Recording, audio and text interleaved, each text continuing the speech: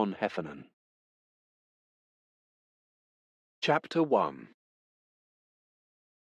The young woman standing in front of him was smiling. Cross was sure of this as her mouth was turned up at both corners, which was a definite sign. He wasn't sure what it meant, though, because he didn't know her. With people he knew, he would note the upturned mouth, together with what had been said, combine it with the tone in which it had been said, and make his inference. Context was everything for Cross, his interpreter. Only then would he be able to come to his conclusion. Happy, ironic maybe, sometimes exasperated. With some work colleagues he had a mental library of their smiles, frowns, inquiring expressions, catalogued in his head for reference. Frame grabs from previous conversations which he could then recognize and use to determine his reaction. This was a necessary process for Cross, as smiles meant nothing to him per se. They didn't trigger any innate emotional response in him. They didn't make him feel anything. He didn't empathize. Smiles were therefore just another thing in life that needed interpretation. He'd heard it said that some people actually smile with their eyes, as if this gave their smile more meaning, as if it was some profound inroad to their inner soul. For Cross, this was absolute nonsense. It was just a physiognomic accident. All this girl had said was, "Hi," and she was now waiting in the ensuing awkward silence for the customary return greeting. But it wasn't forthcoming. What she didn't know was that Cross didn't work like that. His brain wasn't wired that way. Most people would fill the vacuum with a hello, then, not knowing what the young woman wanted, would follow with the inquiry, "What can I do for you?" But Cross was different. Her smile, he concluded, was nervous. She was waiting for something, but he wasn't sure what it was. Why didn't she just tell him? That was, after all, presumably why she'd come up to him in the first place. People seemed to do this all the time. It was so puzzling. "I'm Mackenzie," she said. Well, that was a start, an introduction. "You're D.S. Cross." Why did people persist in telling him who he was? "Well, nice to meet you." She paused another moment, just to make sure Cross wasn't going to respond. He wasn't. So she left. He watched her go, then turned his attention back to the corpse lying at his feet. It was the corpse of an elderly man, at first glance maybe late 70s, 80s. His weathered face told the story of a life led lately on the streets. With the homeless, though, age was such an amorphous concept. Cross had come across several he would have sworn were of retirement age, only to discover they were in their early 30s. He examined the man. Filthy, his overcoat matted with dirt and tied at the waist with a piece of string. He was unshaven, with long fingernails under which were semicircles of black dirt. A cloud of stale alcohol wafted up from the body, obliterating the cold early morning smell of rot and autumnal decay in the air. A smell Cross had always appreciated when examining a dead body. It scented him. It was his olfactory equivalent of keeping your eye on the horizon when in a moving boat, to prevent seasickness. To Cross's annoyance, Uniform had already dismissed this as a homeless-on-homeless crime, and, having reached that conclusion, had lost interest. Cross was already pretty sure they were wrong. This was because of the carrier bag the old man was still hanging on to. In it, some scraps of food and 6 cans of strong cider. Cider was life's blood on the streets, and if alcohol happened not to be your thing, then it was currency with a street value higher than gold. Cross studied the corpse's face. Who was this man? How did he end up here? Like this? What events in his life led him to this moment? What was his story? He was always drawn to cases like this, cases of the dispossessed, the outsider. He related to them because in many ways he was one himself, an outcast, a social misfit, a curiosity, someone it was easier not to engage with, to walk past, avoid. This was what interested him in murder in the first place, the ability to give a victim a voice when they no longer had one of their own. All the more compelling if the victims had had no voice when they were alive. Loners who had no one to speak for them when they'd gone. No friends or family asking questions of the police, demanding to know what had happened. Cross had received the call that morning when he was having breakfast at Tony's. He ate in this particular cafe in Redland every morning, and every morning he ate exactly the same thing. Every weekday morning, that was, unless he was away, which was rare. It was handy for Cross, as he lived directly above it, in a small flat. He had walked in and sat at his usual table, which had a rather incongruous, chipped plastic reserved sign at its middle. The cafe was populated by a group of regulars eating their full Englishes, builders, taxi drivers with their money bags in the middle of the table, pensioners up early out of habit, hoping someone would say hello to make them feel like they were part of the human race again. Men buried in their tabloids. All the customers were men. Cross didn't come at weekends, despite the contiguous convenience of his flat. This was because on Saturdays and Sundays Tony let a young couple come in and make brunch. All poached eggs, avocados, huevos rancheros, lattes, sweet corn fritters, smoked salmon and creme fraiche. It had become quite the hot spot with the young, and it gave Tony 2 days off, but it wasn't for Cross. It wasn't because he felt out of place in the young, bearded hipster crowd. That was, after all, something he dealt with on a daily basis. It was the length of the seemingly permanent queue that he didn't have the patience for. Dogger and Whiff, for they were the young couple's names, had offered for him to jump the queue. A horrifying suggestion. He couldn't possibly accept preferential treatment. He was a policeman, after all. Before that, a Thai couple had done a weekly 3-night residency, cooking Thai food. It was so successful that they had been able, with Tony's blessing and a not inconsiderable financial investment, to open their own restaurant in St. Paul's nearby. "Morning, George." "Morning, Anthony." Cross was the only customer to call him this. The first time he walked in, he saw the alcohol licence above the door in the name of Anthony Corson, and had used that name ever since. No one corrected him, so there was no reason for him to think otherwise. Tony walked over with tea in a cup and saucer. Everyone else was drinking from mugs. He placed it in front of Cross and removed the reserved sign. Cross then produced a knife and fork from his pocket and put the paper napkin in his lap. He had no need to order. Tony knew what he wanted. He and the waiter came over to Cross's table a little later with his breakfast. Nothing odd in that, except that all the components were on separate plates. A fried egg, bacon, mushrooms, toast, baked beans. "Bon appétit," said Tony, putting another empty plate in front of Cross. "Merci," Cross replied. Cross placed the fried egg on his plate and carefully cut the white away from the yolk and ate it. He then placed each of the 3 rashers of bacon equidistantly from the edge of the plate, the middle rasher underneath the yolk. Tony had ensured in the kitchen that each rasher was identical in length. Cross's phone rang. He checked who it was before he answered. "Cross?" "I'll be straight over." But he went back to his breakfast, breaking the yolk with the left-hand rasher of bacon. He ate as he looked through the condensation on the window, observing life on the street outside. The area had changed in the 25 years he'd lived there. It had become quite gentrified over the years, and this was reflected in the changing nature of the shops around him. They had become more bespoke and upmarket, more artisan. A bakery, a Michelin-starred restaurant, Wilkes. It was as if the more affluent area of Clifton had run out of room and spread inexorably west over White Ladies Road into Redland.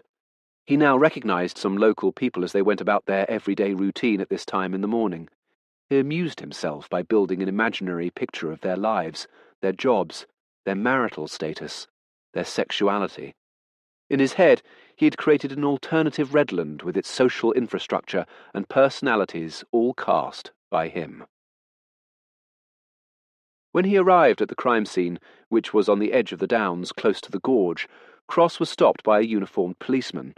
This wasn't unusual for Cross, and in many ways it was quite understandable.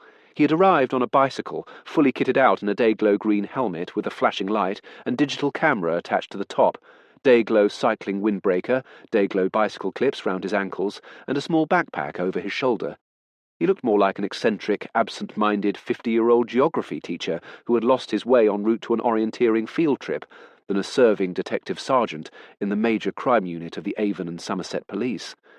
"I'm sorry, but you'll have to stay behind the tape," said the policeman. "Of course, I have... somewhere I have," said Cross, rummaging through his pockets. He was in no way annoyed. Quite the opposite, in fact. He was pleased this young man was doing his job. If the policeman didn't know who Cross was, he should, of course, ask for identification. In fact, Cross would go as far as to say that even if the police constable did know him, he should still, strictly speaking, ask for identification. Cross believed in order, in proper procedures being followed. Life would be so much easier if everyone did likewise. He finally took off his backpack as DS Otti approached, a black single mother of two in her late 30s. She was Cross's current partner. "It's okay, he's with us," she said. Cross finally produced his ID. "DS Cross," he informed the policeman, who then lifted the tape for him to go under. "I'm sorry, sir." "No need to apologize. Just doing your job," Cross replied.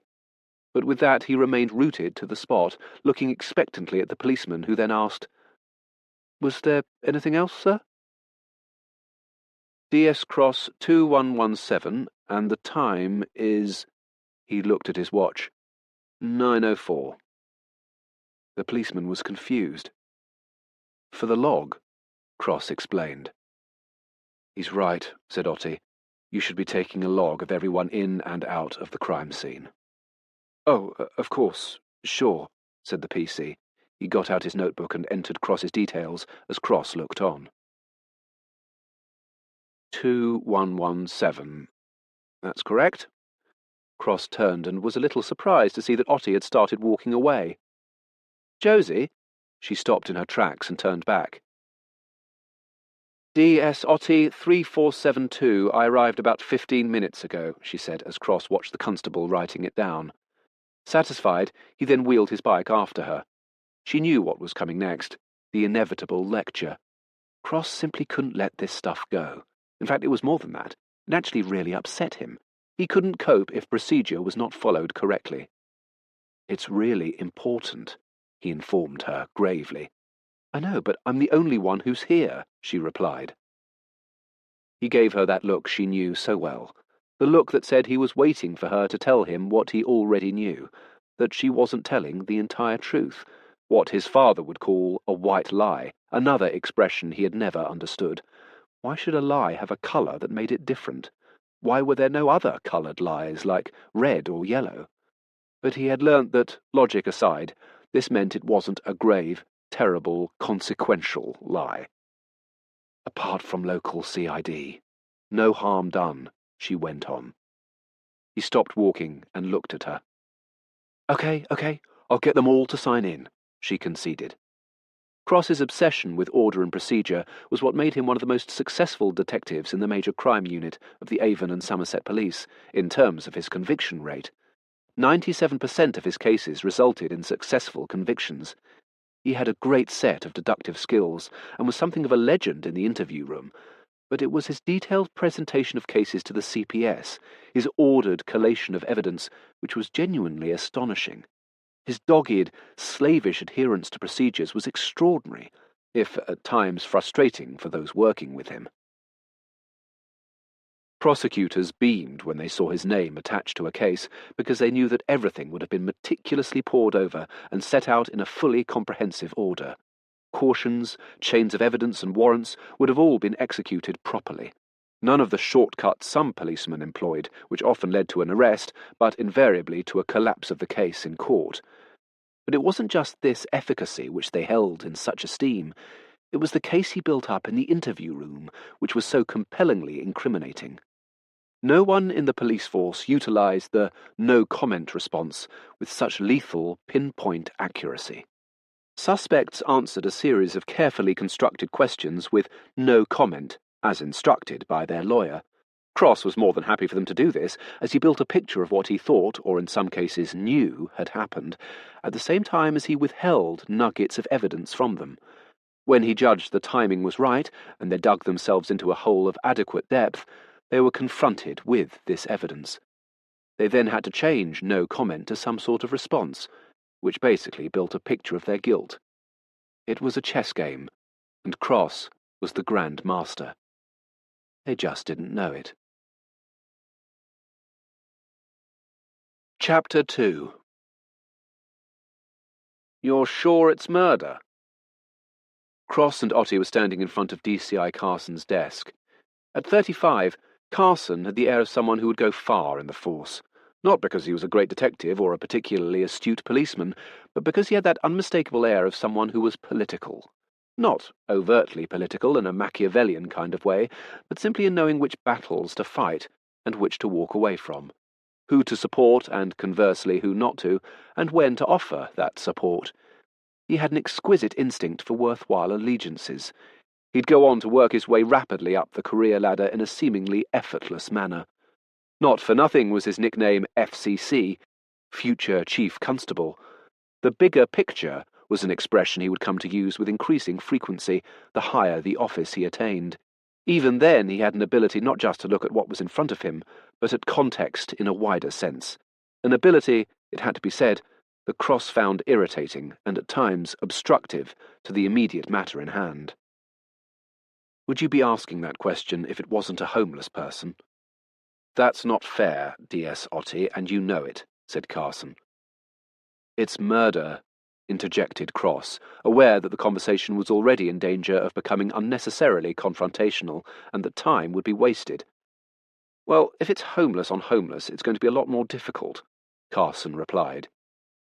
It isn't, said Cross. Carson looked at him, unsure as to what he was saying. Homeless on homeless, Cross elaborated. The cans of cider, explained Otti. What if the perpetrator panicked and that's why he left them? Asked Carson. It's still murder, whoever committed it, Cross pointed out. Carson paused for a moment and then looked at his computer, scrolling down a few pages. 5 uniforms and 2 DCs, he said irritably. Seriously? We need numbers. This is a joke, replied Otti. Not from where I'm sitting, Otti, he said. Cross hated this part of the process. It was a new development in police work which had rapidly become the norm, thanks to cuts implemented across the force. This bargaining for resources, basic, essential resources, different teams all fighting for a finite pot. So often it felt as though it was a competition between all the DIs and DSs, pitching the case for their investigation to have more resources than others. It did nothing for the atmosphere in the department. He hated it when a detective strode across the incident room with a smug look that said he had just won the numbers game, and it was all the more sweet if it was at the expense of some other colleague. Cross, like so many other policemen, had joined the police because he wanted to solve crimes, a distinction from his more machismo peers who insisted on talking about fighting crime as if they were characters from a Marvel comic book. Not to compete for resources, to have to justify the need for the most basic of tools to do their jobs, not to compete for collars, another expression he hated, to boost the department's numbers. It was safe to say that he disliked all police slang because he thought of it as indicative of a slack and, at the same time, aggressive attitude to their work. The system that was supposedly there to help them had somehow unnoticeably, over the course of time, become the enemy. We need numbers, sir. We have nothing to go on.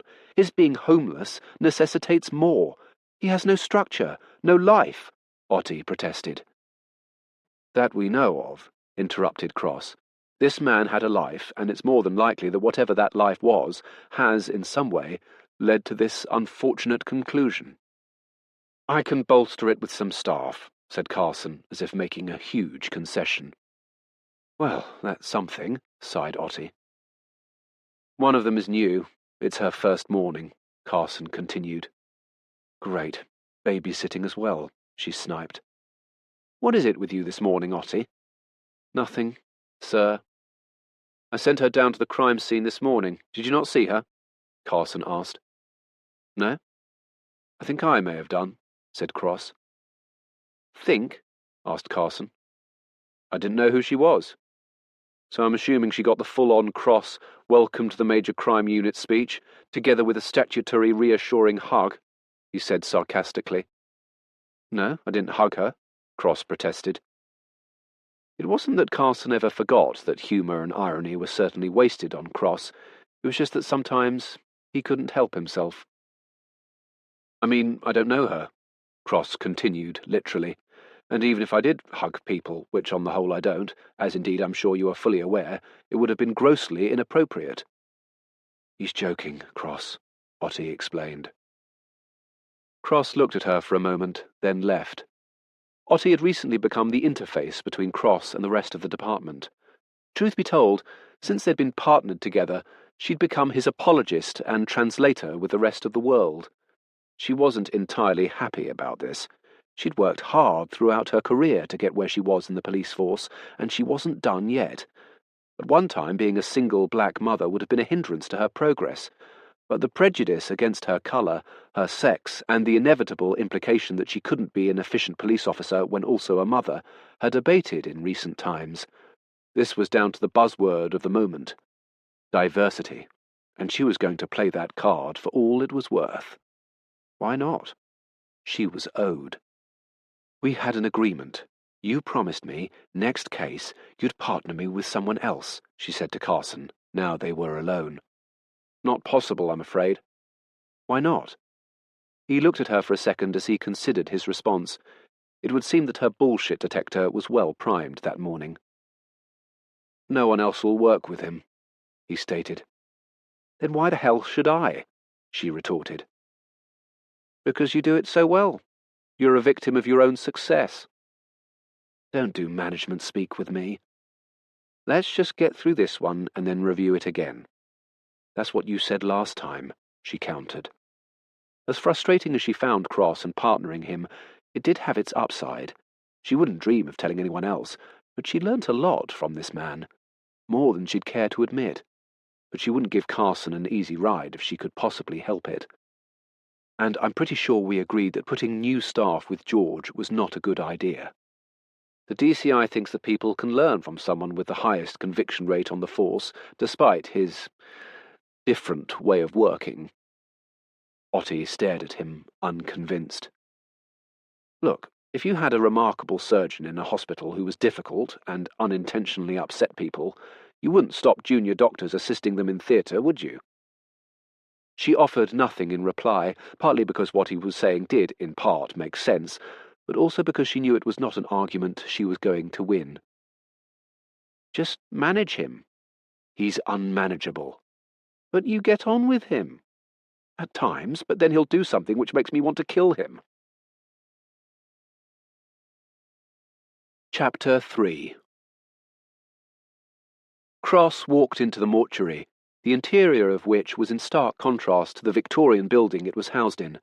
Immaculately clean, modern, and clinically functional. He held up his warrant card to the pathologist, a woman in her 30s. She sighed. It was the irritant again. "You don't have to show me that every time you come here, you know."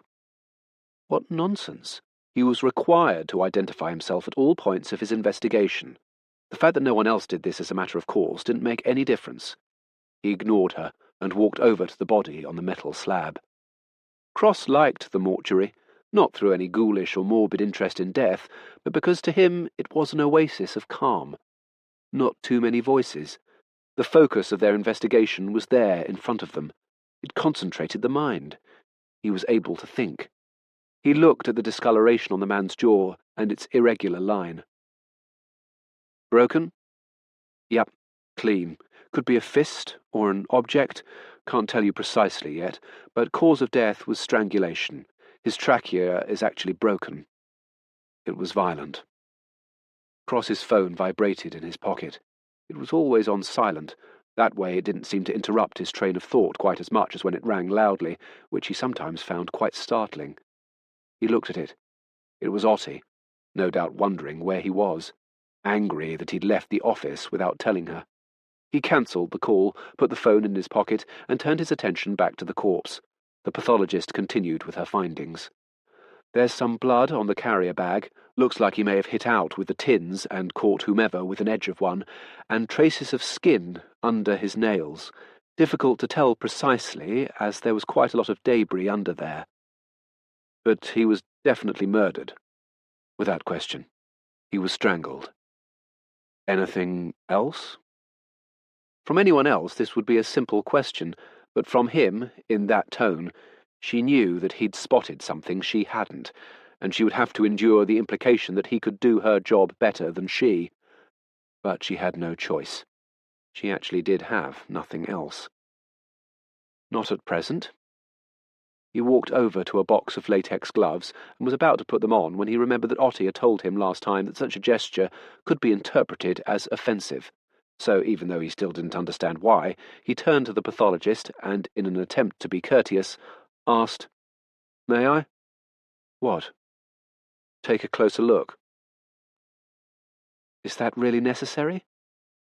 "Well, I won't know till I've had a look." "Are you implying I can't do my job?" This was why he didn't waste time on niceties. It never seemed to work. Much quicker to be direct, save time, and people knew exactly where they were. "I really don't have time for this. May I examine the corpse or not?" Every single time, she thought. What is he looking for? Sure, why not? He put the latex gloves on carefully and started to examine the old man. He was in no way squeamish around dead bodies and didn't understand why some were, unless, of course, there was a particularly nasty injury, which would make sense. But this man had been strangled, and now he was just not breathing. Cold, a strange colour. All the broken veins in his nose from the alcohol had disappeared, drained by gravity from his face down to the base of his skull. But that was all. Nothing to be frightened of. He lifted up the man's left hand and looked at it closely. Was he wearing a wedding ring? There's a slight indentation on the ring finger. It's over there, with the other one. The other one? She went over to an aluminium table at the side, where there was some clear evidence bags. She took one and held it up. In it were 2 wedding rings, one on a piece of string. The other one was on a piece of string round his neck. You didn't think that was significant? I'm a forensic pathologist, not a detective. If there was a sarcastic edge to her comment, Cross would normally be oblivious to it. But he was getting better at recognizing the tone, and he was fairly sure she was irritated. He also thought she had a point. It was his job to do the detecting, hers to simply present her forensic findings. He took the bag and examined the rings carefully. He looked around for something, and without asking, she handed him a magnifying glass, for which she got no thanks. He was too engrossed to remember that he should express his thanks in such a situation. The rings were identical. One marginally smaller in circumference than the other, and less worn. Inside, they were engraved with a date, and the initials H, L, and C intertwined. This man was widowed. He was wearing his late wife's ring round his neck. She died some time ago, judging by the comparative wear on the 2 rings. He's had a lot of dental work done in the past. Quite extensive and quite expensive by the look of it. Could you photograph and X-ray the dental work, then send it over to me? I can. Cross looked closely at the man's eyes and then bent down to look at one of them from the side. You didn't examine his eyes. Of course I did. He's wearing contact lenses.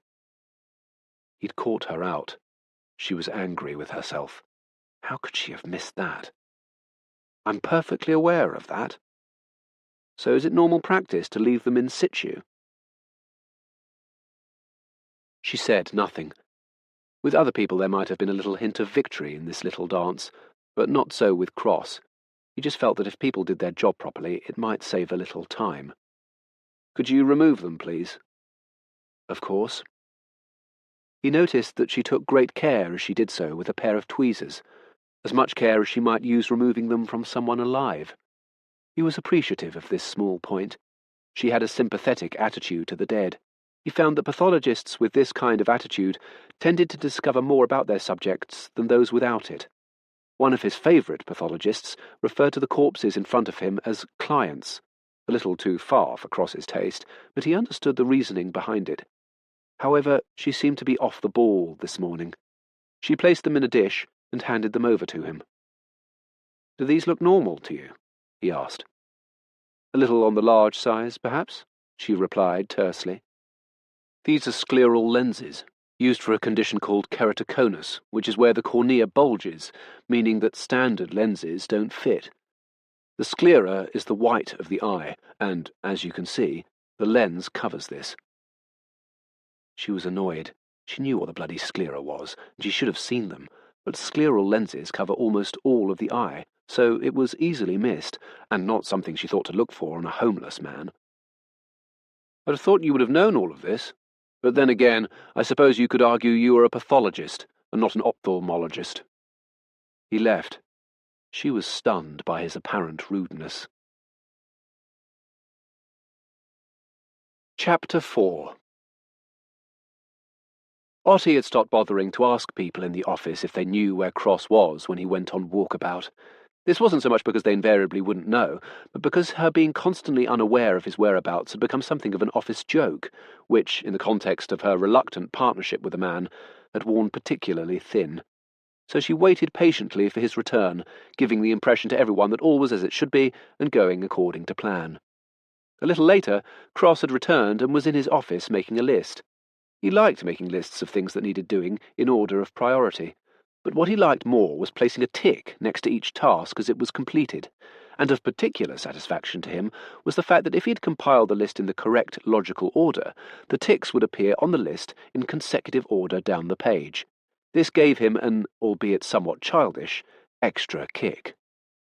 He was the only detective in the unit with his own office, aside from Carson. All the others had desks in the open area.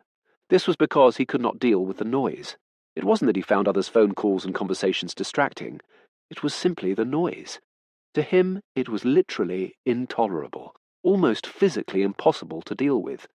For many years, before his superiors came to understand that it wasn't a simple, eccentric affectation, he could often be found sitting on the steps of the back stairwell of the building, working away, grateful for the silence it afforded him. There was a knock at his door. He answered without looking up from his list. "Come." "Can you please not just go off without telling me?" Otti said. He continued with his list, not granting her the courtesy of looking up as she came into the room. "You were with D.I. Carson," he replied. "You should have waited, which would have been a waste of my time." "That may be so, but it would have saved me wasting a good half-hour placating an angry pathologist who you, apparently, accused of not being able to do her job." Now he did look up, as he'd learnt that when making a statement that contradicted someone else's, it was the most effective way of getting your point across. That is not accurate. She missed several key things which she would have found had she done a proper, detailed examination of our victim. "And you told her so?" "I didn't have to. We're supposed to be a team, and would work much more effectively if I didn't have to go round clearing up after you. You've said it yourself. You have trouble communicating with people." "I've never said that. I am a very good communicator," Cross protested. "People have a problem with your manner. You piss them off." This, of course, was true, and he knew it, so his only recourse was to change the subject. "I've the briefing document for you," he said, holding it out. "If you're such a great communicator, you can do the briefing yourself." He looked at her for a moment, quite shocked by this suggestion. "You know I can't do that." But instead of responding, she slapped the briefing document back onto the table, as ever making him jump, and went into the open area, where Carson had arrived, ready to hear the briefing. Carson surveyed the room. There were 5 uniformed policemen, a couple of staff, and another detective. "Good. We're all here." This is it. Otti knew the numbers that had been assigned to the case, but was shocked by seeing the actual physical reality of it. She decided to reiterate her point. "This is it." "Josie, we've been through this," Carson said wearily. Seriously? She, like so many others, was fed up with taking criticism from the media and the public about how the police function, when it was simply not the fault of the feet on the ground. They could only do so much with what they had, a mantra she'd repeated around so many kitchen tables with friends that it felt like it was wearing thin. Carson realized Cross wasn't there. "Where's George?" "She's angry with me because I went to see the pathologist without her." Cross was staring down at his desk, not making eye contact with either Otti or Carson. In the interview room he could stare down the hardest of men while questioning them, but in normal social interaction he would always shy away from verbal confrontation. Is that true? She knows very well I can't manage a briefing. Josie? She actually couldn't be bothered to waste her time with this conversation. Carson always backed Cross in an argument or a differing opinion on a case, which was all the more annoying because he was almost always right. So in this instance, she just grabbed the briefing document she'd left on his desk and walked back into the open area. Carson left, then Cross got up and followed them, but instead of sitting with the assembled group, he grabbed a chair and placed it next to the door at the back of the room. It looked like he was doing this in case he needed to make a swift escape, which was pretty much the truth of it. He always needed to be close to an exit in such situations, in case anything became too much for him. That way he could slip quietly out without anyone noticing. It could be too much noise, an argument, or even something as small as a squeaky pen on the whiteboard, which happened all too regularly before someone realized that the solution was just to test the markers before they were used. The difference between Cross and the rest of them, though, was that he was not there to listen to the briefing.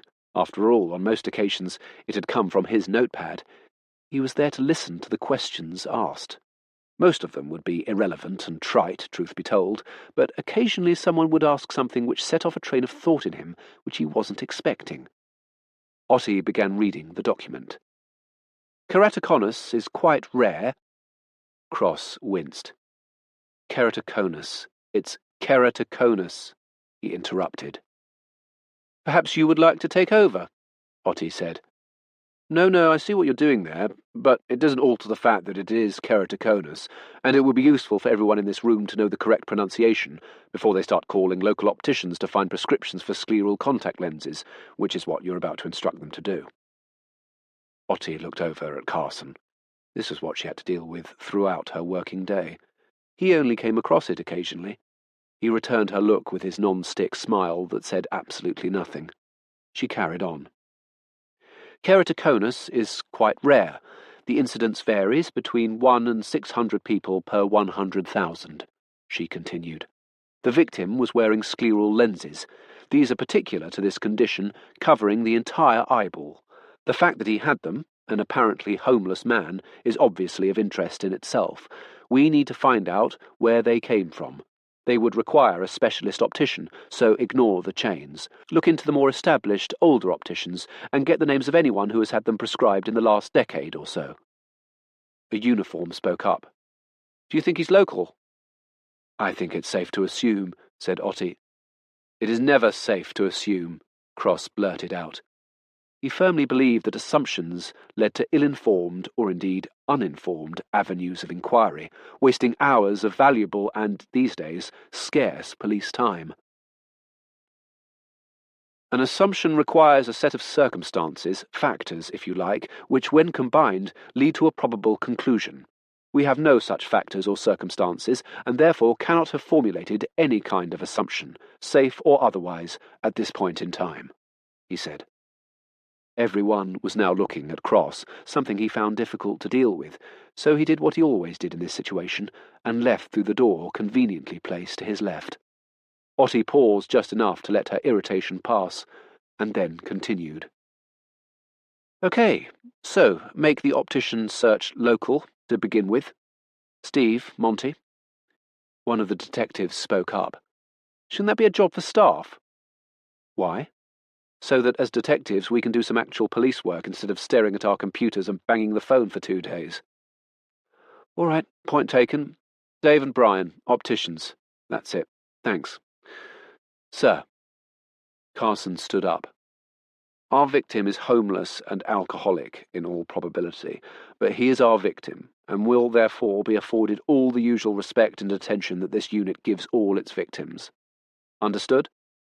He said this rather pompously, as if it was something he would do unthinkingly, but couldn't rely on them to do without his reminding them.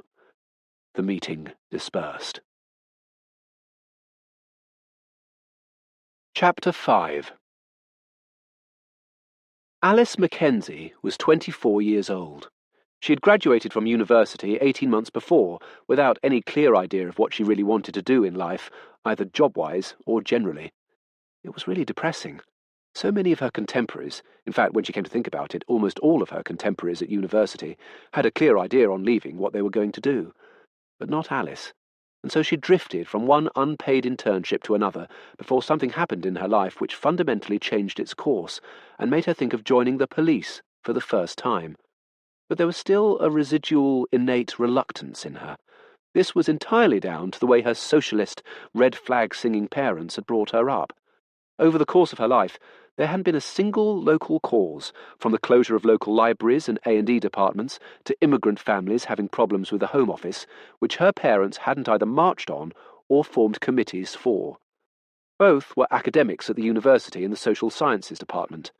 Alice's childhood holidays were all in England, in Brighton, Bournemouth, Blackpool, or Scarborough, not because her parents didn't want to go abroad, but because they arranged them around that year's Labour conference. So in some sense her decision to do anything involved with the police, in her parents' eyes the right arm of a fascist government, was a kick in the teeth, a profound act of rebellion. They were initially dumbfounded. Where had they gone wrong? For heaven's sake, they'd even become vegetarian for 3 years during her teenage years in an attempt to furnish her with an informed choice. The police? It was incomprehensible, until they invented a set of mitigating circumstances for her, which made no actual sense to anyone but themselves, but which comforted them in the knowledge that in the light of these factors, their only child's decision to join the police force made complete sense, was indeed inevitable, and had their complete support.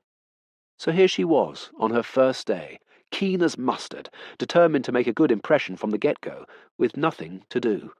The much-trumpeted induction process had consisted so far of, here's your desk and this is your computer. This is your username and password. You can change the password, if you like, to something more memorable for you. To be honest, she also felt that the murder of a homeless man was not a very sexy case to begin with, something she immediately admonished herself for. But she had hoped for something a little more interesting, more intriguing. Nothing wrong with that, perfectly understandable. Surely it was obvious that this was a piece of senseless violence in the underworld of the homeless. Her parents would, of course, be appalled by this attitude. Where on earth had it come from? Possibly her father's perpetual insistence on trying to find the best in people.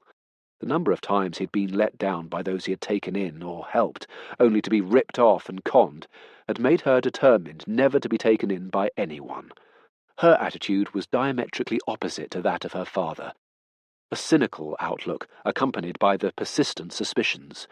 Who are these people? What do they actually want? What's their angle? An attitude, one suspects, that would hold her in great stead in the police force.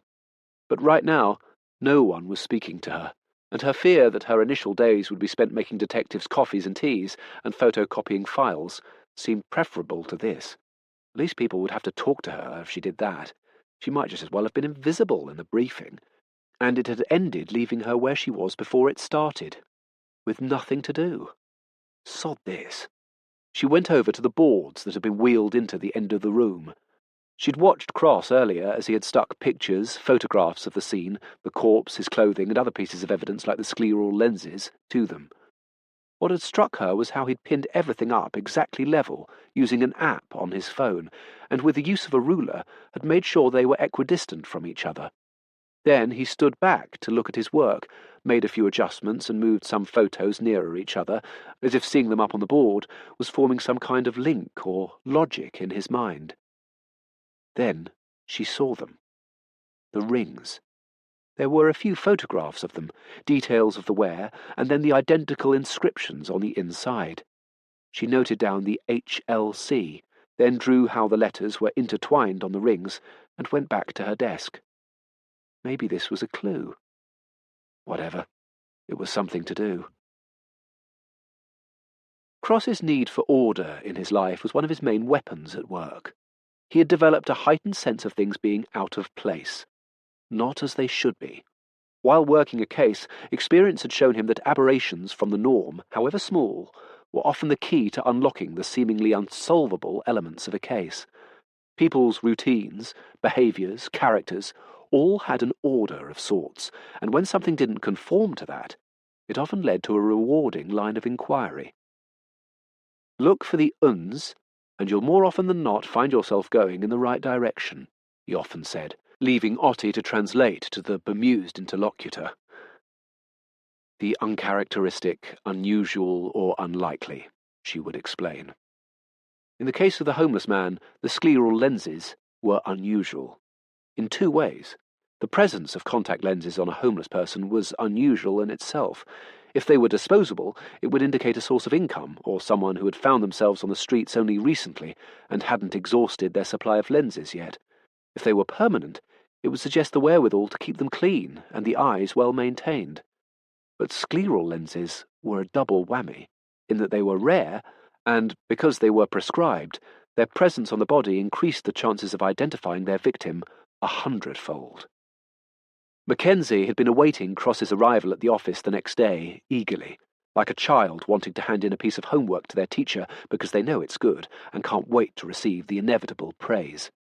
When he arrived, she waited while he settled himself, made himself a coffee, and opened his laptop. She didn't want to seem pathetically keen. She then decided to go and tell Cross her findings, but Otti had got there before her, so she waited. "The charts and pictures of the teeth have come through. I've sent them through to the forensic dentist," said Otti. "No, send them to Henry, at the British Dental Journal," replied Cross. "Who?" she asked. "He not only has an exceptional talent in identification, he can send them out to all members of the British Dental Association. It'll be quicker," Cross explained. "Okay," Otti replied. There was a knock at the door. One of the uniforms, PC Steve Clark, walked past Mackenzie and came in. There was a moment before Cross looked at him. Clark said nothing. He knew better than to speak before Cross was ready. "We know where the victim was shortly before he died. Shaftesbury House," Clark said. "Another hostel?" asked Otti. The PC nodded. "I had no idea there were so many hostels in Bristol. It's quite depressing," she said. "I spoke to the manager who was on duty that night. The victim's name is Lenny." "Do you have a surname?" asked Otti. "No, just Lenny," the PC replied. But Cross wasn't listening. He had grabbed his coat and left without a word. "George?" He was gone. She turned to Clark. "Sorry, Steve. Thanks." She went after Cross, leaving Mackenzie in the open area, rueing the fact that she'd missed her chance to speak. Chapter 6. Having successfully intercepted Cross at the bike lock-up, Otti was now driving him to Shaftesbury House. Only a few months ago she would have asked him why they needed to go there, when they could have just waited to hear what else Steve had to say. But she knew now that it was not because Cross didn't trust the reports he would be given, nor so much the need to hear it for himself firsthand. It was the context in which that information was given which was key for him. As in interpreting conversation, context was all. It qualified some and dismissed other lines of inquiry for him. Shaftesbury House was an old 60s office block, adjacent to a small, now defunct industrial estate. It had been built for function, rather than any desire for architectural distinction. The reception had the depressing air of a run-down institution that could barely afford to exist anymore. Notice boards displayed flyers for help groups and helplines that were so old the area codes were years out of date. No one had replaced them, because no one actually had any need or use for them in the first place. The reason people came here, ironically, was to get away from offers of help, despite the fact that their very being here in itself was a plea for help. The reception desk was manned by one of the few paid employees that worked here during the day. His minimum wage was matched only by his minimum interest in being there. He didn't look up when they approached. He was too busy playing a game on his phone. Otti introduced them and showed him her warrant card. It had no effect. He still didn't look up. She carried on, nevertheless. "Were you the gentleman who spoke to our colleague last night?" "No," he muttered, barely audibly. "Do you know if Lenny was here the night before last?" she carried on. "I've no idea." "You didn't see him at all?" asked Cross. "I just said no." "You're sure?" Cross went on. "Oh, let me just check the guest book," he said, ironically, unaware that it would be completely lost on the detective in front of him. "You have a guest book?" Cross said, surprised. "Of course not." "Was he here recently?" Otti asked. "Possibly," he said. Otti wondered whether he'd watched too many American cop shows on TV and was expecting payment. "What do you know about him?" Otti asked this more firmly, thinking, as she usually did, that she might elicit more information than Cross could manage in these situations. Nothing. Nothing, she repeated. The man went back to his phone. Cross stared at him. The poor bloke is dead. Why are you being so unhelpful? Otti continued. I'm not. What about a surname? She said. You kidding? We don't know if any of their names are real or not, and how are we supposed to check? They're ghosts. So you didn't see him Tuesday night? Asked Cross. The man looked at him, and then over at Otti. Has he actually been listening? He said. Cross ignored this. When was the last time you saw him? I have no idea, he repeated. Cross looked at the guy, weighing him up, appraising him. You really hate your job that much, he said. No, I love it. It's my vocation, my life's work. You have no idea how hard it is to get a job like this. Which is why you're not particularly concerned about this man's death. You're too preoccupied with how you ended up in a job you loathe and have no prospect of getting out of. The receptionist stared at Cross, who simply stared right back, unflinching. He wasn't going to back off. In these situations, when faced with Cross in this frame of mind, people often concluded it'd be quicker to just answer his question. Okay, he was here, he said at last. You sure? Cross's persistence niggled this man. His dogged quest for the facts often made him come across as stupid, slow even to those he was talking to. He was aware of this, and took advantage of it.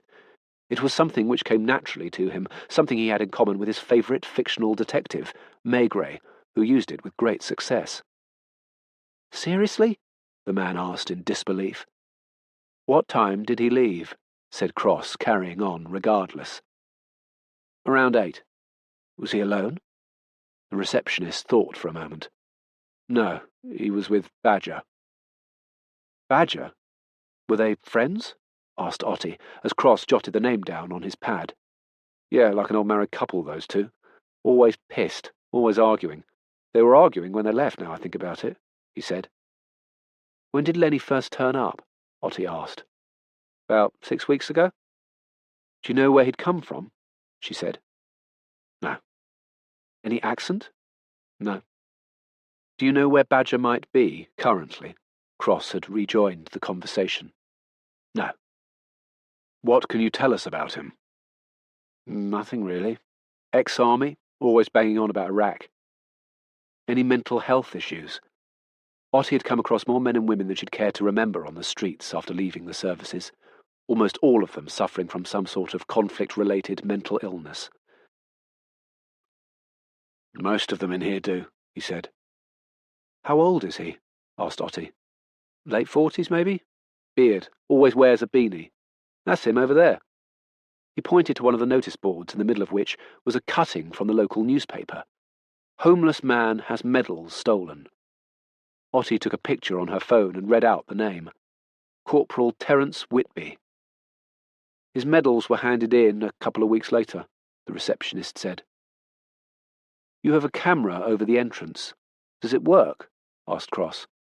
The man laughed. Are you kidding? No, I'm being perfectly serious, Cross said. Of course it doesn't work. They drove back to the office in customary silence. Otti attempted to break it, more out of boredom than anything else. How's your father? He's fine, Cross replied, offering nothing further. You really don't do small talk, do you? I don't follow. Have a conversation. About what? Anything. He considered this for a moment. To what end? I don't know. To pass the time? Cross thought about this. No, I don't, he replied. He had an uncanny way of bringing conversations to an end, not leaving even the smallest hint of an invitation to carry on further. She thought this was, in truth, quite a useful skill, one she should maybe practice. Chapter 7. As they walked across the open area in the MCU, Mackenzie got up from her desk. She wasn't going to let her chance slip away again. She knocked on Cross's office door and walked in. Hi. Not this again. Cross waited for her to tell him what she needed. She seemed to have no understanding of the efficacy of just saying what it was she had to say. I'm Alice, the new trainee PSI. This he already knew, so he just looked at her, still waiting. She looked over at Otti, who wasn't in the mood to help either her or Cross in this situation. Whatever she said wasn't going to change the way he behaved, and so this girl had better get used to it. She also couldn't be bothered justifying any helpful interjection she may have tried to make on the girl's behalf to an indignant Cross after the girl had left the office. Police staff investigator? I know what a PSI is, Cross finally said. Of course. She waited, expecting him to ask her what she wanted. But he didn't. He just looked at her. She felt he was putting her in her place, which was completely unnecessary, as the fact that everyone had gone out of their way to ignore her for the past few days had indicated to her in no uncertain way exactly where her place was. I've been tracking down all weddings in the area on the date inside the ring, with surnames beginning with H, L, or C. There was a pause as Cross took this in. Otti sighed. She knew what was coming. She'd had to sit through this enough times, but there was no point in interrupting. I see, and who told you to do that? No one. I thought that might be the case. And do you know why? No. There's no need to answer rhetorical questions. The reason I knew that is that I decide on all the actions to be taken in a case. We have a process here. I put a plan of action together, which is then assigned to people working the case. This means no two people are duplicating each other's work because they didn't check with each other. It saves time and man-hours, which, in the current climate, we're ridiculously short of. So please don't take it upon yourself to undertake an action or course of actions without my authorization. I see. That makes sense. Make the search nationwide. Excuse me? Of course, but for future reference, there's no need to ask. What? Otti couldn't help but smile at this point. He was at times unintentionally funny. To be excused. No, I meant nationwide. That'll take hours, she said. Possibly a couple of days. Bring it to me when it's done. Mackenzie waited for a moment, then remembered his rank, the fact that she'd only been there a few days and was still learning the way things work, and left. Cross went back to his lists. Otti watched her go. She'd seen this so many times. On one occasion, someone took bets in the office on how many days the new staff would last working for him. But there was something about Mackenzie, the way she just got on with it and then didn't exactly moan, that ticked a box with Otti. She turned to Cross. Alice, she said. Alice? For a second he hadn't got a clue who Otti was talking about. There was no Alice involved in the case. Then he remembered. Oh, Alice, he said. She's new, Otti went on. Cross thought for a moment, leafing mentally through all the comments Otti had made to him in the past about the way he conducted himself at work, and remembered.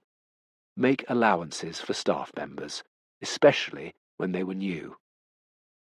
Oh, right, he replied. At least she showed initiative.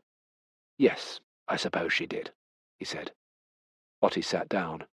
So, we have a name, which could be a pseudonym, we have rare contact lenses, and now we have a suspect. Potential suspect. Potential suspect, Otti corrected herself.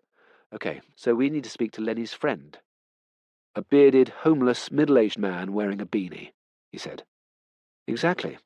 Well, we know he's on the streets, which makes him virtually invisible. He's also on the run, Cross observed. How do we know that? Otti asked. Because of the cider. He ran. He knew he'd hurt Lenny badly. He knows he's in trouble. He'll be keeping out of sight, Cross replied. He needs to eat, and we know he has no money, she said. We don't actually know that, he replied. But it's a fairly safe assumption. She regretted it as soon as she'd said it, and so went on to prevent the forthcoming lecture even beginning. All right, I know no such thing exists, so he could have money. Begging? People see regimental tattoos on his arms, the medals, someone who has served his country and is now on the streets. People won't like it. Cross looked at her. What? Oh, come on, those aren't assumptions. That's common sense, she said. Another myth. So you know all that for a fact? He asked. Give me a break. The problem remains the same. How do you find a homeless person living on the streets who doesn't want to be found? She said. He didn't reply, as he was actually thinking this puzzle through. Otti got up, bored with his pedantry. No wonder she always got home exhausted. What she didn't know was that this exchange had actually been useful for her colleague. It was the mention of regimental tattoos. Cross didn't attend the daily meeting. He was the only one of the team afforded this privilege, much to the chagrin of one or two officers who thought it implied that his work was more valuable than theirs. That morning he was delving into Badger's military background. Whitby, or Badger as he became known, there must be a story behind that, had a distinguished military record before being discharged on medical grounds. He'd served in both the Afghan and Iraq wars. Cross enjoyed this kind of research. He loved gaining more detail about subjects he only had a vague general knowledge of. He was a fact-gatherer, storing them away for future use. Carson had tried for years to get him to take part in the force's annual charity quiz night. He'd make mincemeat of the opposition, but he'd always declined. It was a campaign that Carson was still actively pursuing, but more importantly, this kind of research often provided Cross with insights into the suspect's character and attitudes, which would otherwise have been overlooked, and were sometimes influential. Cross was intrigued to discover that Badger was once mentioned in dispatches, shortly before his discharge, in fact. To his great satisfaction, a footnote in the newspaper article he found told him that the London Gazette still published mentions in dispatches, something he was unaware of. He quickly found the website and through the search engine found Whitby. It made interesting reading, but what grabbed his attention was the date of the battle in which Whitby distinguished himself so bravely. Its 15th anniversary was in 2 days. On Sunday, Cross decided to dig a little further. It might turn up nothing, but his instincts told him the chances were it might. "Why isn't George with us?" asked Carson, out of curiosity more than irritation.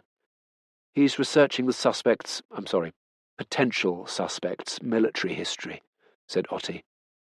"Why on earth is he doing that?" he asked. He didn't feel the need to share. She was determined not to miss a single chance to inform Carson exactly how difficult it was to work with Cross every time one surfaced. "So, where are we up to?" he went on. "Terence James Whitby, a.k.a. Badger, is someone we'd like to speak to. He was the last person to have seen our victim alive. He's in the system, with a number of convictions, ABH, public disorder," said Otti. "What else?" "Ex-army, divorced, 2 children, restraining order taken out by his ex-wife." "Is he local?" "No, Leeds. His wife hasn't had any contact from him all year." But Carson wasn't listening. He'd seen a detective he needed to talk to about another case walk down the corridor. He called after him, "Shepherd?" Shepherd didn't answer, so Carson left the room and followed him down the corridor. "We've alerted transport police and are checking CCTV of Temple Meads and the bus terminal over the last 48 hours. But Otti's voice trailed off as she remembered that everyone else in the room was aware of this information. They were gathered just so that Carson could look like he was doing his job and be got up to speed. If he read his progress emails like everyone else, half of these meetings wouldn't be necessary and time would be saved. His exit also confirmed the belief this team all held individually, that they were working on a far less important case than anyone else in the MCU. Chapter 8. Cross often refused to share his train of thought or potential leads with others. Experience had taught him that his frustration in his colleagues' lack of understanding, lack of faith in his unorthodox workings, particularly when he had explained them in exhaustive detail, would be exacerbated to an almost unbearable level. So, best just get on with it and deal with their annoyance after the fact. Having said that, there was no doubt that Cross liked and needed the occasional metaphorical pat on the back when something good came out of his left field. This was not uncommon in people with Asperger's. They had a need for approval. It was perhaps their way of ascertaining that their behaviour was at that moment acceptable, appreciated even. In such situations, Otti had a choice, either to ignore him and let him get on with it, or to say nothing and literally go along with it and him. She invariably did the latter, out of curiosity, which was how she found herself sitting next to Cross in her car on a Sunday morning beside the small cemetery of St Andrew's Church, overlooking the grey Bristol Channel just outside Clevedon. They were waiting for Badger, who, for some reason known only to Cross, would make an appearance at some point. She hadn't asked him why on this particular occasion, because she had a sense that he wanted her to, and so she was being bloody-minded about it. She wouldn't give him the satisfaction. So they sat there in silence. She had also decided to make no attempt at conversation, which, annoyingly, she was finding much more difficult than he undoubtedly was. Finally, she cracked. "This is an awful long time to wait on a hunch." "It isn't a hunch. It's an informed calculation." A text appeared on Otti's phone. "What's for lunch?" It was one of her two daughters, Carla, a 13-year-old who could easily pass off as 21 in both looks and attitude, which was why her propensity to buy fake ID off the internet was a source of constant concern to her mother. Otti looked at her watch and sighed. She'd promised she would be home by now. Another excuse for Carla to be self-righteously indignant with her mother. Another broken promise added to an ever-increasing list. "Order pizza for you both. There's money on the mantelpiece." "OK. Keep the door on the chain when it arrives." "Seriously?" "Very seriously." "But the toppings slide off the top in the box." "Chain or no pizza." Various emojis followed, none of which she understood, but the sheer number would suggest that her teenage progeny was, in her terms, rightfully indignant about her mother treating her like a dumb child every day of her life. Otti looked round as she heard a car pulling up. A soldier in full-dress uniform got out. He walked round to the boot and opened it, taking out a wreath. The other doors opened, and a young woman carrying some flowers, and two boys in their late teens, both dressed in suits and also carrying small bouquets, emerged. They walked up the church path together, talking, the mood not at all sombre. A few minutes later they were standing at a graveside with a parish priest, who was reading from a Bible. After he'd finished, the soldier stepped forward and placed his wreath on the grave, resting it against the headstone. The woman and the boys moved forward and placed their flowers on the grave. The boys then knelt down and started clearing leaves and mud which had gathered on the marble plinth. As a mother, this touched Otti. I wonder if they remember him. It must be their father, right? But Cross wasn't listening. He wasn't even watching. He was scanning the area surrounding the churchyard.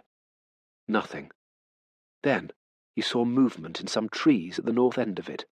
He didn't answer Otti, got quietly out of the car, and walked away. She stayed where she was. She now had some inkling of why they were here, and thought Cross would be better off alone. He made a wide arc round the graveyard towards the back of the trees, thereby cutting his quarry off in case he tried to run. He walked as quietly as he could through the trees. The rain had dampened the fallen leaves lying on the ground, releasing that damp autumnal smell which he had always found strangely comforting. He wondered why. Maybe it evoked some deeply embedded childhood memory. This would have been impossible a couple of weeks ago, he thought. It would have been like walking over crisp packets. The man was wearing a beanie and a filthy overcoat. He drank from a can of strong lager, watching the family and soldier at the grave. Hard to believe it was 15 years ago to the day. The man didn't turn. It wasn't clear whether he had heard Cross or not. "When you've finished here, Corporal Whitby, might we have a word?" He showed the man his warrant card, but Whitby wasn't interested. His eyes remained fixed on the scene in front of him. His mind, thousands of miles away in a hot and dusty conflict, many years before. As they drove back to Bristol, Badger slept in the back of the car. Despite the cold, Otti and Cross had opened the windows fully to dilute the stench of sweat and stale alcohol. She looked at Cross momentarily. This was one of those times she appreciated his talent. Today was the anniversary of a battle for which Whitby was decorated and in which his best friend had died. Smart. She would never have gone there. For his part, Cross gleaned no satisfaction from the outcome. It wasn't that clever a calculation. What he found hard to accept was the situation the man on the back seat found himself in. Why did he join the army, he wondered? A corporal? Did he join straight from school? Was it an informed choice or just the best of what was on offer? Maybe his father was in the army before him. Was it expected of him? Whatever. Here he was, a social outcast living on the street, an alcoholic in all probability. War had messed with his head. Not at all surprising to Cross. To what extent, though, he thought? Had war inured him so much to the notion of violence that killing meant nothing to him? Back at the station, Badger was furnished with a duty solicitor, a tired-looking young Asian man who gave the impression he'd much rather be somewhere else. Cross was happy with a system which provided legal representation for those without the means and wherewithal to pay for it themselves. He was less happy, though, with a system which allowed these solicitors to hamper and hinder his inquiries. He could hold someone for 24 hours before needing to apply for an extension.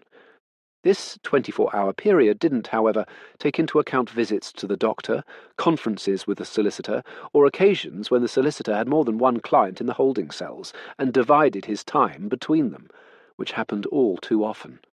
He once witnessed a solicitor who had 6 clients in the holding cells, and the police's time to question each person of interest was reduced accordingly.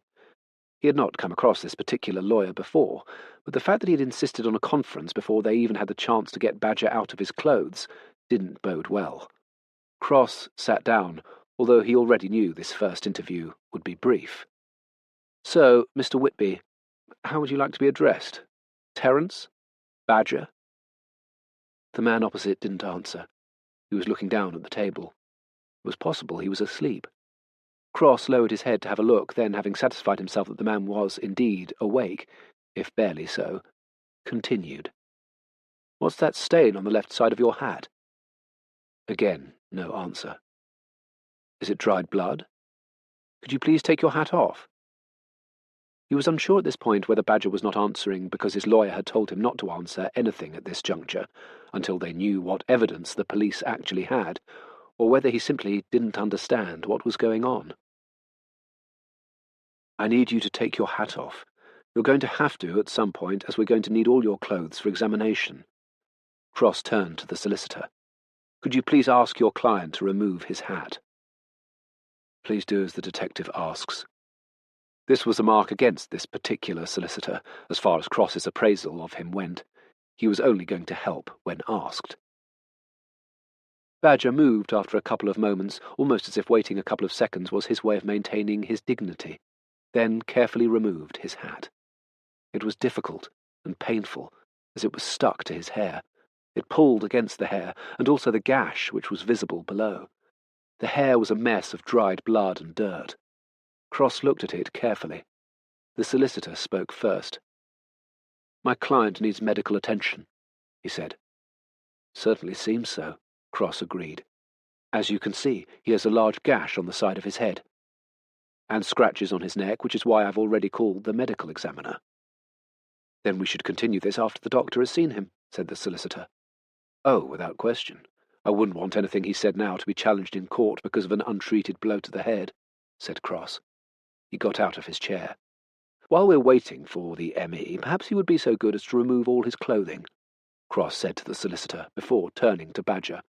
"We'll give you a paper overall to wear," he said, knowing full well, as did the solicitor, that the chance of getting an M.E. to the station at that time of the morning was virtually nil. But he wasn't concerned, as it was best the man slept off the drink. Interviewing him in this state of inebriation would have limited results.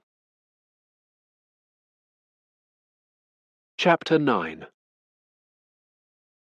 Cross was first in the office the next morning. Ottie came over and knocked on the door. "Has he said anything?" she asked. "No, we're waiting for the M.E. to arrive." "Why doesn't that surprise me?" "Probably because of the frequency with which this happens," he replied helpfully. She was about to explain that she was being sarcastic, but it was too early in the morning. "Have you been here all night?" she asked instead. "Of course not. What would have been the point?" Carson came into the office. He was reading a printed email. "Blow to the head, scratches on his neck. Seems pretty conclusive, so get it wrapped up, please, said their boss. Carson often did this, Cross had noticed.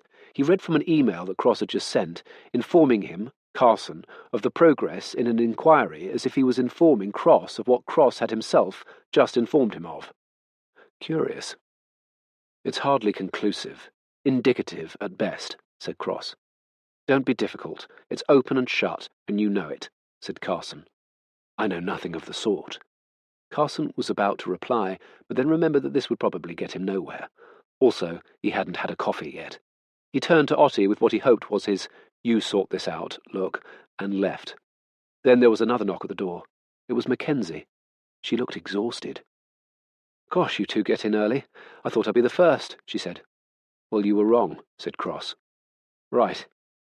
Otti noticed that she looked knackered. You all right? Just tired. I was up all night finishing this. She held out a piece of paper. There were 416,927 weddings in 1979, just under 4,000 on our date. This is a list of all the surnames beginning with L, C, and H. She held the list out to Cross, but he didn't take it, leaving her hanging there like she just had a fist bump unreciprocated. He looked straight through her. She thought she'd done something wrong, but he was simply processing what she had said. 26 letters in the alphabet divided by 3 is 9. 4,000 divided by 9 gives you roughly 500, she said. Narrow the 500 down to only the entries that contain all 3 initials and the couple's names in any combination. There was a slight pause as she made sure she had just understood what he said. Sure. What's the problem? He asked. Nothing. But she was disappointed that no one seemed to be impressed that she'd gone the extra mile. He sighed. He found it irksome, but sometimes it was just easier if he did things for himself. This, it would seem, was one of those times. Give it to me. She gave him the list. It was a good few pages of A4. He scanned them and marked some of them with extraordinary speed, with a highlighter. He then handed it straight back to her and went back to his computer screen. She was taken aback. Impressed, even. That would have taken her a good 20 minutes. She looked at the list, and then back at Cross. Do you want me to double-check it for you? She asked. Not necessary. Let me know when we have the scleral list from the opticians. She just stood there, not moving. Otti stepped in with the words this young staff officer was expecting. Needing, in fact. That's great. Thanks, Alice. You can go. Mackenzie stood there for a moment, as if unsure who she should obey, then left. Okay. Otti looked back at Cross, who was oblivious to this. Well done. Good work, said Otti. I don't understand. He looked at her, but she wasn't giving him any more help on this one. He knew he'd done something wrong, just not what it was. But she wasn't upset, which meant someone else was. He then looked at Mackenzie, who'd gone back to her desk. She'd been up all night, she said, doing this list. He thought for a minute, played the conversation back in his mind. He'd been businesslike, not rude. He was fairly sure about that. Then he got it. He hadn't said thank you. She needed reassurance and gratitude. Noted. Mind you, they shouldn't need all this mollycoddling. Someone had been murdered. Chapter 10. Badger had now been seen and treated by the M.E. He sat opposite Cross, confused and in pain. His head was killing him, but he had no idea if it was the hangover or the stitches the doctor had just put in his head. He didn't normally suffer from hangovers. Well, that was, in fact, dependent on how flush he was. With enough money, he could be drunk for days and never be sober enough to suffer, apart from the constant nausea and insomnia. But then again, who didn't endure those when existing on the street? He was now wearing a white paper overall, which rustled as he fidgeted. This suit played a part in the interview. It was given to the suspect in situations where they themselves might be a source of evidence. The ancillary effect was to make them feel very vulnerable, as if their clothing was the last vestige of themselves, their last comfort, which had now been taken away from them. Cross sat and placed a file on the table in between them. He made sure it was equidistant from the edges of the table. Then, when satisfied it was, he looked up and smiled. A calculated smile. He did it because he didn't want to come across as aggressive or authoritarian. He loved the interview room. He loved the silence, except that if he listened, there was in fact some unidentifiable hum from deep within the building, whose familiarity he liked. It was as if it placed him somewhere he knew he liked to be. He liked the formality of the interview room, its purpose, the fact that there was a common purpose to their all being there. He also liked the mutual understanding that all social norms, behaviours, manners were suspended in there. He didn't have to worry about how he came across, although he would use it to good effect if he thought it might be helpful. The formal, cold, step-by-step, interrogative, practical form of the conversation suited him. Oddly, at work, it was the one place in which he felt completely relaxed, despite the often evident tensions in the room. His lack of empathy also meant he was unmoved by any awkwardness or emotional crises that developed. He was well aware of them, of course. Indeed, he often manufactured such situations. He was aware of them because he had taught himself what certain reactions in people's facial expressions and body language meant.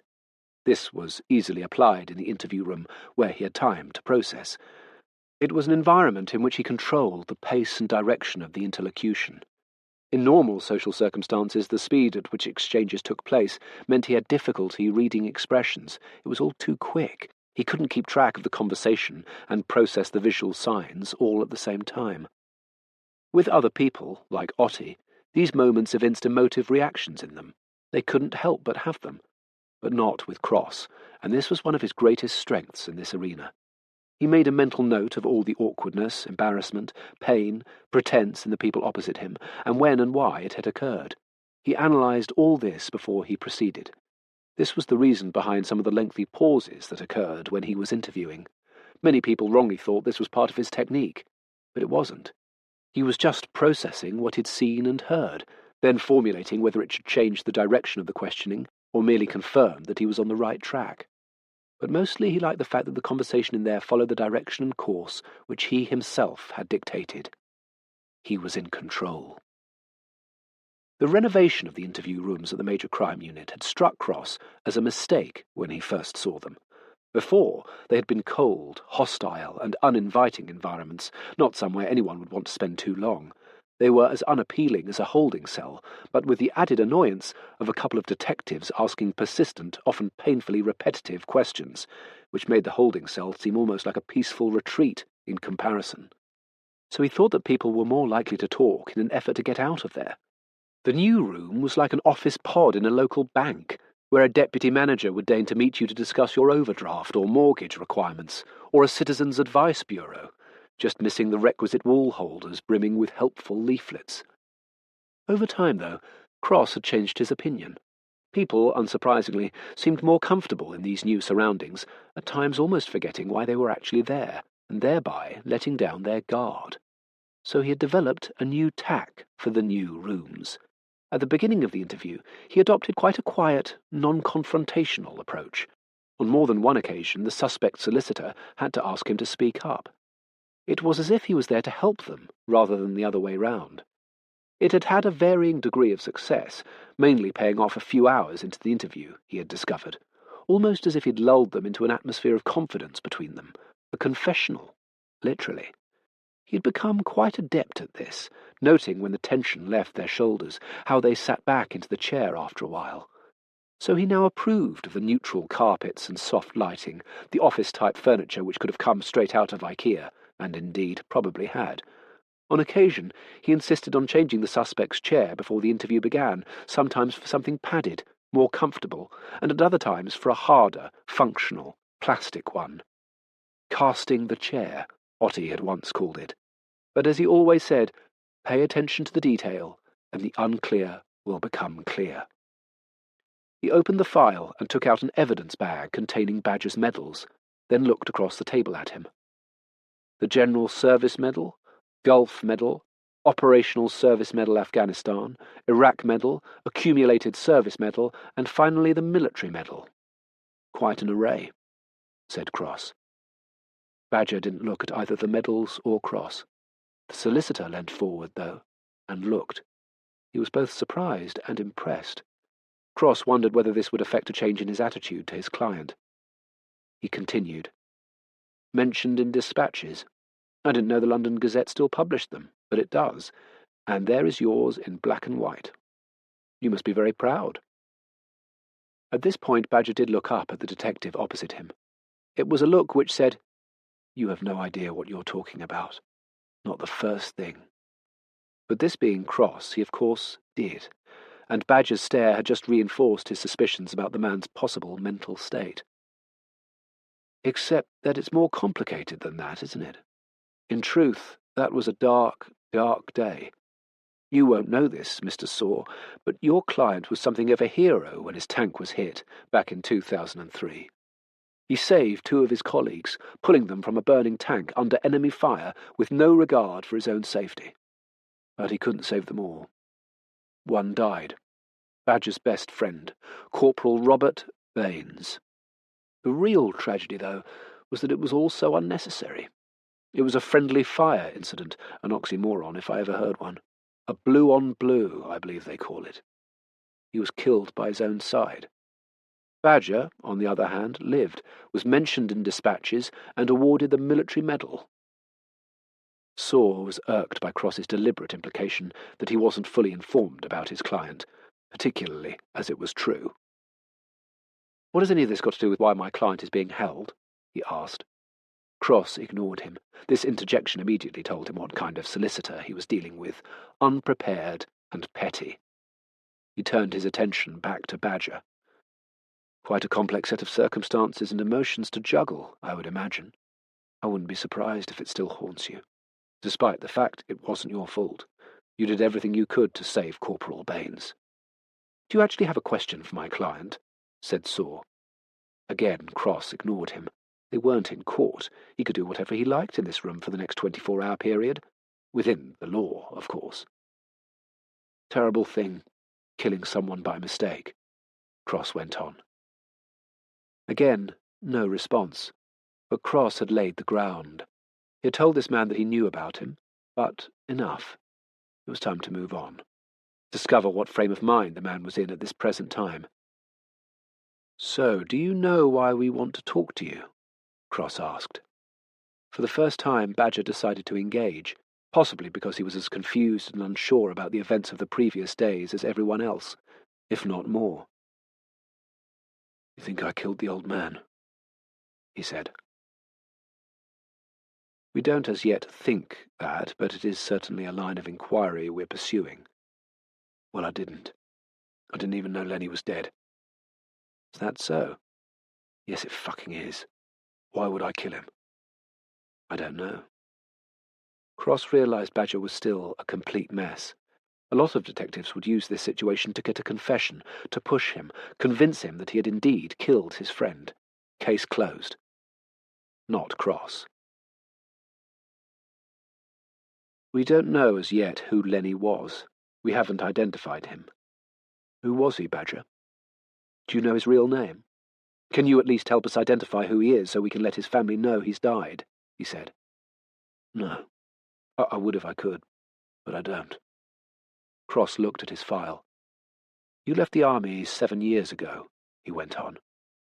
"Man can read," said Badger. Interesting. Sarcasm. He was becoming confident, thought Cross. At ease. "What happened? By that I mean, how did you come to be in your current situation?" he asked. Again a belligerent look from Badger. "You are homeless. Is that correct?" A pause.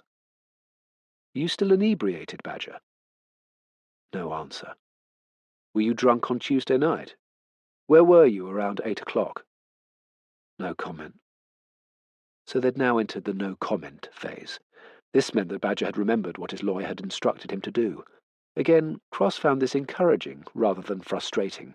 A lawyer would always instruct a client not to say anything or reply no comment, partly out of concern that he might incriminate himself, but also because it forced the police to reveal what evidence or proof they possessed.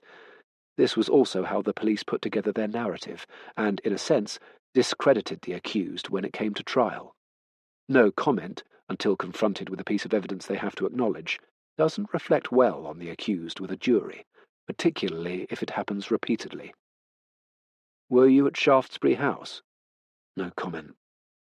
Badger watched as Cross meticulously entered NC next to each question he had written in his book. He looked at his solicitor as if to ask, "Who is this guy?" "You were at St. Joseph's, weren't you?"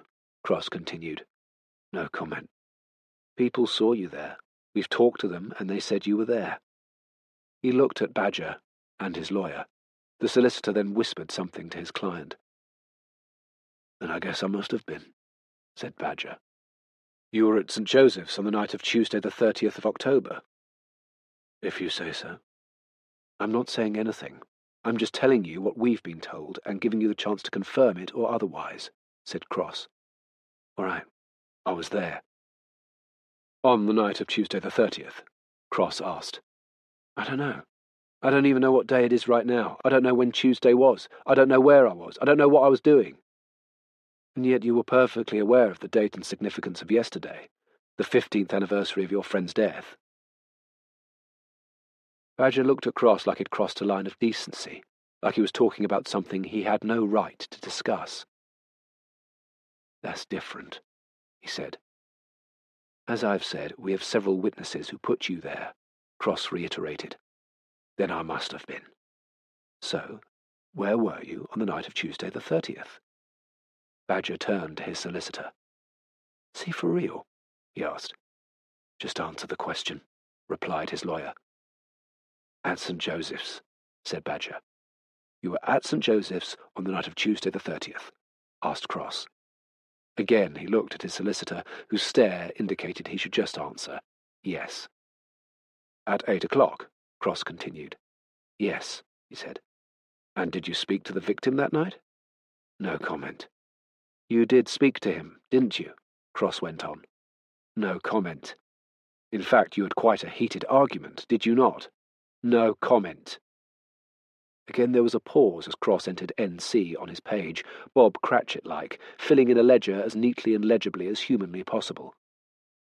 "Are you saying that because you can't actually remember, or because your solicitor has instructed you to say that?" Cross asked. No comment. "We have statements from people who maintain you were arguing with Lenny." No comment. "You'd argued with him before, hadn't you? Quite a few times. Isn't that right? The receptionist described you being like an old married couple," Cross persisted. No comment. "You had an argument with him on the night of the 30th. He then left, and you ran after him." No comment. "Which was the last time anyone saw Lenny alive." At this point Cross looked at Badger, who immediately looked away. He didn't want to hold Cross's look, nor challenge it. "Can you remember following Lenny out of St. Joseph's?" Cross asked. No comment. Otti had allowed Mackenzie to watch the interview in one of the monitor rooms. This wasn't so much because she thought she'd learned something, which if she was bright she most certainly would, but by way of thanking her for her work on the initials and giving her a break. She tried to encourage where Cross failed to. So far, Mackenzie thought it was as dull as she imagined it would be with a hungover, homeless man. She hadn't witnessed any of Cross's legendary interview technique. She watched as Cross continued. "Well, perhaps I can help you there. You see, they have a CCTV camera over the entrance at St. Joseph's. Well, that's not unusual, is it? I mean, so many buildings do these days, don't they? I discovered the other day that members of the public in Britain are captured on CCTV cameras, an average of 70 times a day." That's odd, Mackenzie thought.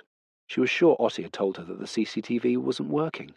She diligently made a note to tell them Cross had slipped up. "I was surprised.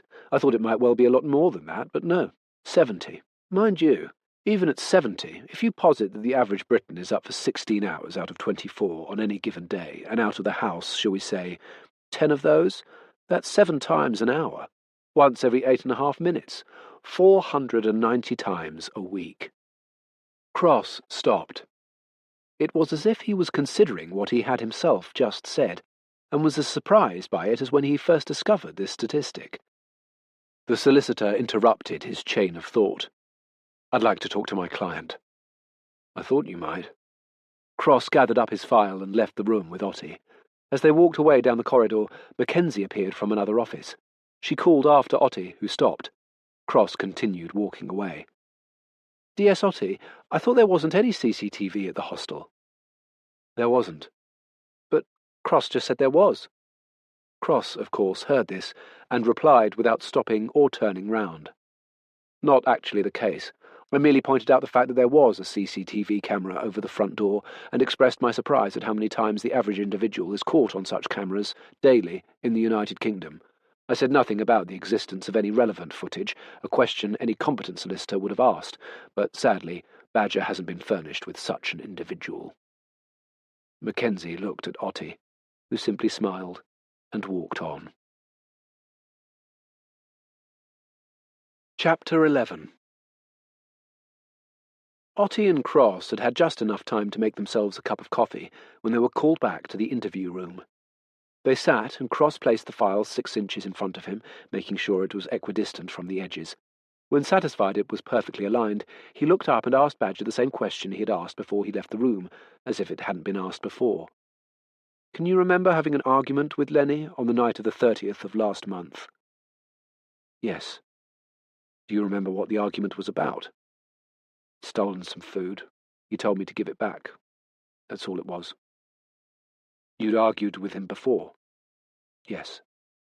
"Why?" "Because sometimes he was really annoying, always on my case." "Why?" "Because he was a nosy bugger." "Why did you follow him?" "I didn't. I just went out." "Why would you leave a night shelter at 8 o'clock at night?" No comment. Cross stopped for a moment, then decided to move on. He carefully took his list of questions, placed it in a lilac plastic folder, and took another list out of a light yellow one. It was a single sheet. He placed it on the desk, considered the first question, then looked up. "How did you get the cut on your head?" he asked. "I fell." "Where?" "Don't remember." "And the scratches?" "Look, I'll tell you the truth." "Thank you, that would be helpful," said Otti. This was the first time she'd spoken. Cross took a breath. It had annoyed him, but he wouldn't say anything in front of the suspect, and also he had learned from past experience that his reaction in these situations was often selfish and unwarranted, according to her. There were, after all, 2 of them conducting this interview, and he should be mindful of that, as well as grateful that, on the whole, she let him conduct the interviews as he saw fit, and only interjected when she felt it necessary. Again, her words, but he was working with her, and having thought about it, he could see that taking a back seat, as she invariably did, was a concession to him. "I can't remember much. I was out of it. I only remember the argument, and then I don't remember anything else. I swear to you. I don't know what happened. I had an argument with Lenny, and now he's dead, and I only know that because you're telling me." Cross looked at him for a moment, and what he saw was panic. Panic that the man literally couldn't remember what happened, and his friend was dead. "Must be frightening. Really frightening," Cross said. "What?" "Being so drunk, being so inebriated that you have no recollection of what you did that night." Badger looked at the table. He started picking off bits of the polystyrene cup he was holding and dropping them on the floor. "You can't remember. A man is dead. Your friend. You were seen arguing with him, and then he was killed. This must be very frightening for you," Cross said. Badger looked uncomfortable at the truth of this. "Did he hit you? Is that how you got that cut?" Cross asked. He decided that the suspect needed some comfort, some sort of explanation, some way out. "You obviously weren't in control. That could be a mitigating factor in court." Again, Otti interjected. She sensed a vulnerability in Badger. "Did you hit him?" she asked. "I'd like a break. My head's killing me." During interview breaks, Cross would often observe the suspect in their cell. In this case, Badger was just sitting on the bed, staring at the floor. "You'd think he'd want to sleep," said Otti. "No, he's trying to remember. He's trying to picture that night, but he can't. I don't think he actually can. That's what's frightening him. He's beginning to wonder if he did actually do the unthinkable," Cross said. But he had seen enough as well, and walked back with Otti to the open area. As they got there, Mackenzie intercepted them. "So I've cross-referenced the list of weddings and the scleral patients. There's no match," she said. "Shit," was all Otti had to offer. This was their best chance of a lead. Cross thought for a minute. Has to be there. You must have missed it, he said. I've been over it 1,000 times, said Mackenzie. That seems highly unlikely, given the time you've been on it. I'd like the list of all 500 weddings and all the patients. I'll have a look as well, said Otti. Before he could stop himself, Cross said, That won't be necessary. She glared at him. It had come out all wrong again. He attempted to backtrack. In that you must be very busy and have other things to do, he said. 2 pairs of eyes are better than 1, she replied, with more than a hint of steel in her voice. Indeed, it would be most useful. 3 pairs, actually, said Mackenzie, immediately regretting it and thankful that they probably hadn't heard, as they'd already left. For many people in the MCU, paper trails, piles of documents to be reviewed, lists to be analysed, were a chore. Not so for Cross. He liked nothing more than a list of phone calls, addresses, dates, tables of geographical sightings with cross-reference timings. Patterns stood out to him very obviously and quickly. They were almost highlighted on the page in front of him. He also had a fantastic short-term memory, stroke photographic recall, so repeated numbers and facts quickly coalesced into patterns or sequences. These sequences and patterns, and the breaks therein, were often invaluable indicators on a case. He had inordinate patience if he thought he was onto something. He would laboriously retrace and repeat actions he believed to have been made for hours to find out where the gap or flaw in that process was, where the suspect had slipped up and inadvertently left him a clue. He also took a certain amount of pride in his efficiency and the speed with which he achieved results. He'd never admit it, but it was like a race, and in this particular instance he was not alone. The race was on to find Lenny's identity. Mackenzie was working as fast as she could to beat him. She had something to prove. She was either going to crack the code or show him that there was no code to crack, before he discovered that for himself.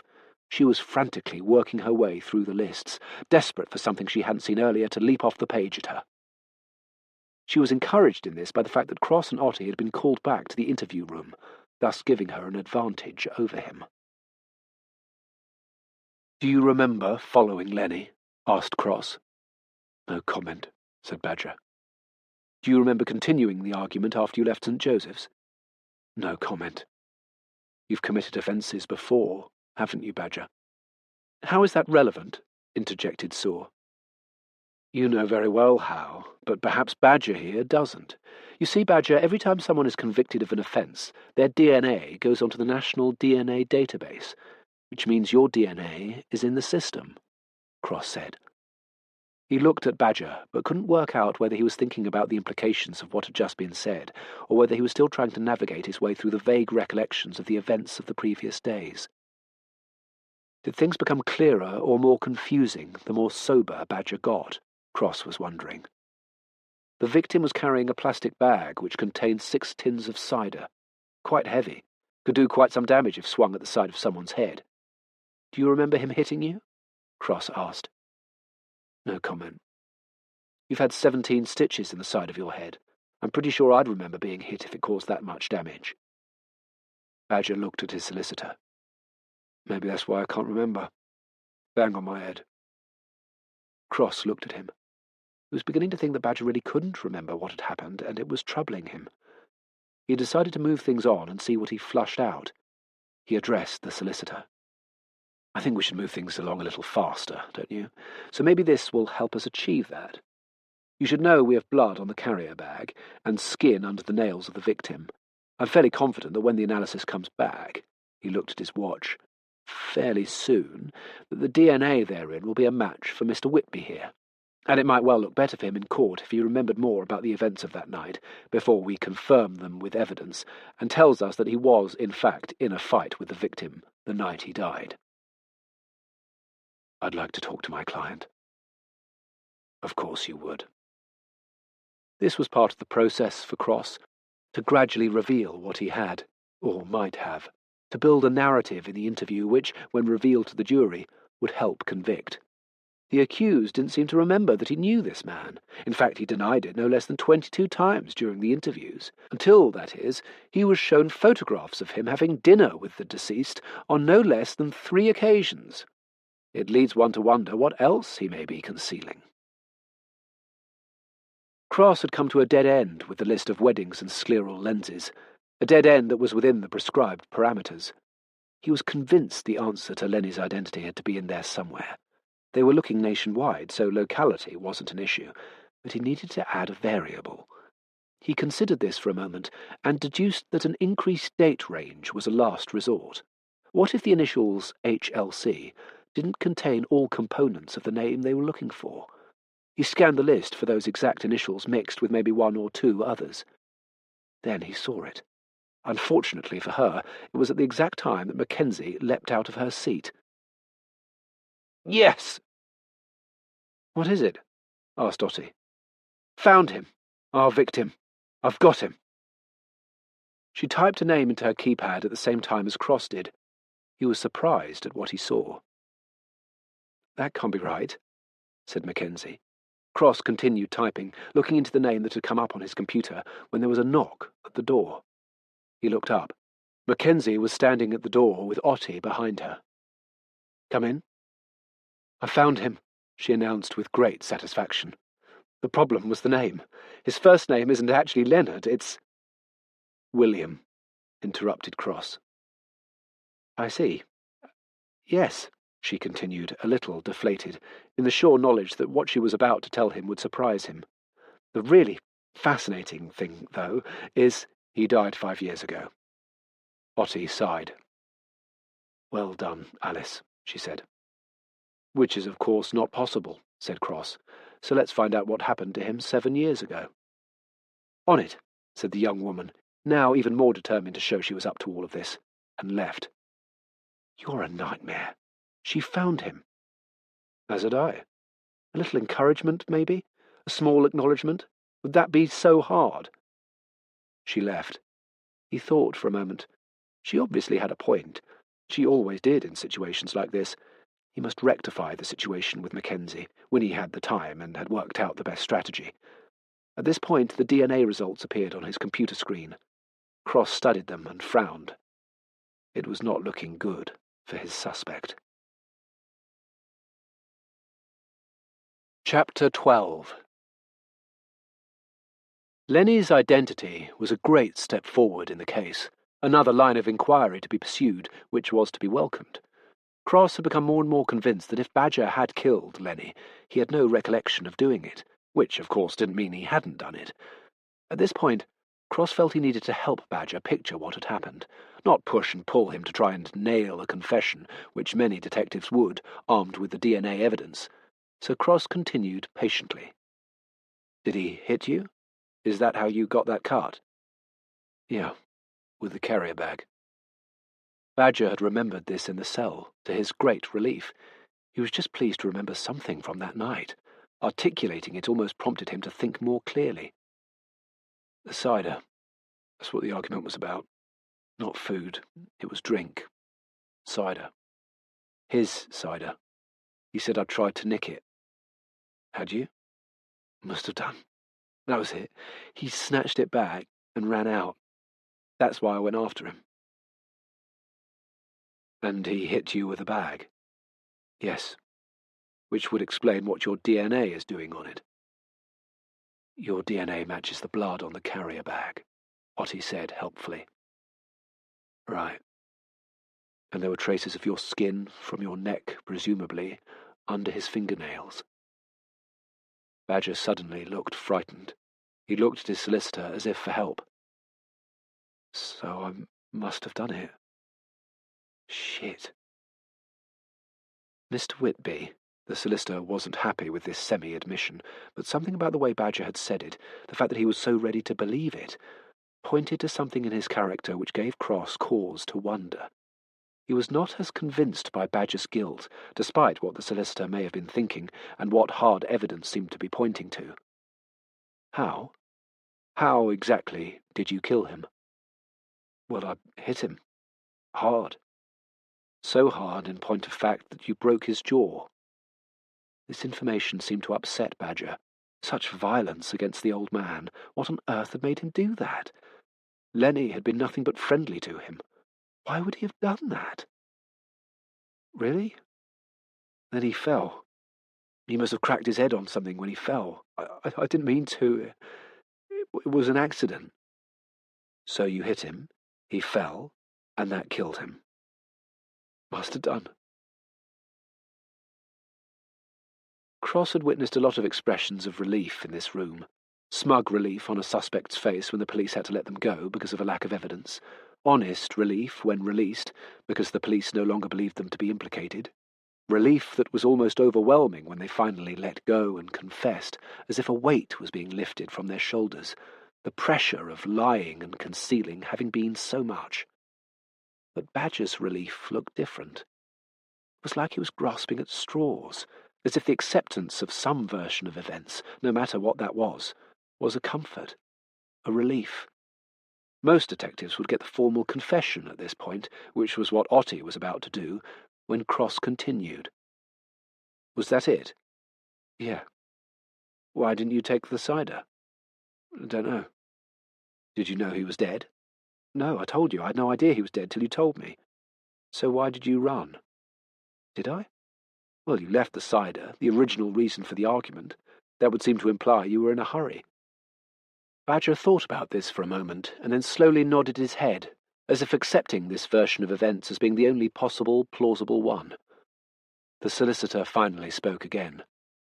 Would you like a break? No, I'm good. Let's just get this over. Poor old Lenny. Did you run because you knew he was dead? No, I knew I'd hurt him. I guess I knew it was bad, and I just got out of there. But like I told you, I didn't know he was dead. This was crucial for Cross. Lenny was strangled. Viciously.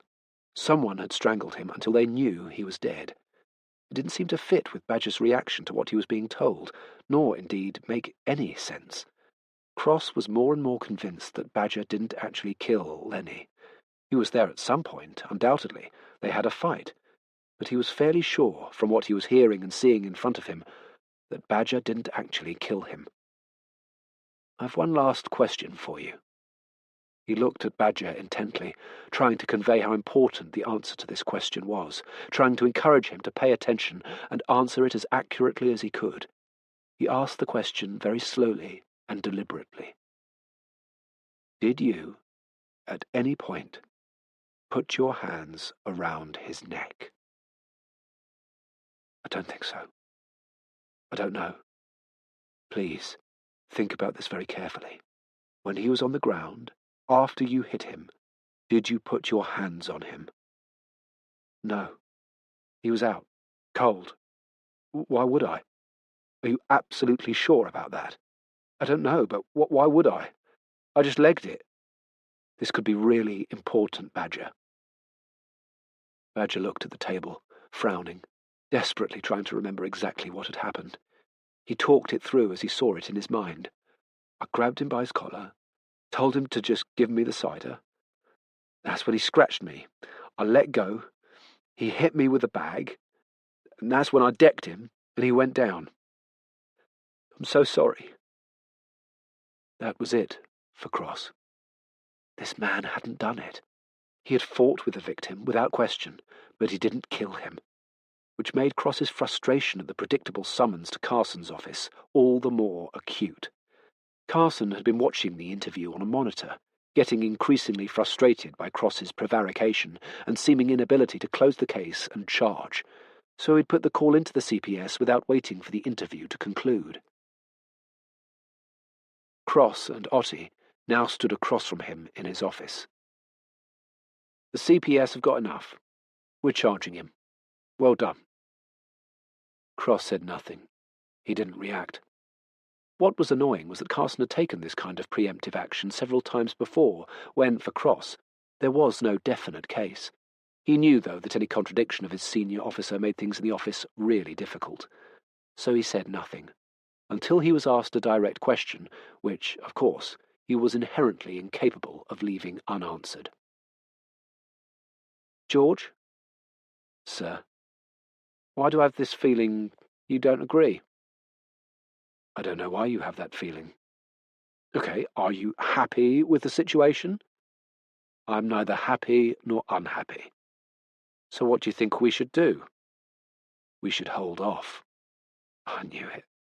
Why do you always insist on doing this? Doing what?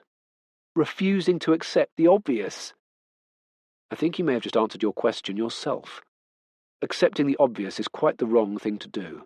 It's often the obvious that is the most unintelligent thing to do. You've got a confession. On tape. He says he killed him. Not exactly. Those exact words. His exact words were, "I must have done." He confessed. No, he did not.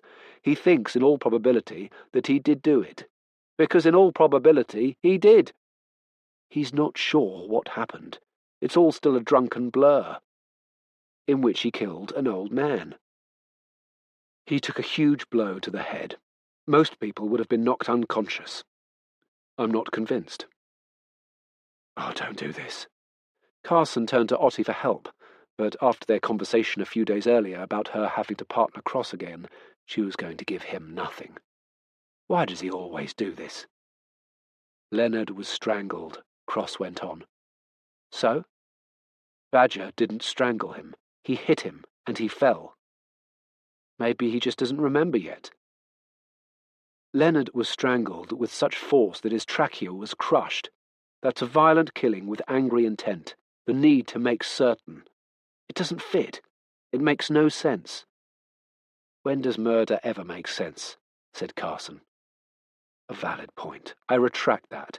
But the manner of killing doesn't fit with the circumstances we have in front of us, Cross replied.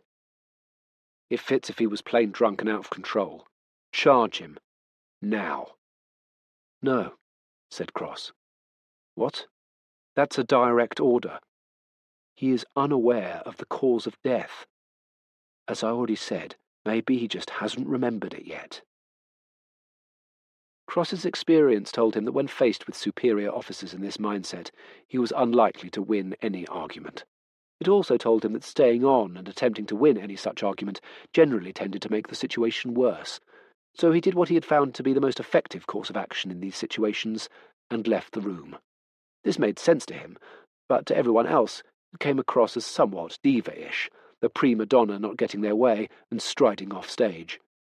Carson looked at Otti, and before he realised he was talking to exactly the wrong person, said, He thinks he's a bloody law unto himself half the time. And why are you looking so worried?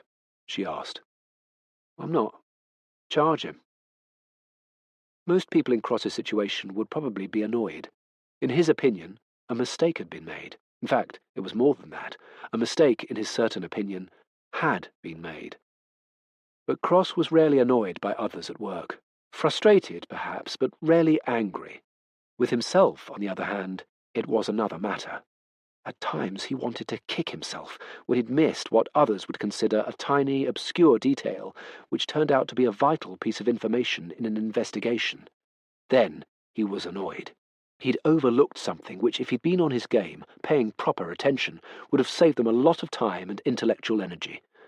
But situations like this, with Carson charging the wrong man in haste, presumably to please those upstairs and keep the numbers up until it got to court and fell apart, well, hopefully, because otherwise the situation would become 100 times worse. There is an obvious distinction between charging and convicting the wrong person. Didn't annoy him. Instead, he would find himself galvanized into finding the truth before the situation went too far.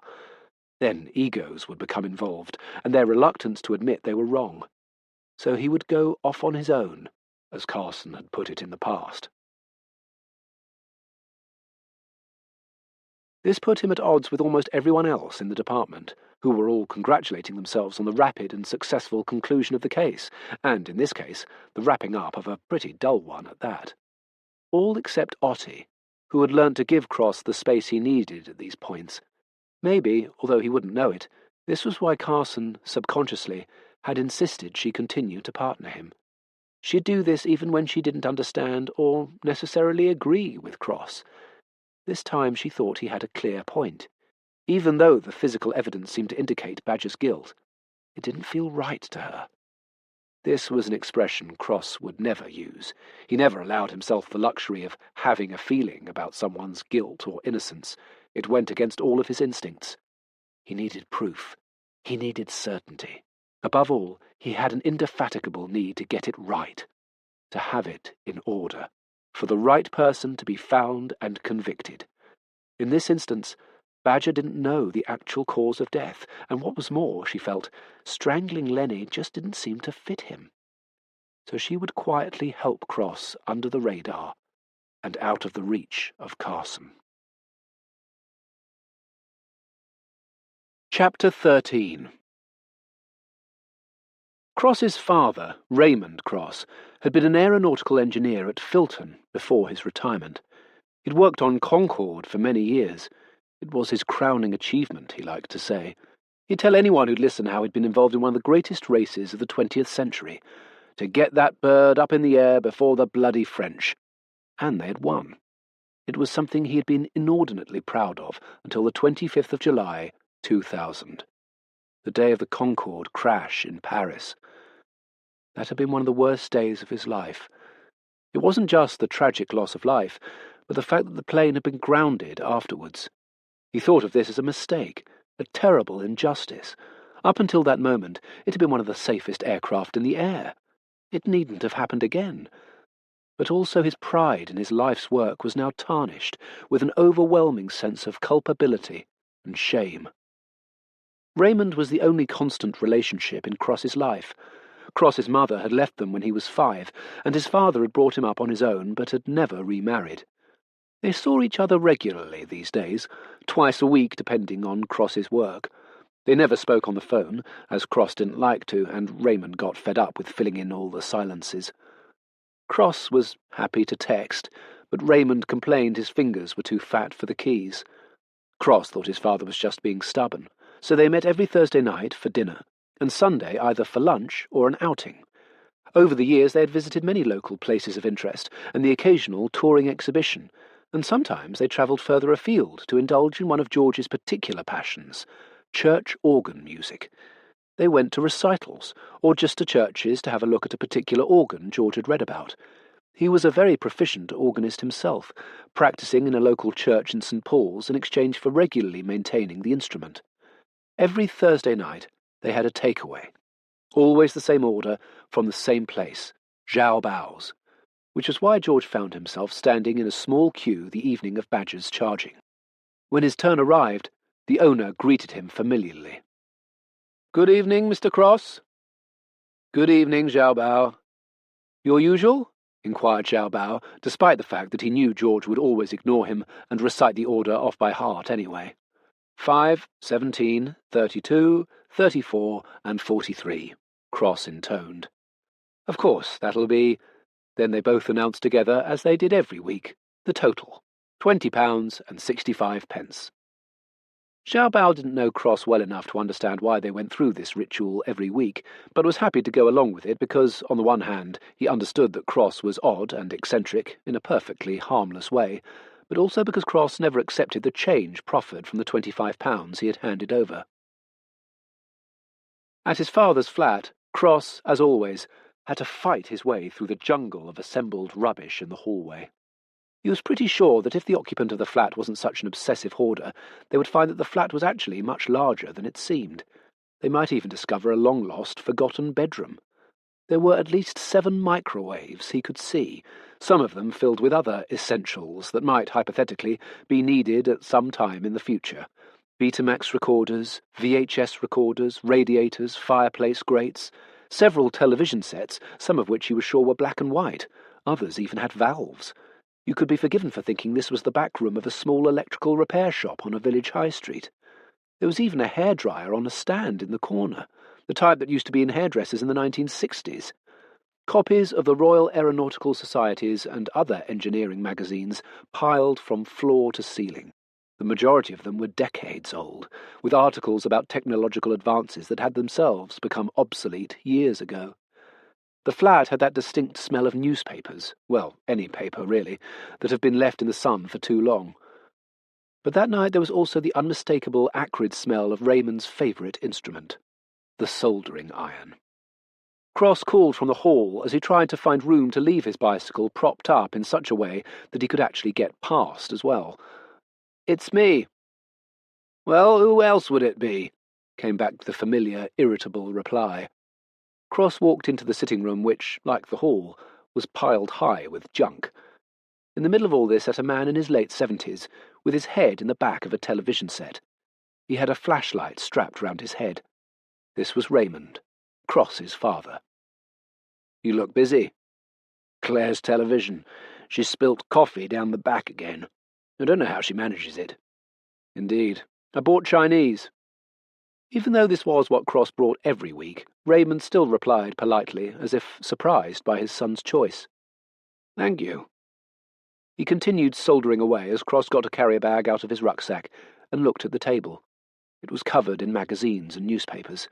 He had cleared it only 4 days ago.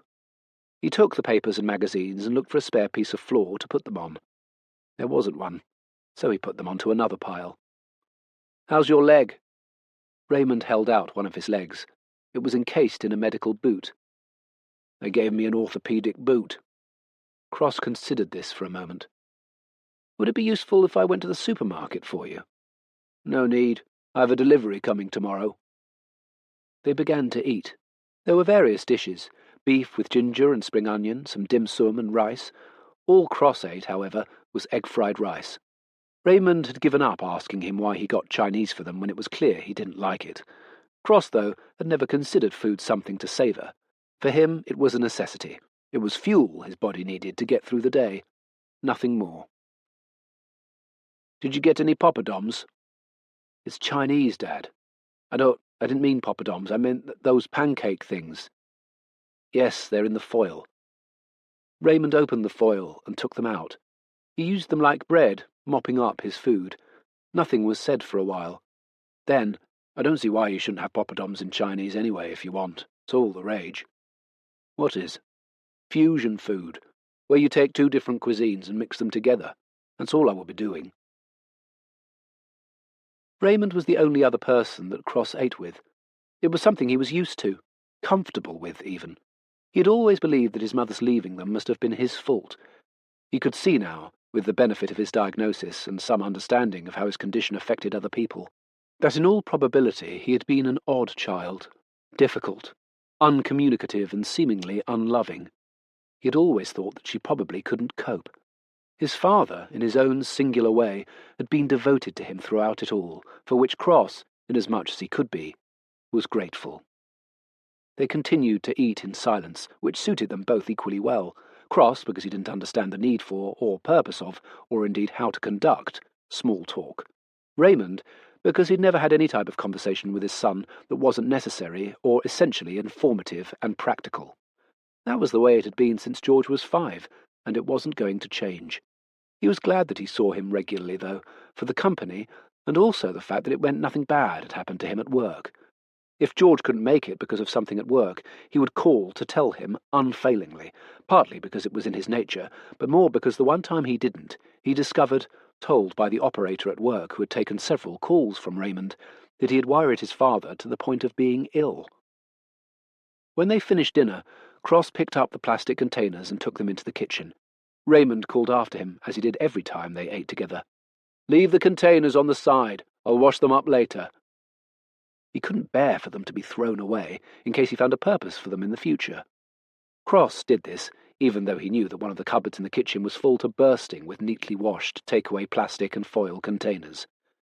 They did have their purposes, however. Some could be seen scattered around the flat, containing screws, nails, out-of-circulation pound coins. They could be worth something if you hang on to them long enough. Cross had given up arguing when his father once laughingly claimed that he was also saving them from landfill. He retorted that Raymond was living on a mound of landfill in his flat. He often wondered if his own neatness and need for order, which he knew was different from many people, was not only the result of his condition, which some assumed it was, but simply a reaction to having been brought up in this mess. The only uncluttered room in the flat had been his bedroom when he lived there, but in the years since he'd left, this had become populated with various forms of detritus that Raymond claimed to be essential for future survival. It was actually quite difficult to open the door into it now, not that he'd tried in many years. Having washed up, Cross got his backpack and left. No goodbye, no see you soon. He just left, gathered his bike and went out the front door. Raymond took no offence, nor was he surprised. He knew his son's mind had moved on to something else, probably work, and that he didn't see the need to tell his father he'd see him in a few days, because he did, every week, with unerring regularity. And Raymond was right. As Cross cycled home, he was thinking that he needed to go and see Leonard's family. Chapter 14. It turned out that Leonard was local, from a quite well-to-do family in Bristol. He was a dentist who had disappeared some years before, around 2006, and was declared dead 7 years later. Cross hadn't gone with the officers to inform the family that Leonard's body had been found, as he normally liked to do, as he was interviewing Badger at the time, and Carson didn't consider it necessary as he decided they already had their man. But at times, Cross found these initial interactions between a bereaved family and the officers tasked with the unenviable job of informing them of the loss of a loved one to be particularly informative. Family was an alien concept to George Cross, though. He had none, other than Raymond. No mother, no siblings. He had no idea what it would be like to have a younger or older brother or sister. But then again, personal relationships of any kind were a rare commodity in his life. This was partly because the effort required by him to maintain any form of permanent connection or relationship with someone on a personal, not work basis was too much for him to cope with on a daily basis. Tailoring his behaviour and responses to be more acceptable, whatever that meant in reality, and the constant need to read, discern, or interpret other people's interactions with him was simply too exhausting. He wasn't sure that, in the end, the benefits sufficiently outweighed the emotional and physical effort. As it was, there were already times he got home from work completely drained from behaving normally throughout the day. He was sufficiently self-aware to know that he was essentially a selfish person, who often preferred his own company to that of anyone else, and that this was, to an extent, a result of his condition. He did find families endlessly fascinating, though. He had never encountered the tensions he often uncovered within family dynamics at work, anywhere else in his life. Even in the most outwardly loving family, the tensions, all too often sublimated, lurked just below the surface. The interactions between siblings he found particularly fascinating. The strains were as great between two siblings who were similar in nature and behaviour as they were between two diametrically different ones. Then, when you factored in the familial network of the modern family, step-brothers and sisters, step-parents, you ploughed up a whole new field of fresh worms. And the interlopers, as he often referred to them, the siblings' partners, married or otherwise, brought with them and created a whole new raft of suspicions and resentments. The Carpenter family home was a large, detached Edwardian building on the edge of the Downs. It had a gravel driveway in which 3 cars were parked, an AMG Mercedes sports convertible, a large BMW, and a fairly old VW Golf with a "baby on board" placard hanging in the back window. Cross hated those signs. He felt there was something self-righteous and presumptuous about them, more "look at me and my beautiful baby" than "please drive carefully." He'd received several missed calls from a mobile he didn't recognise. It irritated him that they were deemed missed calls, because there were no such thing. He had actually declined them.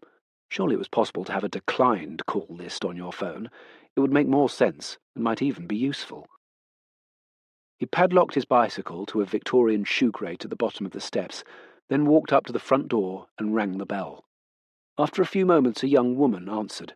This was Jessica Carpenter, Leonard's youngest daughter at 36. She took one look at the man in the day-glow bike jacket, helmet and clipped trousers, and started to close the door. "I'm afraid today's not a great day. Would you mind coming back?"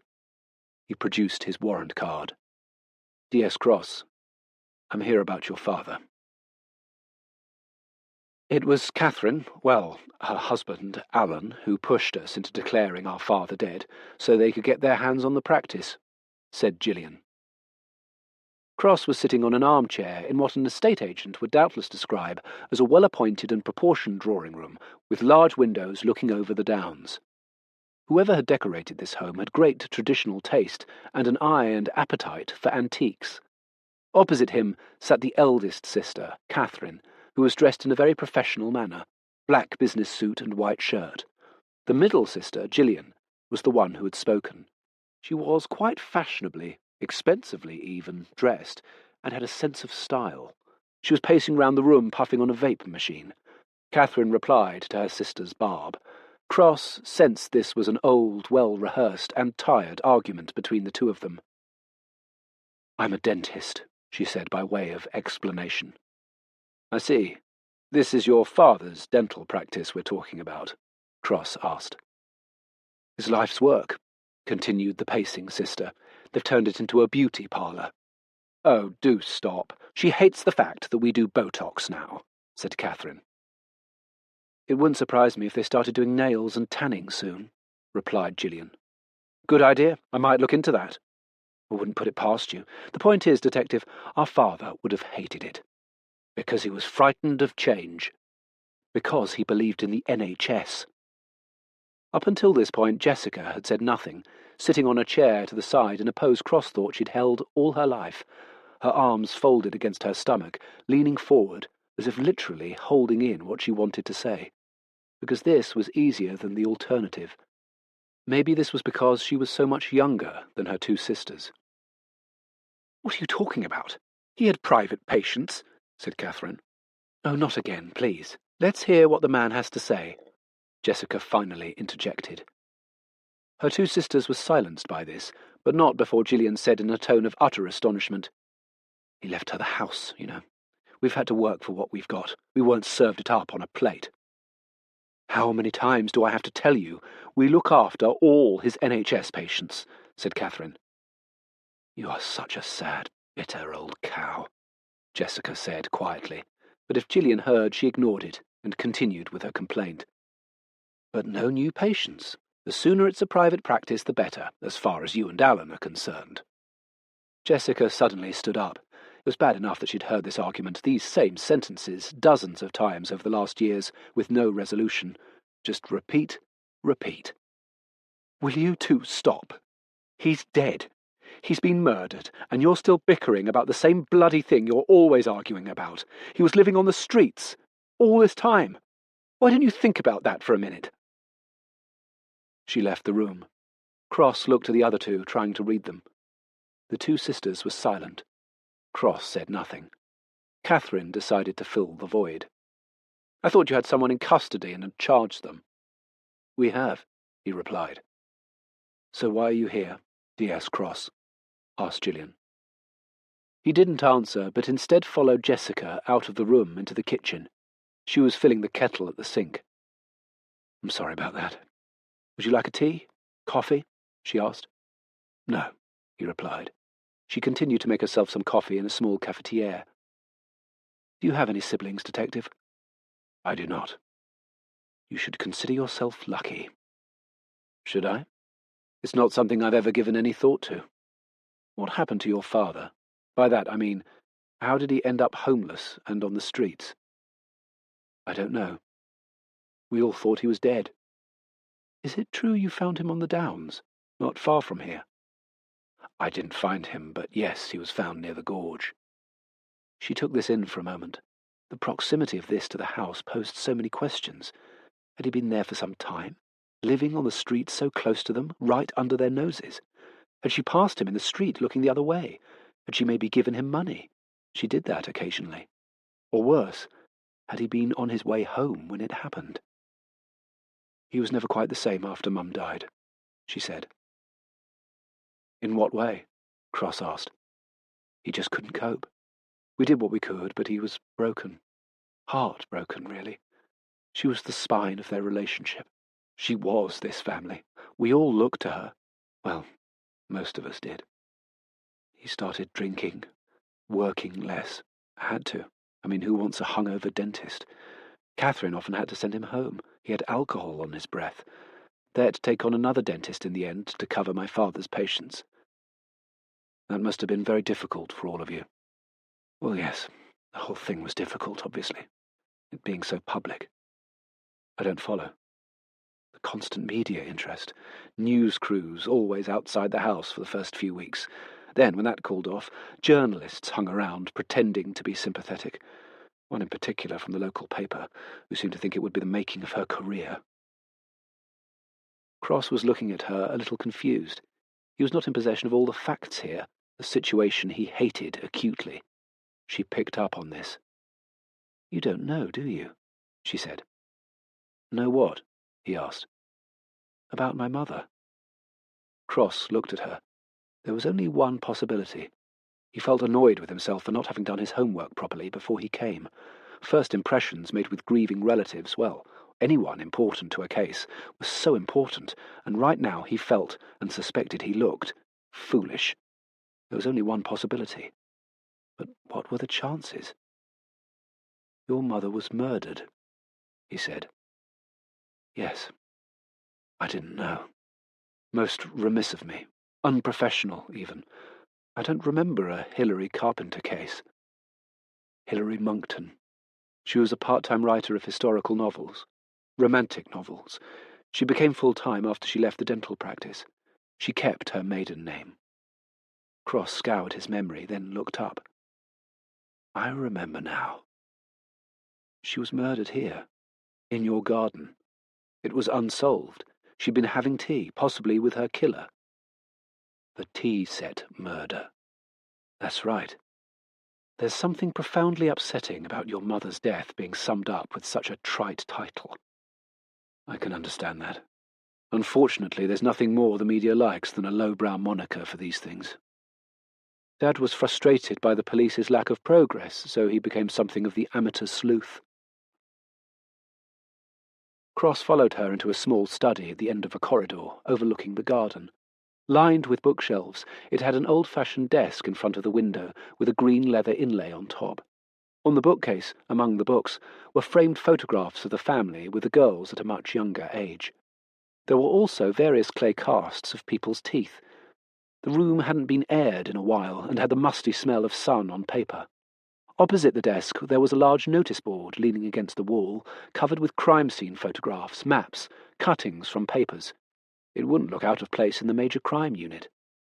"I've left it as it was." He called it the war room. He became obsessed, said Jessica. "He was investigating the crime?" Cross asked. He felt very early on that they were making little headway. Then they gave up. "Wasn't there a confession?" "That's right, from a convicted killer. My father never believed it. He said it didn't stack up. There were too many imponderables, but the police felt they had their man and closed the case." Dad disappeared a couple of years later. He couldn't face the fact that, as far as he was concerned, the killer was still a free man and no one believed him. The police even came to the house to ask us to stop him going down to the station. They said he couldn't see past his grief. "Do you remember who the SIO was? The senior officer in charge?" "I don't know." Against the other wall were a dozen archive boxes piled up on top of each other. Cross went over to have a look. "Are these to do with the case?" he asked. "Yes." "Could I take them to the office?" "Of course. I will return them. I'm not sure there's any need." "Do you think they may be of any use?" she said. "Quite possibly." He looked at all of the material, wondering if Leonard had, unknowingly, uncovered the identity of his wife's killer all those years ago. The chances were that if he had also solved his own murder some years later.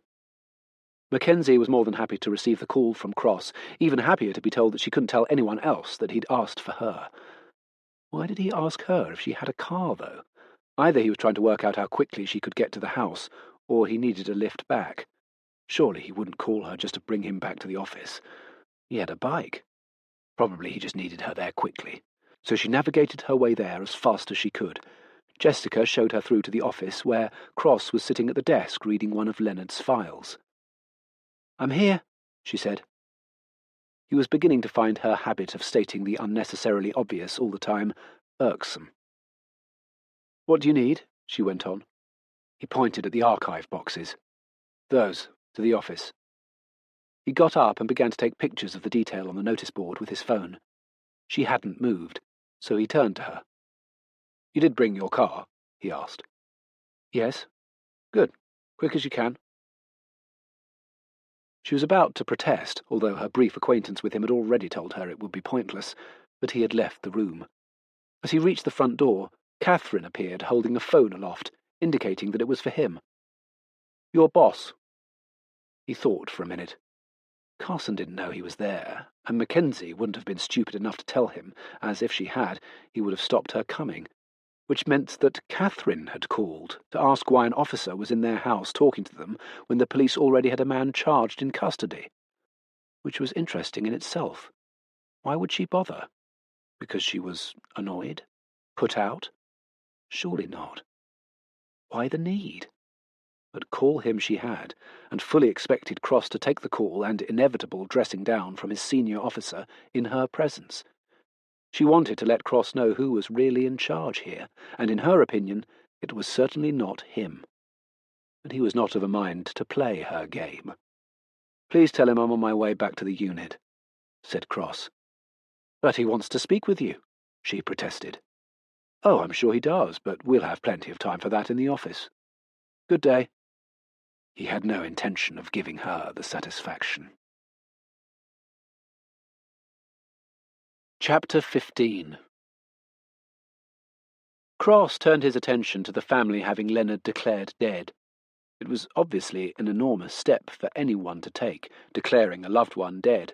For a start, that declaration implied an element of uncertainty. In other words, no one knew what had happened to the person concerned, so surely there must have been some trepidation in applying for the declaration. There must have been the need for so many things on their part to go through with it. Certainty, a sense of closure, a need to move on and live their lives, lift the cloud that was hanging over them. The official period of time before you could apply for such a declaration was 7 years. This family had declared Leonard dead within just a few months of the time limit passing. They hadn't waited long. It seemed to have been driven by Catherine and her husband so that they could take control of the practice. For Gillian, Cross inferred, it was the need for money, the proceeds of the house, which of course they didn't know was going to the youngest sibling. He'd asked Jessica if she hadn't sold it because she thought that her sisters might pressure her to give them some of the cash. But no, the reason she hadn't sold was that deep down she had always believed he might come back. They hadn't known there was a will with a local solicitor. They'd assumed that with the dishevelled state he was in, both physically and mentally, they'd be dealing with intestacy. There was more going on in this family than one brief meeting could reveal.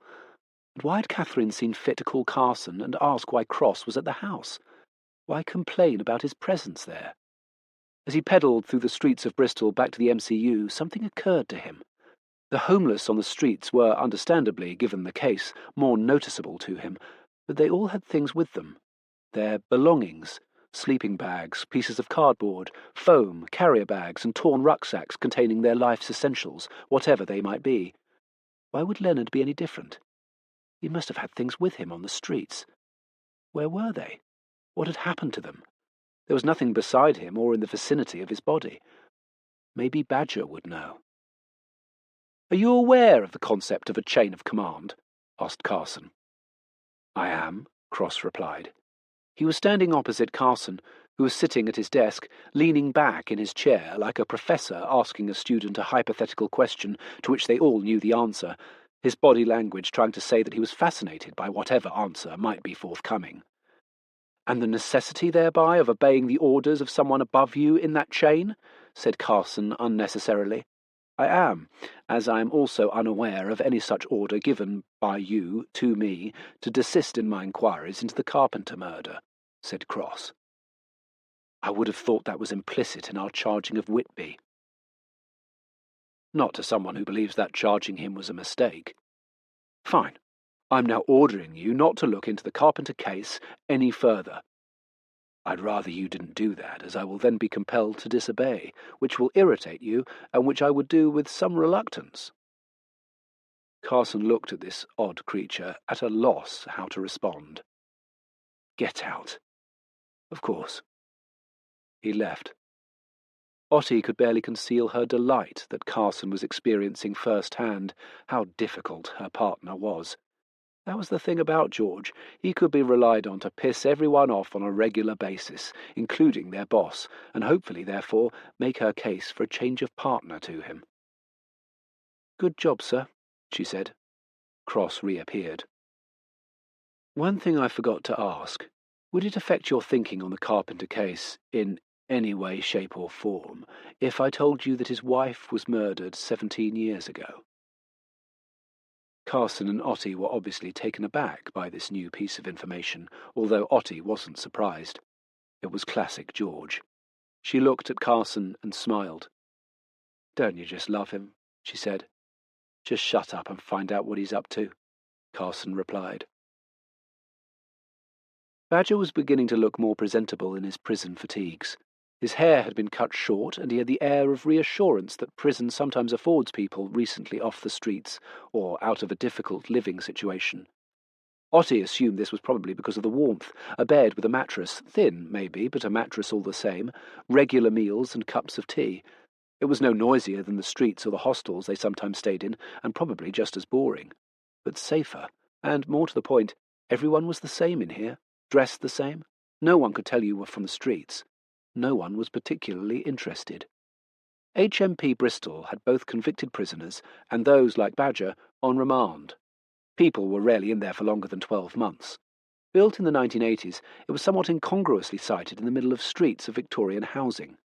Cross remembered walking through these same streets with his father to watch Bristol play rugby at the Memorial Ground. Neither of them had any interest in the sport, but Raymond had taken his son along out of a sense of paternal responsibility. So for several weekends they had spent a couple of hours watching a game of which neither of them had any knowledge or understanding, drinking cups of hot bovril which neither of them liked. "Is it healing well? Your head?" Cross asked. "Guess so," said Badger. "I need to know where Lenny kept his things." "What do you mean?" "When we picked you up, you had your sleeping bag, some carrier bags, and an old backpack. People on the streets always seem to have some belongings. Where are his?"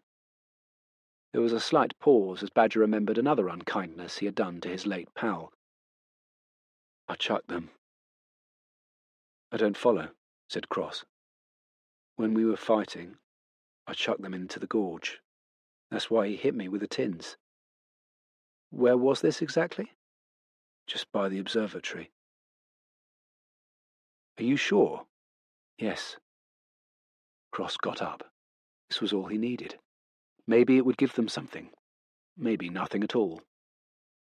"Do you think there's more evidence that I did it?" asked Badger. "On the contrary. You may be unaware of this," said Cross. George, Otti knew what he was about to say and wanted to warn him off. Cross was unconcerned and continued anyway. "But I'm far from convinced of your guilt," he concluded. "Really?" said Badger. "Yes." As they got to the door, Badger was still taking this in. Then he looked up and said, "There was someone else." "What?" said Otti. "I remembered. I was knocked out. I know you probably won't believe me." "Go on," said Cross. "When I came round, there was someone over Lenny's body. I thought maybe he was robbing him. He ran off." "Are you sure?" asked Otti. "I don't know. Yes. No, I'm sure. There was someone else." Cross thought about this for a minute. He looked at Otti, who couldn't disguise her cynicism. Badger spotted this. "I knew you wouldn't believe me. I knew I shouldn't have bothered," he said. "On the contrary, that's extremely interesting," Cross replied. Chapter 16. Like many people who have grown up in Bristol, Cross had a long personal association with the Downs, the Clifton Suspension Bridge, and the Bristol Channel. Visits to Bristol Zoo with Raymond — he had a friend who would let them in at a concessionary rate — invariably culminated in a stroll across the Downs, a Varecchia's ice cream, and a visit to the Camera Obscura, although those visits ended briefly after the camera revealed a couple of men caught in flagrante in the bushes. The Downs, Clifton and Durdham, are a green area at the top of White Ladies Road. Encompassing over 200 acres, they are sometimes referred to as Bristol's green lungs, where people jog, picnic, and play football. They even have their own football league with over 40 clubs. Apparently Raymond had brought him to the Downs, aged 2, along with many thousands of others, to witness the return of the SS Great Britain as it was towed back across the Atlantic from the Falkland Islands in 1970.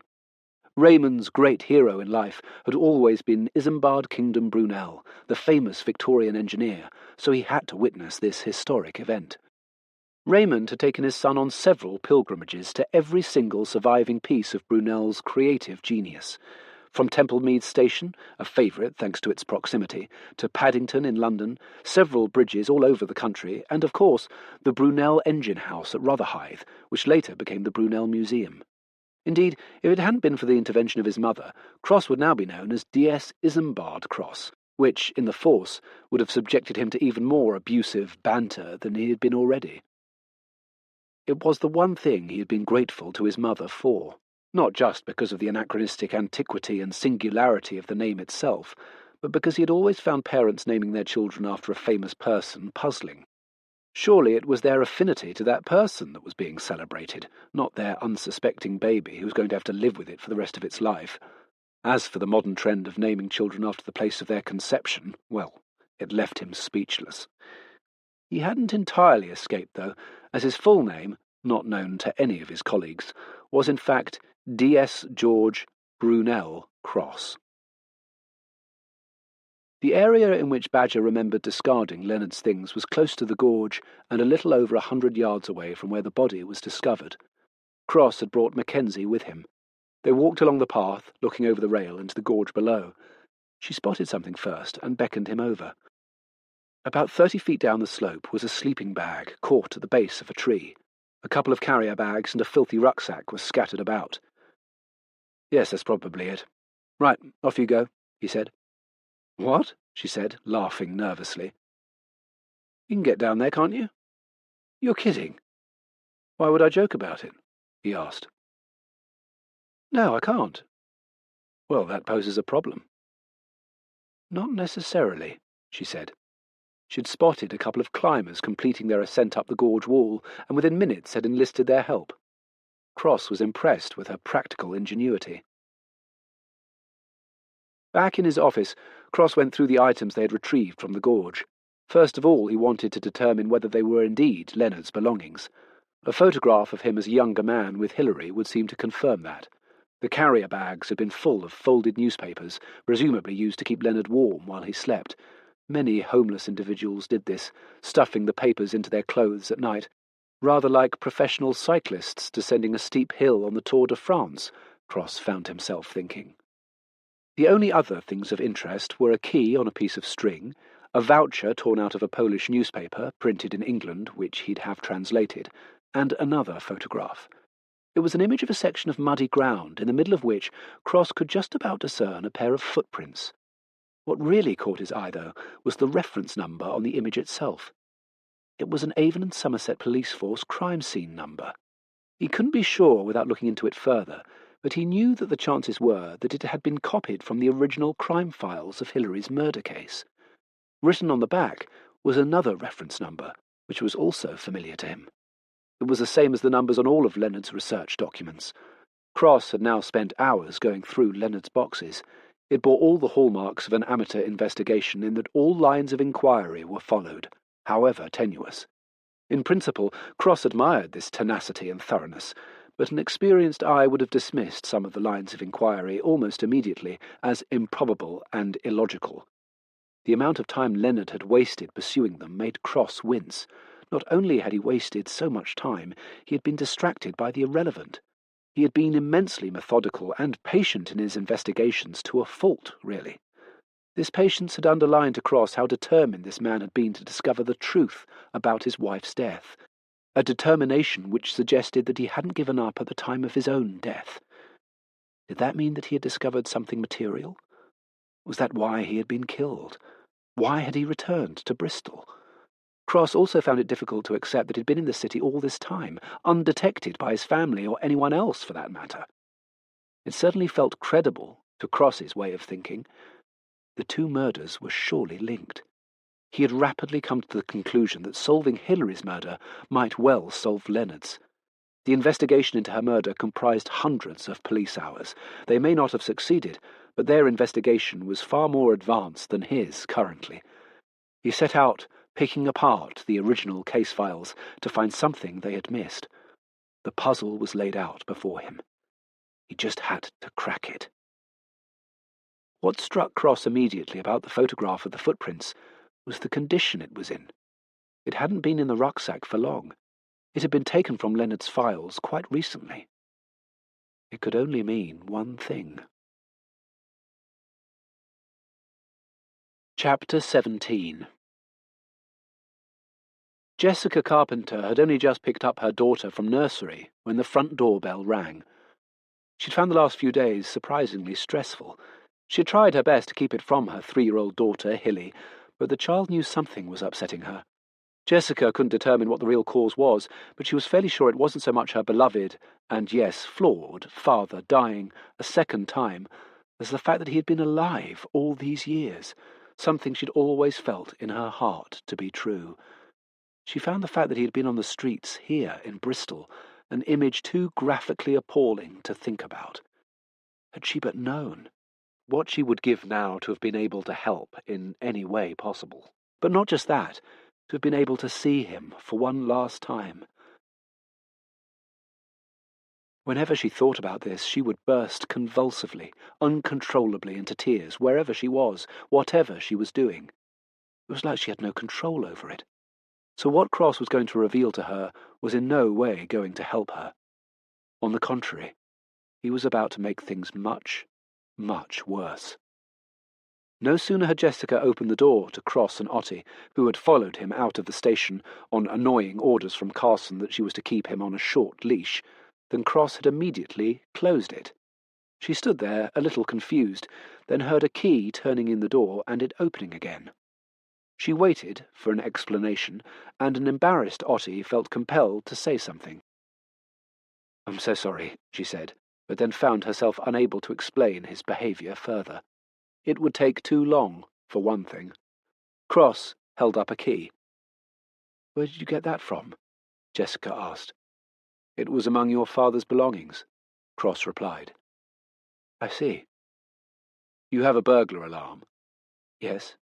Otti looked at Cross. "He'd know the code," she said. "It's been changed. We change it every so often," said Jessica. "Very sensible. Have you had any problems recently?" asked Cross. "It went off a few weeks ago." "Any idea why?" said Otti. "It was the front door, but there were no signs of a break-in. They replaced the sensor." "Because he had a key," said Cross. "My father's been here? In the house?" Jessica said. "It would seem so, yes." This was really too much to take in for the poor young woman. She looked at her child, hugging her legs and staring at the police officers. She had never met her grandfather, and yet he had been there, in the house. Not only had he physically been in the house, but he had done so without wanting to see anyone. He surely knew that she still lived there, and wondered on a daily basis where her father was, whether he was alive or not. To come back like this, without telling anyone, was so confusing. Cruel, almost. "Can you tell me the exact date the alarm was activated?" It transpired that Leonard had been in the house just 6 weeks previously. Had he just come to get the photograph, or had he been disturbed and not got all he came for? If it was just the photograph, then what was its significance? The identification of Leonard as the murder victim had become public knowledge now. First it was published by the local papers, but then it was picked up by the nationals when they discovered that Hilary had been murdered 15 years previously. The tabloids just sensationalized the fact that 2 parents within the one family had been murdered. Cross wasn't surprised to see a couple of journalists in the broadsheets posing the question that surely murder of 2 parents in the same family, years apart, was too much of a coincidence. One in particular, Fiona Cook, in The Guardian, went as far as to say maybe the police had been too fast in charging Whitby. She had good reason to suggest this, as she had reported on Hilary's case as a young reporter on the local paper. He made a note of her name. She might well come in handy. If someone had walked past Cross's office in the MCU that week, they could have been forgiven for thinking that the occupant was moving, as it was filled, floor to ceiling, with cardboard boxes. The original police files concerning Hilary's murder had now joined Leonard's archive. It had crossed his mind when he'd originally come back to the office and seen it, that Raymond would feel very at home there. "DCI Stuart MacDonald. Are you serious?" Cross was about to answer Otti when she anticipated his response. "I know, why wouldn't you be? But are you sure you want to go through with this?" she asked. In what sense, if any, do I have a choice? He was the original SIO. Fair point, she conceded. MacDonald, or Big Mac as he had imaginatively been known in the force, had been Cross's superior officer when he joined the police. MacDonald had instantaneously taken against what he perceived as an insolent, bad-mannered, above-himself arsehole of a junior officer. Nothing was really known about Asperger's in those days. The first diagnosis wasn't made in the UK until the mid-90s, and so Cross just came across as a willful oddball, or as MacDonald put it, pain-in-the-arse screw-up who had no place in the police.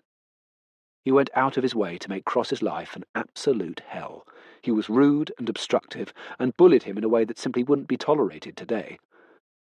He assigned him the most asinine tasks, many completely unnecessary. Anything unpopular, boringly routine and tedious would be sent Cross's way.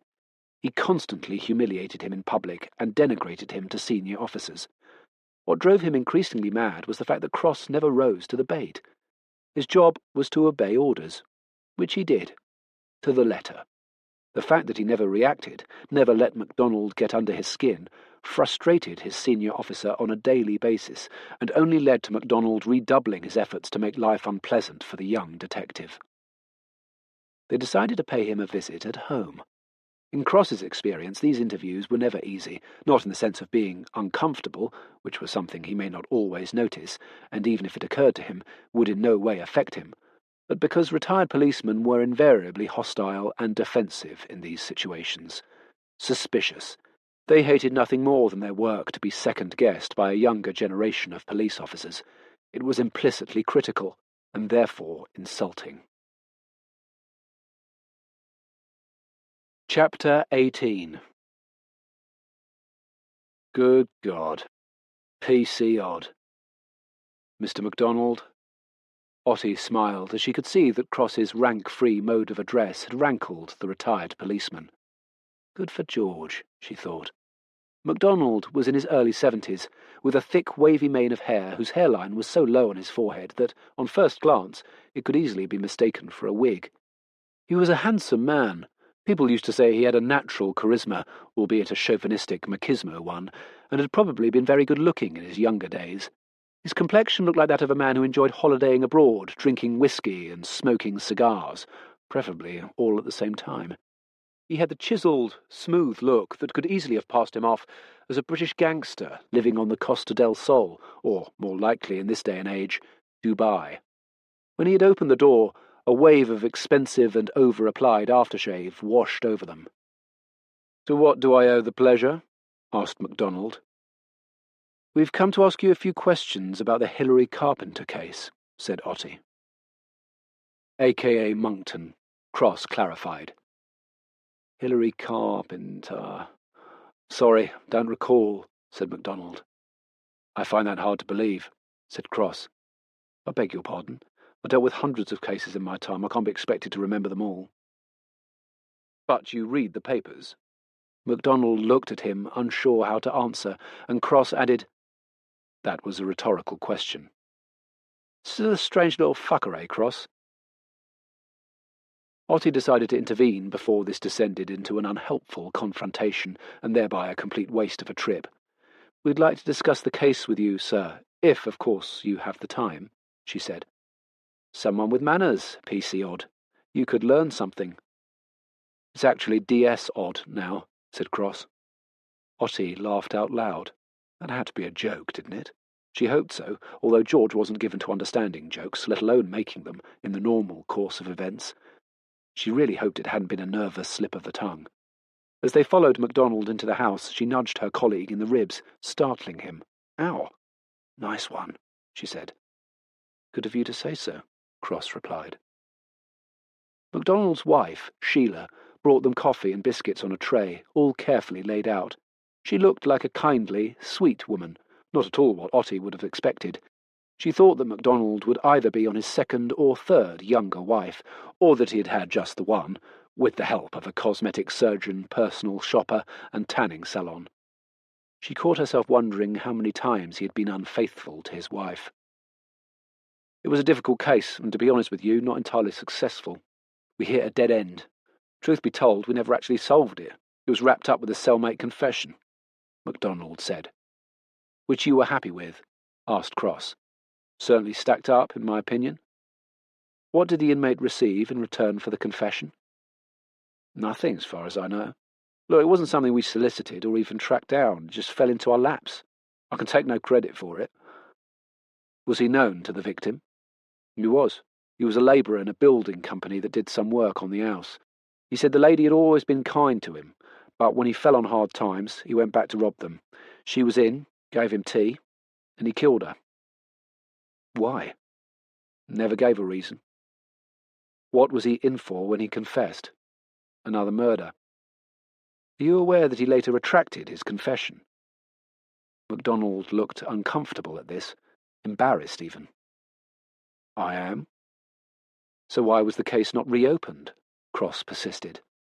"I've no idea. I'd retired by then, but you know the workload the department has, and anyway, what are you going to believe, the confession or the retraction? You're aware he's since been released?" "We are," said Otti.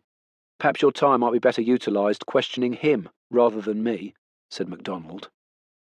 "You took early retirement, did you not?" said Cross. "Yes." "Any particular reason?" "I'd say that's none of your business, and certainly falls outside the purview of your inquiries." Cross said nothing, but just stared at the man as he was often prone to do in interviews. He was trying to read him, but the person opposite him was well versed in the art of the interview himself, and, if he was hiding something, was doing a good job of it. But, as was often the case with Cross, his interlocutor felt the need to fill in the silence. "You have someone in custody, do you not?" asked MacDonald. "So you are aware of the Leonard Carpenter case," said Cross. "I've read about it." "Then surely you must have read about his wife's murder previously, Hilary Carpenter. Why did you pretend not to remember it?" Cross asked. "Truthfully, I'm embarrassed. I failed, and now it seems the husband has suffered the same fate." "Did you know Leonard?" "Of course." "Did you know he was back in Bristol?" "Of course not. Did anyone?" "When was the last time you saw him?" "I'm not entirely sure. Years ago. It was all a bit awkward. He became obsessed with his wife's murder, managed to find out where I lived and was round here all the time, pestering me. Bit of a nightmare, to be honest." As they left the house, a modest suburban semi in Westbury-on-Trim, they both noticed a brand-new Jaguar XF parked in the drive.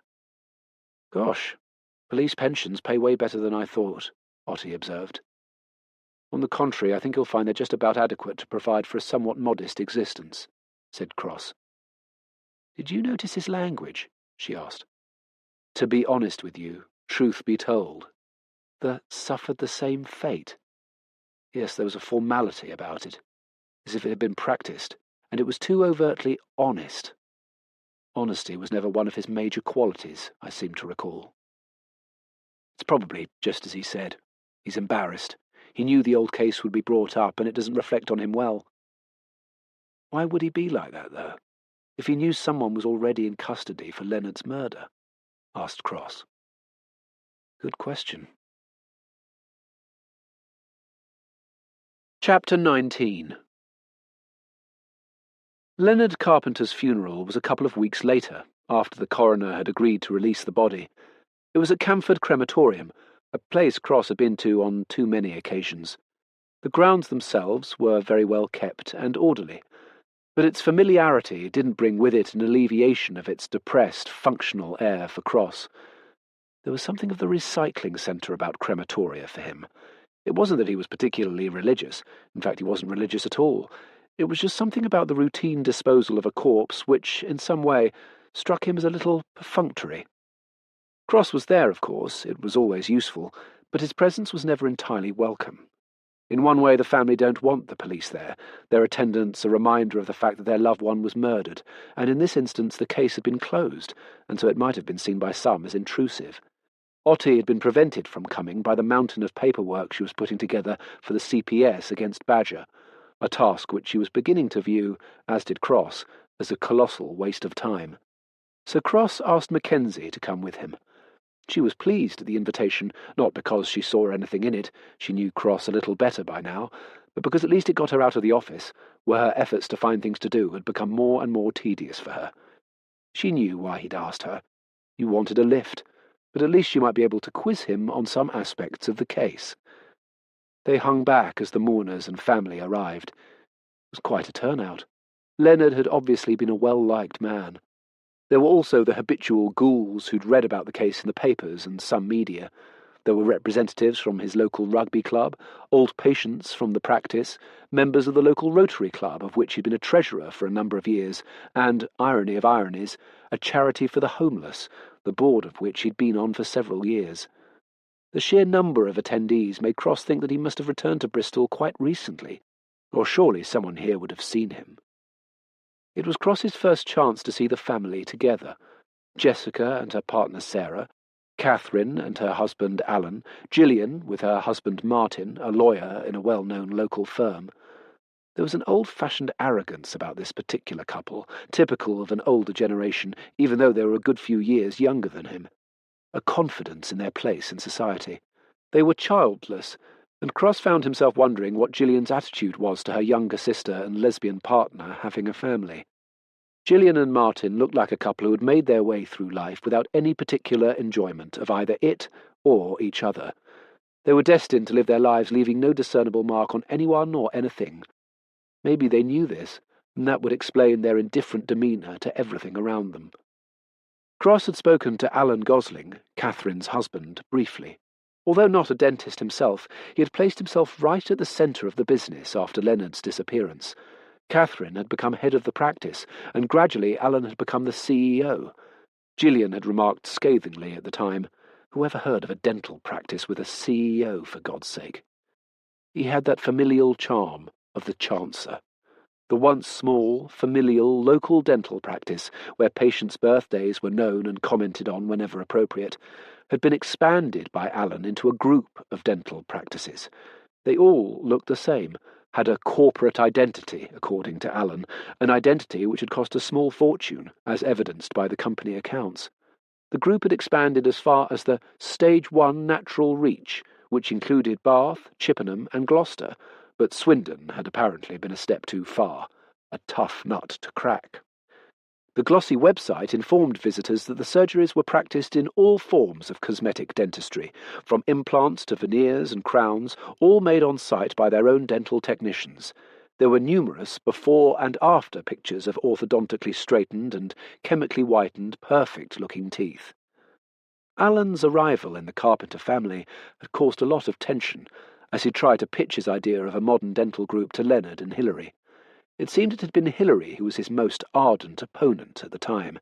She felt he knew nothing about the business. Leonard had spent a lifetime building up a solid and profitable business. They were well off, lived in a lovely home, and had privately educated all three girls. It would seem she had a point, as Cross's examination of the company accounts revealed they were far from healthy. Alan had borrowed and mortgaged heavily to roll out the group. He'd situated the practices in prime sites with accordingly high rents. As for his salary, he paid himself as much as their highest-paid dentist. In all, they were just about breaking even. It had always been the ambition to create and sell the business, making a small fortune for them all. They would sell to a larger group or a health insurance company, which was now moving into the market.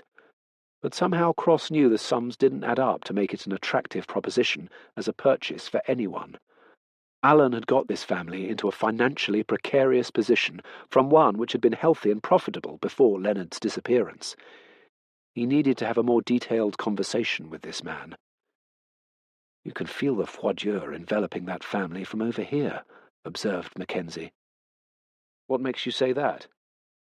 "None of them are looking at each other. In fact, I'd say they're avoiding eye contact. Catherine and Gillian don't seem remotely upset. Only Jessica." "I see. Alan seems upset, though, which is odd. He doubtless thinks Leonard's story and murder isn't good for business." "That's cold. Aren't the majority of murders done by people known to the victim, family members or friends?" "That'd be an accurate statement, yes. If it wasn't Badger, do you think it was someone in the family?" "It wasn't Badger, and when you say think, it would be more accurate to say speculate, because speculation would be all it was." "No, I meant think. I was referring to you and what you might be thinking. I suppose the question is, why would any of them want to kill Leonard?" "Wrong question. The correct question is, why would anyone have wanted to kill Hillary? After the service, people gathered, as they do, to look at the floral tributes now arranged outside, an exercise Cross never understood. For the family, yes, it was interesting to see who had sent flowers, particularly if sent by those who couldn't attend, but for everyone else it struck him as an awkward, compulsory ritual, a polite, cursory glance, followed by an expression that says how loved the deceased was. It was then that Cross noticed MacDonald talking to Jessica, who seemed a little shocked to see him there. She pulled back as he went to take her hand, at which point Alan came over to rescue the situation, guiding MacDonald away with all the adroit skill of an ambassador's wife. Cross watched them spend some time in conversation. About what? He wondered. As he was thinking this, Jessica appeared at his side. "Do you know what he's doing here?" she asked. "I'm afraid not," Cross replied. "My father hated that man." "Really?" "He thought he didn't do enough. He always felt his interest in finding my mother's killer was half-hearted, that he gave up too quickly when the opportunity presented itself. It's not uncommon for victims' families to feel that, when a case remains unsolved for a period of time. Nevertheless, he should have known he was unwelcome." "Your brother-in-law wouldn't appear to think so. Seems they have much to discuss." "Well, he would, wouldn't he?" "What do you mean by that?" "Good customers, the MacDonalds, always sending their waifs and strays to the practice." "Sorry, that was wrong. I'm finding all of this a little overwhelming." "Of course you are." Cross almost jumped as Mackenzie joined the conversation. He had completely forgotten she was there. "I keep wondering whether any of these people passed him on the streets recently. Unknowingly, of course, but the chances are they did, and if they'd known, maybe things would have turned out differently," said Jessica. "I'm sorry for your loss," Mackenzie continued. "You came to the house to get Dad's stuff." "I did. I'm Alice. This is my card. Please, have it." Cross turned to her. "You have a card?" he asked. "Well, no, not really. It's the office card. I've just put my mobile number on the back." "Why would I need it?" asked Jessica. "In case you want to ask anything. It'll be easier for you to get hold of me than the detectives working the case." "But I thought the case was closed." Mackenzie realized her mistake and covered up quickly. "It is, but you still might have questions." "Thank you." She walked away. Mackenzie turned to Cross. "I'm sorry." He didn't reply. She thought this was an implicit criticism of what she had just done, but she was wrong. He was, in fact, thinking that she was doing all she could do to make herself useful, to give her role validity, and he liked the amateurish touch with the card.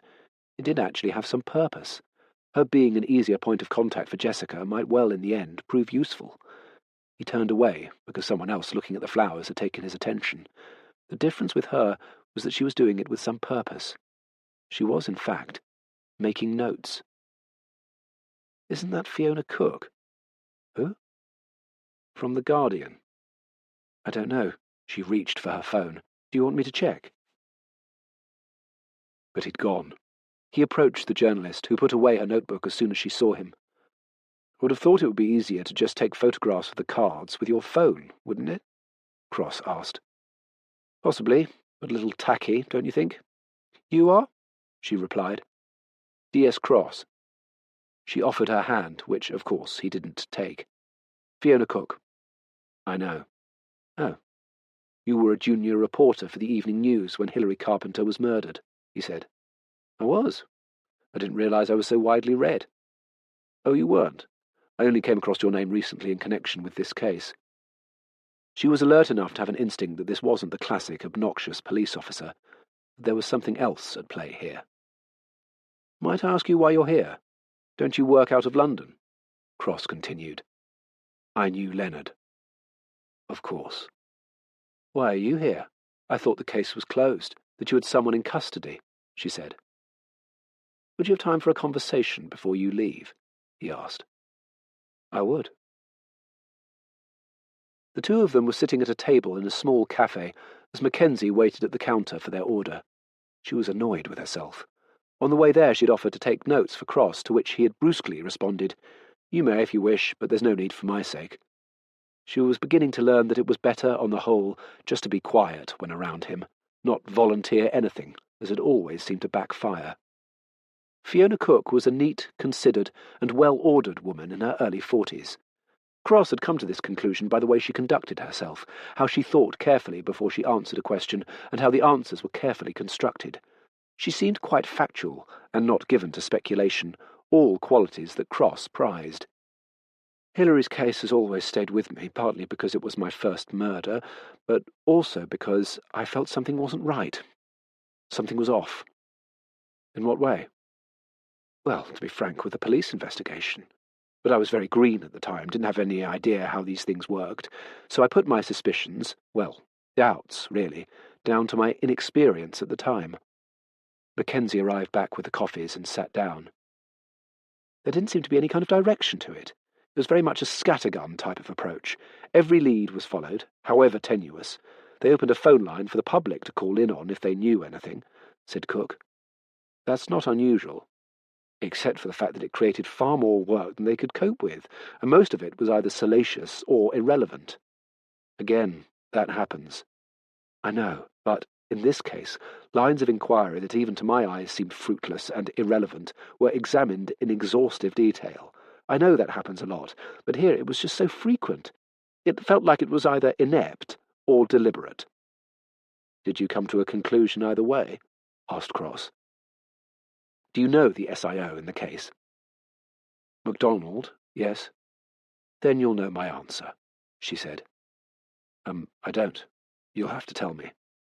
Deliberate. No doubt in my mind. It just happens so often. The question was, why? Who were your suspects? You must have had a list, asked Mackenzie. It was all Cross could do to stifle a sigh at this interjection. No, I didn't. I don't like making assumptions. Having a list of potential suspects seems to be a contradiction in terms. It means you're making and relying on assumptions and trying to make those on your list conform to those assumptions. Coming at it the wrong way round, Cook replied. Cross approved of this, unsurprisingly, as it mirrored his approach completely. How are the family? Cook asked. Divided, said Cross. They always were.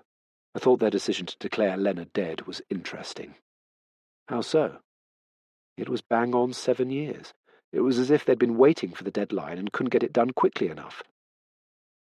From what I've gathered, it was Catherine, or more accurately, her husband, Alan. He wanted to expand the business, said Cross. Leonard didn't trust him. In fact, I'd go so far as to say he disliked him, Leonard and Hillary both. Will you be writing a piece about it? My editor's not interested, I'm afraid.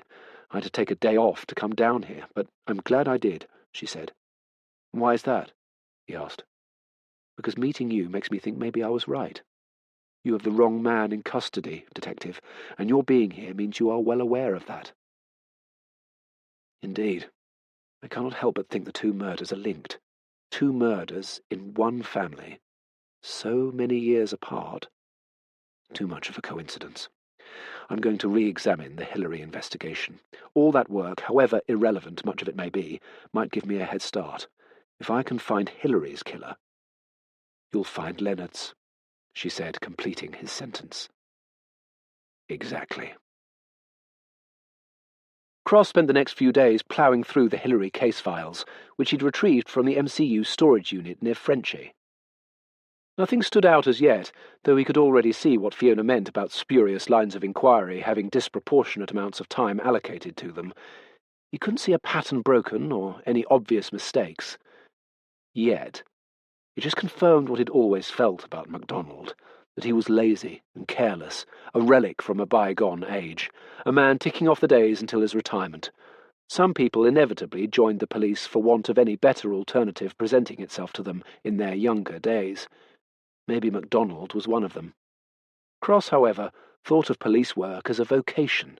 If it wasn't, how could you explain the acceptance by officers of such antisocial hours, and, in so many cases, the destruction of any semblance of a family life they thought they had? The lack of any vocation at the start of their career inevitably led to a cynical, just-get-through-it mentality towards the end. MacDonald was a classic example of this, which was why Cross had given up going through Leonard's archive for the time being. He felt his time was better spent finding holes in MacDonald's original investigation. Having said that, the photograph of the footprints in the mud still puzzled him. Why was that the one item from his researches into his wife's murder that Leonard had taken? More pertinently, what was so important about it that he had gone back to the family home to look for it? Why would he risk being discovered? Did it contain an answer to the puzzle? Or was it like most of his archive, a red herring, a dead end? Chapter 20. Cross was mulling over the photograph in his head the next Sunday morning as he and Raymond sat on a bus, the number 75, indulging in one of their regular weekend outings. This week, they were going to the Bristol Aerospace in Filton, which housed Alpha Foxtrot, the Concorde which made the last ever passenger supersonic flight. It had been on their to-do list for some time, but as happens with things local to people, they had taken it for granted, because it would always be there, and places of interest miles away, often difficult to reach, somehow took precedence. For Raymond, it was a prospect redolent with mixed emotions. He had worked there for years, and now he was about to see his beloved aircraft, a project he devoted a good deal of his working life to, reduced to a museum exhibit. Much like himself, he thought, although undoubtedly more visited.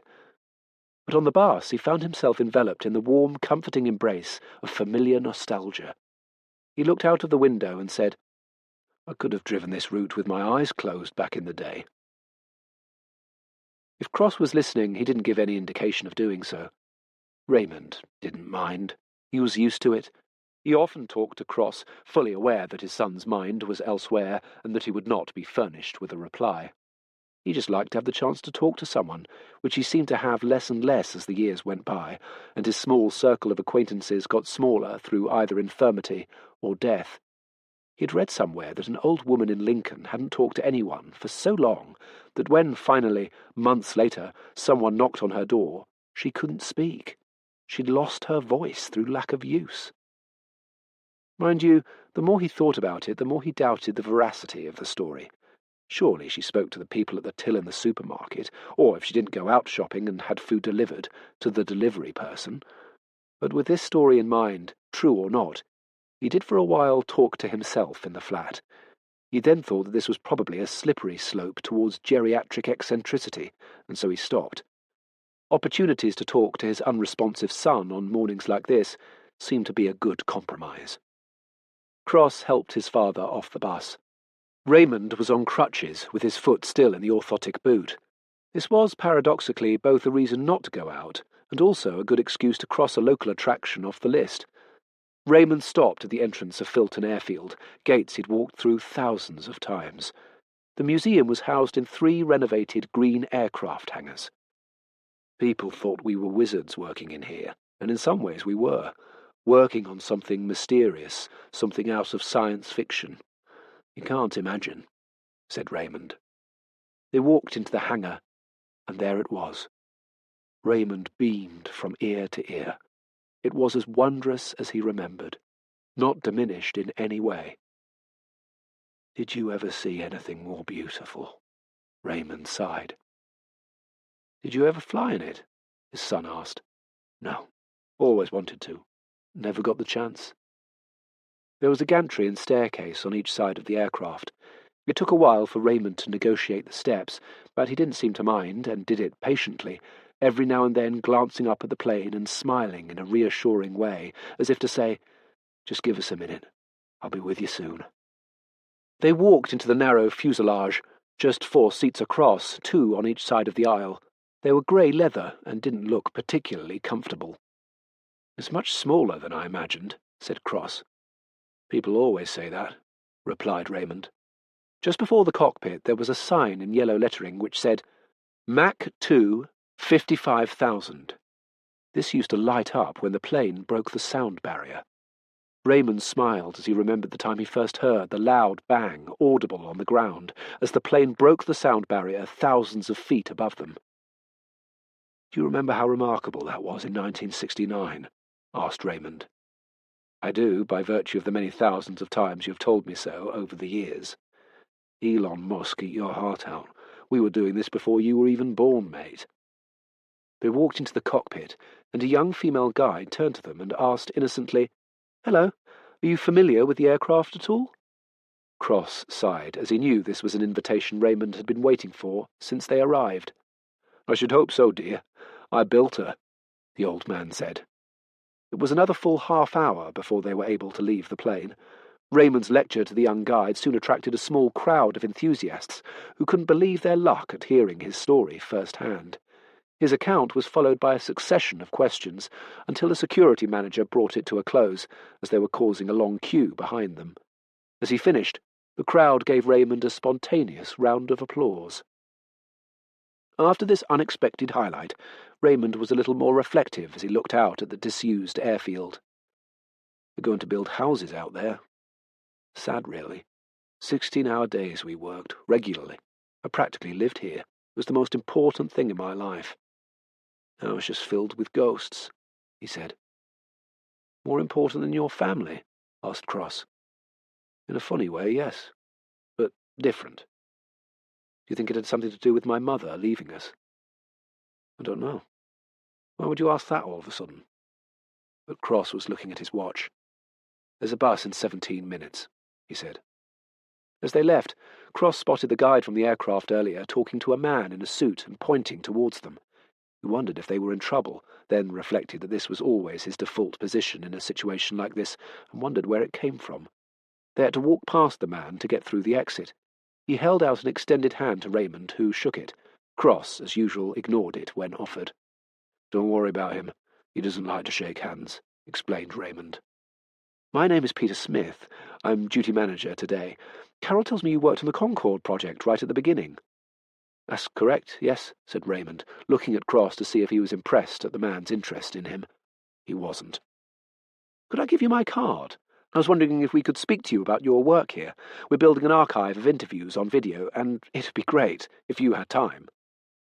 "I'd be delighted," Raymond replied, giving the man his number. Cross was pleased that his father was pleased, and thought his being interviewed would be a good thing. So much history is needlessly let go.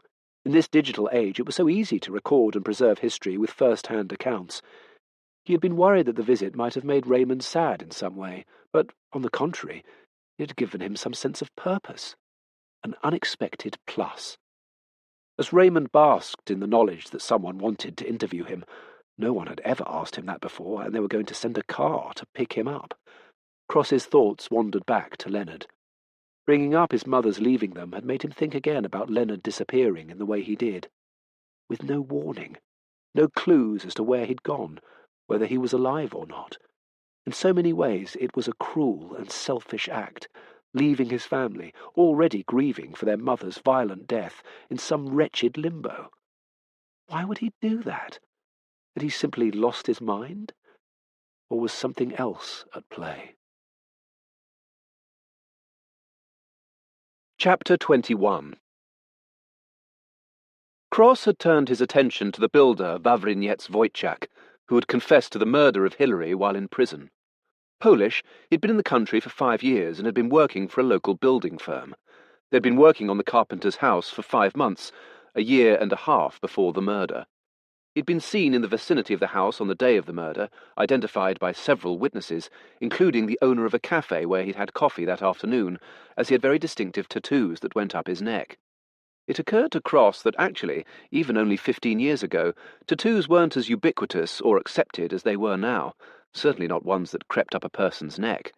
When he was young, tattoos seemed to be confined to either ex-servicemen or slightly unsavoury characters.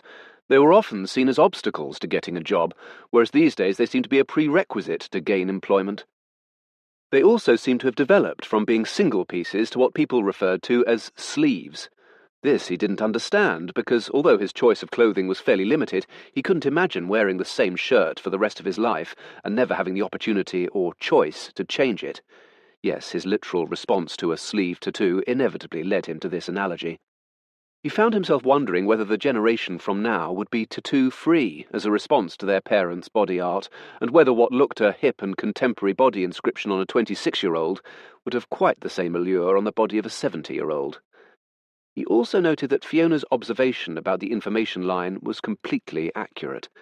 It wasn't so much the number of calls to the line, that seemed about average for such a situation, but rather that the amount of time dedicated to looking into the most unlikely calls seemed disproportionately high. Was it that MacDonald was grossly inefficient and lazy, or was something else going on? Cross made a few calls to some recently retired detectives, well, the handful that would take his call, and what became apparent was that, although not universally popular, MacDonald was thought of as a good, thorough, if a little predictable cop. So was what Cross was reading out of character?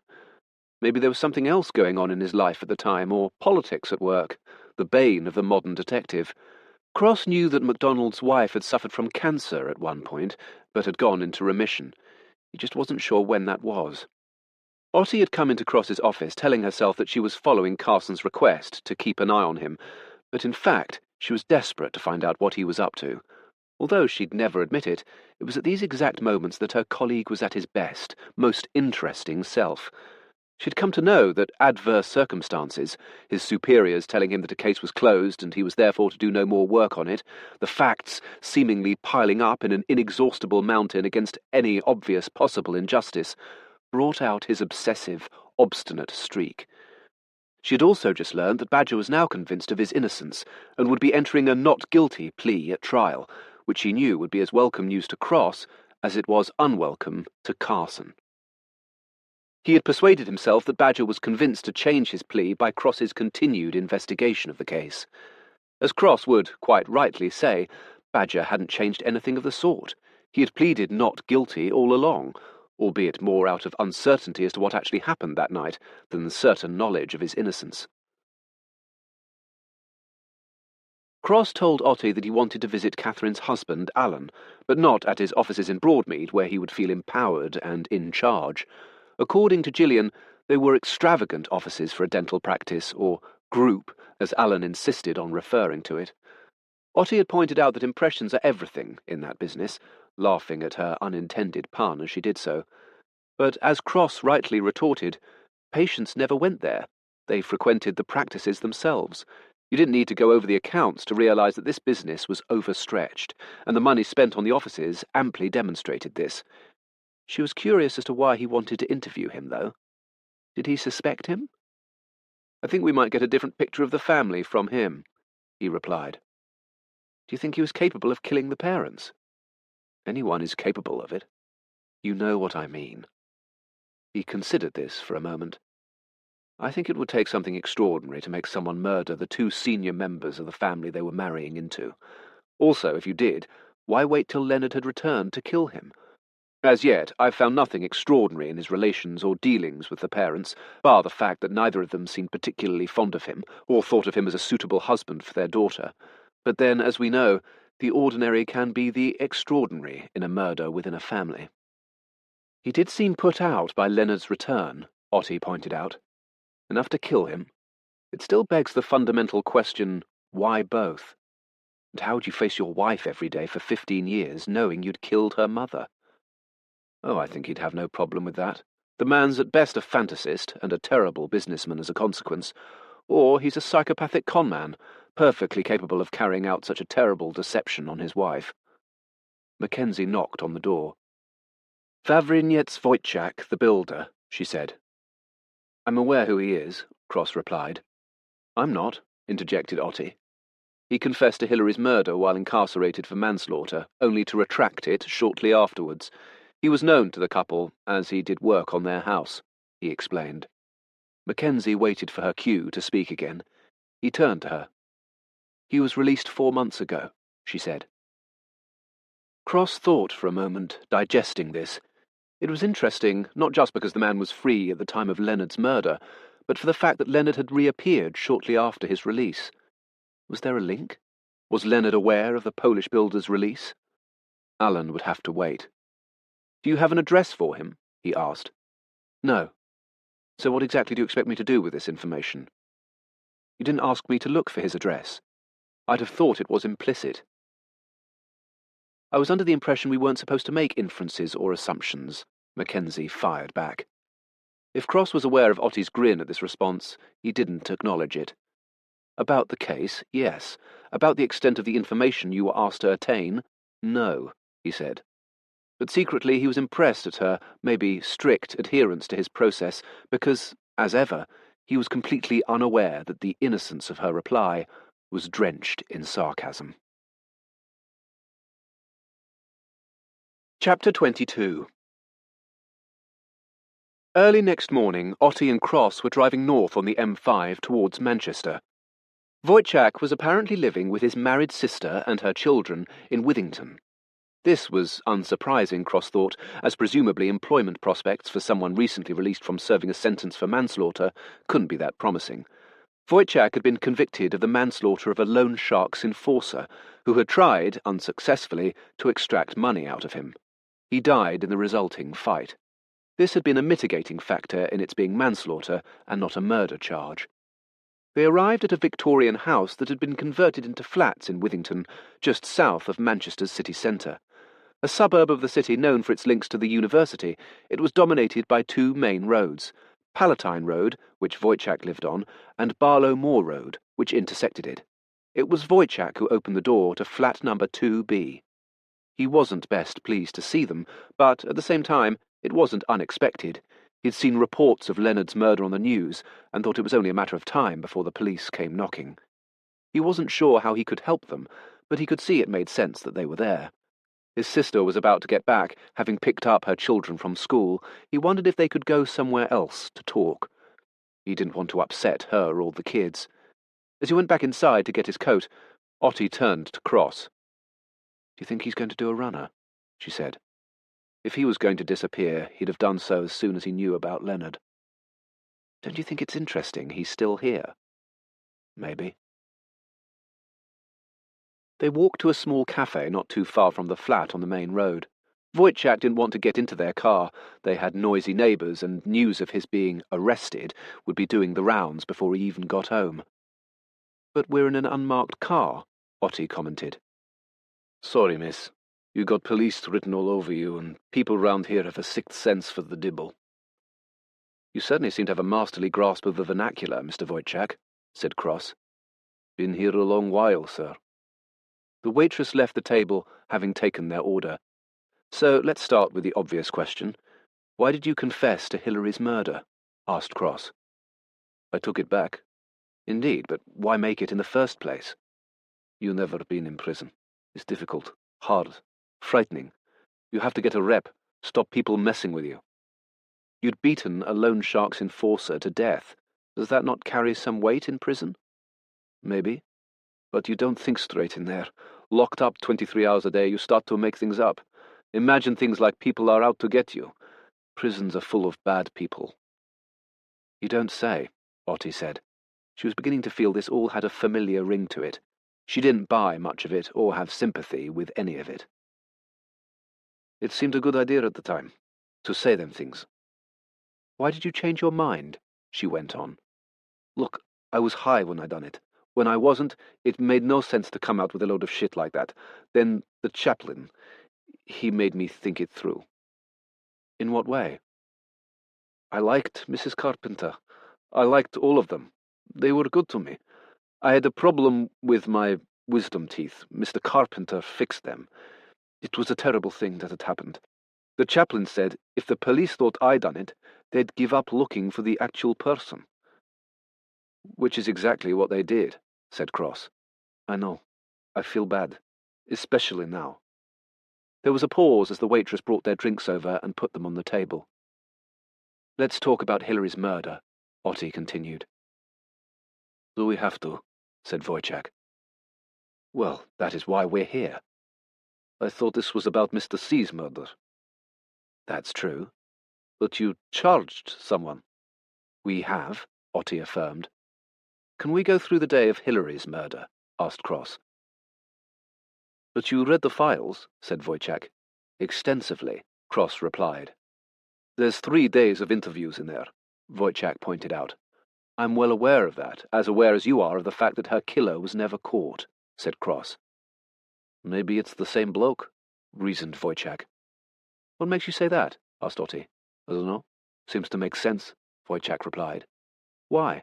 she asked. "I've no bloody idea. I've no bloody idea why these people were killed," said Wojciech. He'd raised his voice, and people had turned round. He lowered it and leant across the table to be heard. Cross found himself thinking how the word bloody always seemed to sit badly with people for whom English was a second language. Unconvincing, almost. I told you. I told them at the time, and I told them later in prison. I didn't do it. But you were there. Where? Cross noticed that he reacted ever so minutely to the question. Why? What did he think Cross was asking? But something had put him on edge. In the area. You were in a cafe, much like this, on the afternoon of the murder, roughly around the same time as it happened, he went on. Pretty much exactly the same time, actually, affirmed Dotty. Look at this from our point of view. You're in prison for years, then shortly after your release, the husband of a woman you claim to have murdered is himself killed. I told you. I took it back. Otti wasn't sure where to go next with this, and so said nothing. Cross decided on a change of tack. Tell me about Hilary, he said, finally. Mrs. Carpenter? Yes. She was a good person. It was a terrible thing that happened to her. Why would anyone do that? Such a thing. How did you know them? I worked for a builder. We made extension on the back of the house, and the patio. How long was that before her death? About a year? And you had seen her in between? In between? Finishing the work and her death? Oh yeah, I lost my job. The builder was a good builder, but not such a great businessman. Got done for VAT. So, one day I met her in the supermarket. Did she remember you? Yes. Why? You must have been one of several builders there. I was a chippy, carpenter, joiner. Jessica got some guinea pigs for her birthday. I built a run for them in the garden. As a surprise. No one asked me. I used surplus wood and other stuff from the build. They were happy, especially Mrs. C. Mr. Leonard, he was always working, not around a lot. That was thoughtful of you. Kind. Nice family. Good people. Mrs. C. always making tea. What did you talk about in the supermarket? She asked me how I was. She knew about Ron, the builder. Asked me what I was doing for work. I had no job, no work. So she gave me some, odd jobs that needed fixing. Then she lent me money to go and visit my mother in Poland. She was sick. She died. Mrs. C. lent me money so I could go back see her before she died. I see. So what happened on the day she was killed? Asked Cross. I don't understand. Why were you in the area? Asked Otti, who was getting increasingly impatient. To pay her back. The money. She didn't want it, but it was £500. I pay my debts. Did she know you were going? She continued. I was supposed to go the day before, but I couldn't make it, said Wojciech. When? She asked. I don't know. 3, I think, he said. You seem to have a good memory for all the details, said Otti. When you spend all that time in a police interview room answering the same questions again and again, it's hard to forget, said Wojciech. So what time did you go the next day? She persisted. I didn't, but you know that, he said. Why not? She asked. I had a call about some work, he replied. At the cafe? Yes. Did you call Hilary to tell her you couldn't make it? Asked Otti. No. Why not? She said. I don't know. I had to go somewhere, he said vaguely. Where? She asked. Like I said, to meet someone. About work, he said, getting a little tired of this. Who? I don't remember. Someone I didn't know, he said. Did you get the work? Otti asked. He didn't show up, he replied. You got a call from someone you didn't know, whose name you can't remember, about work, but he didn't show up, said Cross. Yes, the builder replied. So why didn't you go back to Hilary's house? Cross went on. Is this a police interview? Are you arresting me? Said Wojciech. No, we can if you want, but what would your sister think about that? Said Otti. Where were you on the night of the 30th of last month? Asked Cross. With my sister, he replied. How can you be so certain? Asked Cross. Because I'm not stupid. It's the first thing I worked out when I found out about what happened to Lenny, he said. Worked out? Said Cross. Okay, so my English is not so great. I knew you people were going to come, Wojciech reasoned. So you got your ducks in order, said Otti. No. Josie, said Cross. It was unusual for him to use her first name in a situation like this, so she decided to back off. "I had to know where I was, so I could tell you," said Wojciech. "And she can confirm that?" Otti said, unable to stop herself. "Yes, but like I said, I don't want her to know you are here." Cross took over. "Why didn't you call Hillary and tell her you couldn't make it that day? It seems a little inconsistent of someone who not only insists on paying her back when she's already told you it wasn't necessary, but also waits in a cafe because he's early for his appointment and doesn't want to inconvenience her," he said. At this point, the builder just clammed up. "Then we come to the fact that Hillary seemed to have a different appointment in her diary for the day before," Cross continued. "What?" asked Wojciech. "At the same time as you say you were supposed to meet her. She marked it with an initial, but it's not a P, or even a W." Wojciech looked puzzled for a moment. He seemed to be trying to figure that out. Was his memory of it all wrong? Otti, of course, thought he was just trying to come up with an excuse. But then he smiled broadly and looked up. "I. If it's initial and not mine, it's I." Cross looked at him. He had to be telling the truth. The chances of his stumbling on that letter by chance were 24-1, obviously, with maybe more chance with it being in the middle of the alphabet. "Explain," he said. "It was Jessica's nickname for me. Then they all used it. Except Leonard. He thought it was racist. But it wasn't. I thought it was funny. She was just a kid, and my first name, Vavrinets, not that easy to say. So... Igor. She called me Igor, like the Hunchback of Notre Dame from the movie Beauty and the Beast." Cross looked at him. He could not detect any signs of this man lying. He'd obviously made an impression on the Carpenter family, but none of this was in the interview transcripts or the other documentation, which seemed odd. It was as if, being mitigating factors, there was something that someone hadn't wanted on record. "Can I use the toilet?" asked the builder. "Of course." "What do you think?" Otti asked Cross. "About what?" "About any of this." "I don't think he's telling the entire truth," he replied. "Really? That seemed plausible. All of it." But Cross was thinking. "Do you want us to take him in?" she asked. "Oh, no. I'm sure he didn't kill Hillary, and therefore, by extension, Leonard. I was fairly sure of that before we came. But he's not telling us everything. He's frightened," he said. "Of what?" "How things would look if he told us the truth. But give him time." "Give you time, you mean," was what Otti was thinking. If Wojciech was keeping anything back, Cross would get it out of him. She was also beginning to think that he wasn't stupid. He'd been expecting the police to come and visit him ever since he'd heard about Leonard's death. If he'd been involved in either murder, he'd more likely to be hiding out in Poland by now, rather than being easily found at his sister's house. Wojciech came back to the table. He'd bought them all fresh coffee. "Thanks," Otti said. "So, Vavrinets, may I call you that?" said Cross. "Of course. I'm impressed with your pronunciation. You like this family, the Carpenters?" "Yes." "But you have regrets." "About what?" "Why don't you tell me?"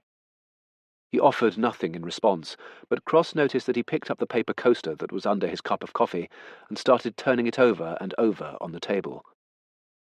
"Did you know that Leonard was aware of your confession?" he asked. Wojciech didn't even look up, concentrating on turning the coaster over perfectly on its edge. "Whether you knew or not, you must have assumed he did, that they all did. The police would have told them. But I know for a fact he did, because, you see, I have his diaries, his archive. He was investigating his wife's murder. Obsessively. It took over his life. I think in the end, it may even have been what took his life. But he mentions you. He talks about your confession. Do you know what he says?" Cross probed. "No." "He writes how terrible things must be for you inside prison, for you to say such a thing, for you to confess to something he was convinced you hadn't done. He says, and I quote, 'What would be so awful to compel such a man to confess to such a thing? The murder of someone he cared for, was grateful to, was a friend to him. Things must be unimaginably bad for poor Vavrinets in prison.'" Again Wojciech offered nothing in reply. Cross carried on. "He told the police that they were wrong about you. He knew the reason you were in prison, and again his response was that he wished he'd known how bad things had become for you to be put in that position.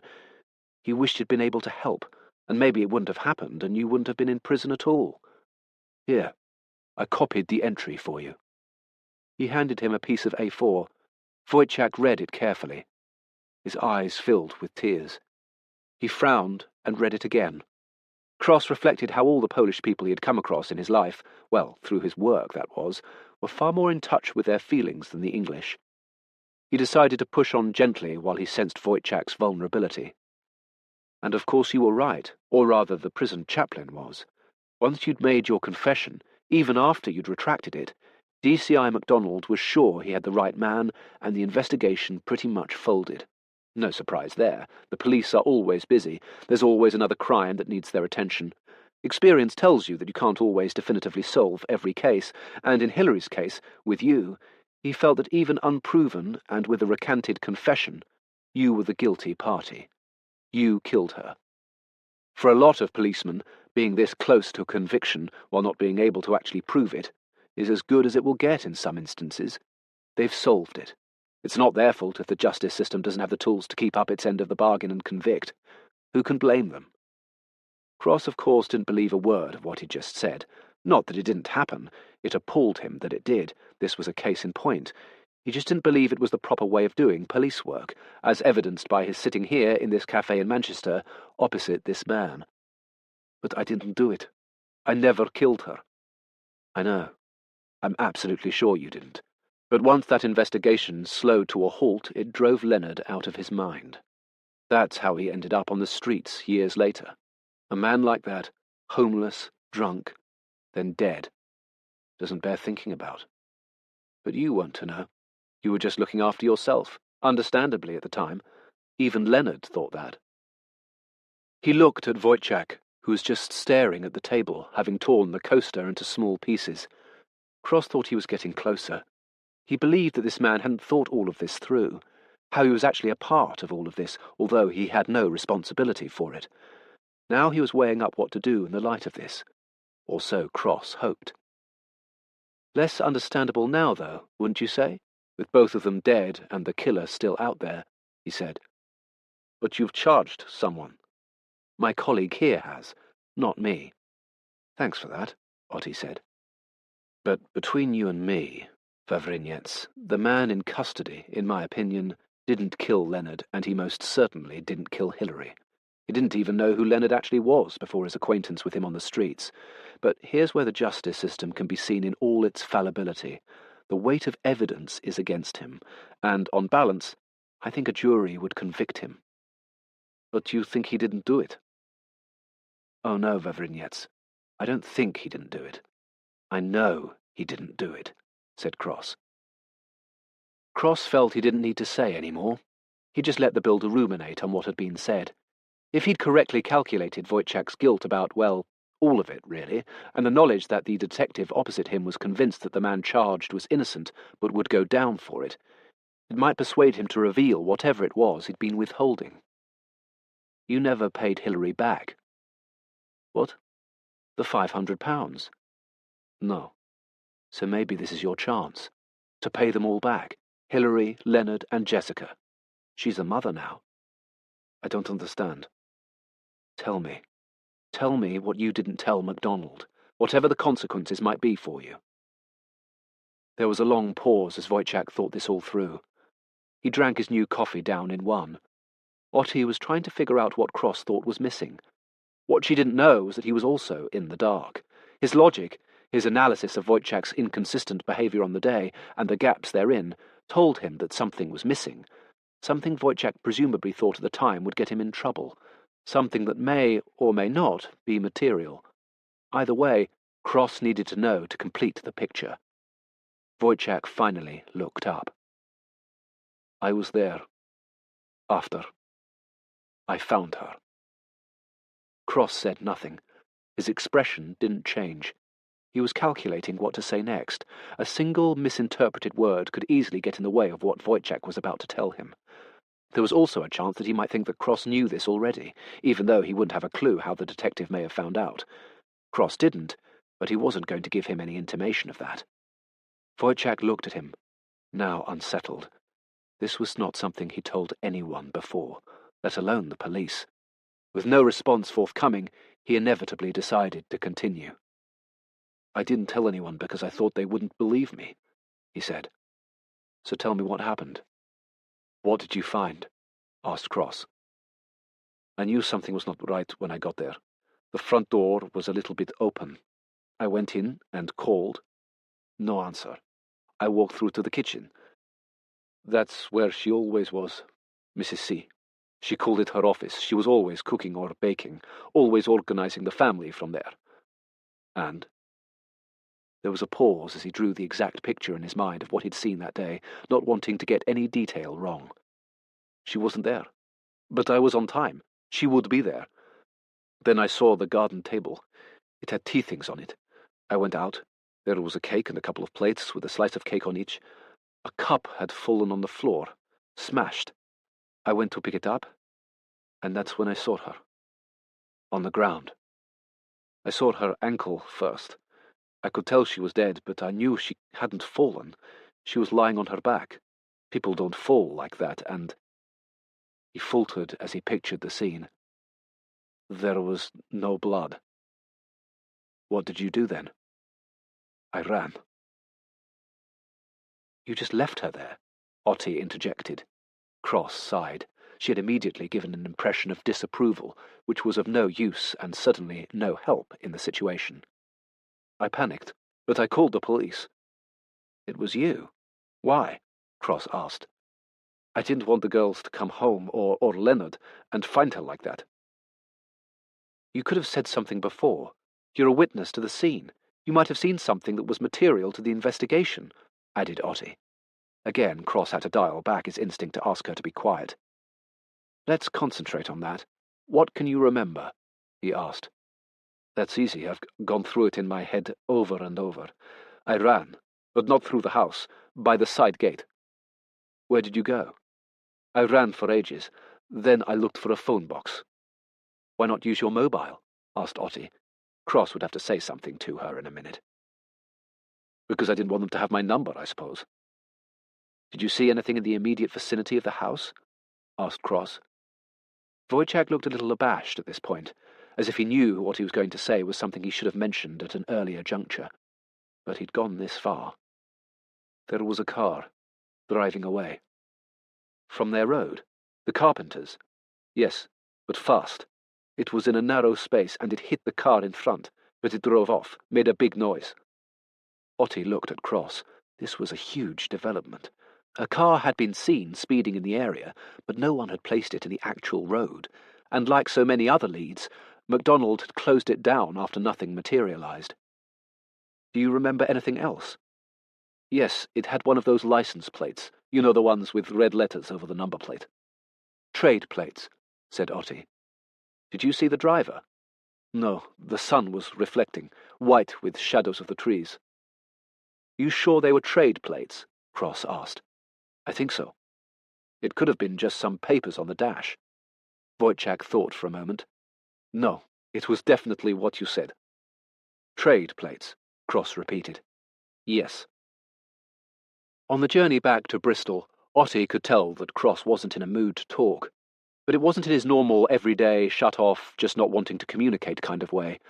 Something she had explained to him that was often perceived as rude in a two-way enclosed social situation, such as a train or car journey. This, though, was different. It was obvious his mind was working through the various ramifications of what he'd just heard, coalescing it with what he had read in both the police and Leonard's files. This was exactly what he was doing. Trade plates. That had to be significant. Trade plates were basically used to save people in the motor industry from having to register and tax every vehicle that came to be in their possession temporarily. Apart from car dealerships, the range of businesses that might use them was quite small. It included car repairers. Cross felt this was unlikely. To use someone else's car in the commission of a murder just seemed too risky. Manufacturers of trailers, obviously immediately discounted, and valets. Valets barely existed in that area at the time, and even now there was only one which offered a collection and delivery service, which might require their use.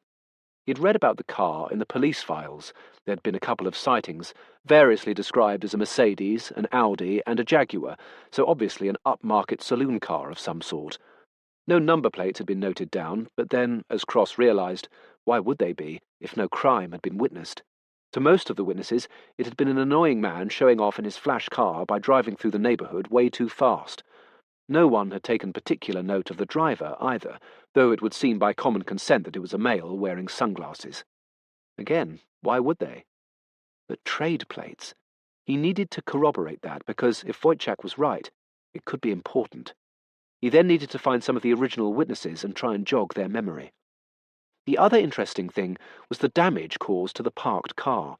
It hadn't been mentioned in the police report, but Leonard had discovered that one of his neighbour's cars had indeed been damaged, and had managed to narrow it down to around that time in the afternoon. The neighbour's nanny had been returning from picking up the children from school and had noticed it. Another neighbour had heard a loud crash around that time, but when she had looked out of the window there was nothing to see. Leonard had been convinced it was the killer's car, as he had told MacDonald on several occasions, to no avail. MacDonald had thought it not worth following, as no one could say when it had occurred. It could have been done hours before. This seemed an odd omission to Cross. To him it seemed, in a case where there were very few leads, that this was an important one that should have been followed up. He would ask MacDonald. Of course, had Wojciech made known the existence of trade plates, he was sure they would have made a material difference to MacDonald's attitude. As for Wojciech, his story made sense to Cross, even the cellmate confession. It had such a banal reasoning that it had the ring of truth about it. The way he had referred to Hilary as Mrs. C implied a genuine familiarity over a length of time which belied the possibility of his doing her harm. She'd found him a job, lent him money, which he was in the process of returning when he discovered her body. He was close to her and the family, but to Cross's mind not close enough for there being any emotional context to the possibility of his killing her. Cross's reading of Wojciech's behaviour in the cafe was that of someone genuinely contrite in not having revealed during his questioning that he was there at the time. Thank God he hadn't picked up the broken teacup when he saw Hilary's body. His fingerprints would have placed him at the scene, and that, together with the absence of any other suspect, and in the context of his being seen in the vicinity of the house at the time of the murder, being known to the victim, which would have been seen as her reason for giving him tea, made Cross think that he would have likely been convicted for a crime he didn't commit. It occurred to him that in such tiny details lay the difference between justice and a gross injustice. If Wojciech was guilty of anything, it was the fact that had he come forward earlier, maybe they would have found the killer and Leonard would still be alive. He held himself, in part, responsible for Leonard's death. It clearly affected him. Cross also felt that it was a sad state of affairs that someone like Wojciech had such little faith in the justice system, providing exactly that, justice, that he felt unable to call it in and wait with the body until the police arrived.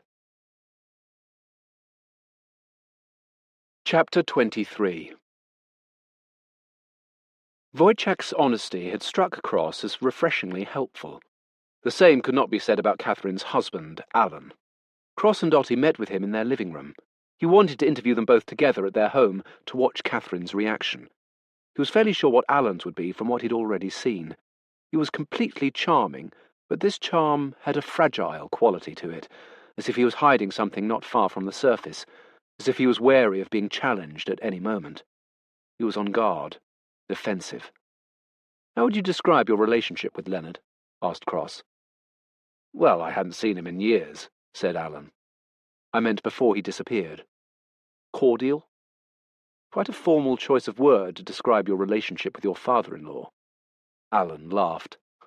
"Fathers-in-law are always a bit guarded with their daughters' husbands, don't you find? The cuckoo in the nest." "Gosh, is that how you saw yourself? As an unwelcome intruder?" Cross asked. "They got along just fine," Catherine interpolated. "He wasn't a difficult man to get along with. He was a kindly man. Too kind, some might say."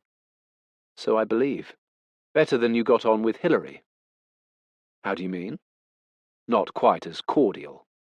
"I wouldn't say that, no." Cross produced some photocopied sheets. "These are pages from Hilary's diaries." Cross noted that this made Alan uncomfortable. "Isn't that an invasion of her privacy?" asked Catherine. When someone's been murdered, Mrs. Gosling, those niceties rather pale into insignificance, don't you think? She remembers the first time you met. Tried too hard, bless him. I think he's quite taken with C, said Cross. Alan laughed and turned to Catherine, who smiled grimly, as if more concerned about what might come next. But then there was the fallout. What exactly was that about? Asked Cross. I'm not sure I'd call it a fallout, really, said Alan. So how would you describe it? Well, it was a disagreement, just one of those things. Ottie had been looking over Alan's shoulder at some photographs on a grand piano. Big enough to mean they didn't attend your wedding? She asked. Cross looked at her inquiringly. Hilary and Leonard aren't in the wedding pictures, she said by way of explanation. Just your parents, I'm assuming, Mr. Gosling. That must have been a little sad for you, Catherine, your father not giving you away, said Cross. It was resolved later, Alan said. Even so, that's quite a statement, said Ottie. Perhaps, Mr. Gosling, you can tell me what the problem was from your point of view, Cross asked. It was just a disagreement over how the family business should be run. Why would you call it that at the time? It wasn't a family business. It was Leonard's dental practice, managed by Hilary before she stopped to become a full-time writer. I think you're being pedantic, said Alan. People often say that. Forgive me, but I think accuracy generally makes things much clearer. You didn't approve of the way Hilary ran the practice. Is that fair? Cross asked. She started out as a dental nurse, Alan replied. Catherine instinctively looked at her husband, hurt on her late mother's behalf, possibly. Why would you say that? Asked Cross. Because it's true. Leonard would have started as a dental student, as indeed did your wife. I started as a trainee policeman. We all started somewhere, Cross pointed out. It wasn't her background. I see. But that wouldn't necessarily disqualify her, would it? Countered Cross. Catherine worked there. If that's not a family business, I don't know what is, said Alan. She didn't join the practice till well after you met. She then had to leave, as relations were so bad, and didn't rejoin till some time after Hilary's death, when you became the practice manager, Cross went on. Group manager, he said. Practice manager at the time. This time it was Catherine who corrected him, Cross noted. You weren't completely convinced, were you, Catherine? He asked. I wasn't, initially. It seemed a betrayal, somehow, of my mother. That's perfectly understandable. Did you agree with your husband's plans for the practice? It made sense. It was a thriving practice. I've always been interested in dental health, so, from my perspective, if we could spread our standard of dental care wider, it was a win-win, she said. But that wasn't what interested you, Alan. What I mean is, you saw it purely as a business opportunity, Cross said. Dentistry is a business. Calling it anything else is simple sophistry, he replied. Would you describe yourself as an ambitious man? Is that a crime? Cross smiled. It is strange how often we hear that response in answer to a simple question. I suppose it must be because we're police, and it's an expression that readily comes to mind. But you are, no? Ambitious, he went on. Yes. And you felt Hilary had had no ambition for the practice before she left. Like I said, she had no business background. She couldn't see the potential. Not her fault. Unlike you. Indeed. I've been involved in several businesses, a portfolio, if you like, but my main business is basically the family dental chain now. Expanded quite substantially, Catherine chipped in. Successfully? Cross asked. I think the results speak for themselves, said Alan. How would you describe success in business, Ottie? I know it's not your background, but what is your laywoman's understanding of success in business? Asked Cross. Healthy profits, happy workforce, good turnover, she said. Would you agree, Mr. Gosling? Cross asked. Absolutely. And how exactly would you define healthy profits? What's your point? My point is, you certainly made a healthy profit from your businesses before you met Catherine, did you not? Alan didn't answer. Company cars, expense accounts, handsome remuneration, all at the expense of your investors. At their expense because the businesses never actually turned a profit themselves, strangely. The investors became aware of it, and when they did, you simply sought investment elsewhere, until, that is, your reputation went before you, and you ran out of potential investors. Then, of course, you simply declared yourself bankrupt. Twice, interjected Otti. The refuge of the unscrupulous, Cross commented. They were difficult times, said Alan. For your investors, undoubtedly. And that's where you underestimated Hilary, the former dental nurse with no business background, because she did her research and found out you weren't exactly as successful as you made out. That's why she wouldn't agree to your proposal, not because of the plans themselves, although I'm sure she had her doubts about those, but because of you, a twice-declared bankrupt. Alan said nothing, and Cross, as was his way, just looked at him long and hard, trying to read the signs. Which made it so difficult for your fiancée. She was forced to make a choice between her mother and her future husband. That's why Hilary didn't come to the wedding, not because she didn't like your business plan, but because she didn't approve of you, per se. It was at this point that Cross noted Catherine looking at an imaginary piece of lint on her skirt. So how are things going at the moment for the group? Asked Otti. Very well. You only have to look at the website to see how well, said Alan. I myself prefer to consult Company's House to get a more accurate picture, a bit drier, less razzle-dazzle than a website. I've got the figures from 18 months ago here.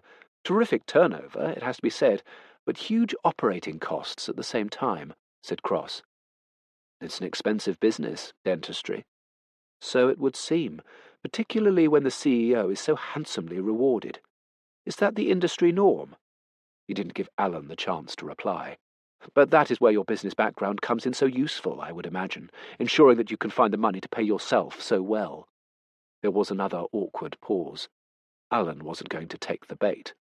You actually earn more than the majority of your dentists in your group. Again, I find myself asking whether that is normal, Cross asked disingenuously. I bear a lot of responsibility for the group as a whole, Alan replied. You've actually made an operating loss for the last 3 years, yet you've awarded yourself substantial annual bonuses and salary increases. All approved by the board. Oh, I'm sure it's all above board. That's not what I said. I'm well aware of what you said, Mr. Gosling, said Cross. As for the losses, we're in a period of transition. We're expanding, hence my bonuses. But explain this to me. What are you being rewarded for when you're not actually running the business at a profit? Cross asked, as if he genuinely didn't understand how this could work. It's complex, and not something that can be understood by simply looking at Company's House figures. You actually believe that, don't you? You actually think you're doing a great job, when the reality is that anyone with a modicum of a business brain would look at these figures and see the situation for what it is, a chief executive milking a business operation for all it's worth for his own gain. What do you think, Mrs. Gosling? She said nothing, and there it was, the crack in the whole thing. She didn't approve of any of this. She was genuinely interested in dental health. That's what she had trained for, what her father had brought her up to believe. Dentistry, not Botox, lip fillers, and all the other procedures her husband had introduced. Maybe she was more in agreement with her sister Gillian than she had let on in their previous meeting. But she was trapped. Maybe mixing marriage and business wasn't such a great idea. Cross decided this had gone on long enough, and he would move it on. He went back to the pages copied from Hilary's diary. Walter Mitty with an edge. How he can talk about business with such apparent authority and no regard for his failures is terrifying. Other people were and are always to blame for his mistakes, and he sounds so plausible. He's managed to poison Catherine against us, our own daughter taking his word against ours. I never thought anyone would be able to do that. He's a snake, a viper, a fraud, Cross read out. Catherine got up and left the room. Otti looked at Cross for a cue. He nodded, and she left. Strong words from a mother-in-law. And how wrong she was. Alan smiled sympathetically, as if in his magnanimity he was willing to forgive her. I should also point out that my taking over the group gave her the opportunity to leave and write, something she'd always wanted to do. Deluded. No sense of reality. Head in the clouds. Won't face the truth of things even when they hit him hard in the face. Might be her reaction to that, were she still with us. Alan smiled weakly at the fact that she wasn't, with just a hint of victory. Like so many people, he had come to the conclusion that the odd man in front of him was a bumbling, disorganized eccentric. Big mistake. Charles Morgan. Cross watched as Alan's expression changed quicker than he would have liked it to. He blanched. "Does that name mean anything to you?" Cross asked. He often sounded genuinely curious when he asked questions like this. In many ways it was because he was exactly that, really curious. "You wouldn't be asking if you didn't already know," said Alan. "One of your former investors now serving 12 years for pension fraud. The courts really don't like pension fraud. It really gets under their skin. Yes, he was a former investor. Quite an unhappy one in the end. He was well aware of the risks. That's not exactly how he sees it." Alan said nothing, waiting to see what this implied. "He's well known to us, which is why we were, to put it mildly, surprised to find you in business with him, someone of his reputation and methods. He doesn't like losing, does he? Doesn't like losing one bit." Catherine and Otti came back in, Catherine holding a cup of tea with both hands, the way people do when they're seeking either warmth, or, in this case, comfort from it. She sat down on a nearby armchair, rather than back next to her husband on the sofa. Distancing herself, Cross thought. Particularly losing money, and his actions, when he does, have landed him in hot water on several occasions, Cross continued. "You talking about Charlie Morgan?" asked Otti, knowing full well they were going to spring this on Alan. "Indeed we are," replied Cross. "I hear he's got much better in recent years at keeping his violence at arm's length," added Otti. "Well, until he was incarcerated," Cross reminded her. "That's true, but these people always have a way to get things done even from inside, particularly when they feel ripped off," she said. "Which was exactly what he felt you'd done." "I'd refute that," said Alan. "Please do. We had a bad summer that year." "Another period of transition?" asked Otti. Cross was confused for a moment, then realized it had to be ironic. "Property investment, wasn't it?" "Correct." "I always thought property was a safe bet," Cross stated. "Depends how ambitious you are, or clueless, according to Morgan," said Otti. "DS Otti here has been talking to Morgan. He was very cooperative, once she'd managed to restore various privileges he'd had removed on account of violent conduct. Do I need to remind you about the proposition you put to him?" "It was a perfectly legal situation to making up his shortfall," Alan said. "This shortfall was presumably the £259,776 you owed him." Catherine gasped audibly. "What?" "Catherine, I can explain. I owed him nothing of the sort." "Not exactly how he sees it," said Cross. "It was an operating loss." "Ah, another one. They seem to follow you around. But with this one you avoided liability by declaring yourself bankrupt. For the second time. But then your friend Morgan threatened you, and you needed to find a solution quickly to preserve your ability to walk," Otti added helpfully. "Perhaps your wife could run us through the proposal."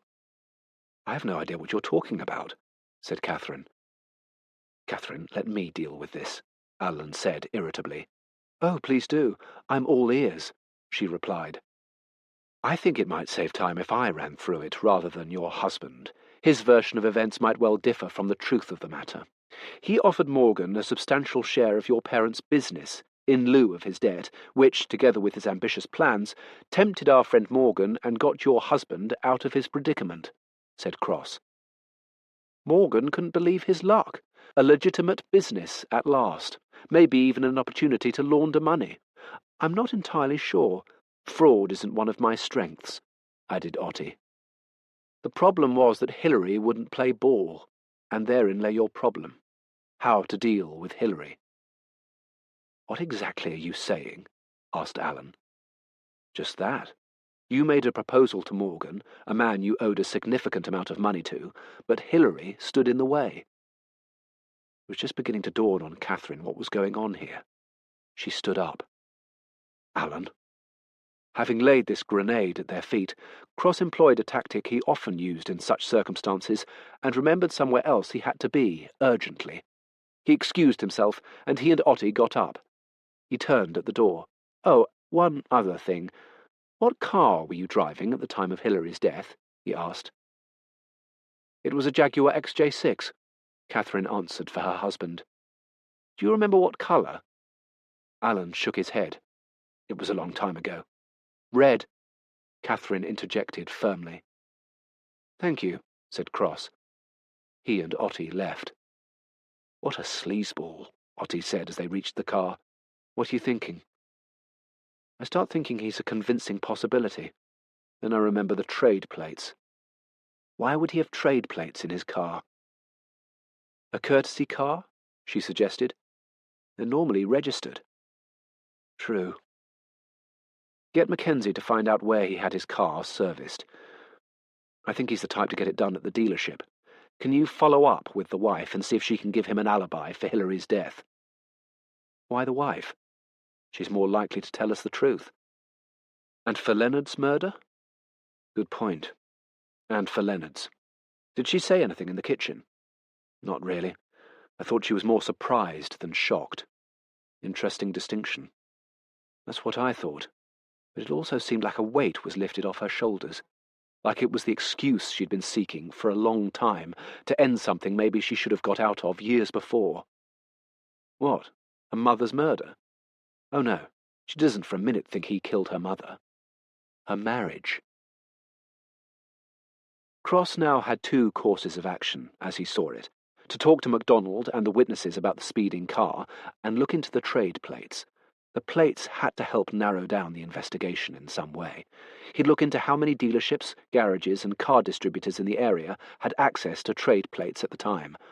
Wojciech's description of the crockery meant she was obviously expecting someone she knew to call round. In the original investigation, the police had assumed, incorrectly, that it was all laid out for Wojciech. But it was the wrong day. Also, it hadn't been mentioned that the front door had been left open in any of the reports, or Leonard's files. Wojciech must have closed it when he arrived. Chapter 24.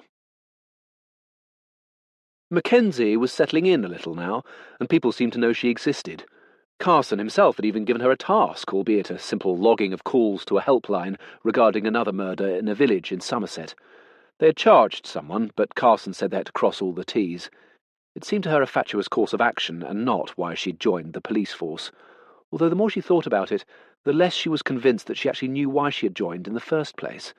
So her reaction to Cross's request that she track down all the witnesses who saw a mystery car around the time of Hilary's murder 15 years before, including the cafe owner, who had since sold up and moved, was conflicted. She didn't want to piss Carson off, but what Cross had asked her to do, albeit in a cold case, was much more in line with her idea of police work. However, she made the mistake of telling Cross about her concerns. "You are right to be concerned. Carson has given you a course of action directly which he needs seen through. He outranks me. I am also working on a case which he has specifically instructed me not to do, and I am therefore working under the radar, albeit on a case which is unsolved, the solution of which might in fact prevent the imminent execution of a gross miscarriage of justice." "So leave," Cross said. "What? No," she protested. Cross said nothing. "I'm sure I can do both," she continued. "As am I, demonstrated amply by the fact that I asked you to do it in the full knowledge of the task assigned already to you by DCI Carson." "I'll do it," she said. "Then perhaps next time you intend doing something anyway, you could dispense with the excuses and just say yes." Sure. Unless, of course, you want to try and give me the impression that you're doing me a favour." "No, which you're not." He just looked at her, which she took as her cue to leave, and so did. He picked up a piece of paper from his desk and said, "The list." She came back and took it. Carson wanted Otti to charge Whitby. CPS are convinced will secure a conviction, he told her. "What if it's the wrong one?" said Otti. Oh, don't start. Look, between you and me, I'm happy for Cross to go on looking into the Hilary Carpenter murder for the time being. It is, after all, a cold case, and I can therefore justify it upstairs. Do I think it the best use of our resources? No. Do I buy this theory of Cross's that it's the same killer? No. Why kill Leonard Carpenter? How did he find him if he knew him? None of the family knew where he was. He didn't even look like himself. He was a drunken, sad case, living off the streets because he had mental health issues triggered by the loss, the murder of his wife. Who wouldn't? But who would want to kill him? All questions which, when answered, may lead to his killer, she said. We have his killer, remember? You charged him, he pointed out. Yes, well, I'm not so sure anymore. Oh, Jesus. Then he looked at her for a moment. Hang on a minute. I can see what you're up to here. You're trying to get me to remove you as his partner by joining in with his double murder theory. Well, it's not going to work, he said. Two things I should point out. One, I'm not as Machiavellian as either you think I am or as you must be yourself. Secondly, you told me that the Leonard Carpenter case was my last with Cross, so technically I'm no longer his partner. Correct? Otti asked. Dismissed. Cross was cycling to MacDonald's house in Westbury-on-Trim, having snuck out while Otti was with Carson. He wasn't looking forward to it, as he would have to employ all the self-preservation tactics he'd used with MacDonald and others like him when he first joined the force. The way he was treated back then simply wouldn't be allowed now. It had got better over the years as his reputation as a good detective, one who got results despite, and in some cases because of, his odd ways, grew. But at the beginning, it had been like being in a dreadful boys' boarding school. At least he assumed so, not having been to one, or being picked for a school rugby team without the physique or any sporting ability, simply because no one else was free. These residual feelings remained with him, much to his annoyance, all these years later, despite his rank, age, and experience. He hadn't called MacDonald to make an appointment, preferring to give him no notice of his visit. When he arrived, he noticed that MacDonald's car wasn't there, just a small Nissan Micra, which he assumed must be his wife's.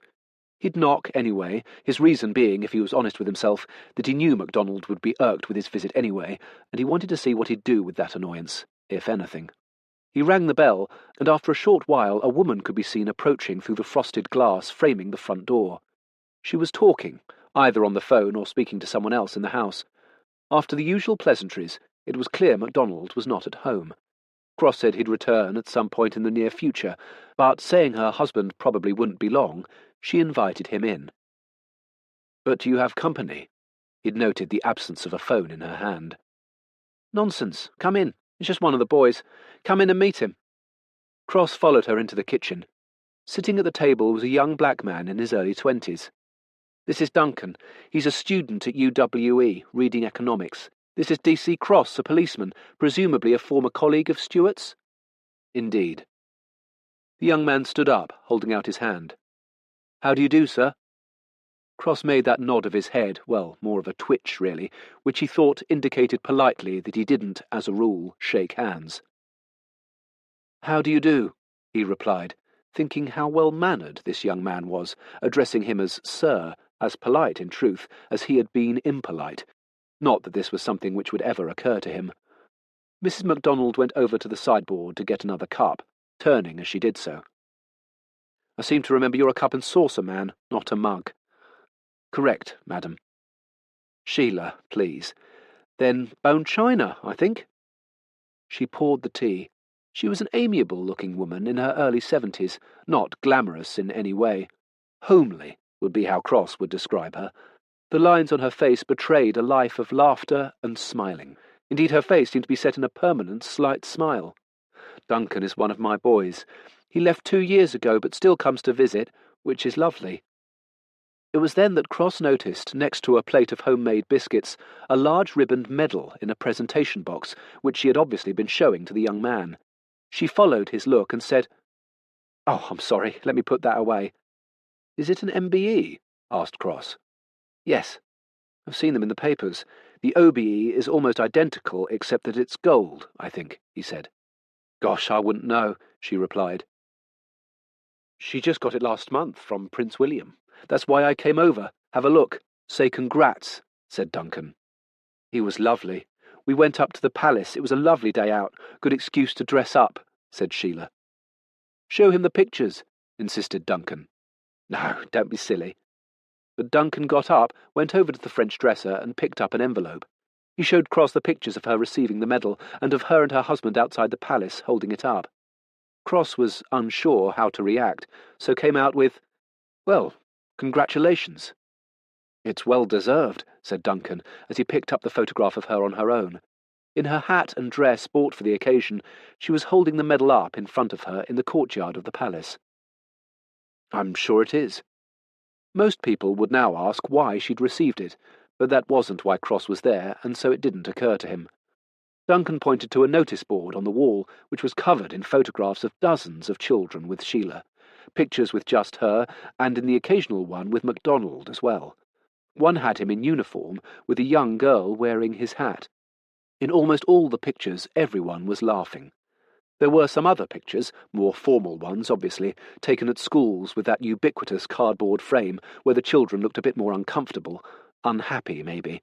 The children were all ages, from babies and toddlers to young people and teens, all a mix of races.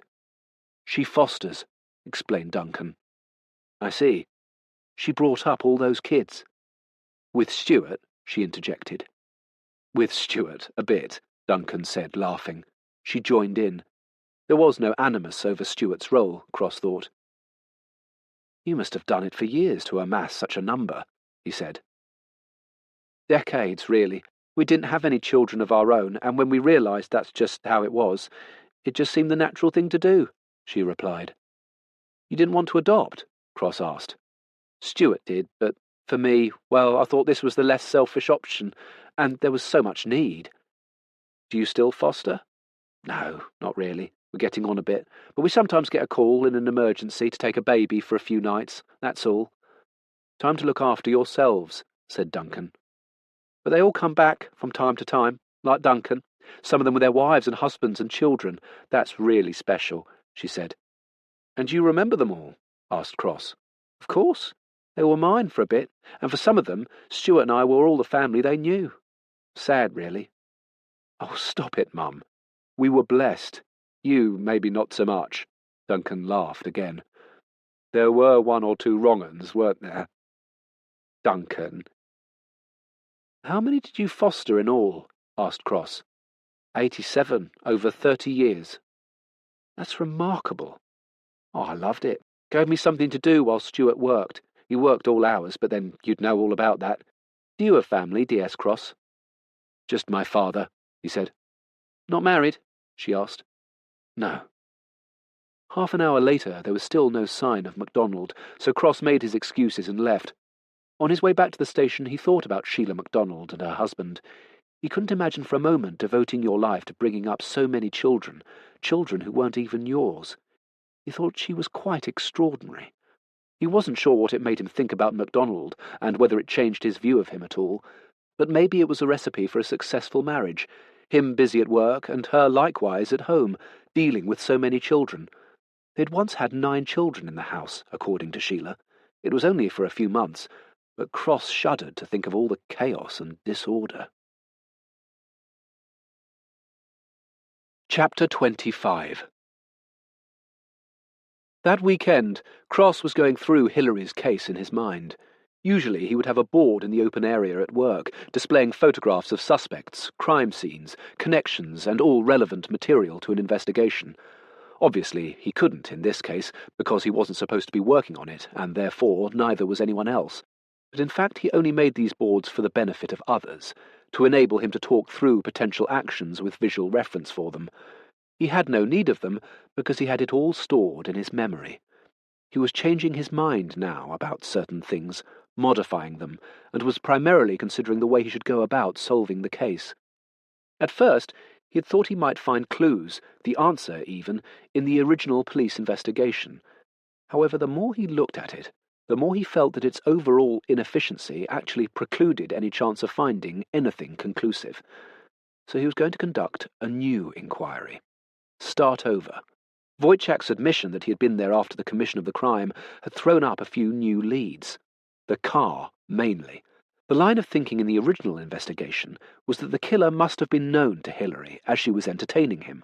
Him, because everyone agreed that the strength used to strangle her indicated such, a broken trachea, as with Leonard, and there was no sign of a break-in.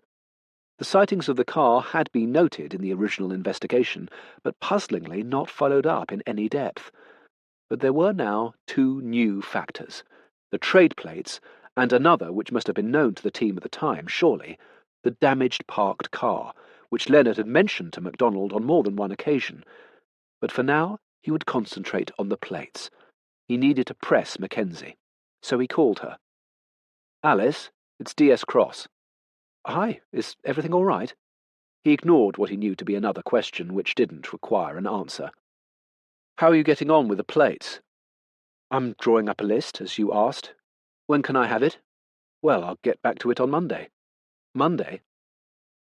No, I could, of course, I could work on it today." "Call me when it's complete." Did "thank you" simply not exist in this man's vocabulary? It was the weekend, and this woman had been dead for over 15 years. What was the rush? Mackenzie lay back in her bed and realised that if she didn't want a further series of calls over the weekend and a bad start to the week at work, she'd better pull out of brunch with her school friends. But wait, she was hosting it. She'd have to do both. That was it. She grabbed her laptop off the floor and started typing. Otti had told Cross about her conversation with Carson, commenting how he had inadvertently said something in his frustration about Cross's continuing investigation, which might actually be of use in the Leonard case. In his disparaging of Cross's same killer theory, Carson had asked her how, if it was the same culprit, he had managed to find Leonard on the streets. In fact, now that he thought about it, how did the killer know Leonard was back in Bristol when no one else did, his family in particular? Even if he did, how would he know where Leonard was? And how would he recognise him when he was completely unrecognisable from the man he was at the time of his wife's death, 15 years earlier? Cross thought about this for a moment. Even though they had no idea how he could have done any of this, it was an intriguing, if not critical, thought.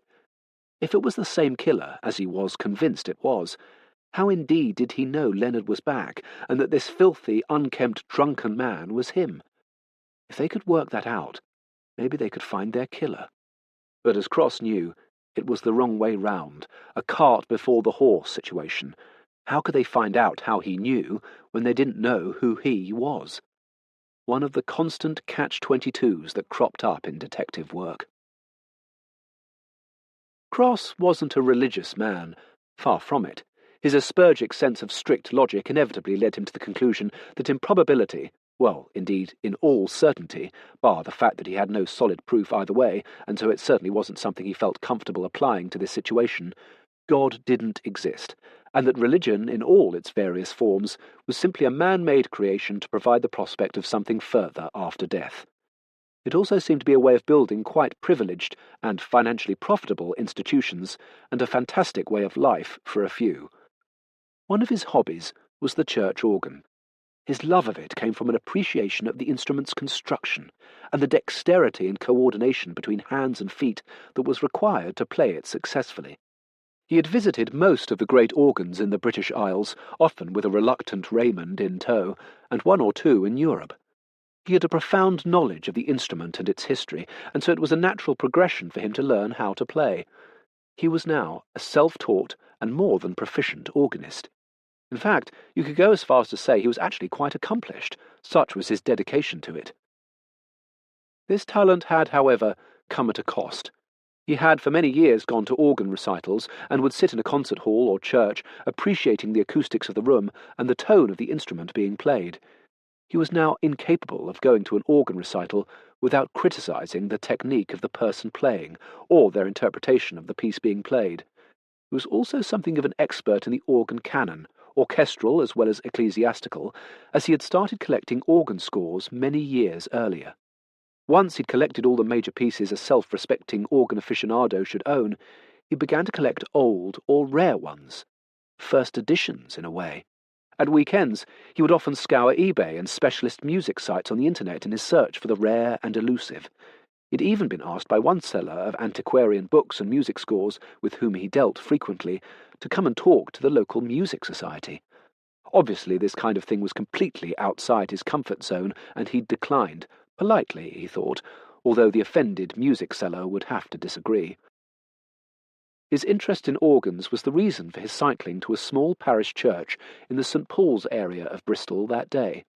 He had struck a deal with the previous priest, who he had inevitably met through work, some years before, that in exchange for being able to practice on the church organ, he would maintain it on a regular basis, repairing it when necessary. His interest in organs had expanded exponentially from gaining knowledge of the history of the instrument, collecting music and learning how to play, to an in-depth knowledge of the workings and construction of the instrument himself. He could possibly, with Raymond's help, actually build one from scratch. So today he had arranged to tune the organ for the new, much younger priest, Stephen, who was immensely grateful for the help and accommodated Cross's practice needs. He even had his own key to the church. Stephen was, however, a little too eager to engage him in lengthy philosophical discussions about faith and atheism for Cross's taste. The organ in question was tuned by altering the small apertures on each pipe, tapping the small slides open or closed as needed. Stephen was playing notes as Cross called them out and then adjusted the note to his ear.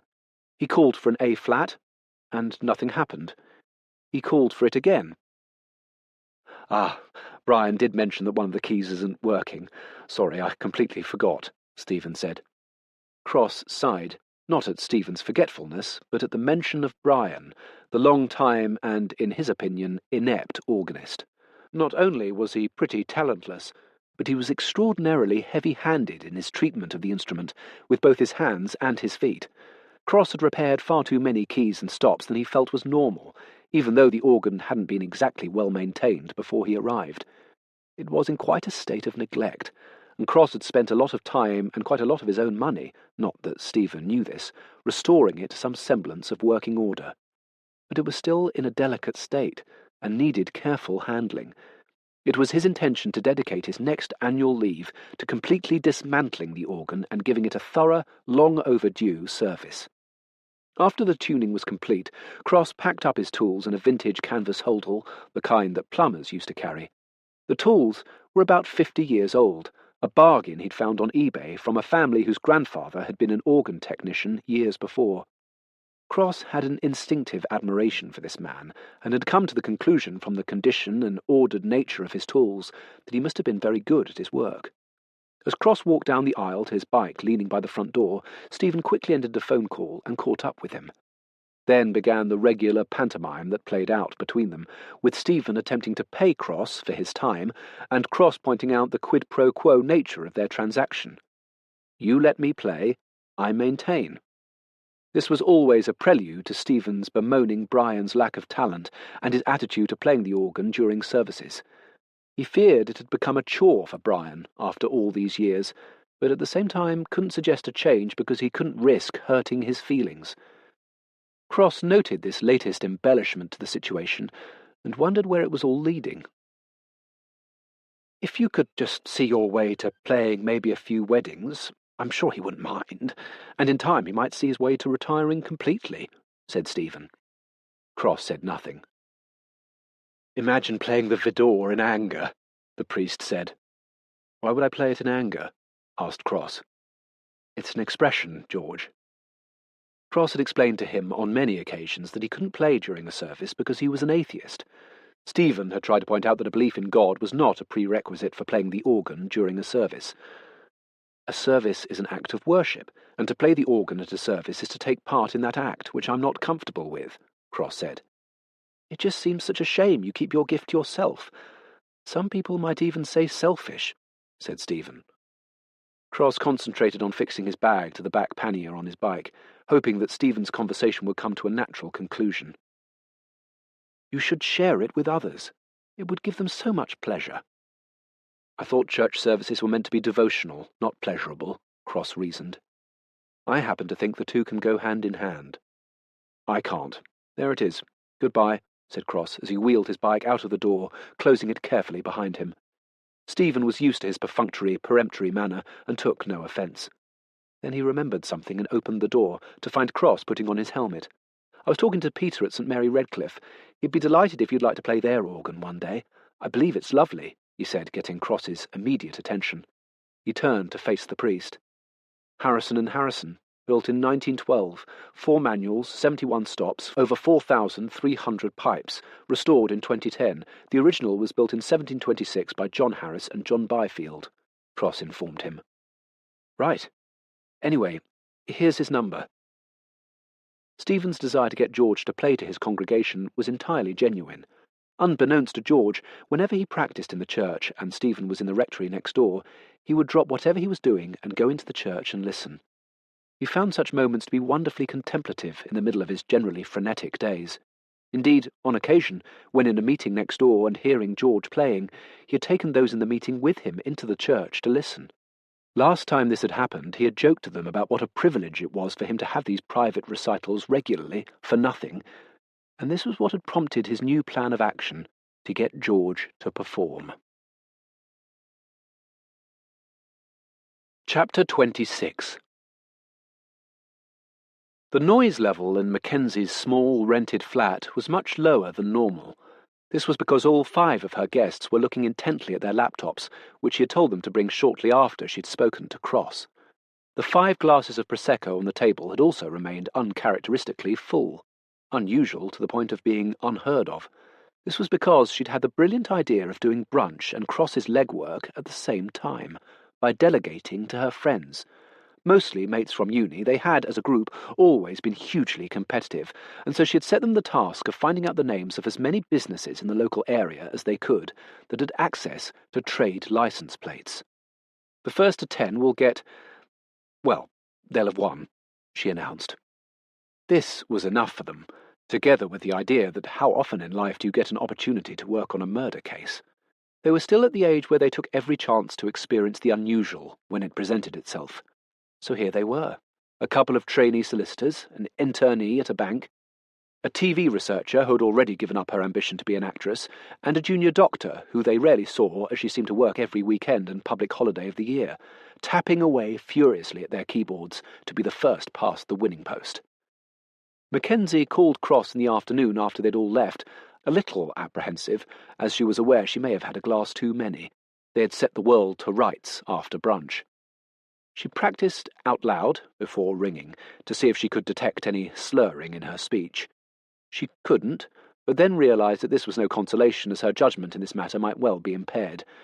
She didn't expect any thanks from Cross for the fact that she, or rather her friends, had gleaned this information from the internet, but she kicked herself for not anticipating what he would say.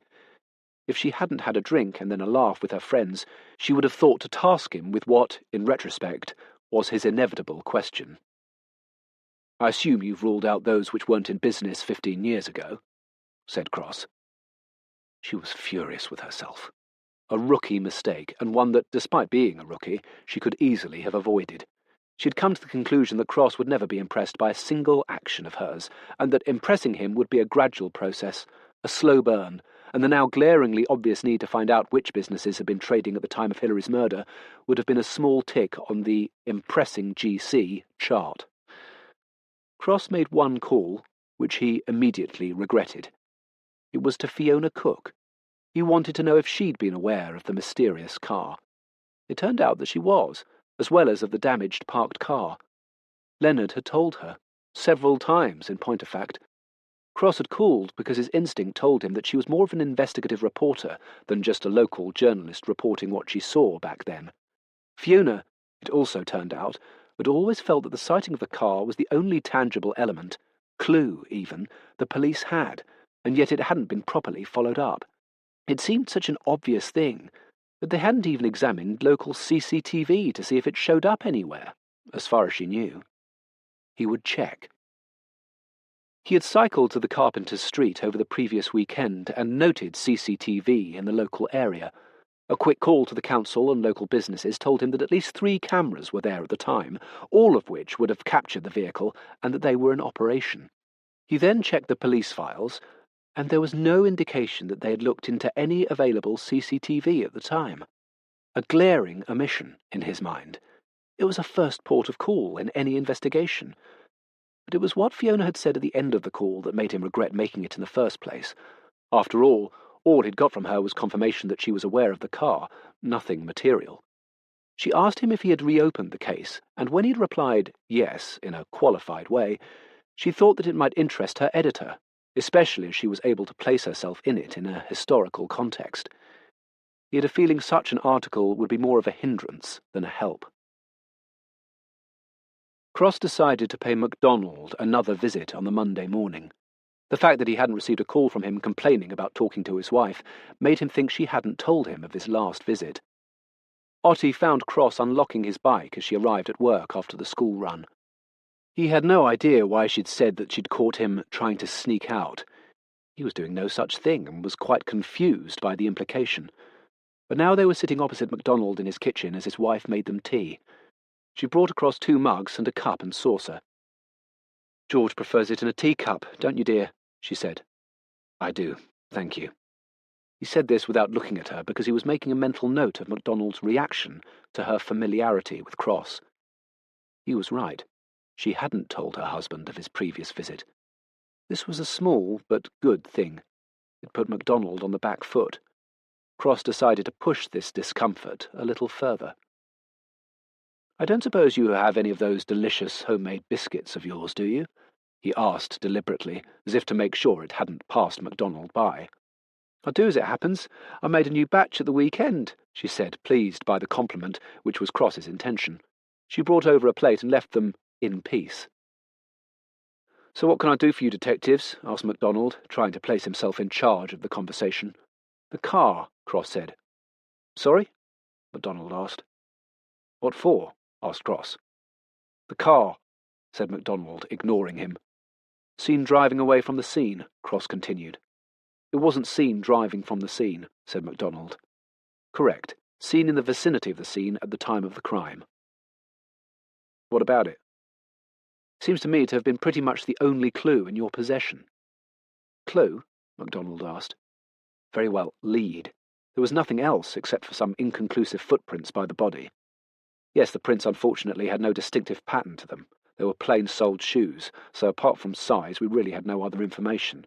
I mean, they were probably brogues or normal men's shoes." "So why did you not pursue the car lead, if I may ask?" "We did. Only briefly. There was no indication that the driver was the killer," MacDonald said. "Maybe not, but he may have been a witness of some sort." MacDonald didn't reply. "It was very much in a rush," Cross went on. "It was being driven at speed," MacDonald conceded. "In such a rush that it had damaged a parked car. We had no evidence that the same car had done that." "That's not entirely accurate. Leonard, MacDonald sighed.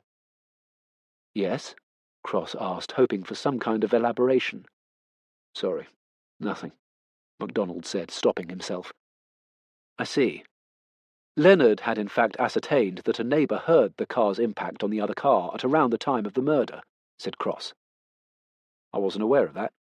Another neighbour also corroborated that the speeding car had been parked in the space behind the damaged car."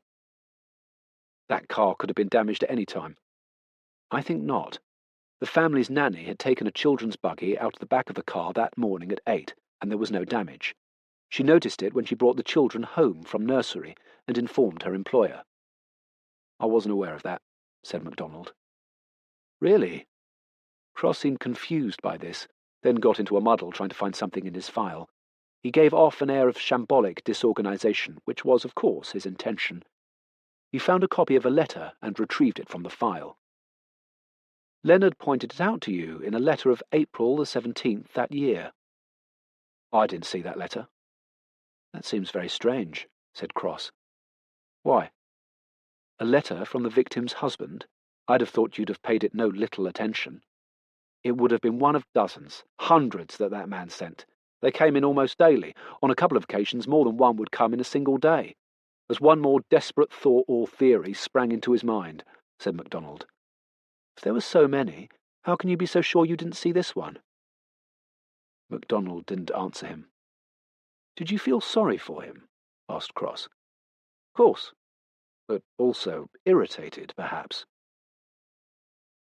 "You know what it's like. People like Leonard are grieving. God alone knows what it must be like to have your wife or a loved one murdered in that way. The guilt. What if you'd been there? The constant playing through their last moments in your imagination, wondering if they suffered, must be terrible. For Leonard, it cost him everything. He used to do Sheila's teeth, for heaven's sake, said MacDonald. Really? Maybe I did make a mistake not following up the car any further than we did. Maybe. It does seem a little strange. I just had a feeling about this case. What kind of feeling? Asked Otti. I don't know. It's a strange one. I never felt confident we'd crack it. MacDonald looked down at the table as if trying to put himself back in his place all those years before. She was expecting, whoever it was, had invited them in. They must have talked before he killed her. She'd cut the cake, poured the tea, so who was it? I talked to the family. I didn't take to the son-in-law, said MacDonald. Alan, said Cross. That's him. Seemed a little dodgy to me. Chancer. I don't think Hilary or Leonard were particularly fond of him. They didn't trust him. But he had an alibi, and frankly, I couldn't see why he would have done it even if he'd had a reason, and I didn't think he had it in him. He could have got someone to do it for him. Otti again. Why? What did he have to gain from killing her? Asked MacDonald. And you felt you'd never get to the bottom of it, she said. Yes. Is that why, when reading the files, the investigation seems a little half-hearted? Asked Cross. I beg your pardon, said MacDonald. It's hardly thorough, said Cross, pushing his buttons. That's outrageous, he protested. Cross didn't respond. MacDonald sat back in his chair and put his hand through his thick head of white hair. Cross saw this all the time in the interview room, as a suspect realised that his version of events wasn't going down as well as he'd hoped. This was when they decided on a different tack, a different approach. Look, I thought the Pole was our man, MacDonald said. Wojciech, asked Cross. Sorry? His name. Yeah, I thought it was him. I visited him in prison. He'd recanted by that stage, but you know what it's like when someone's hiding something. When you've been in this job long enough, it's like a second sense. Indeed, said Cross, beginning to believe exactly that about the retired detective.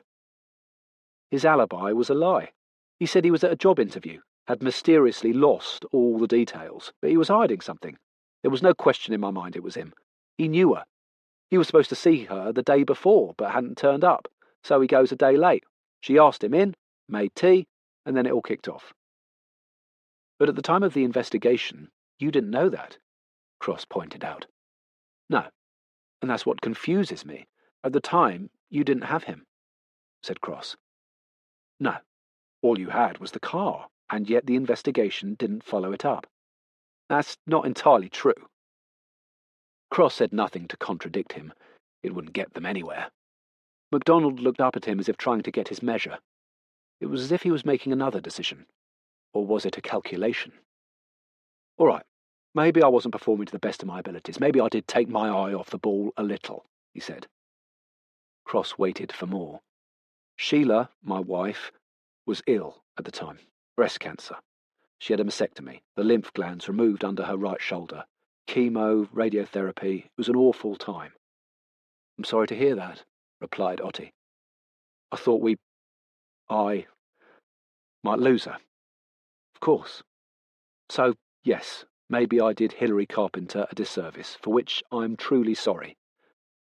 I've thought about her case so often, he said quietly.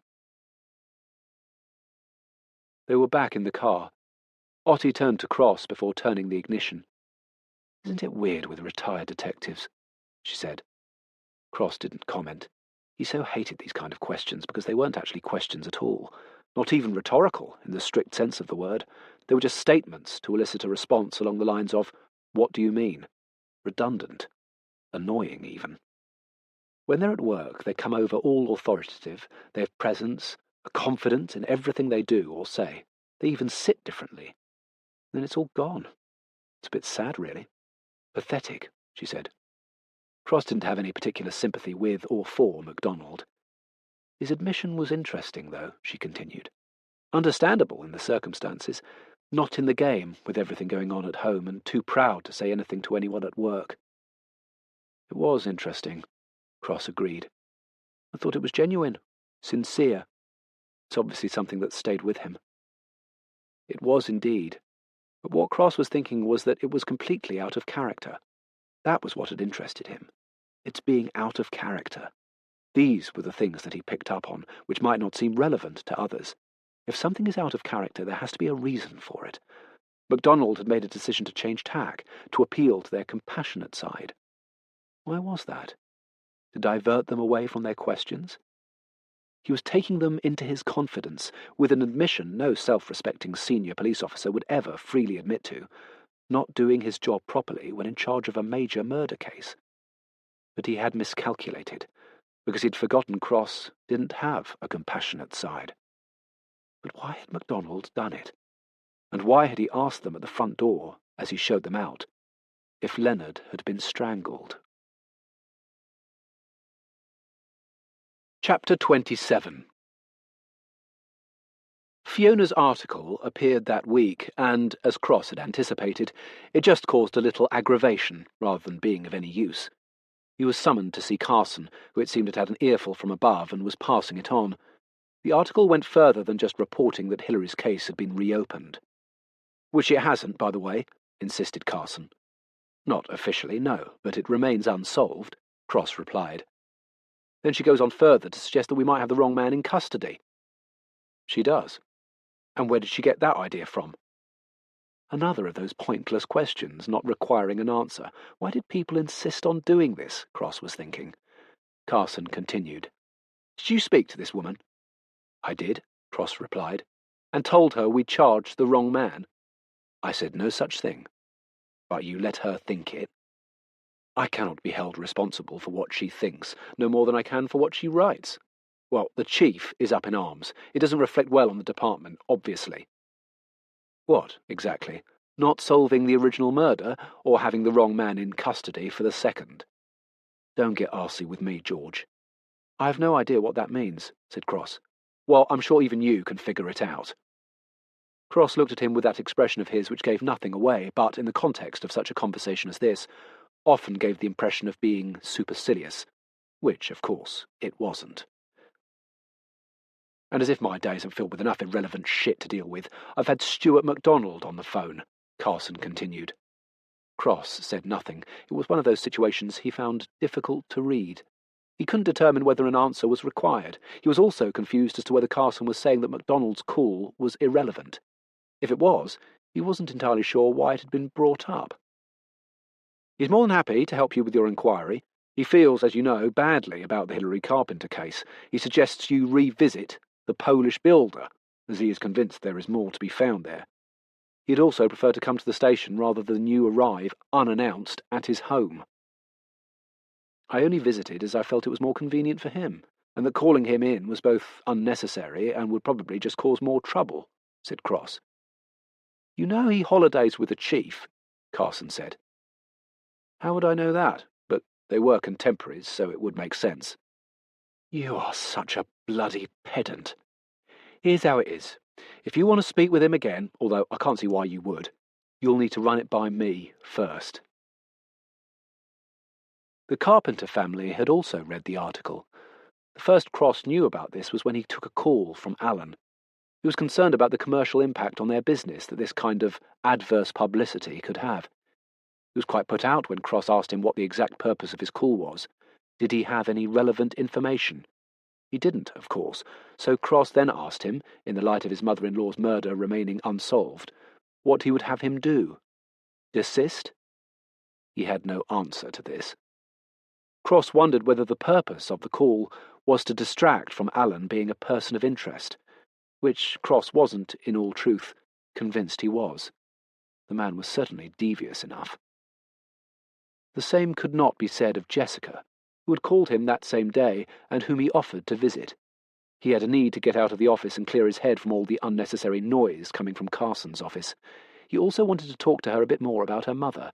If, as the consensus seemed to be, Hillary knew her killer, talking to Jessica about her mother's circle of friends and acquaintances might be valuable. At the very least, it was an obvious place to start. She'd also done a lot of charitable work with Leonard, ironically one of the charities being a local one for the homeless. Might there be some connection there? It seemed unlikely, but at this stage everything needed re-examining. Jessica was at home with her 2 children and her partner, Sarah, a young mixed-race social worker who took the children upstairs so that the 3 of them could talk. 3, because Otti had, yet again, found him trying to sneak out of the office without her and had tagged along. I read the article. It's the same journalist, isn't it? Yes, she was a young reporter at the time, on the Evening Post. How do you feel about it? Asked Otti. Mixed feelings, I suppose, but on the whole, positive. She seems interested in finding out the truth. I had a call from Alan, said Cross. Well, that doesn't surprise me. He's up in arms, but then again he always is, about something. It's his default position. He thinks it's bad for business, said Cross, who was thinking that it was the second time he'd heard the expression up in arms that day. He'll grasp onto anything to blame for the failure of the business. You're aware of that? Asked Cross. Gillian keeps me fully informed, not really because she thinks she should, but because it gives her a chance to vent. So she's not exactly impartial. No, but the figures speak for themselves. My parents were right about him. Mum always felt he was in the marriage for what it could do for him rather than what it might do for Catherine. So what is it you wanted to discuss? It's only a small thing. We could have discussed it over the phone. Oh, I have some questions of my own, Cross reassured her. Oh, okay. Well, it's just this. What if the 2 killings are related? I know you've charged someone, but he was in the army when Mum was killed. I mean, doesn't it seem a bit of a coincidence? Both of them murdered. It does seem a little unlikely. Dad was so obsessed with Mum's death. What if, after all this time, he came back because he'd actually found something out? What if he knew who the killer was and confronted him? She asked. Cross said nothing. He didn't want to tell her he'd been thinking the same thing for some time. He knew from experience that sharing theories with grieving relatives of the deceased often gave them false hope. If they came up independently with a similar theory to the one the police were working on, it had to make it true. But a theory was just that, a theory, and he never set much store by them, other than occasionally using them as a rough guide to which avenue to pursue in an inquiry. Sometimes I think it would be so much easier to deal with if she'd been killed when she was out and about by some random lunatic. The fact that it must have been someone she knew and had arranged to meet makes it, I don't know, just awful. I mean, what if we still know them? Do you think that's possible? Jessica asked. I don't know, Cross replied. Jessica had got out an album of old family photographs and was going through the ones featuring her mother. These were all in boxes till she died. It was then I decided to organise them. Terrible, really. My dad, he never looked at them. Not once. It was interesting for the 2 detectives to see the photographs, as they'd mostly seen Hilary in the scene of crime pictures and the autopsy report. Cross had also seen pictures of her in the various newspaper articles Leonard had collected. But for him this was an exercise in looking for a hint, something out of the ordinary maybe, and there was a constant in the pictures of Hilary. He couldn't put his finger on it, though. For Otti, looking at pictures of the victim was always emotional. The portrayal of the victim as more than just that, as a mother, wife, laughing, playing the fool.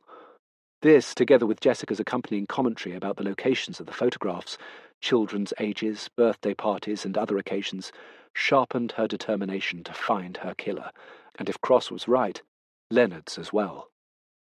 Cross had noticed that she was always wearing a scarf, whatever the occasion, whatever the weather, silk, designer, round her neck.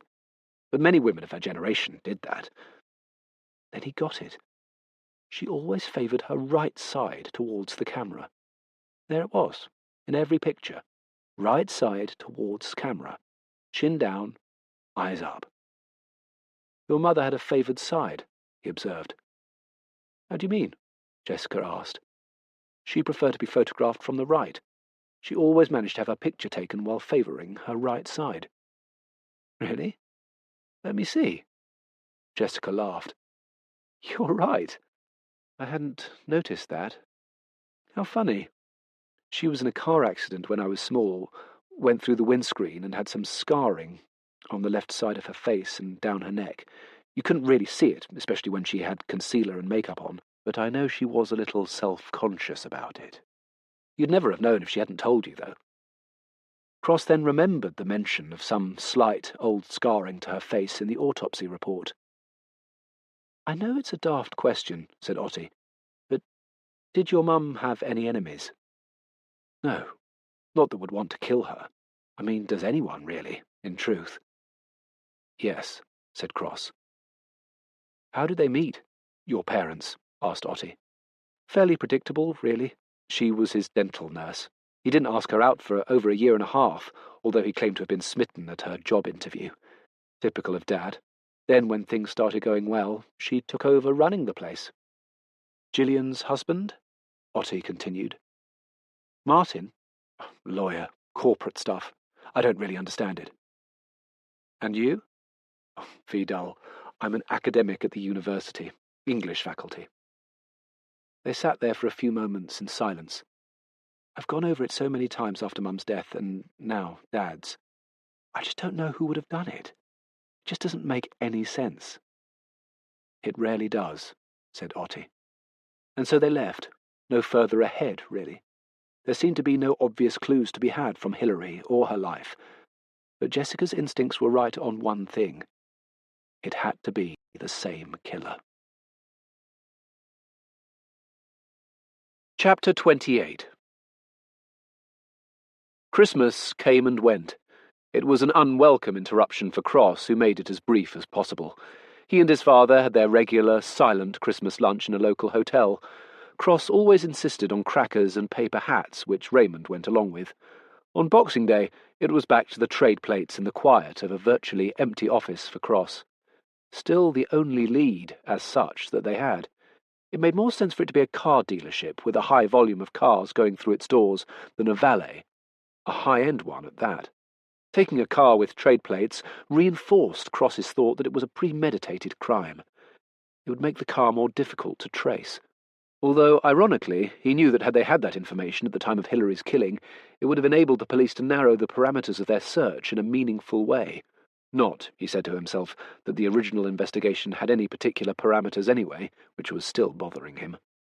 Mackenzie had narrowed down the number of motor trade businesses that had been trading at the time of Hilary's death. She was amazed at how many automotive businesses had sprung up and then just disappeared. She wondered what that was all about. In another unilaterally monosyllabic meeting with Cross, he had refined her search down to the high-end car dealerships in the area. This still left them with 15. As she sat there in silence, trying not to fill in the long gaps with inevitable, irrelevant drivel, or even things she thought were interesting that she'd come up with in the process of her research, just for the sake of having someone talking in the room, she realized how intimidating these silences were.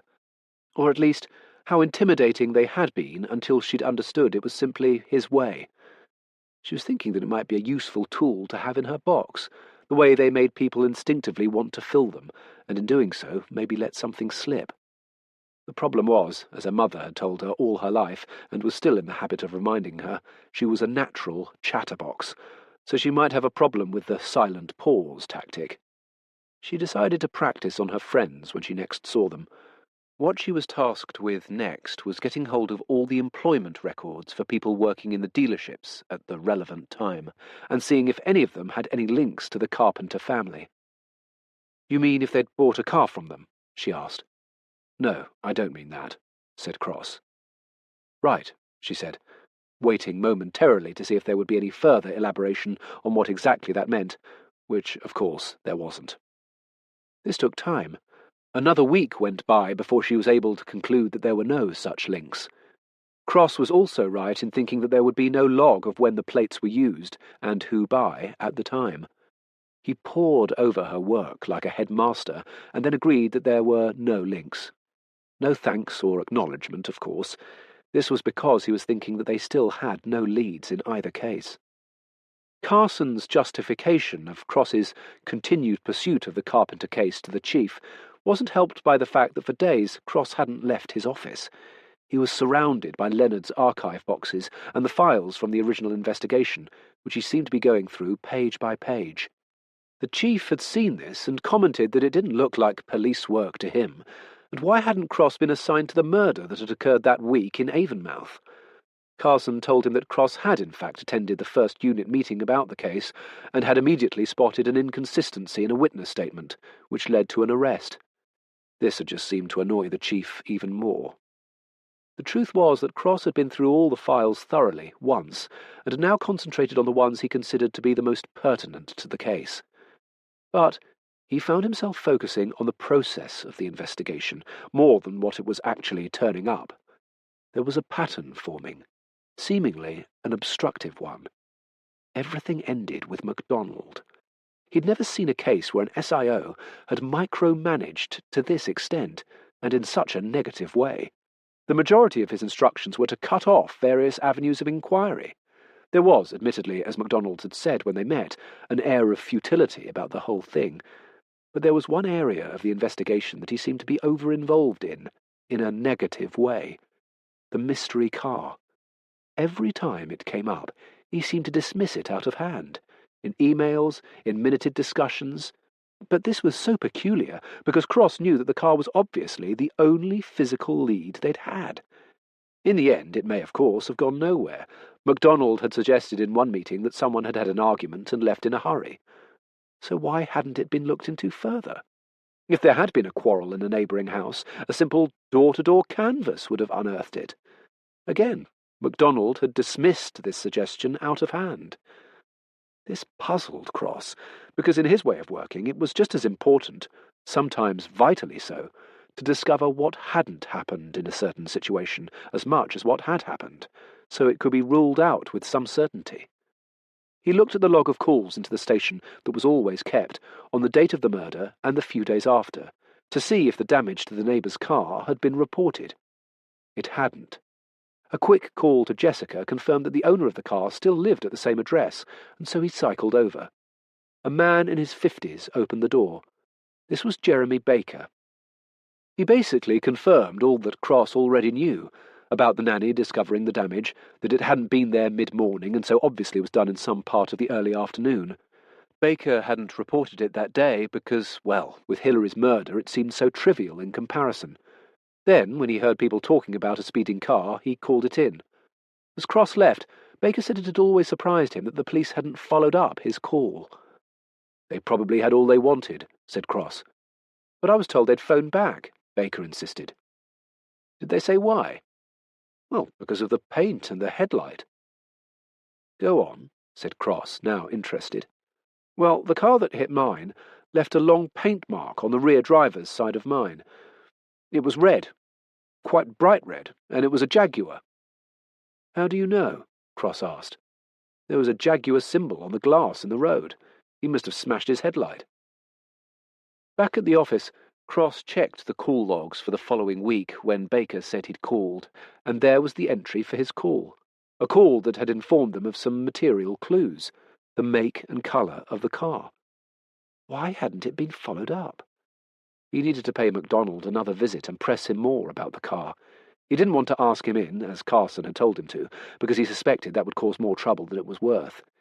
He was also determined to go on his own, so at the end of the day he made as if he was leaving for home, making sure to say goodbye to both Mackenzie and Otti. Otti looked at her watch.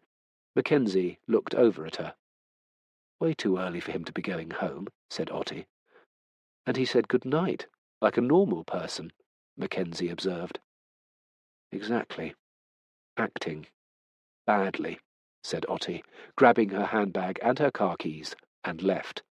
She walked out to the bike shelter and saw that Cross's bike was still there. She recognised it, having had it in the back of her car more times than she cared to remember. She looked around and decided to wait, thinking he'd maybe gone to the men's room. After about 5 minutes, she thought he must have either left something in the office or got held up by someone. She went back into the building to look for him, at which point he emerged from behind the shelter, quickly unlocked his bike, and cycled off. Most people might afford themselves a little smile for this small victory, but not Cross. He never enjoyed moments like these. They were purely functional in their intent. He wanted to see MacDonald alone.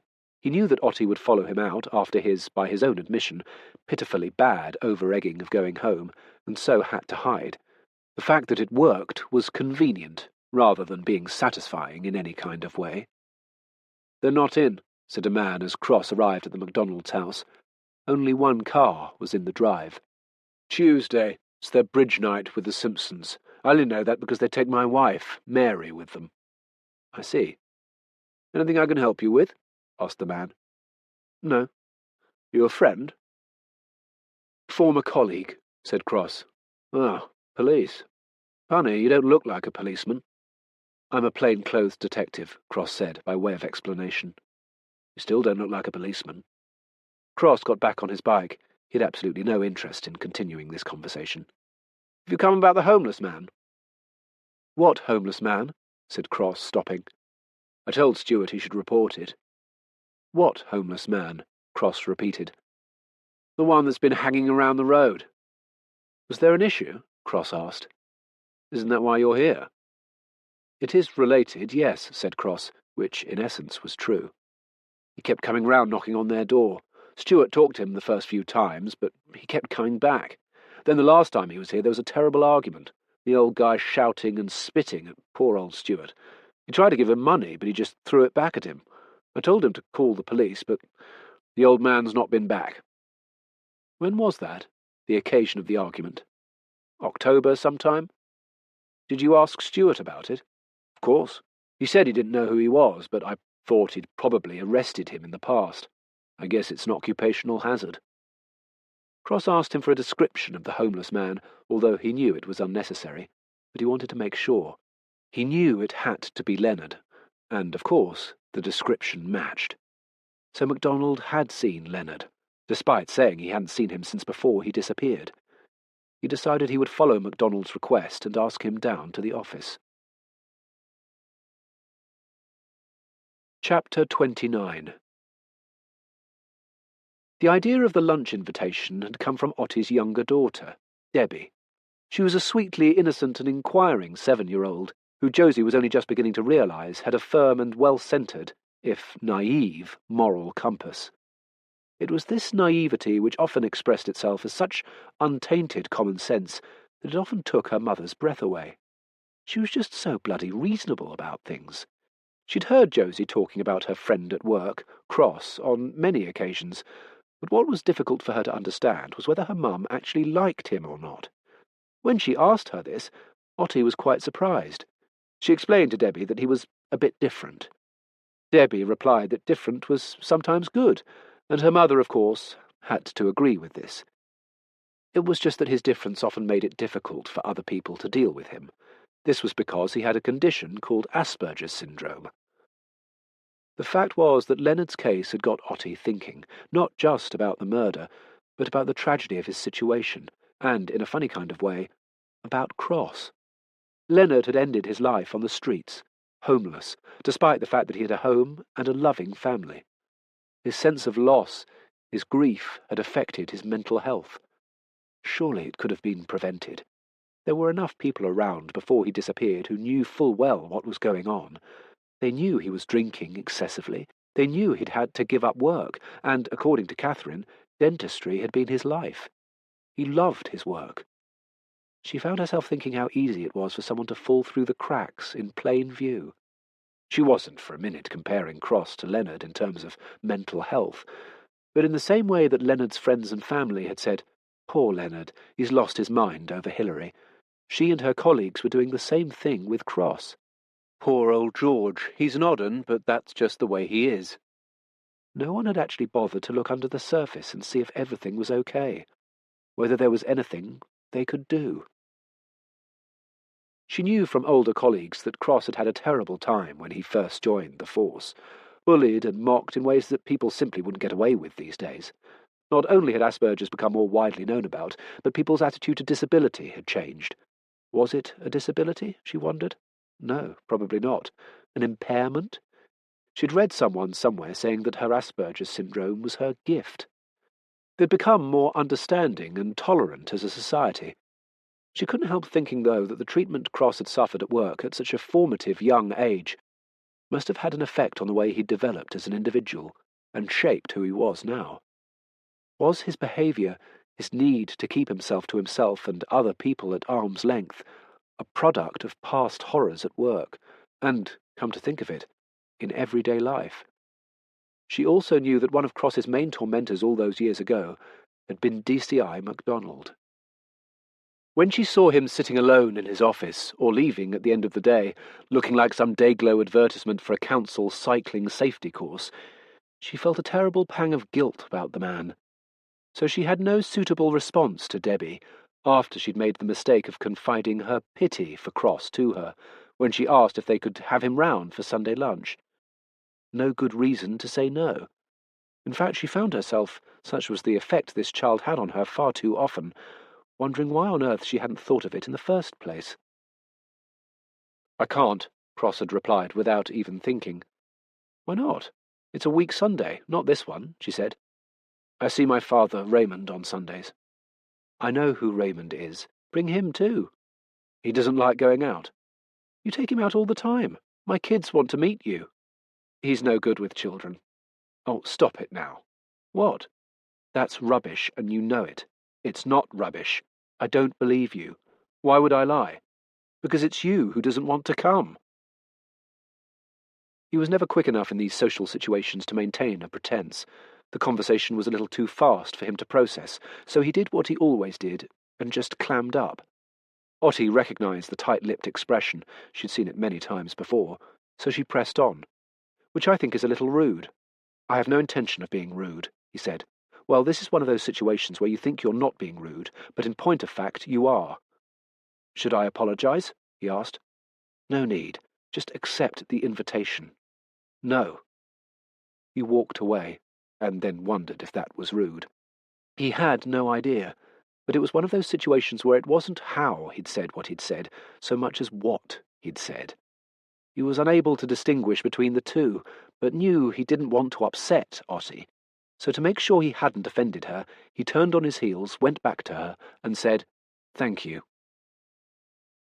She wondered for a moment whether that was a change of mind, and thereby an acceptance of the invitation, before quickly realising it wasn't.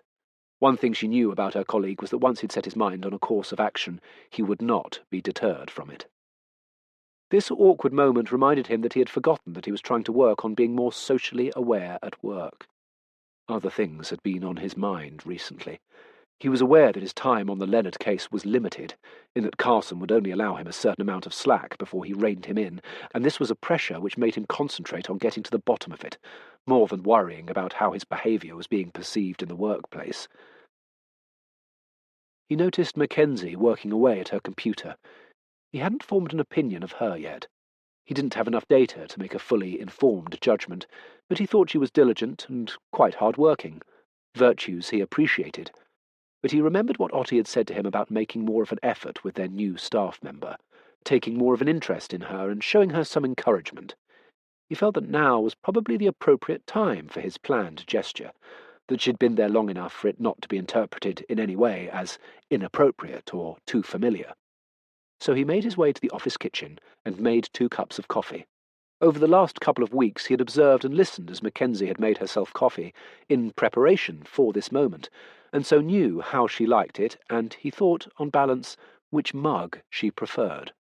On the 18 occasions he'd seen her perform this operation, she'd used the "I am the office mug" cup on 3 occasions, the blue patterned one on 7 occasions, and the Somerset and Avon police one 8 times. He therefore chose the latter, despite the fact that he had to wash it up. He then walked through the open area and placed the mug on her desk. "Alice?" he said. She carried on working. Then he noticed the sound buds in her ear. Why did young people insist on listening to music while they worked? You could never get their attention from across the office, and how on earth were they able to concentrate? "Alice?" he said again. She looked up. "Yes?" she replied. He indicated the mug he had put on her desk. "Coffee, quite strong, as is your preference, sweeteners rather than sugar, and shortbreads instead of digestives." She looked at them, completely unsure how to react. Thank you?" she said. He then rolled off a series of questions, almost robotically, like a call centre worker going through a script and not really listening to the answers. "So how are you finding it here?" he asked. "Good. Do you live locally?" "St. Paul's? Are you from Bristol?" "No, Camberley. Surrey. Graduate?" "Yes. Alma mater?" "UCL. Have you always wanted to join the police? Interests outside of work?" But before she could answer, he was summoned by Otti, who had witnessed all of this. "Cross," she said. "Would you excuse me? I have to go," he said to Mackenzie, relieved that this ordeal was over, though quite pleased with the way it had gone. He then walked past Otti, leaving a perplexed Mackenzie to wonder what just happened. Otti followed him into his office. "Not too much?" he asked. No, not at all. A little too much interrogation, perhaps, but the coffee was a nice touch," she said. "Good. Do you need something?" No. Rescue mission complete. I'll be on my way." He watched her leave, thinking to himself that there were times when he simply didn't have a clue what she was talking about. Perhaps it was a slight sense of self-satisfaction with his exercise in management with Mackenzie that afternoon that prompted him to ask her to accompany him to the 3 major Jaguar dealerships in Bristol and Bath. This was, of course, in part because he wanted to be driven, but also because, as she had done all the work, she'd be in possession of all the relevant information about them. They drove in silence, with Mackenzie practicing her new discipline of not speaking to him when he didn't speak, and thereby maintaining a modicum of self-respecting dignity. At the first dealership, the manager said they didn't keep a log of damage to vehicles because it was such a rare occurrence. The second one had changed ownership 10 years before, and no one had worked there at the time of the murder. They did keep a log of damage, although, frankly, while it seemed a good idea at the time of the suggestion, the log was virtually empty. New cars with trade plates were never driven great distances, which might explain it. "That was discouraging," she said. "On the contrary, if it rarely happens, then surely someone would remember the amount of damage done to the car. Questions would be asked," Cross replied. "Unless whoever was driving it was the boss." "Good point, but I still think it's more helpful than not." The third garage was the biggest of the 3, on the outskirts of Bath. Again, they didn't keep a log. They also didn't log when the cars were driven or collected with trade plates, and by whom. When asked why not, the duty manager asked what the point was. They didn't log test drives. Why would they log car collections? There had to be some paperwork, Cross presumed, from when the cars were collected. That was true. They did have paperwork, and they did have paperwork that went back to the date of the murder. But he'd only been there 6 years, and if they wanted to speak to the owner, they'd have to come back the following week when he'd be back from his holiday. He knew one thing for certain. If anyone had damaged a new car, Brendan, the boss, would have been rid of them immediately. He had an incredibly short temper. Cross picked up on this. "Is he not a good person to work for?" he asked. "Oh, no, of course he is. I wouldn't be here otherwise. But he's a self-made man who's achieved all this through hard graft rather than an education. You know what they're like, as he's more than happy to remind anyone who'll listen," said the duty manager hastily. "Is there a large turnover of staff?" Cross asked. "Not especially. It's a good place to work. You get rewarded for good work and taken to task for bad." He pointed to a cheaply framed picture of an employee on the wall, a smartly dressed young woman with the caption, "Sales Rep of First Quarter, 2018. See? Do well, you get your picture on the wall, a £250 bonus, and the use of Brendan's rolls on a weekend of your choice. Win the Rep of the Year, and you get a week at his villa in Corfu. In the off-season, obviously," said the manager. "Does he always let people have the use of his car as a prize?" asked Mackenzie. "I think so, yes." When they left, Cross turned to Alice as she was reversing out of the car park and asked her if she thought her question had been relevant. "Who knows?" she replied, which, to his mind, was exactly the right answer. You often had to act on your instinct, and he was also glad that she hadn't fabricated a false reason for it. "I thought the same thing," he said, briefly. "Then I remembered the trade plates." Of course. That would seem to rule it out, thinking about it. Chapter 30.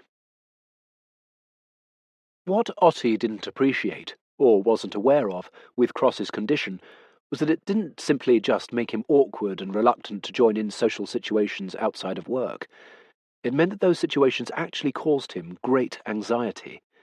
He didn't go to the pub after work or at the successful conclusion of a case, not only because he didn't drink alcohol, he found the effect confusing and frightening, but because he couldn't tolerate the noise of so many people talking and shouting over the music. nor could he deal with so many speedy social interactions in such an environment. His choice not to participate was part of his survival strategy, not just to avoid the stress that they inevitably evoked in him, but also the upset he knew his behaviour would cause to others when it all became too much for him, which it invariably did. The prospect of having lunch with Josie and her children actually alarmed him. He knew that, at the best of times, children found him strange and were wary of him. People thought that he didn't like children, but this was far from the truth. They made excuses for him, saying that he just didn't understand children. On the contrary, he found them easier to understand, much more so than adults. He liked their honesty and their straightforward view of life, their ability to speak their minds, to say what they thought. It had something in common with his inability at times to do anything other than say what he thought, however inappropriate. The prospect of eating, sharing a meal at a table with people other than Raymond, genuinely terrified him. He knew he had an odd thing about food. He'd been told it was a form of OCD, which had possibly been either instigated or at least exacerbated by his Asperger's. Raymond referred to his eating habits as his little peccadillos. But it was more than that. It wasn't just the way he needed the different foods on his plate not to touch, or the fact that prominent clashes of colour offended him. Carrots and peas were a no-no.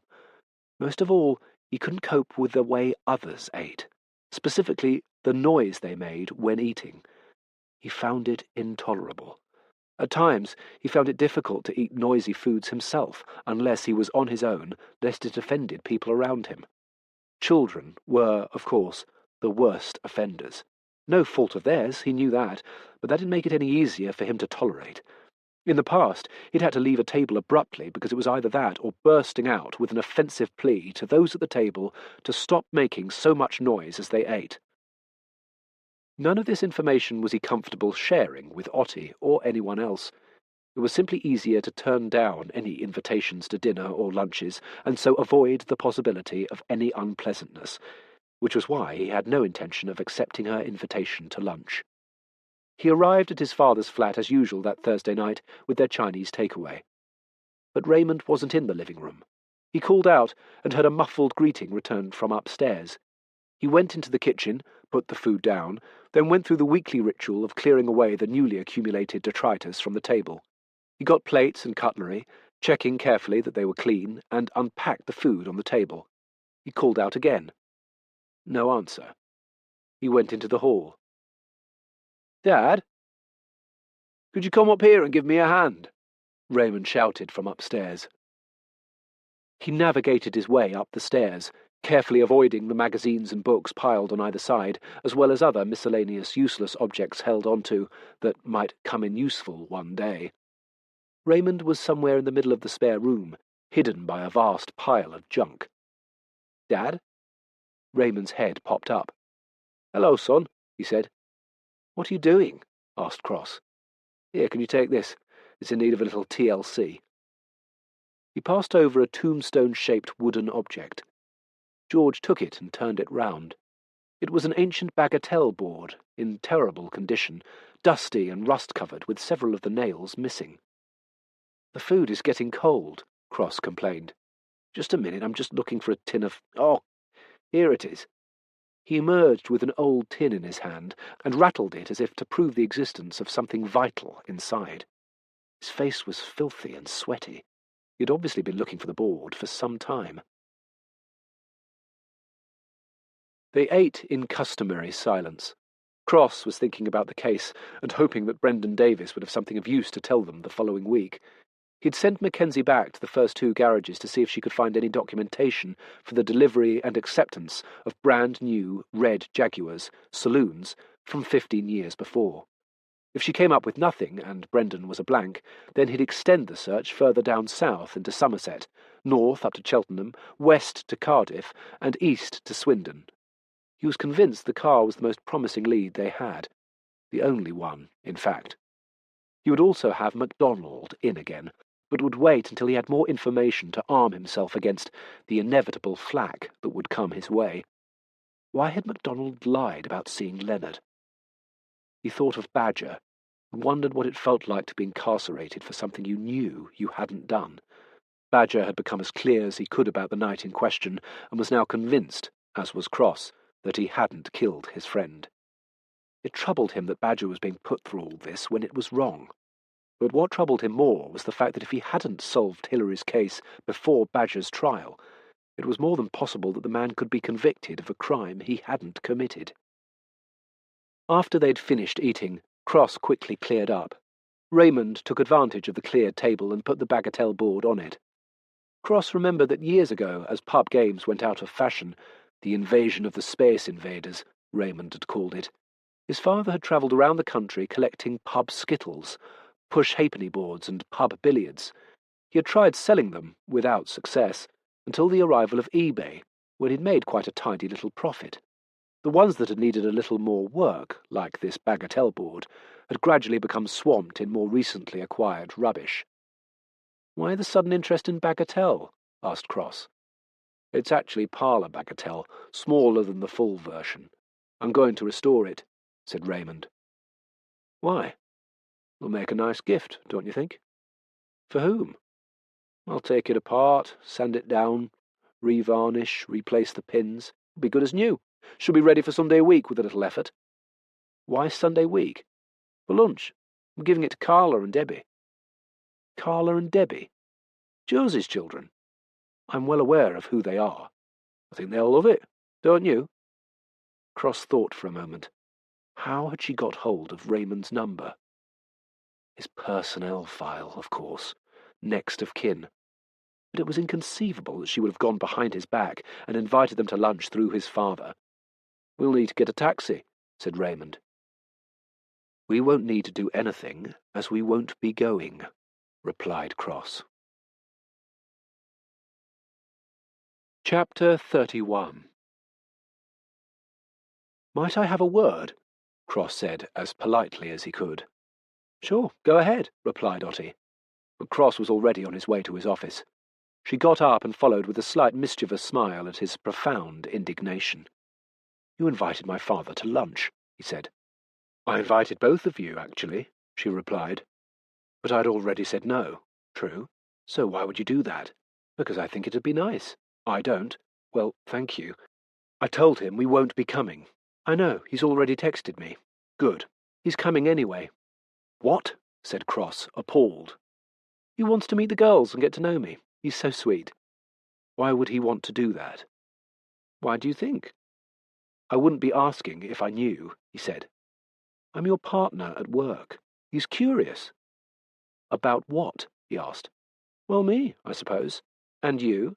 He has a lot of questions about you, apparently."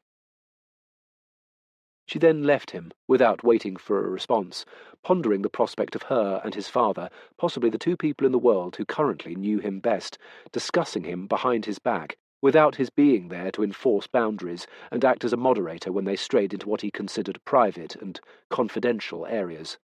It was not a happy picture. Later that morning, Carson called them into his office for them to brief him on the progress in the Hillary Carpenter case. He had also asked Mackenzie to join them. "Part of her learning curve," he told Cross. "George, perhaps you could outline where we're up to," said Carson. "I'm concentrating on the car which was seen speeding from the area at the time of the murder."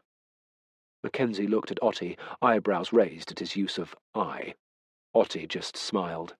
The man was annoyed. "Around the time of the murder?" Carson attempted to correct him. "At the time of the murder. We have new information which places it at the time of the murder." "Where from?" asked Carson. "One of the original suspects," said Otti. "The Polish builder." Cross looked at her, more irritated by this contribution than he normally would be. There was a pause. Otti knew better than to say any more. "He discovered the body. He was the person who called it in," said Cross. "He was there?" asked Carson, incredulously. "Yes." Carson sat up as he tried to process the implications of this new development. "This changes everything. Why haven't you arrested him?" he asked. "Why would we do that? He didn't do it," Cross replied. "They couldn't place him at the scene in the original investigation," Carson pointed out. "Exactly. But now he says he was there. He didn't do it, said Cross. He was their only suspect at the time, and now he is admitting he was there. Correct. Then bring him in, for God's sake. No. He told us that out of a sense of guilt, and he made it known at the time he thinks Leonard might still be alive, said Cross. And how exactly has he come to that conclusion? Asked Carson. Because in all probability it was the same killer. Carson was instinctively uncomfortable at this suggestion, as the implication was that they had definitely, at his instigation, charged the wrong man for Leonard's murder. Go on, he said. The car was a red Jaguar displaying trade plates. Carson thought about this for a minute. There was no mention of the make of car or trade plates in the original witness statements, just a saloon car, colour undetermined, but probably red, purple, mauve. Where has this information come from? He asked.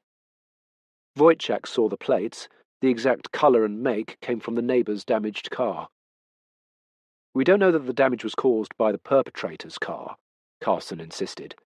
We do. The nanny's statement, the neighbour hearing a crash, and Wojciech's statement all corroborate each other. Why wasn't there a record of the colour and make at the time? That information was available then. They said nothing. Cross didn't want an argument at this point, and he was also unsure exactly what had happened in the original investigation. Was MacDonald aware of this? Asked Carson.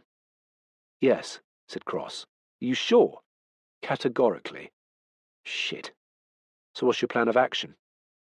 We're waiting to talk to the owner of Medway Motors, and whether or not he has anything pertinent, I'll need to speak to MacDonald again. Shit. They sat there in silence for a moment, at which point Cross got up and left. Carson looked at Otti, then turned to Mackenzie and said, Dismissed. She got up and left. He's going to cause a shitstorm, said Carson.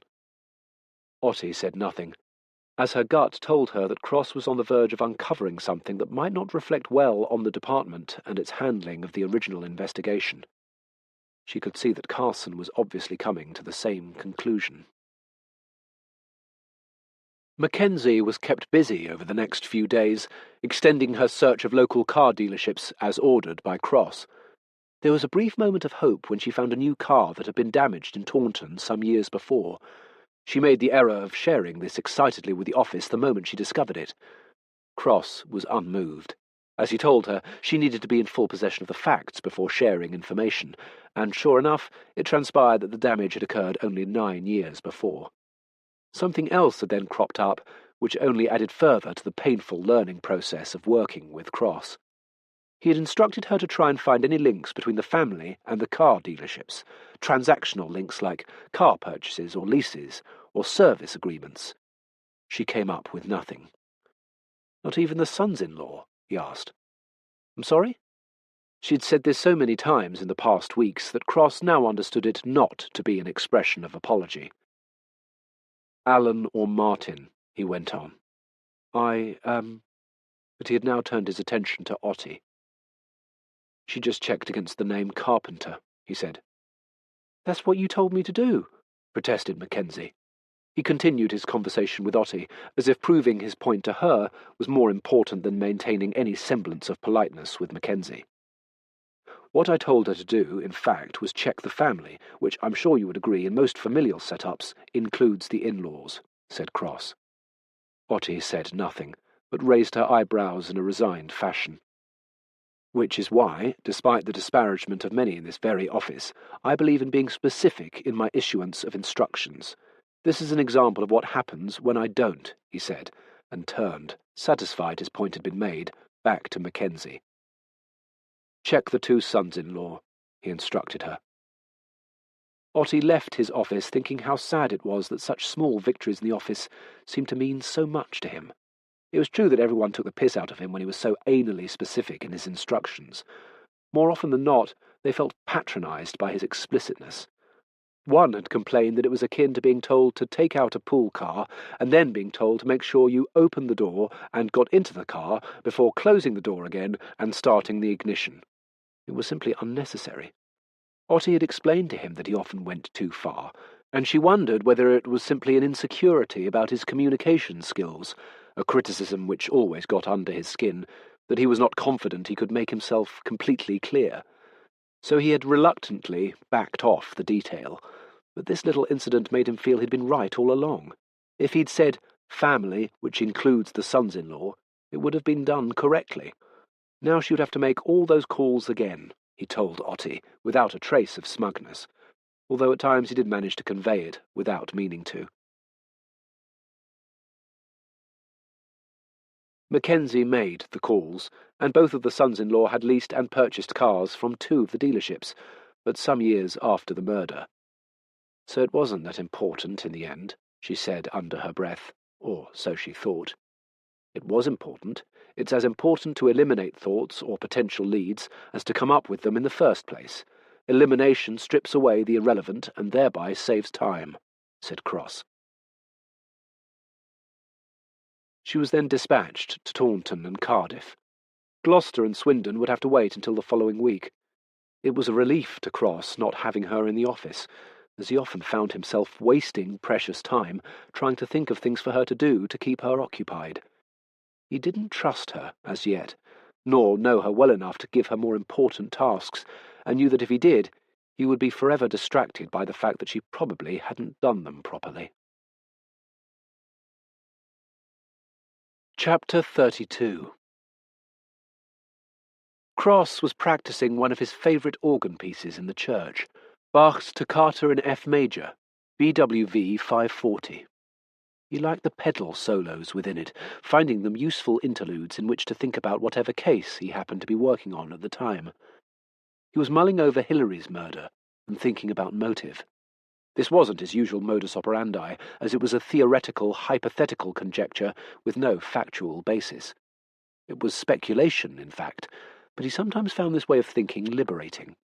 He just never made the mistake of taking it as truth, but he knew there had to be a motive, possibly quite banal, for her killing, and that Leonard's was probably consequential. There seemed to be nothing remarkable about Hilary. This didn't mean to say that she was a dull woman, just ordinary, normal. After she stopped working, she was a writer, and a loving mother who was devoted to her husband, as he was to her. He knew people often said this, glossing over the truth of the matter, but he believed Jessica when she'd said they'd never heard a cross word spoken between their parents. She was involved in local charities. She organised dentists in Bristol to visit homeless shelters and give the homeless dental checks and follow-up appointments. This, unfortunately, involved quite a few extractions. Such was the neglect the dentists encountered, which meant she'd had to embark on a small PR campaign in the homeless community after she discovered they referred to the dentist's visits as the dawn of the tooth pullers. She had no history of depression, no debts, but something had happened somewhere along the line that had led to her death.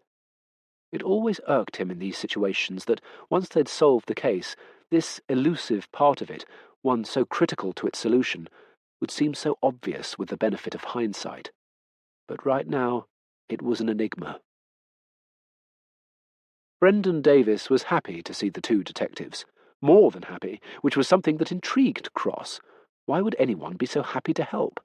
Was he trying to hide something, or was it, as he said, something out of the ordinary to make an otherwise humdrum day more interesting? Davis was an enthusiast. It seemed that he was enthusiastic about everything. He always saw an upside in any situation. He liked to call his employees his family. He knew all their birthdays. There would be cakes and Prosecco, despite the fact that his enthusiasm for alcohol had meant that he'd had to give it up some years before. The employees were all given tasteful lapel badges to mark their years of service. Cross thought this habitual enthusiasm must be exhausting for Davis. He also wondered whether it concealed a different personality underneath, like the ebullient comedian who is reserved and quiet in private. He was grateful that Davis's records and logs of cars, in and out, were much more thorough than the other dealerships they had visited. We keep track of all our deliveries, where they originated from, which factory or hub, even the driver who delivered them. We have a daily log of what was on the forecourt, but I have no record of any new car being delivered damaged, or any that were damaged at the time. I'm really sorry, the salesman said. There was something about the tone of his apology that struck Cross as genuine. This man did really seem like he wanted to help. Davis had long hair, probably a little too long for his age, and the fact that he was also balding. It was like he was holding on to the vestiges of a long-lost youth. He also had triangular sideburns that merged into the requisite designer's stubble. All that was missing was a gold chain, but that was probably lurking somewhere underneath his crisp white shirt and tie. On his desk were a couple of business advice books, commercial self-help, as it were, both authored by the car salesman sitting in front of them. One on how to build a successful franchise, and the other on how to incentivize your workforce. "A happy workforce leads to a healthy profit," stated a quote on the cover of the one Cross had picked up. "A published author," said Cross. "I wouldn't go that far," Davis laughed. "Did you not write it?" Cross asked. "Of course, every word." "And it's obviously been published, making you a published author," stated Cross. "It just sounds a lot grander than it actually is." Otti joined in. "I read in the local paper that you always lend your car to the salesperson of the month, for a weekend," she said. "That's true. Well, it used to be my car, but we then extended it to a week, so now it's whichever demonstration model out of the showroom they choose," he replied. "Have you always done that?" she asked. "Yes, from the very beginning." "So, at the time we're talking about, it would have been your own personal vehicle," she went on. "Yes." "Can you remember what model it was?" He thought for a moment. "It would have been a Jaguar XJR Sport. I had a run of them. Lovely car." "Colour?" "I'd have to check." "Could you?" "Course." "No need," said Cross, turning to Otti. "It wouldn't have had trade plates." "Could a car be damaged during delivery?" she asked. "Unlikely," said Davis. "Most deliveries come by transporter. It keeps the cost down." "So any such damage would have to be done after the dealership had taken delivery," she said. "Yes, but again, unlikely. Very unlikely," replied Davis. "Which, in theory, should make it more easy to find. Except that it happened so long ago." "But if it's as unlikely as you suggest, then it surely would be memorable." Mackenzie had extended the dealership search further afield, but without success. All of them agreed with Davis that a damaged demonstration car would be something they remembered. She then scoured all the local body shops, but they had no records whatsoever, and did a lot of work off the books. As Cross pointed out to her, whoever had damaged the car probably wouldn't have taken it to a reputable repair shop. They would have wanted it to be done without being traced.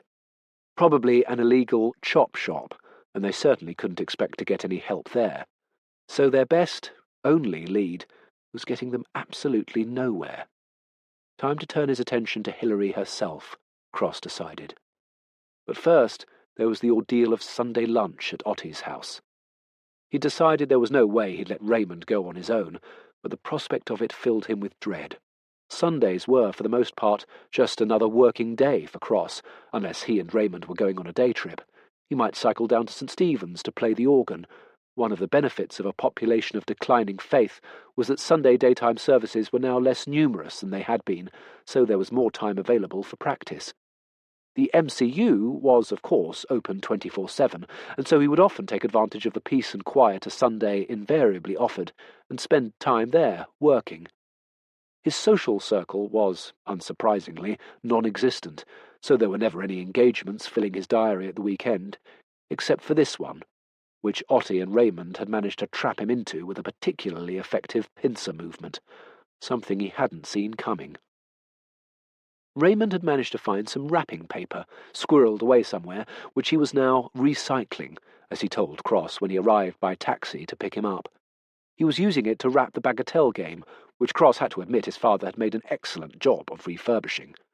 The fact that the paper was covered in Christmas trees and Father Christmases, and it was now the middle of January, didn't deter Raymond in the least. He insisted on stopping off at a garage on the way so that Cross could buy a bunch of flowers. This was, of course, not as easy as it sounds, as it involved his idiosyncratic son. He didn't understand the necessity of it. She wasn't ill. It wasn't a celebration of anything, as far as he knew. And what if she had hay fever, or, even worse, one of the children had hay fever-related asthma? What was more, if she wanted flowers, surely she could buy them for herself. There was a further complication, as he couldn't take a bunch with mixed colours. They finally found a garage selling bunches of tulips in uniform colours. Cross was happier with this, but still concerned about the whole thing. When Otti opened the door, she was faced by Cross, flanked by his father, and an Uber driver carrying a large Christmas present. Raymond prodded his son. "What?" Cross exclaimed. Raymond indicated that he should give Otti the flowers. Once he understood this, he thrust the flowers unceremoniously at Otti, breaking a stem in the process. She laughed. "Oh, George, you shouldn't have," she said. "Oh, no, do you have hay fever?" he said, anxiously turning to his father. "I told you this was a bad idea." "George, she's being polite," said his father, reassuring him.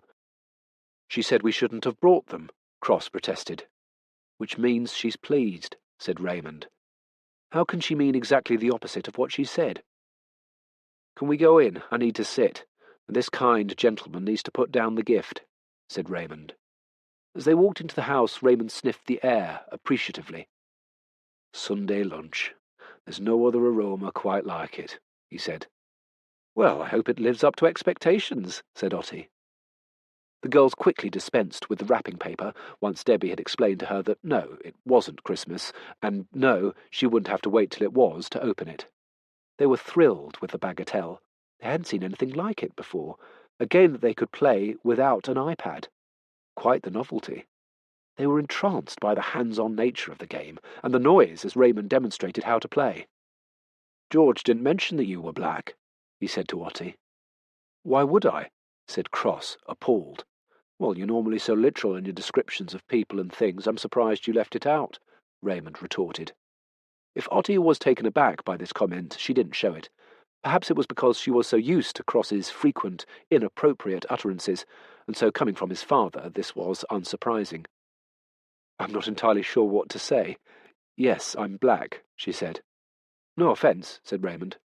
"None taken," she replied. "Actually, I've no idea why I said that. It might be because I'm alone so much of the time I actually think out loud," he continued. "That would make sense," said Cross. "Old and stupid, that's what I am." "I'm sure that's not true," said Otti. "I'm out of practice." "Is your husband at work?" Raymond asked.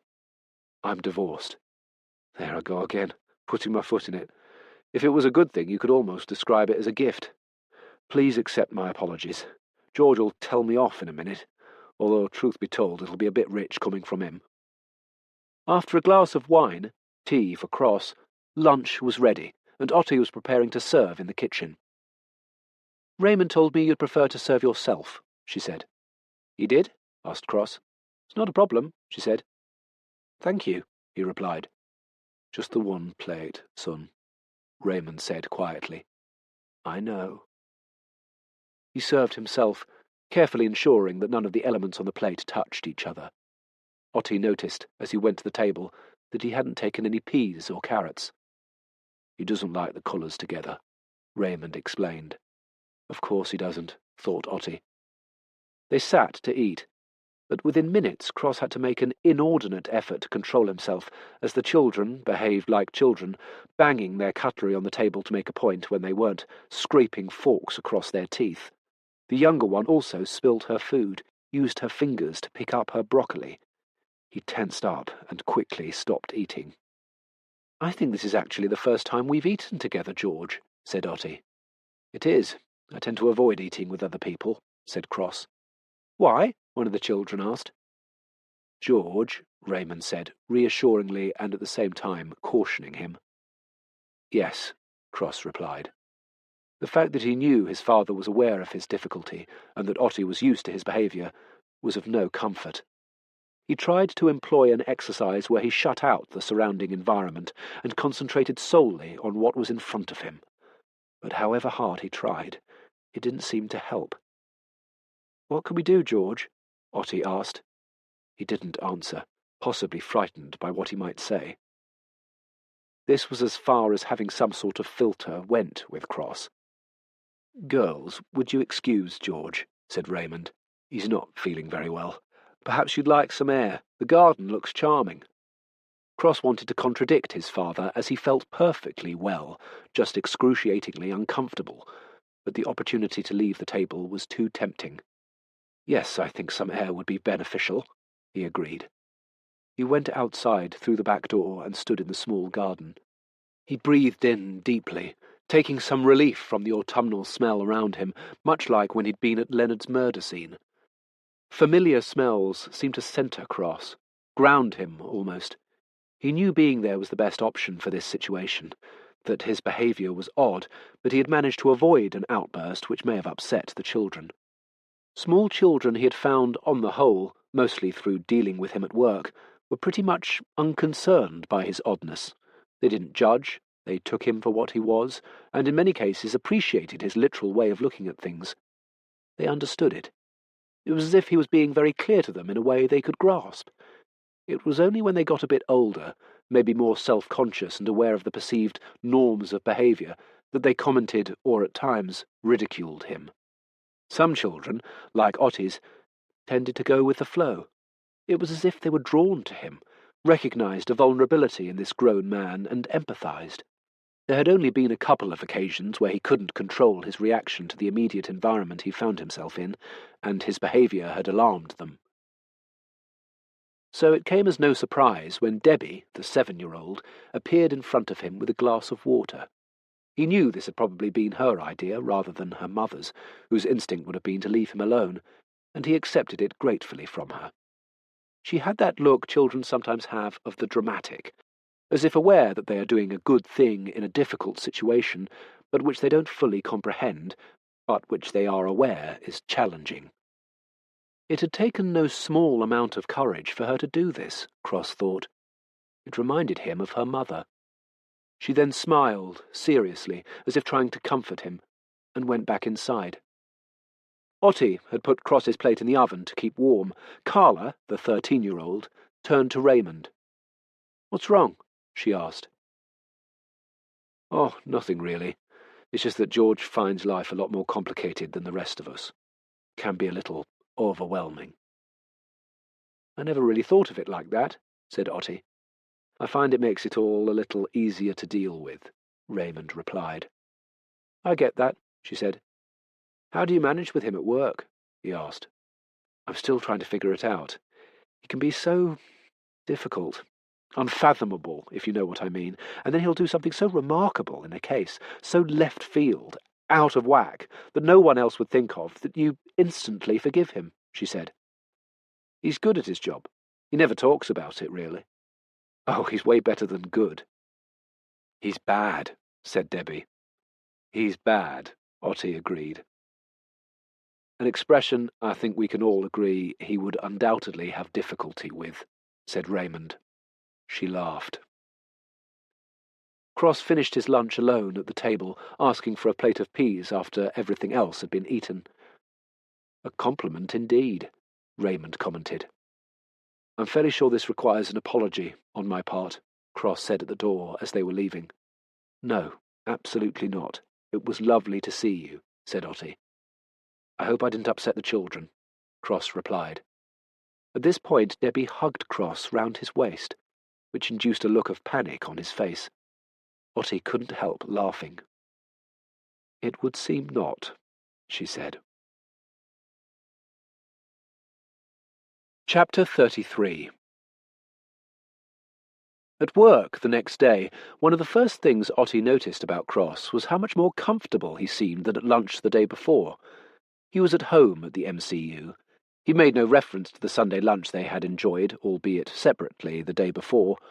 Most people would have reiterated their gratitude for the meal, made polite, if not truthful, comments about how wonderful her children were, well-behaved, beautiful, and well brought up. But not Cross. He was straight back to the matter in hand, Leonard and Hilary's murders. He had a recap meeting. Normally this would have involved Carson and the rest of the team, but there was no team.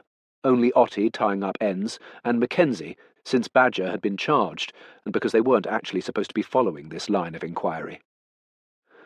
"So this is what we have," Cross began. "Badger now thinks he saw someone else over Leonard's body, but he was drunk and only semi-conscious, so exactly how much store we can set by that is debatable.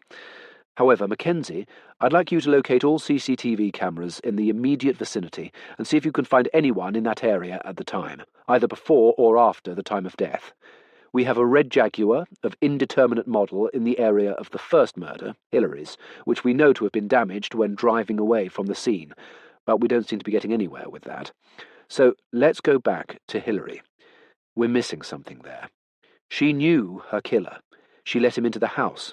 We are assuming it was a male perpetrator from the violent strength evidenced in Leonard's strangling, so it was either an accident, which seems highly unlikely, or he had some reason to kill her. And MacDonald? Otti asked. And MacDonald. There's something wrong with the investigation. Either it was uncharacteristically inept, which is beginning to seem more and more likely, or someone curtailed it. Quite why, I don't know. Then there's the fact that he neglected to mention he'd seen Leonard quite recently, she said. Indeed, he agreed. You going to bring him in? Not till we have more information about Hillary. It'll attract too much flack at too high a level. Okay, well, I'll let you get on with it, but no leaving the office without me, understood? Heard, but not exactly understood, he said. He decided, as he often did in obscure or difficult cases, to build a picture of the victim. He would talk to Jessica again about her mother, and plough through all the police files, where he hoped he'd find they had done a similar exercise.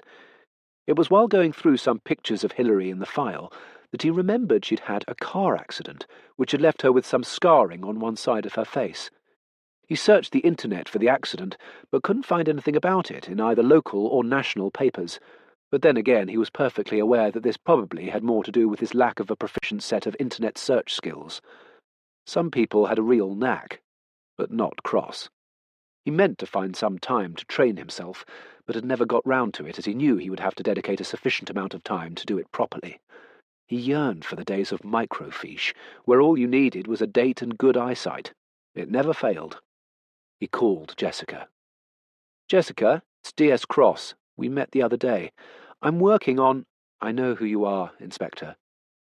Cross always worked on the assumption that he wasn't in the slightest bit memorable, just another policeman, so he felt it would save time if he always started a phone call or began an email reminding the recipient who he was exactly. It's Sergeant, in point of fact. Is now a good time to speak? He asked. Yes, of course. Has something happened? Jessica replied. No, I'm still investigating. There was something about this archaic, almost old-fashioned expression that seemed absolutely right to her, which is why she realized she was smiling. I wanted to ask you about your mother's car accident. Could you give me a date? I can give you a year, 1988. That's very helpful. Do you know what happened? Only what I was told by my sisters, if I'm honest. It was a head-on collision on a country lane just outside Old Sodbury. There was nothing she could do. The other car came round the bend at speed, not exactly on the wrong side of the road, but those lanes are so narrow, he was taking up the majority of the road. There was nowhere for Mum to go, apparently. And she was thrown through the windscreen. Yes. And the driver of the other car? Badly injured. He died in hospital a week later. I see. So it was a fatal accident. There were 2 fatalities, actually. The passenger in the front seat died on impact. She was the driver's wife. So there would obviously have been an inquiry. Yes, Mummy was absolved of all blame. The other driver was driving recklessly and had been seen doing so by witnesses in the village. It's all in the police report, I imagine. Of course. Did your father keep any record of the accident? Other than the insurance claims, I wouldn't have thought so. Did they talk about it? I don't think so, but as I said, I was very small. That's understandable. 2 deaths, very traumatic. Did your mother feel culpable at all? No, I told you, she was cleared of all blame. I know, but sometimes people have illogical responses in these situations. You mean survivor's guilt? Exactly. Yes, I suppose she did. I think you're right. It's something that never left her. She never drove again. Is that right? Again, perfectly understandable. She had no reason to feel guilty, though. The emergency services, all of them, the police, ambulance, fire brigade, were all full of admiration for her bravery. Bravery? In what particular way? Because of the boy. She saved his life. Boy? You should really talk to Jilly. She knows the details in much more depth. Oh, it was terrible, Gillian said once she got over her initial reservations about speaking to Cross again. The poor wee mite had one leg crushed by the front seat, and the other one was severed completely.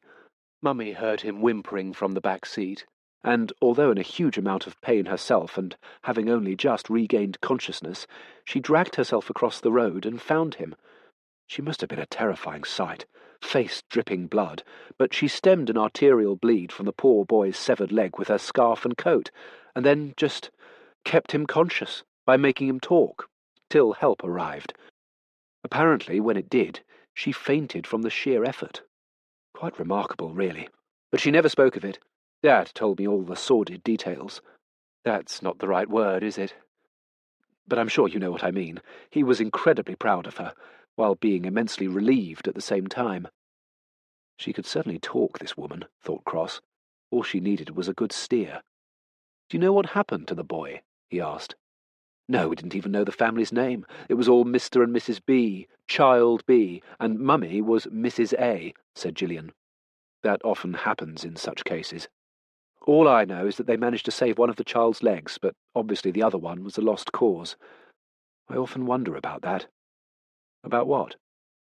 The other leg. Do you suppose it was just lying there in the footwell for all to see? How ghastly is that? But you never talked to her about it, not then or in the years after?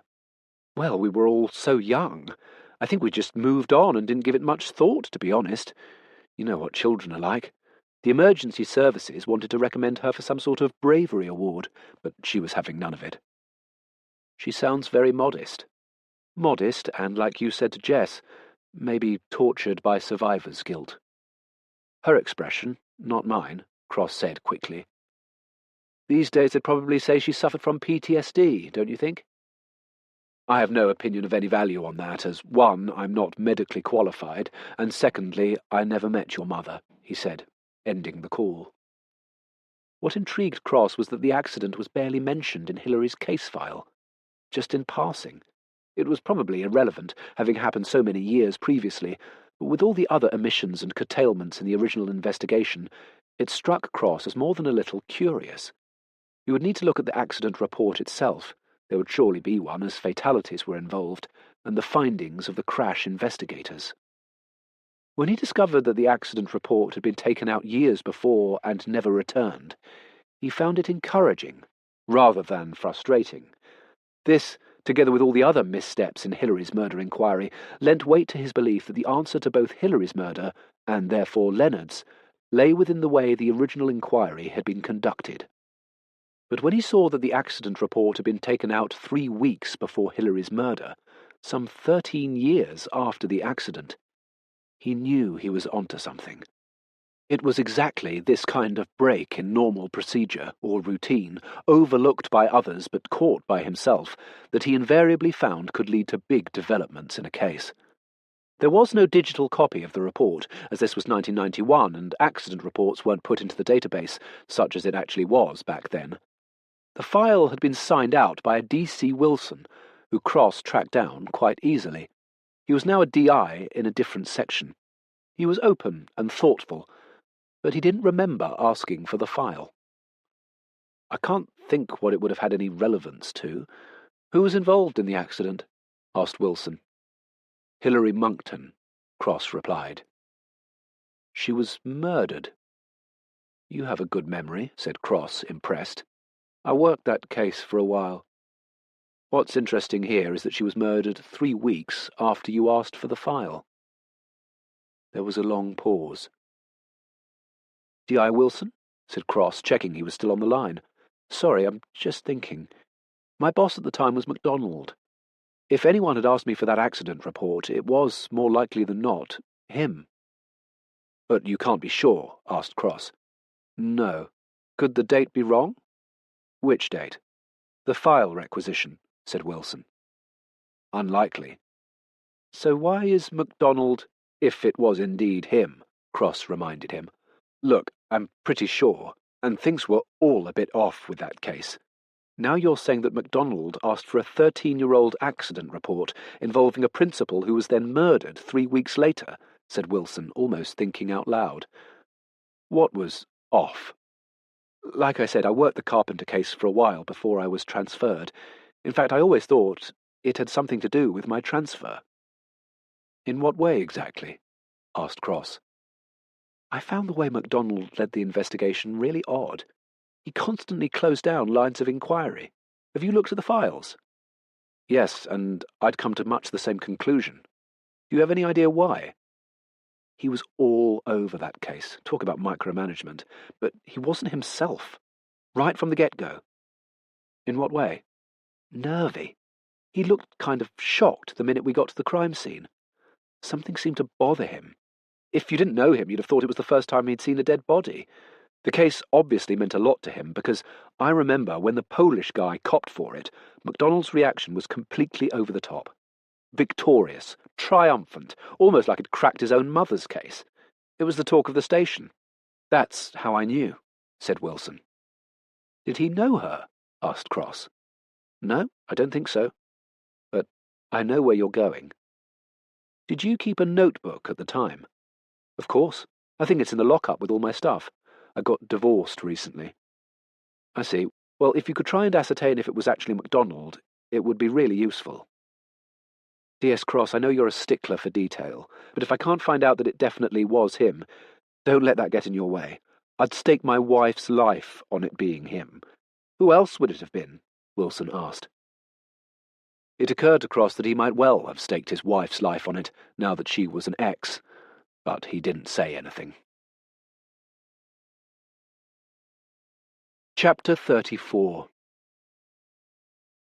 While Cross pondered what his next move should be, a uniformed policeman knocked on his door. He was holding a photocopy of the torn-out shopping voucher that had been found in Leonard's rucksack. The constable was from a Polish family, and had volunteered to take it home for his father to translate it for Cross. It turned out to be what they suspected, a shopping discount voucher for a series of skleps, Polish shops, in North London. So it's presumably from a local newspaper in London.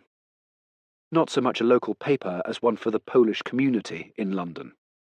Quite so, that's what I meant, but thanks for pointing it out.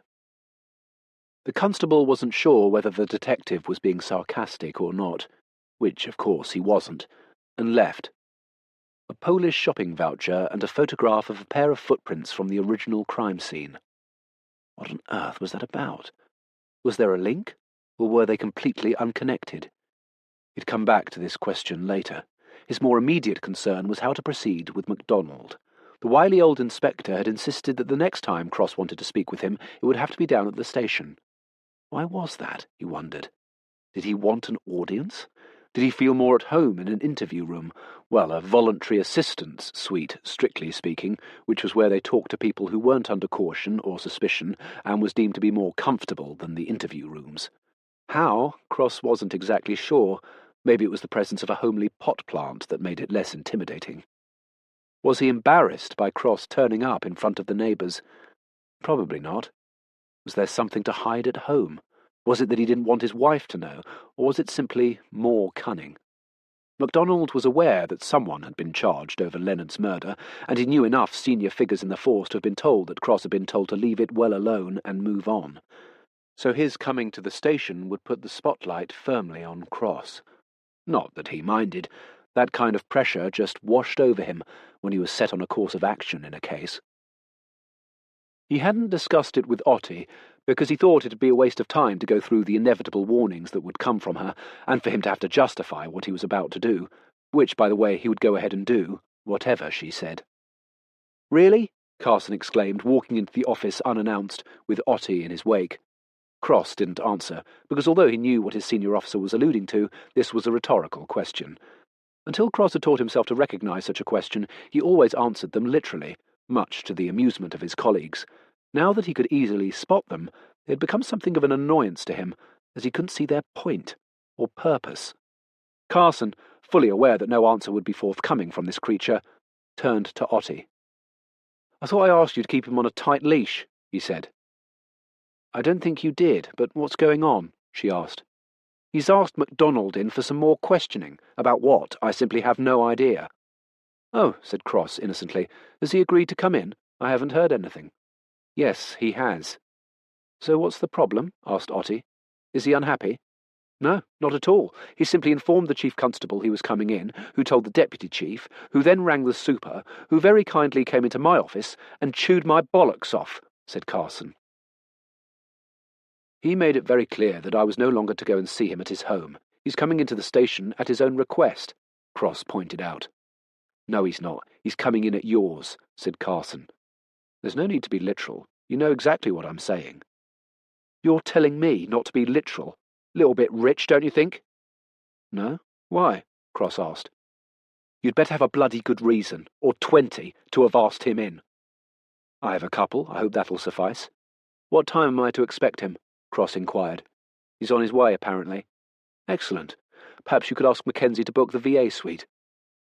Carson looked at him as if he'd lost his mind. He was giving his superior's orders now. Well, you'll be passing her desk once you've left here, will you not? Cross went on by way of explanation. Ottie smiled as Carson barged past her. What are you up to, George? She asked him. He told her about the missing accident report and D.I. Wilson's feelings about the whole investigation. Then there was still the matter of MacDonald failing to mention Leonard's visits to his house. He asked her if she'd be joining him and MacDonald, and noted her slight hesitation. Not a good look in front of the brass, he suggested. I'm sorry, she said, embarrassed. No need. Things are difficult enough for you round here, being a black woman, and a single mother to boot, although, having said that, one would hope that the tide of diversity is changing all of that as we speak, said Cross. She looked at him, amazed that things still came out of his mouth that could just stop her in her tracks. When he walked into the MCU reception, the Deputy Chief Constable and Chief Superintendent were already in conversation with MacDonald. Carson was standing to one side, grinning inanely, like a maitre d' waiting to show people to their table. As Cross walked across, MacDonald saw him and made a point of not pausing in his conversation with the two senior officers.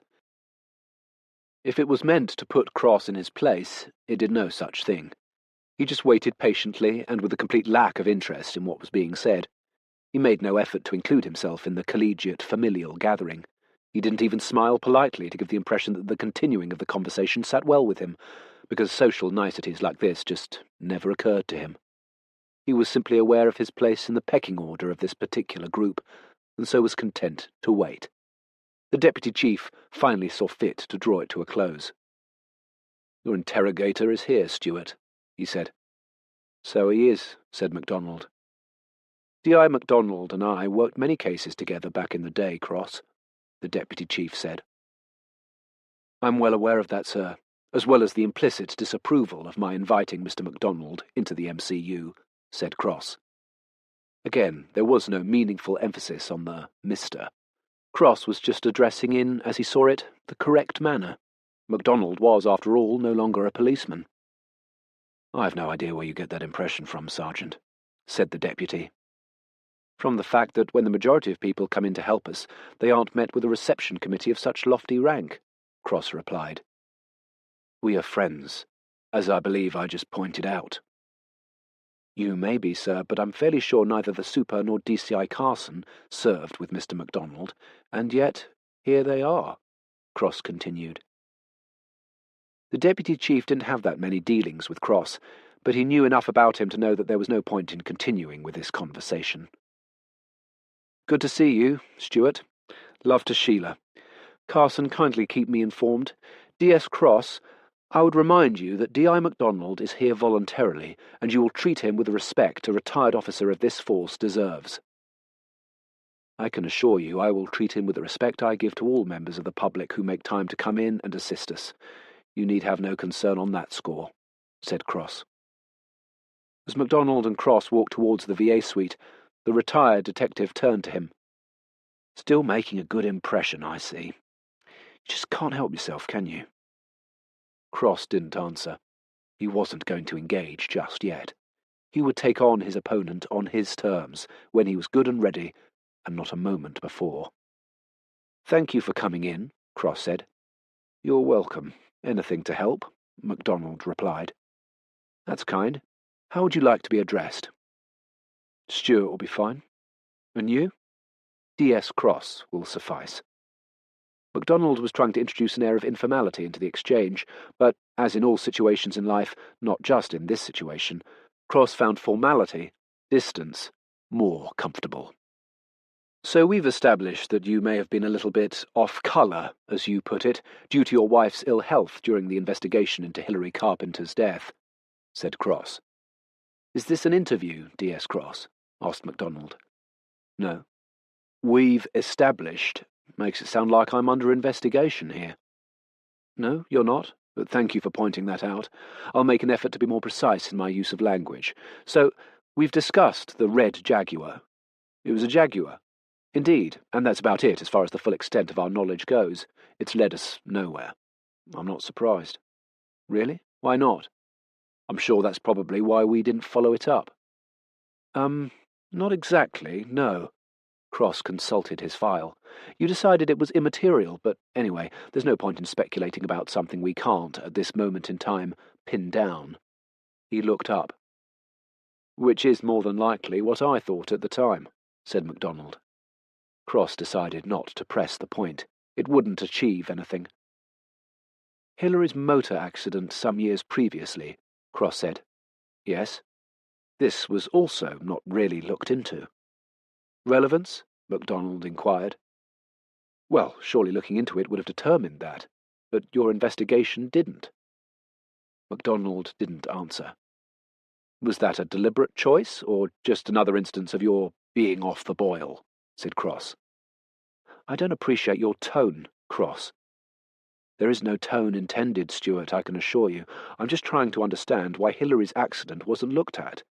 Are you not an advocate of victimology? Course I am. A fatal accident, Cross pointed out. She wasn't at fault? No less traumatic for that, though, surely, and therefore worth examining.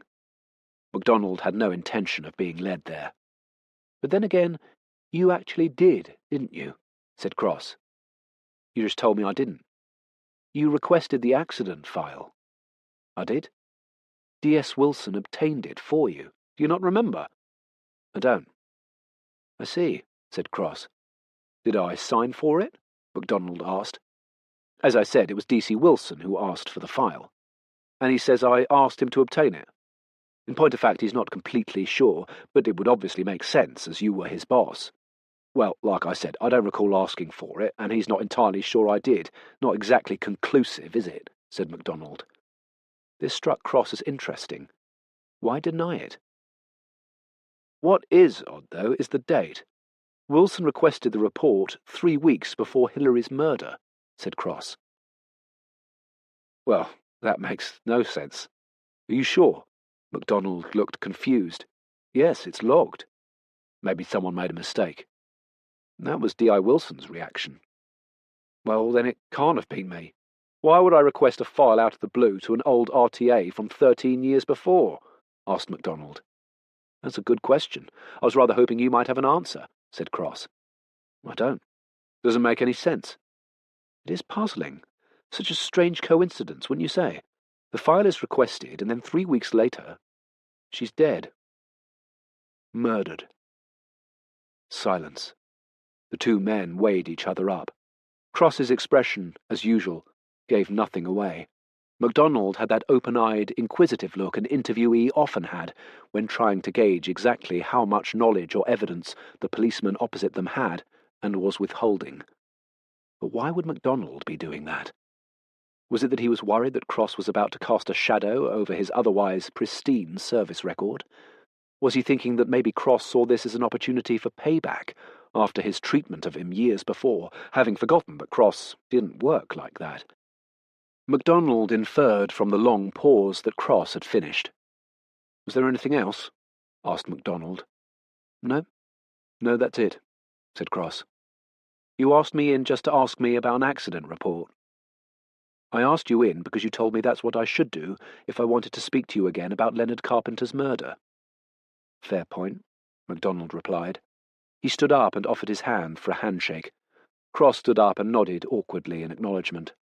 MacDonald had never offered to shake his hand before in all the time he'd known him. Was this because he knew Cross didn't shake hands, avoided any kind of physical social interaction, Cross wondered? No, he quickly concluded.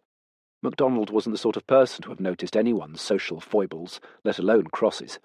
Sensitivity wasn't in his social skill set, which meant, in this instance, that he was relieved, that this hadn't gone as badly as he feared. But why? What was he hiding? Frightened of Cross uncovering. "Please just call me if you have any further questions. You don't need to ask me in," MacDonald said. "That's very kind," replied Cross. MacDonald was about to leave the room when Cross appeared to remember something which had completely slipped his mind, and was embarrassed at bringing up. "Oh, Stuart, before you go, why didn't you tell me that you'd seen Leonard recently?" "What do you mean?" "When I came to your home, you said you hadn't seen Leonard recently." "That's right." "But you had. Your neighbour, Mr. He got out his notebook, despite the fact that he knew the name. Griffiths said he'd seen you having an altercation with a homeless man matching Leonard's description on at least 2 occasions in October." Cross looked surprised at MacDonald having forgotten this. "I didn't see how it was relevant, I suppose." "You didn't think it was relevant that you had actually seen a murder victim who we were making inquiries about just weeks before his death, that you were seen arguing with him? How could you conclude that it wouldn't be relevant?" asked Cross. "You hadn't come to me about his murder. As I recall, you were asking about Hillary's, and what is more, you had a man in custody." "I see, but that information could surely have been useful in any forthcoming trial with the suspect, no? What did he want?" "He was just going back over all the same nonsense he came up with after his wife's death. The poor man never recovered, and who can blame him?" MacDonald explained. "That sounds very sympathetic," Cross commented. "I felt for him. But at the same time, his mental health had been stretched to the limit. You should have seen him." "I did, at his murder scene." "Then you'll know he wasn't completely right in the head. I was shocked when I first saw him. I didn't realise it was him. He was unrecognisable." "I see. Perfectly understandable," Cross concluded. There was a pause, which MacDonald took as his cue to leave. Cross then began again. "But why wouldn't you tell us you'd seen him? That's what I'm having difficulty with. Why not just say he was here, going over all the old theories, crazed as ever, and then, of course, he didn't come back?" "I don't know. I honestly don't know," said MacDonald. "Okay. Well, thank you." Cross appeared to have accepted this as a reasonable answer, which, of course, he hadn't. What was more, he knew that MacDonald himself was also aware of this. Cross was deliberately trying to put the retired detective on edge. He watched as Carson escorted MacDonald to his car. It was a brand-new, top-of-the-line Range Rover autobiography. They spent a few moments walking around the vehicle appreciatively. Carson was impressed. Cross often watched interviewees leaving the station. He wanted to observe their demeanour, particularly if the police had been forced to release them because the window for holding them without charge had ended. Their reactions were often informative. Not always, but enough times to make it worth his while. A suspect embracing the duty solicitor he had only met the day before was an indication that they thought they'd got away with something. If the suspect walked out alone, just got into a car and drove off, it felt different, like an unnecessary ordeal was simply over and they could now get on with their day. Whether they were met by friends or family, or made frantic calls as soon as they were in the car park, all indicated different possibilities to him. MacDonald definitely had the over-friendly exuberance with Carson which implied he felt relief. But what that relief could be about, Cross had no idea. At this moment in time. Chapter 35. Carson hated confrontation, which had something to do with the way he was climbing through the ranks with such alacrity. If there was something unpleasant to be done with personnel in the department, he usually managed to pass it off to someone much more qualified than me to deal with. By this he actually meant someone from human resources. The expansion of the HR department, albeit at a cost to the number of boots on the beat, was one of the more welcome developments in the force for Carson. There were times when people working for him could have been forgiven for thinking that he spent more time with HR than he did on actual cases. But this wasn't entirely his fault, or choice, bearing in mind the number of redundancies that seemed to be taking place on an increasingly regular basis these days. When it came to Cross, however, Carson was on his own. Within the department, Cross was seen to be his pet project, his indulgence. There'd been multiple instances where senior management, on the advice of HR, felt they could terminate Cross's employment, but Carson had prevailed. He liked Cross, as infuriating as he often found him, because he got results. He had, in fact, not that anyone knew, taken the time to do some reading about Asperger's and had a sketchy understanding of it. This was why he didn't react in the same way as others to Cross's behaviour and manner. He had been accused of treating Cross as a special case, and his response was always the same one. "He is one," he would say, pointing to his numbers. One thing he had read somewhere, and knowing Cross it made particular sense, was that some people with Asperger's had a profound need for things to be right, correct, just as they should be, just being the operative word, and by literal extension this meant a need, a passion, often, for justice itself. This could manifest itself when receiving something ordered online and the object delivered not adhering exactly to the description or photograph on the website. Even the smallest deviation would result in its being returned. Indeed, this was why many people with Asperger's simply didn't order anything off the internet. They had to see it in real life, physically in front of them. This was why they checked their change in a shop religiously after a transaction. It had to be right. It wasn't that they feared being cheated, as much as checking that all was as it should be, that it had been a proper, just transaction. By definition, this meant the execution of literal justice in Cross's case. Justice had to be served, the right result had to be achieved, and this had to be seen to be done for the whole system to work effectively. It wasn't about putting bad people away, it was about ensuring that justice was done, whatever the circumstances.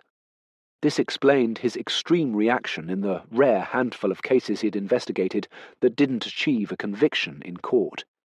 It sent him into a spiral of confusion. He simply couldn't understand why, when he'd provided evidence that clearly indicated the guilt of a party, that a jury could find otherwise, that they could see it so differently, that the defence barrister had managed to present that evidence in such a way that they had no choice but not to convict. In one instance, where this had been the direct result of a very strong direction from the judge to the jury, it was all Carson could do to prevent Cross from going round to the judge's chambers to point out the error in his decision. Cross was at times frustrated by the courts and their interpretation of the law and all the technicalities therein, as many detectives often were. The difference was his innate inability to move on. This particular afternoon, Carson had been tasked with persuading Cross to leave MacDonald well alone. Carson argued vainly that in these cases Cross was more often than not proved right. His odd methods always came through. He followed a strict trail of logic when looking at a case, and couldn't let go when he uncovered a hole in that logic that couldn't be explained away. Other officers just didn't have the patience. Cross was completely unaware that these conversations took place. He simply saw Carson as being a conduit of irrational and ill-thought instructions from the floors above, and so Carson was constantly in this impossible, almost schizophrenic situation of trying to make Cross do something which he himself had been arguing against only moments before upstairs. Otti followed him into Cross's office, as she always did. Carson was never sure whether this was because she had his back or Cross's. He suspected it was the latter. "All the super is saying is that if you have nothing further to ask MacDonald, then please leave him alone," said Carson. "Well, obviously if I had nothing further to ask him, I would leave him alone. Why would I contact him otherwise?" Cross replied. "I think you know what I mean. As I believe I've just explained, that makes no sense. But what if I do?" "Do what?" "Have further questions for MacDonald?" Cross asked. Carson thought for a moment, trying to formulate a tactic that might help him get the best result out of this situation. "What's troubling you about all of this, George?" Cross then explained about the missing accident report, and MacDonald's failure to mention to him and Otti that Leonard had paid him, to their knowledge, at least 2 visits in the weeks before his death. From Carson's look of concern, which he immediately tried to conceal, Cross knew he was going to win the argument. "You sure about the dates?" Carson asked. The accident report was requested by MacDonald 3 weeks before Hillary's death, said Cross. We think by MacDonald, replied Carson. That would be more accurate, yes, Cross conceded. A coincidence? The dreaded C word. Carson regretted saying it almost immediately. I know, no such thing. Otti then spoke. What intrigues me is why Leonard came back to Bristol, and why go back to MacDonald? That is indeed a good question, which I think may hold the solution to the whole mess. It must have something to do with a photograph, said Cross. Photograph? Carson asked, irritated that he didn't know about it, despite the fact that he'd instructed them to stop working on Leonard's murder, so how could he be aware of it? Cross produced the photograph of the footprints taken at Hillary's crime scene, which was found in Leonard's rucksack. Carson thought for a moment. It might be a little too management for Cross's liking, but he still had the instincts of a good policeman. Okay, so something isn't right here. Keep pursuing it, but please, be discreet. I've had enough shit for one morning, so if you need to speak to MacDonald again, just give me warning, he said. Of course, said Cross. He has quite a taste for expensive cars, doesn't he? I thought exactly the same thing, but it wasn't his. He has a Jag. It's been fixed. Something to do with the electronics, apparently. Some courtesy car, said Otti. He has a mate in the trade. That makes sense. Cross was still looking at the photograph of the footprints as everyone else was making ready to go home when Mackenzie came in. Clay Motors, she said. Thank you. He'd sent her round to MacDonald's home that afternoon to see if the car's back window had a dealership sticker, as he suspected it would, being a courtesy car. As mundane a task as this was, she had been thrilled. Anything to get her away from the monotony of hours of gazing at several CCTV feeds from the vicinity of Shaftesbury House. Cross pulled up the dealership website on his computer. It was a very upmarket, glass-fronted dealership on the outskirts of Swindon, in a row of several dealerships for other makes of car. It was funny the way dealerships like this tended to congregate in clusters. You would have thought they wouldn't welcome the competition, but Cross assumed that this was outweighed by the convenience for people of being able to see them all in one place, and that there must be some kind of cross-pollination. Judging from the photograph on their website, Clay Motors had a very full forecourt and showroom, a sign of a successful business. At one end of the building, it had a car lift encased in glass, all the hydraulic workings on display to get the cars onto the 3 different floors. It reminded Cross of a second-hand toy garage his father had bought him one birthday, one of his finds, which had a lift operated by a small metal handle with a red tip winding a basic pulley system of string to get the lift up and down the one floor. His favourite car was a dinky toy sky-blue Triumph Herald, with a button on the top which, when you turned it, steered the front wheels. Second-hand. His presents had always been second-hand. Raymond had prided himself on never buying anything new, and a favourite pastime was to work out, in theory, how much money he must have saved over the years. Cross would visit Clay Motors the next day. He wasn't entirely sure, but instinct told him they might discover something about the car seen driving away from the carpenter's house all those years before. Chapter 36. Car sales rooms weren't places that Cross frequented, as he didn't drive. He could, he had a licence, but he chose not to. Over his years in the police he'd had cause to go to a car dealership on a couple of occasions, but that was about it. Things had certainly changed since his last visit. This one actually had a coffee stand with a dedicated barista. The place was a temple of insincerity, everything designed to achieve the holy grail, a sale, from the comfortable leather chairs to the immaculate suits worn by the sales staff. The floor was as clean as a hospital operating theatre. The cars were polished and buffed to a dizzying degree, a state they would never be in again once they'd left the dealership. But Cross liked the smell. It was unique, that mix of brand-new rubber and leather. He'd read somewhere that the interior smell of a brand-new car, which faded after months, was so sought after that someone had tried to get the essence into an aerosol so that owners could reproduce the magic scent of a new car months after it had vanished. Cross walked out of the showroom almost as soon as he had entered it. It was left to Otti to explain to the receptionist, who he had left mid-sentence, that he had just stepped out to take a call. The truth was that he found the squealing of brand-new rubber on the pristine floor as a salesman manoeuvred a car into position on the concourse unbearable.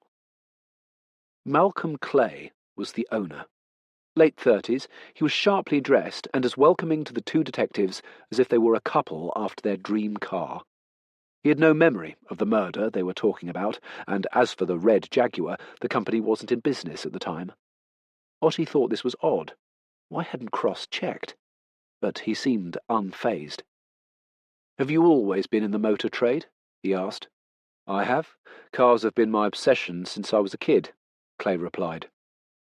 "Where did you work before here?" "All over the place. I doubt you could name a main dealer in the southwest that I haven't worked for at some stage." "So your former employers have since become your competitors?"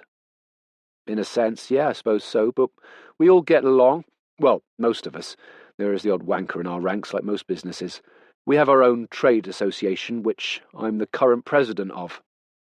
"Congratulations." "It's not that important. Just useful." Important enough for him to mention it apropos of nothing, thought Cross, as Clay gave them each a business card, telling them to get in touch if he could be of any further use. "Why would you think that?" Cross asked. "Think what?" "That you could be of any further use." There was an uncomfortable pause, during which Clay looked at Otti to see if she was going to offer any relief. She wasn't. "I'm sorry, you're right. I'm sure I can't. That was just an automatic response, I suppose. A social nicety," Clay said. "D.S. Cross isn't very good with social niceties of any kind, are you, George?" "Not exactly one of my strengths, so I'm told." But he hadn't taken his eyes off Clay, who decided to bring the meeting to an end by standing up. He led them out of the showroom like a good host would. "Tell me, Mr. MacDonald, our former colleague, how do you two know each other?" "He's a good customer." "I see." Back in the car, Otti looked over at Cross. "So, now please explain to me how that wasn't a wasted trip." He didn't answer. "Why didn't you check whether they were in business at the time of the murder?" "I did," he replied. She decided not to give him the satisfaction of asking anything further, and started the car, although she wondered whether he did take any pleasure in such moments. But he was in fact examining the back of Clay's business card. It was a list of non-executive directorships of various companies, but also memberships of boards of several charities and local good causes. "What do you make of that?" He showed the card to Otti. "Wow, so modesty not exactly one of his main attributes," she said. "A lack of modesty, or just a manifestation of insecurity? I rather suspect the latter. He wants people to know the extent of his good works. He wants to be seen as something other than the archetypal car salesman, staking his claim as a respectable member of society who gives back. It has the air of the self-made man proclaiming, 'Look how well I've done.' That's interesting. He's on the board of Shaftesbury House." Mackenzie was tasked with calling all the car dealerships in the local area to find out if, at any time, they had employed Malcolm Clay. She had the temerity to ask why. Otti waited for a rebuttal from Cross, but none was forthcoming. He judged, from the tone of her question, that she was interested and not challenging the assignment. "It may or may not be of any importance. What is important, however, is that we know which it is," he said. It transpired that Clay had exaggerated his claim to have worked in most of the major dealerships, which Cross found interesting in itself. But it was when Mackenzie handed him her mobile phone that things took a turn. He put her phone on speaker, not that he wanted her to hear the other end of the conversation, after all, she already knew it, but because he couldn't put it to his ear when it had just been against hers, and had he wiped it, he knew from experience that he could cut the call off, or worse, cause offence. "D.S. Cross," the car salesman said. "Mr. Davis. Your officer was just asking about Malcolm Clay." "She's not actually an officer, she's police staff," Cross corrected him. "Oh, I see. Is there a difference?" "There is, indeed, quite a significant one." He looked up at Otti, who had come into the room and whose expression indicated that perhaps there were different priorities to be pursued on this call, rather than educating Davis on the ins and outs of the police hierarchy. "But rather than me explaining that to you, perhaps you could tell me what my colleague has determined might be of interest," Cross went on. On the other end of the phone, Davis had been swiftly reminded of how odd this policeman had been when he visited his showroom earlier in the week. "She was asking about Malcolm Clay," said Davis. "Indeed. Well, he did work for me some years back, but I fired him." "I see. And why was that?" "Well, that's where it might get interesting for you. It hadn't occurred to me before because you were asking about a car that had been damaged." "That's correct." "Well, he didn't actually damage a car, but he did borrow one, without permission, to impress his girlfriend," Davis continued. "And how is this relevant?" asked Cross. "Well, he had it for over 72 hours one weekend, and when he didn't turn up for work on the Monday, I sacked him." "Right." "It was a Jaguar XJR. A red one." "And this was around the time of the murder we told you about," said Cross, checking. "Exactly. So I'm assuming that what you're implying is the possibility that he damaged it, then had it repaired before he brought it back." "It's more than possible, Detective," said Davis. Cross thought this through and ended the call, leaving Davis bemused in his office. "Well, that's extremely interesting, Mr. Davis. Thank you and goodbye." "Oh, you're more than welcome, Sergeant," Davis said to himself. "I've no idea what to make of this," said Carson when this new information had been presented to him. "It's obviously circumstantial in the extreme, but I think it could place Clay in the vicinity of Hillary's house at the time of her death," said Cross. "But why? What are the connections?" Otti interjected. "Indeed," Cross agreed. Carson had been listening intently, thinking not just about how they should progress the case, but also about what tactics to employ with upstairs. "So we can't place him at the murder," he said. "Not as yet, but he had to be driving that car on that day," said Cross. "We don't know that either. It's just a possibility," said Carson. "Without question, but a possibility we should explore," replied Cross. "We don't know he even damaged the car. How many red Jags do you think there are in Bristol?" asked Carson. "I don't know, but I could find out," said Otti. "Must be dozens. It seems tempting to think it was, but not exactly compelling." "I agree, completely, but I think we should keep digging. Despite his claims to have worked at several dealerships in the area, it turns out not to be the case. This was, in fact, his first job. He wouldn't know much about the trade itself, so the chances are, if he needed a repair doing off the books and properly so that it would go unnoticed, he would have used someone known to Davis," said Cross. "Okay, so let's see if we can nail that down first. The fact that he damaged the car and had it repaired," said Otti. "Then there's MacDonald," said Cross. "Really?" Carson practically sighed the word. "There's a link." "He's just a customer, a good customer," Carson protested. "Except that Clay wasn't in business at the time, so it's unlikely that MacDonald was a customer then," said Cross. "He could have been a customer at Davis's outfit and Clay took his business with him," Carson suggested. "He wasn't. We checked," said Otti. "Okay," he conceded.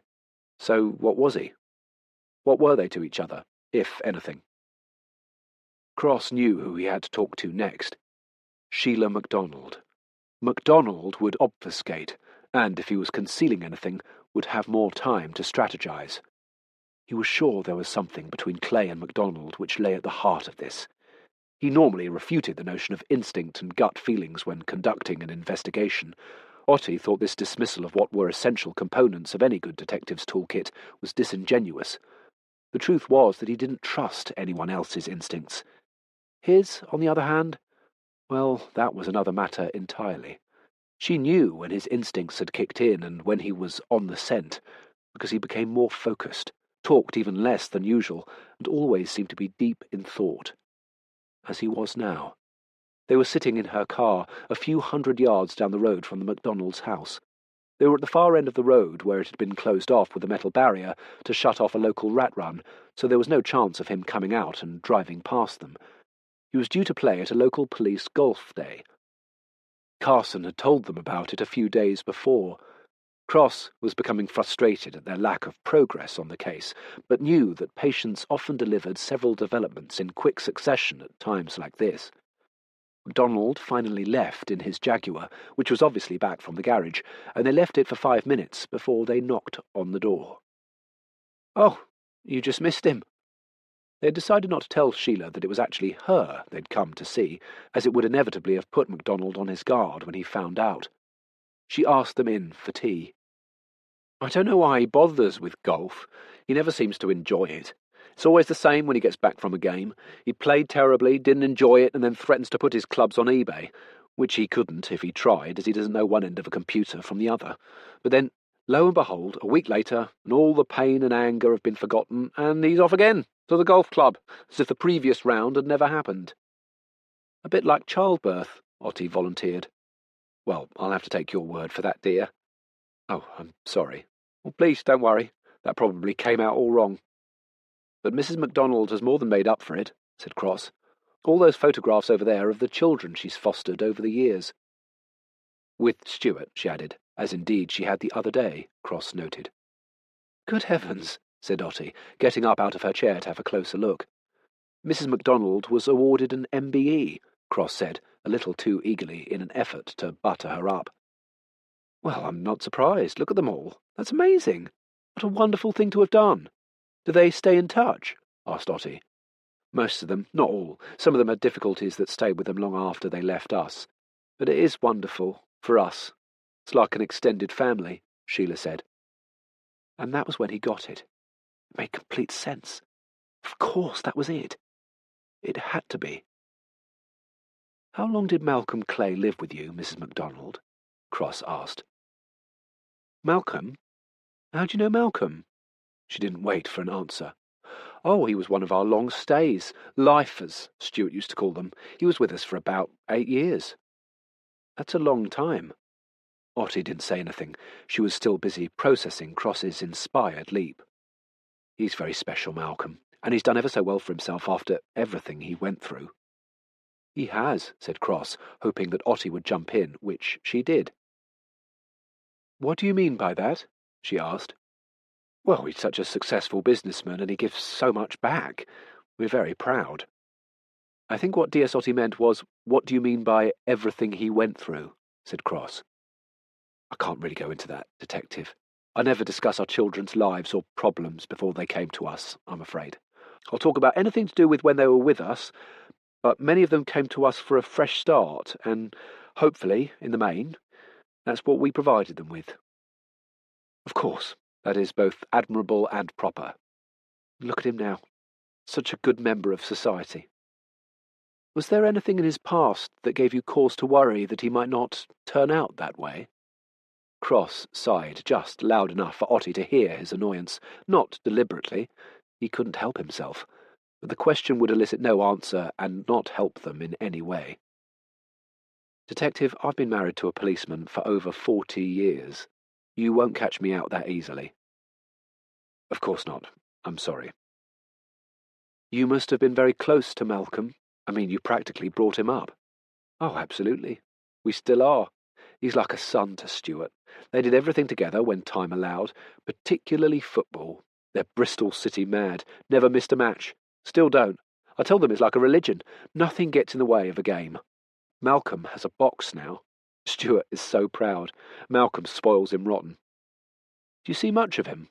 "Oh, yes, there are regular visits and phone calls." "And Stuart's cars," suggested Cross. "Yes, Malcolm gives us trade deals on the cars, but if I'm honest, I think he does a lot more than that. But doesn't tell Stuart. Bless him." "Why didn't you press her on Malcolm's previous life?" asked Otti. "She's a good woman, and I had no intention of upsetting her." "Why not tell her that you'd get the information out of the fostering files anyway, so she might as well tell us?" "Because that would have forced her to go against her principles, which she holds dear. What was the point?" "To save time," she found herself saying half-heartedly. What she was really thinking was how, on occasion, Cross showed a sensitive side which surely could be described as empathetic. Something he wasn't supposed to possess. And she was right.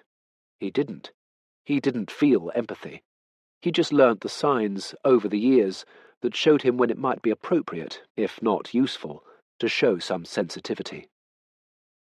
"I'm going to have to take this upstairs," was Carson's initial reaction. Cross was annoyed.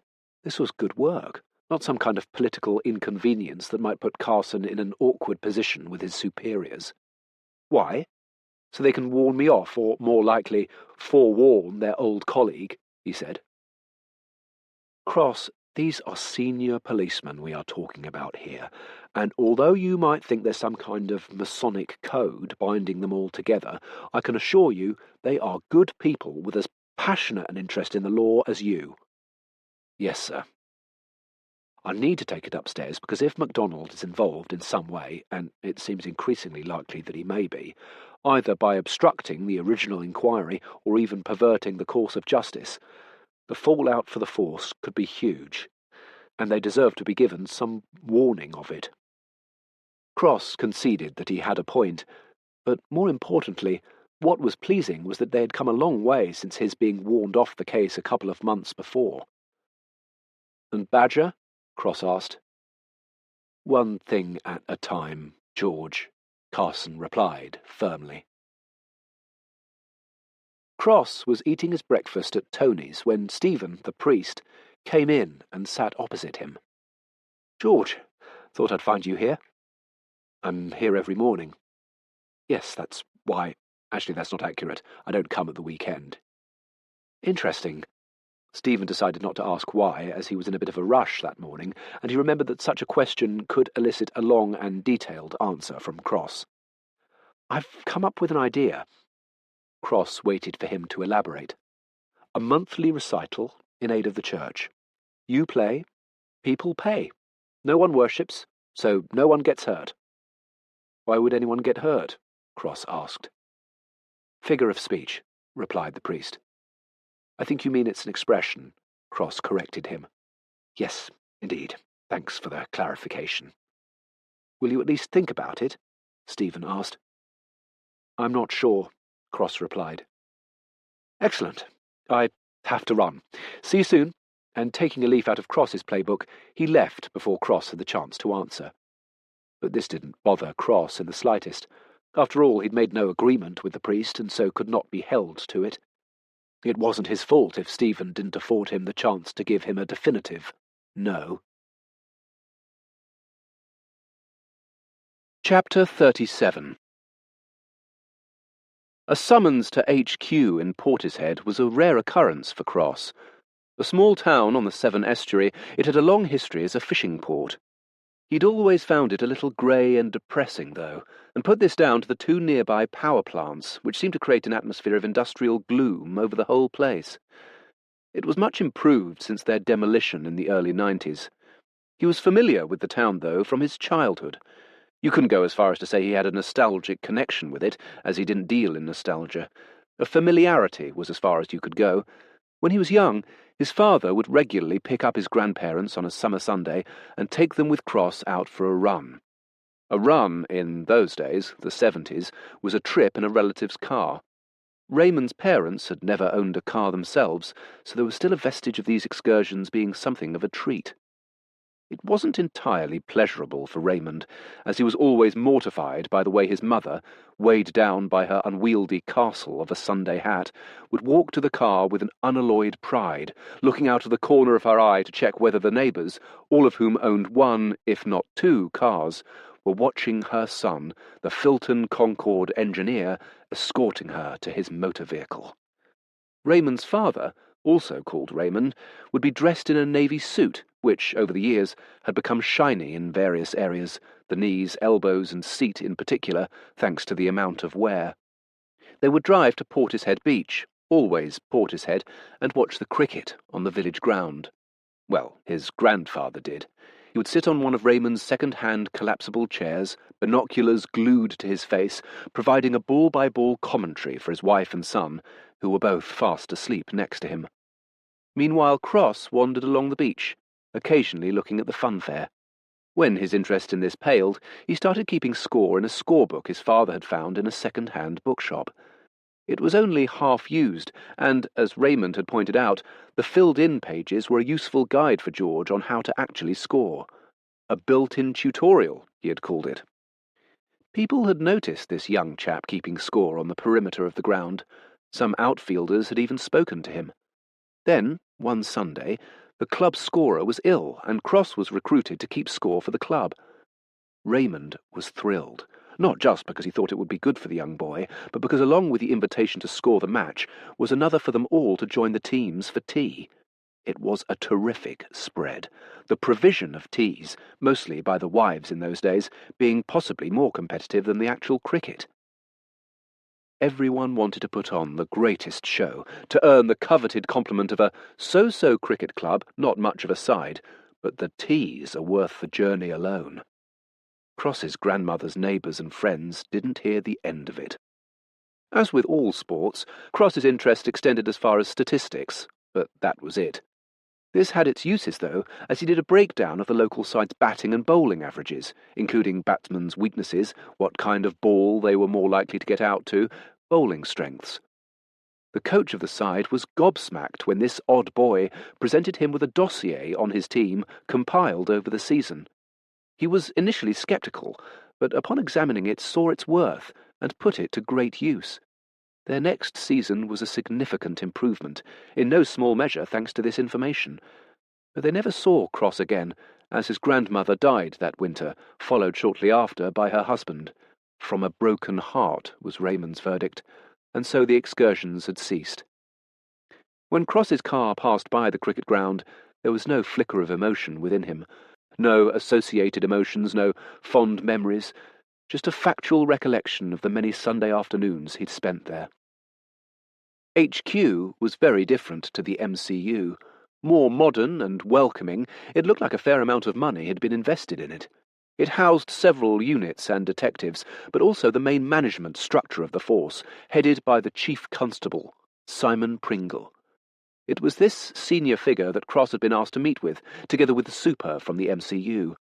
The outer offices around the Chief Constables had a corporate air to them, much like the management floors of various businesses he'd visited over the years in the course of his work. Most people were nervous when summoned to see the Chief. The super walking alongside Cross was a classic example of this. Even if the reason for the meeting was positive, like a commendation or congratulations on a particular piece of work, the Chief liked to keep in touch with the feet on the ground, people were always twitchy. Cross had no such feelings. He knew that if things had reached this altitude, as Otti had referred to it, then he was on to something with the Carpenter case and MacDonald's handling of it. Cross had poked a wasp's nest, and the Chief was pest control. This was serious. Cross was secretly pleased, though, not just with the implicit approval of his approach, which he was often in need of, even if it wasn't obvious to others, but also because whatever the Chief had been told of his investigation and his approach was of sufficient credibility and concern that he needed to speak with Cross in person. The only drawback was his request for an interim report from Cross, which had involved him staying in the office until 3 a.m. This was not just the result of Cross's insistence on writing everything out in longhand, always in a Leuchtturm 1917 A4 journal, always with the same Pelican M800 Souverain fountain pen, as he found the brain-to-hand process led to more clarity before he then typed, edited, and improved it on his computer, but was because of his need to ensure that every aspect of the particular case was covered in exhaustive and chronological detail. For anyone else, a page-long email would have sufficed, and they would have been home in time for dinner. For Cross, it was a detailed compendium stretching to several pages in length. The summons also gave him an opportunity to confirm with Carson that the Hillary Carpenter case had surely become an official investigation now, as the Chief wouldn't concern himself with it if it weren't. With any other detective, this question would have been delivered with a judicious amount of victorious irony at Carson's expense. Not so with Cross. He simply wanted it as a matter of record that the case had been reopened. He was the only one in the room not in uniform that day. At a previous meeting, someone had commented that there was enough scrambled egg in the room to make a full English, which had completely confused Cross until Otti had translated for him. The fact that it was just the three of them in the room, and not 10 officers around the long table in the conference room next door, reinforced Cross's realization that they felt MacDonald had serious questions to answer, and wanted the matter to be looked into with the utmost discretion. All that had bothered Carson was that the invitation from the chief hadn't been extended to him. He was sure of this because he'd gone as far as to have his secretary double-check with the chief's office. This wasn't anything to do with wanting to be apprised of the next course of action. He'd get that out of Cross on his return, but more that he viewed it as a missed opportunity to remind the chief of his name and existence. He believed that this kind of exposure to the chief was useful in the furtherance of his career, and that every such opportunity should be taken whenever it presented itself. "Thank you for the report, George. It was most comprehensive," said the chief, as Cross settled into his seat across the desk. "Yes, it was," replied Cross. The super, Ellis, closed his eyes out of embarrassment. "How would you like to proceed?" the chief asked. "I think there are several ways of going about this," said the super, jumping in. "George," said the chief, ignoring him. "At this point, I'm not entirely sure. Obviously, I need to interview MacDonald and Clay again, in more detail. The question is, in which order?" said Cross. "Indeed. And what does your gut tell you?" asked the chief. "My gut doesn't tell me anything," Cross replied. The super interjected again. "George tends not to work on gut feelings, sir. He prefers logical analysis of what he has in front of him." "I see. I myself have always found them a useful tool," said the chief. "I'm sure I'd work on them if I had them. It's just that I don't. In fact, it would be fair to say that I don't have them outside of work in the normal course of my life, if that helps. I work on logic, patterns, indicators, relevant factors and gaps that indicate a break in that logic or those patterns," said Cross. "I remember now. Of course," said Pringle, smiling. "So tell me what course of action you would find most useful at this point in the investigation." "The two omissions. First, MacDonald failing to tell me that Leonard had visited him recently. It would seem he was the only one who knew Leonard before his disappearance, who knew he was back in Bristol. Secondly, Clay's failure to tell us the true nature of his relationship with MacDonald. Why?" "It goes without saying that this needs to be handled with the utmost discretion," said the chief. "Of course," replied the super. Cross didn't see the need to make any comment, as no question had actually been asked. "From reading your commendably detailed report, it does seem that there were some extremely strange and, it has to be said, obstructive decisions made by MacDonald during the original investigation." He turned to Ellis. "Whatever happens, I want a full departmental inquiry into the conduct of this case. It's alarming that it wasn't questioned at the time." "Concern was raised at the time," said the super quickly. "To the very SIO who's responsible for those actions, and therefore able to head off any such questions at source," the chief pointed out. "Yes, sir," the super acknowledged. "George, I want the deputy chief copied in on everything from now on," said the chief. Ellis fidgeted in his seat, distinctly embarrassed that his being kept in the loop wasn't seen as enough by the chief. "If you need anything from this office, just make the call, and I'll help in any way I can." Cross said nothing. "What's the connection, is what's eluding me," the chief continued. Again, Cross didn't help out. "There's one question you didn't appear to have asked MacDonald. If he believed the Polish builder to be guilty, why didn't he charge him?" Pringle asked. "It wouldn't have stood up in court, and anyway the confession had served its purpose. It gave MacDonald the perfect excuse to ease off the investigation, and, in the end, close it down," Cross said. "There's always the possibility, of course, that he knew the Pole hadn't done it," said the chief. "Because he knew who did," Cross replied. "Exactly." As they got up to leave, Pringle asked Ellis to wait behind for a moment. "Cross doesn't do any media, does he?" asked the chief. "God, no." "Good. Just checking." Chapter 38. "You need to release him," said Cross. "The CPS feel they have a case, George," Carson replied. "It wasn't Badger," said Cross emphatically. The evidence would suggest you're wrong. However, Carson already knew that this wasn't an argument he was going to win, and possibly the best plan here was to concede that he'd been wrong. They shouldn't have charged Badger, and he would say that Otti had pushed him into it. He wouldn't be taking any blame for this one. He never did. That was his skill. Would it be easier if I approached the chief on this? A simple question from Cross, not a threat, just his realization that this might be the quickest way to get a result. All right. Cross had noticed that Carson had a habit of saying this when he knew that he was in the wrong, was about to do something about it, albeit usually reluctantly, and saw no need for any further discussion. I'll tell the CPS there have been new developments, Carson said. We should also get social services involved. He's a veteran. He needs help to prevent him ending up back on the streets. Anything else? Carson asked, irked.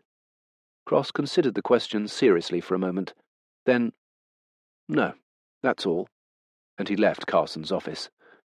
The approval and interest of the chief was undoubtedly welcome for the latitude it afforded Cross, but it came with its own unique set of problems. Suddenly everyone was interested in and had an opinion about the case. All those ranked immediately above Cross now felt the need for the case, or cases, as they now acknowledged, to be concluded as soon as possible. Arbitrary deadlines appeared out of nowhere, having been imposed without consultation with him. They needed to be seen by those above them, the chief in particular, now this was within his orbit, as being efficient and doing their jobs well.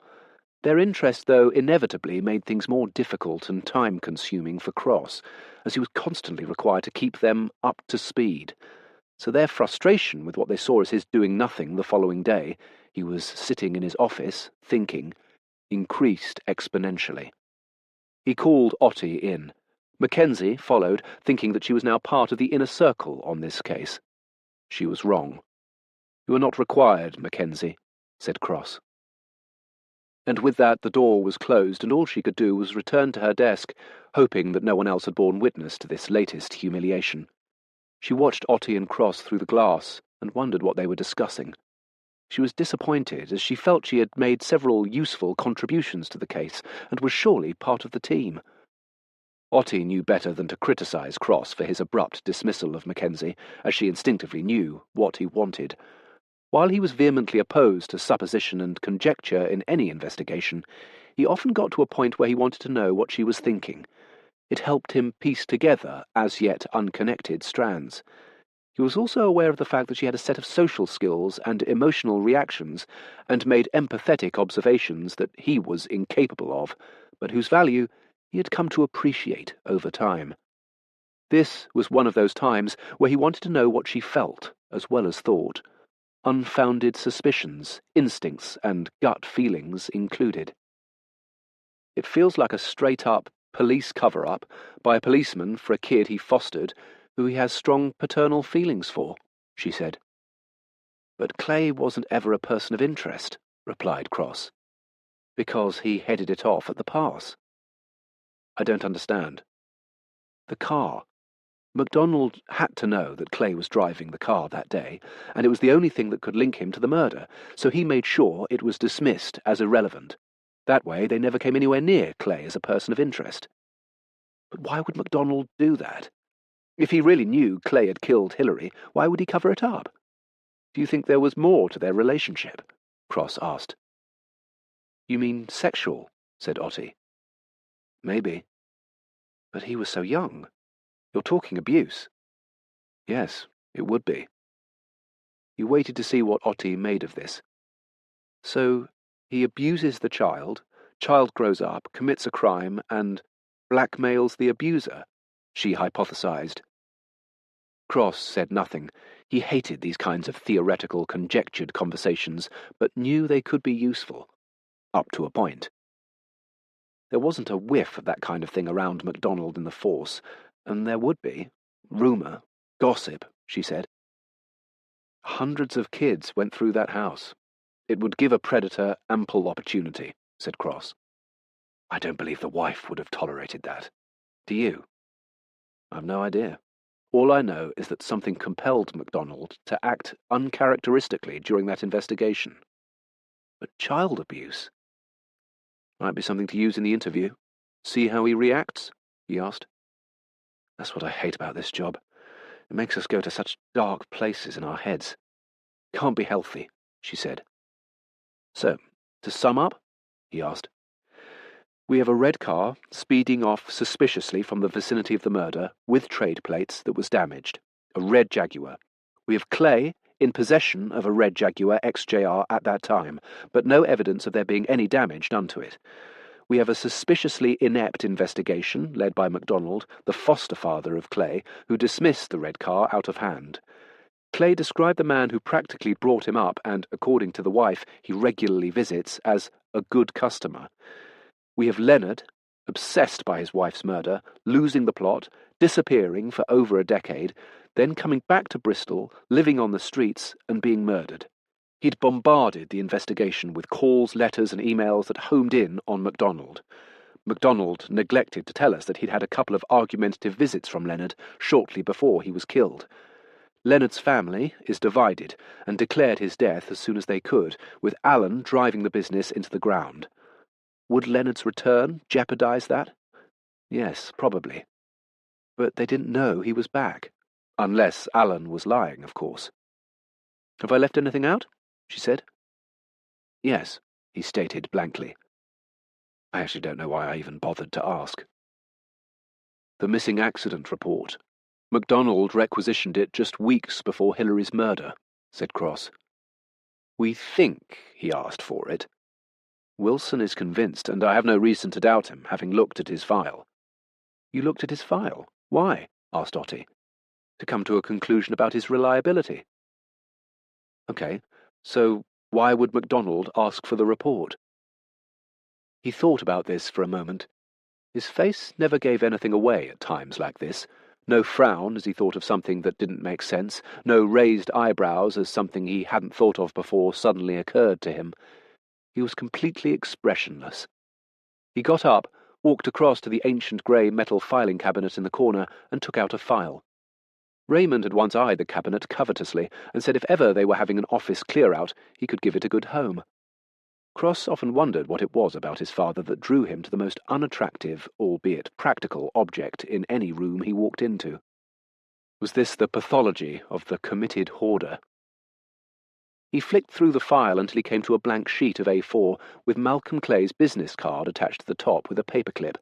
He removed it from the page and examined the list of charities he was involved with laid out on the back. He then turned to his computer and started Googling a couple of them. Otti had been waiting patiently for him to say something. She now got up, walked round, and stood behind him to see what he was up to. Normally he didn't like this, but she thought that he was looking at the search results on the screen with such fierce concentration that he might not notice. She also knew that this would annoy him less than interrupting his chain of thought by asking him a question. He was looking at the home page of a national charity that Clay was a trustee of. This particular charity raised money for the provision of prosthetic blades for children who had lost one or both legs. "What are you thinking?" Otti asked. Hilary Carpenter's accident. The parents were both killed, but there was a boy. His legs were badly injured, one of them practically severed, Cross said. Otti made a mental calculation. Timing's about right, she said. Cross then came across a picture in the site's media archives of Clay with a small girl of around 7 with 2 prosthetic blades. She was wearing a ballet outfit. The two of them were smiling. Clay had his arm round the child's shoulders and was dressed in a smart pinstripe suit and tie. But it was what he'd done with one of his trouser legs that had caught Cross's attention. He had pulled it up to reveal that he too had a prosthetic leg, a blade fitted into his expensive Oxford brogue. "Well, well," said Otti. Clay was the boy, Cross said quietly. Chapter 39. As they drove to Clay Motors, Cross reflected on how cases sometimes just came together so quickly, often after long periods of just not being able to see it. They'd had all the elements needed to solve the case right in front of them. The answer had in some ways been staring them in the face. The accident report had been the connection. They just hadn't seen it. That being said, the evidence might point to Clay, but he wasn't sure they had a case that would stand up in court. He'd have to see what came up in the interview. He looked forward to moments like this. It was like a vindication of what he had chosen to do with his life. Cross's choice of the police as a career wasn't initially made with any conviction, Raymond was fond of saying. It was a decision he hadn't made alone, of course. Raymond was involved, as many parents are with such an important decision. Cross had decided not to go to university, much to his father's disappointment. Raymond understood it, but couldn't agree with it. It was just something he had to go along with. He had spent the boy's entire life trying to ensure his happiness, which was an all-consuming challenge with this particular young man, and he certainly wasn't going to jeopardize that by making him do something he had no appetite for. Cross never admitted it, and would certainly never have let on to his father, but one of his main reasons for not wanting to go to university, or uni, as younger people insisted on referring to it, much to his annoyance, was that he didn't want to leave home. He still lived with his father at that time, which suited him. He had no idea how he would adjust to more demanding social situations like living in a student's residence or, even worse, sharing a flat with several others. He was quite awkward around women, and he knew this. It wasn't so much to do with his condition, they weren't even aware he had a condition at the time, as the fact that ever since his mother had left, there hadn't really been any women in his life. He and Raymond, well, his father mostly, had narrowed the field down to the traditional choices of church, the services, or banking. The church was out, obviously, as Cross had no faith. None of the services would really have suited his particular mindset, although the requirement to keep his uniform and sleeping quarters regimentally clean, spotless, and fantastically organised held a certain appeal for him. The bank was an obvious fit, as he was good with numbers, but it didn't really attract him. This was in part to do with an odd attitude to money. He didn't like it much, and disapproved of its accumulation for accumulation's sake. He wasn't of a mind to look after others' wealth. They hadn't even discussed the police. Then, one evening, they were watching the local news, and Cross suddenly came out with a detailed analysis of an ongoing police murder investigation, and the course of action it would be more sensible for them to follow. Raymond thought about this for a moment, and how his son had always been a keen puzzle solver of any kind, always obsessed with detail and things being accurate, much to the annoyance of others, and would be a good fit. Cross had shown no interest in Raymond's almost encyclopedic knowledge of 20th-century detective fiction, both British and American. He could have done well on Mastermind with this as his specialist subject, he was fond of telling people. This was because Cross only ever managed to get through 2/3 of any crime thriller before he put it down, having invariably figured out who the culprit was and why, often also discovering many flaws in the plotting that tore the logic of the conclusion to pieces. He therefore lost interest well before the end. Raymond had become well aware of George's behavioural oddities and eccentricities over the years, and understood them to an extent. In fact, many modern experts may well have looked at Raymond himself, his hoarding, his obsessions, and come to the conclusion that he also exhibited some signs of Asperger's. He could see that some of George's social inabilities, his social inelegance and lack of empathy, together with his capacity for observation and the processing of large amounts of information at any given time, might well be extremely useful qualities for a policeman, even if, or maybe because, they were wildly unorthodox. He had the capacity to look well outside the box. So it was the police. Cross was just pleased that a decision had been made, that the discussion about his reluctance to go to university could be put to one side, and that his father seemed happy. He subsequently joined up, not through any sense of vocation or the desire to serve the public good. He just joined. The sense of providing justice for victims and their families, the satisfaction of making sense of the senseless, finding the logic in the illogical and the pleasure therein, would all come later. Clay was a picture of self-assurance when they arrested him at his car salesroom. Cross wondered whether this was because he'd got away with it before and was confident he would do so again, or whether it was just the well-rehearsed, confident persona of someone who was used to lying on a daily basis as he sold cars to his customers.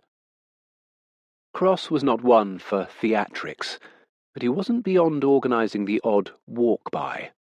In this instance, MacDonald had been asked to come into the MCU again. He hadn't been charged yet, as upstairs was still weighing up the repercussions of charging a former police officer with perverting the course of justice. It could cast doubt on all his previous convictions and the investigations conducted under his watch.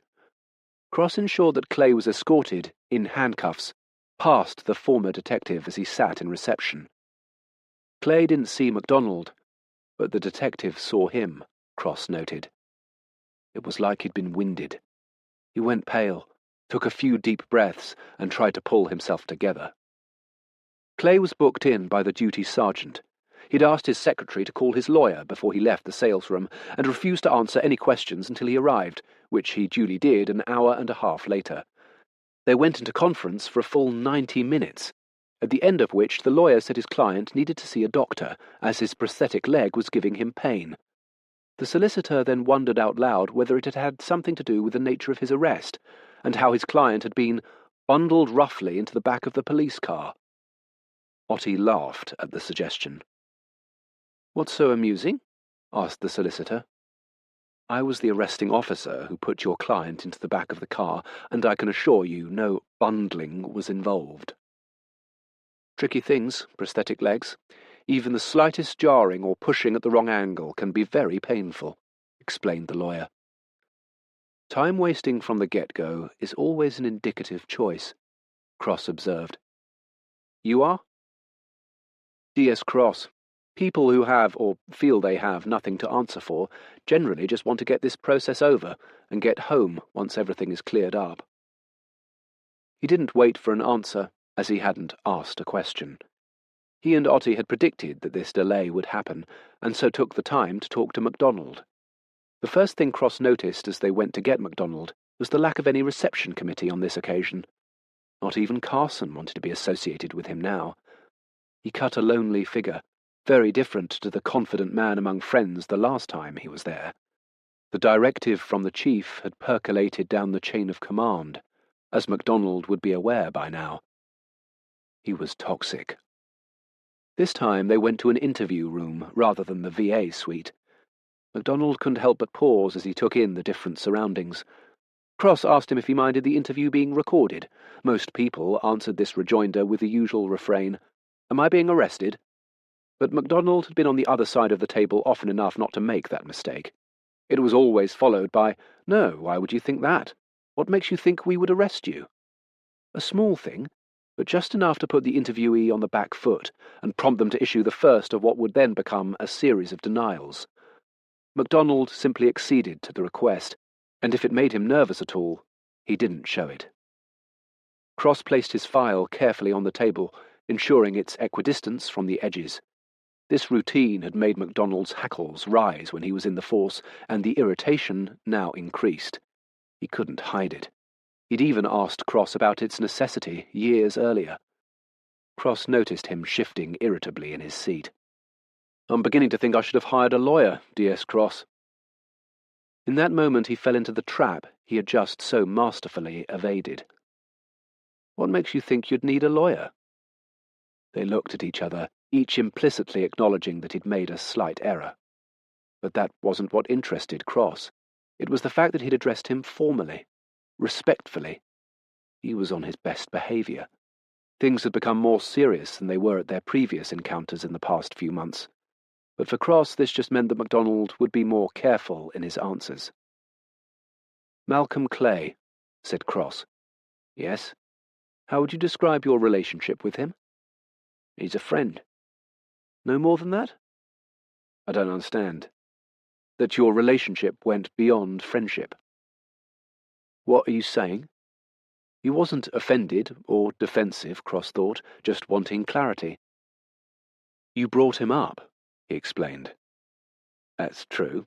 So friend doesn't strike me as completely accurate." "Well, he's grown up now, so it's different. Isn't that the same with most parents?" MacDonald asked. Cross had perfected the art of not answering any questions that were put to him by the interviewee if they weren't pertinent, or were just a reaction to what he'd asked. He didn't want an air of informality to enter the room unless he judged it useful.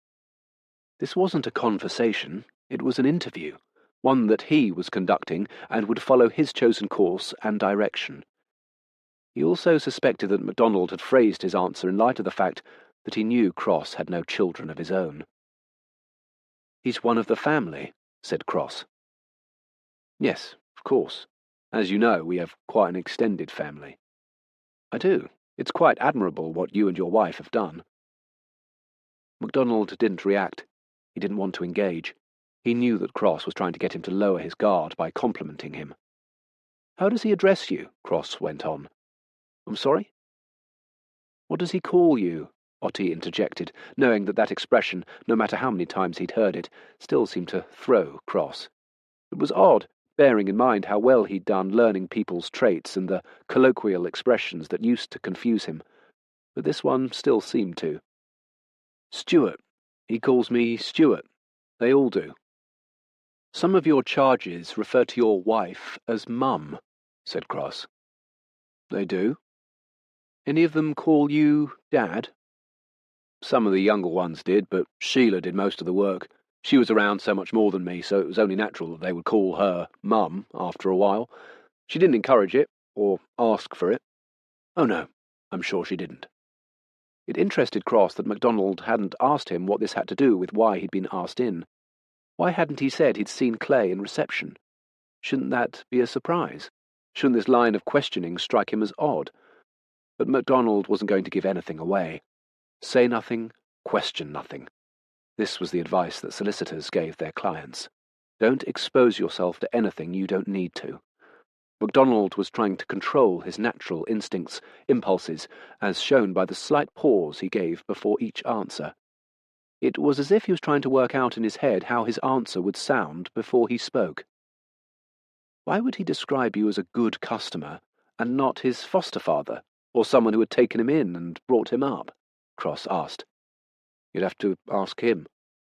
Oh, I intend doing so. There was a pause. Cross was deciding which avenue to go down next.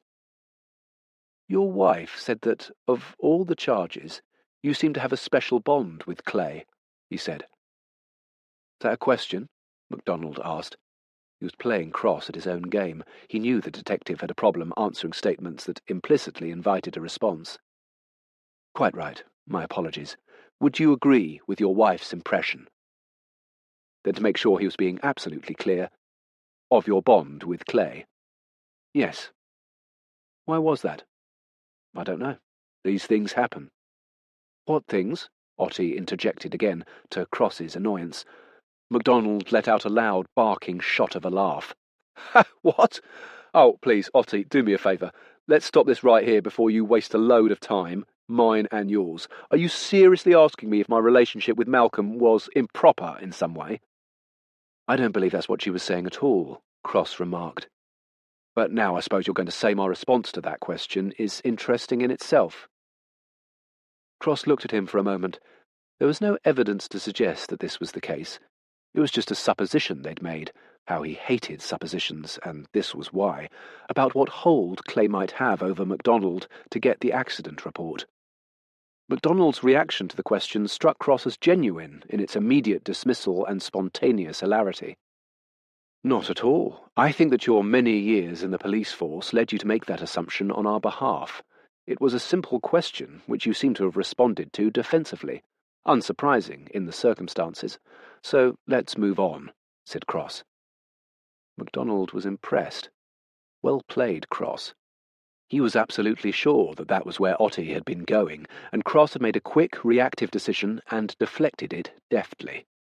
Unless, of course, he was keeping his powder dry. MacDonald doubted this. Cross was obviously better than that, and he was therefore definitely right to be on his guard. Cross closed the file he had open, then moved another one to the top of the pile, making sure it was placed directly over the other and properly positioned on the table. Mr. MacDonald, I was hoping that experience, yours as a police officer, might help us to be more straightforward and direct in this interview. I've no problem with that, said MacDonald. So let me lay out what my difficulties are in coming to any conclusions regarding the Leonard Carpenter case.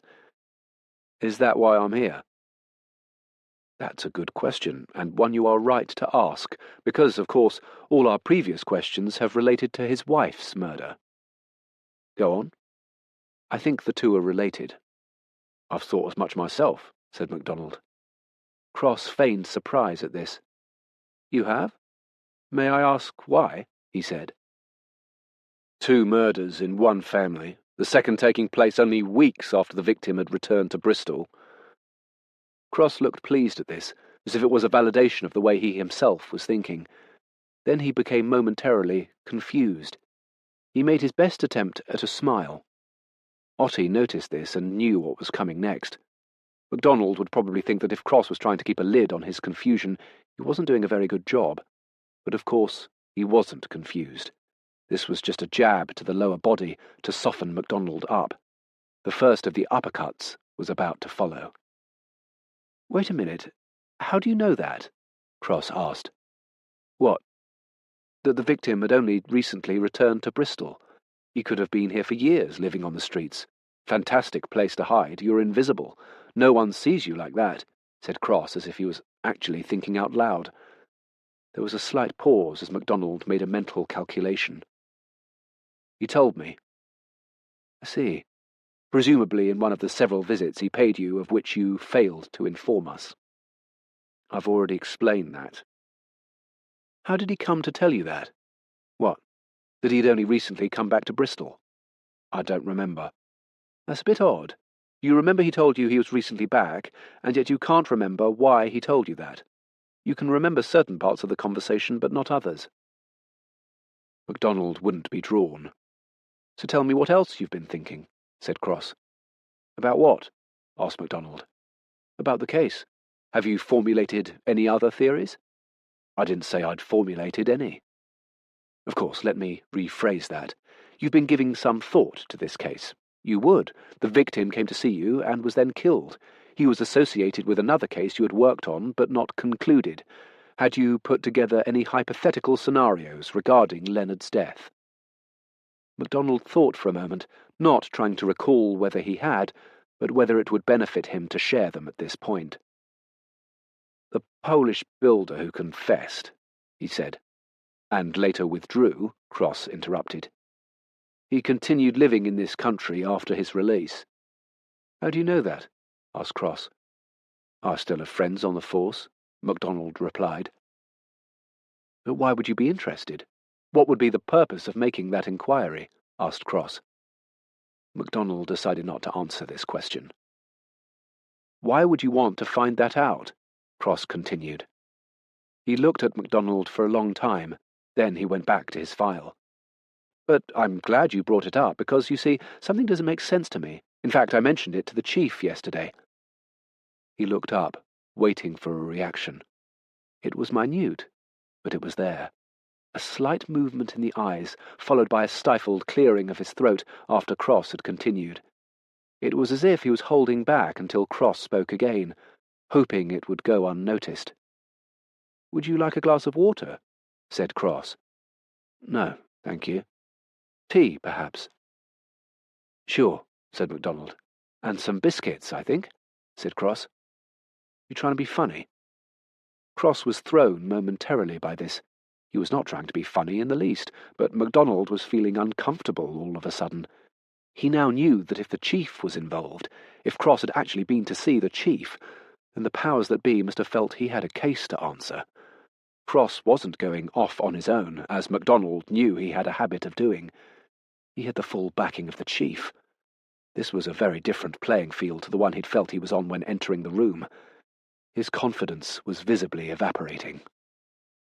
Why is that funny? Would you like tea and biscuits? Yes, I would, thank you. Otti got up instinctively, out of habit, but Cross interrupted. I'll go, he said.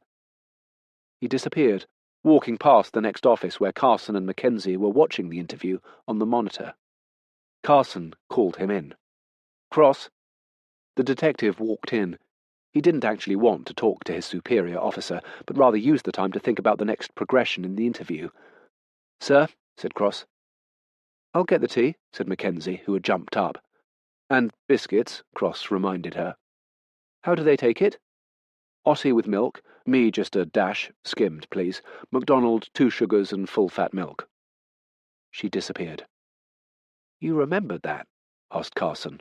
How he takes his tea?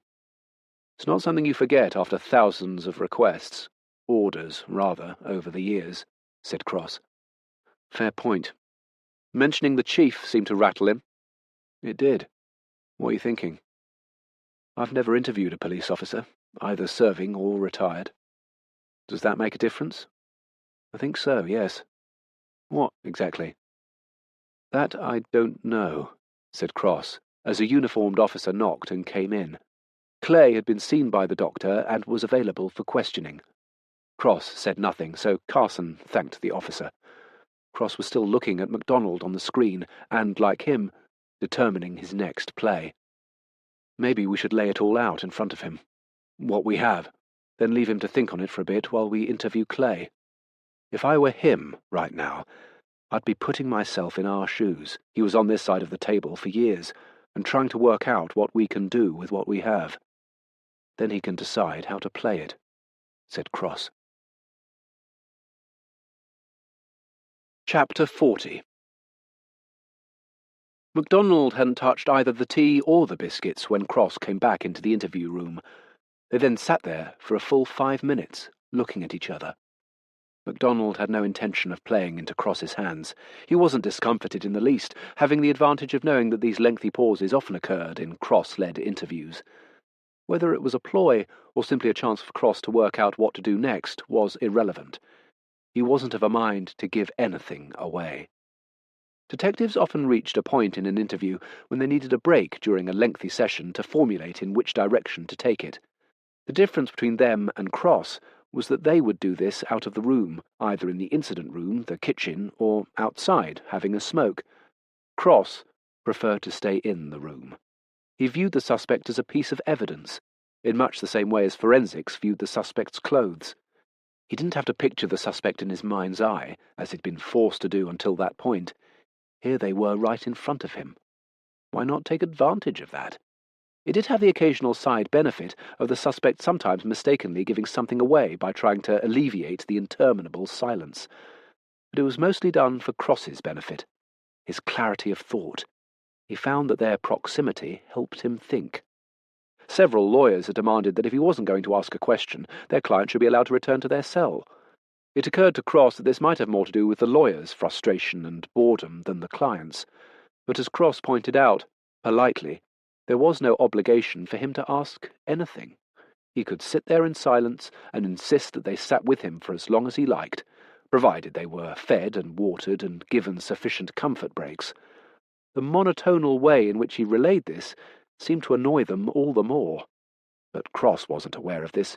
He was far too busy inside his own head. A couple of clients had actually fallen asleep in front of him. He'd made no attempt to wake them up, as he tried to work out what state of mind this implied. Supreme confidence? Indifference? Or just complete fatigue? On one occasion, despite the solicitor's protests, he'd taken advantage of a suspect's disorientation when he woke up and questioned him persistently with great success. Cross was indeed weighing up his options. Actually, in truth, he was weighing up MacDonald's rather than his own. He had to know that they were likely to find out the truth of these murders sooner or later. The choice facing him was how helpful he'd be in that process, and what he could possibly gain from it.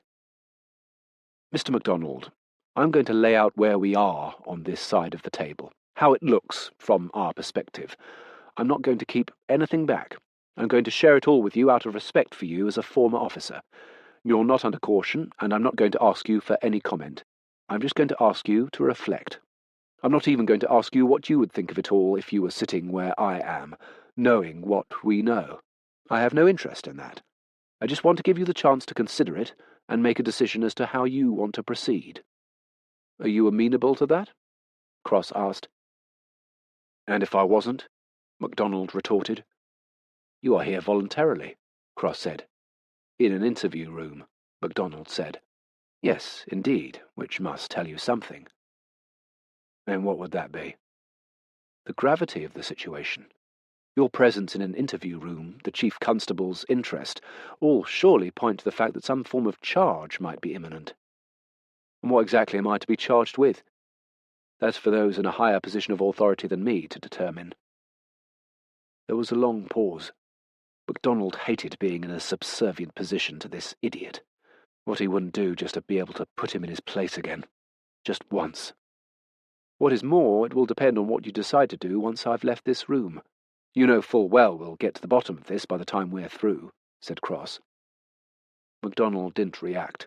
No nod, shake of the head, or comment, which made Cross think he was already coming to the conclusion that there was no way of getting out of this.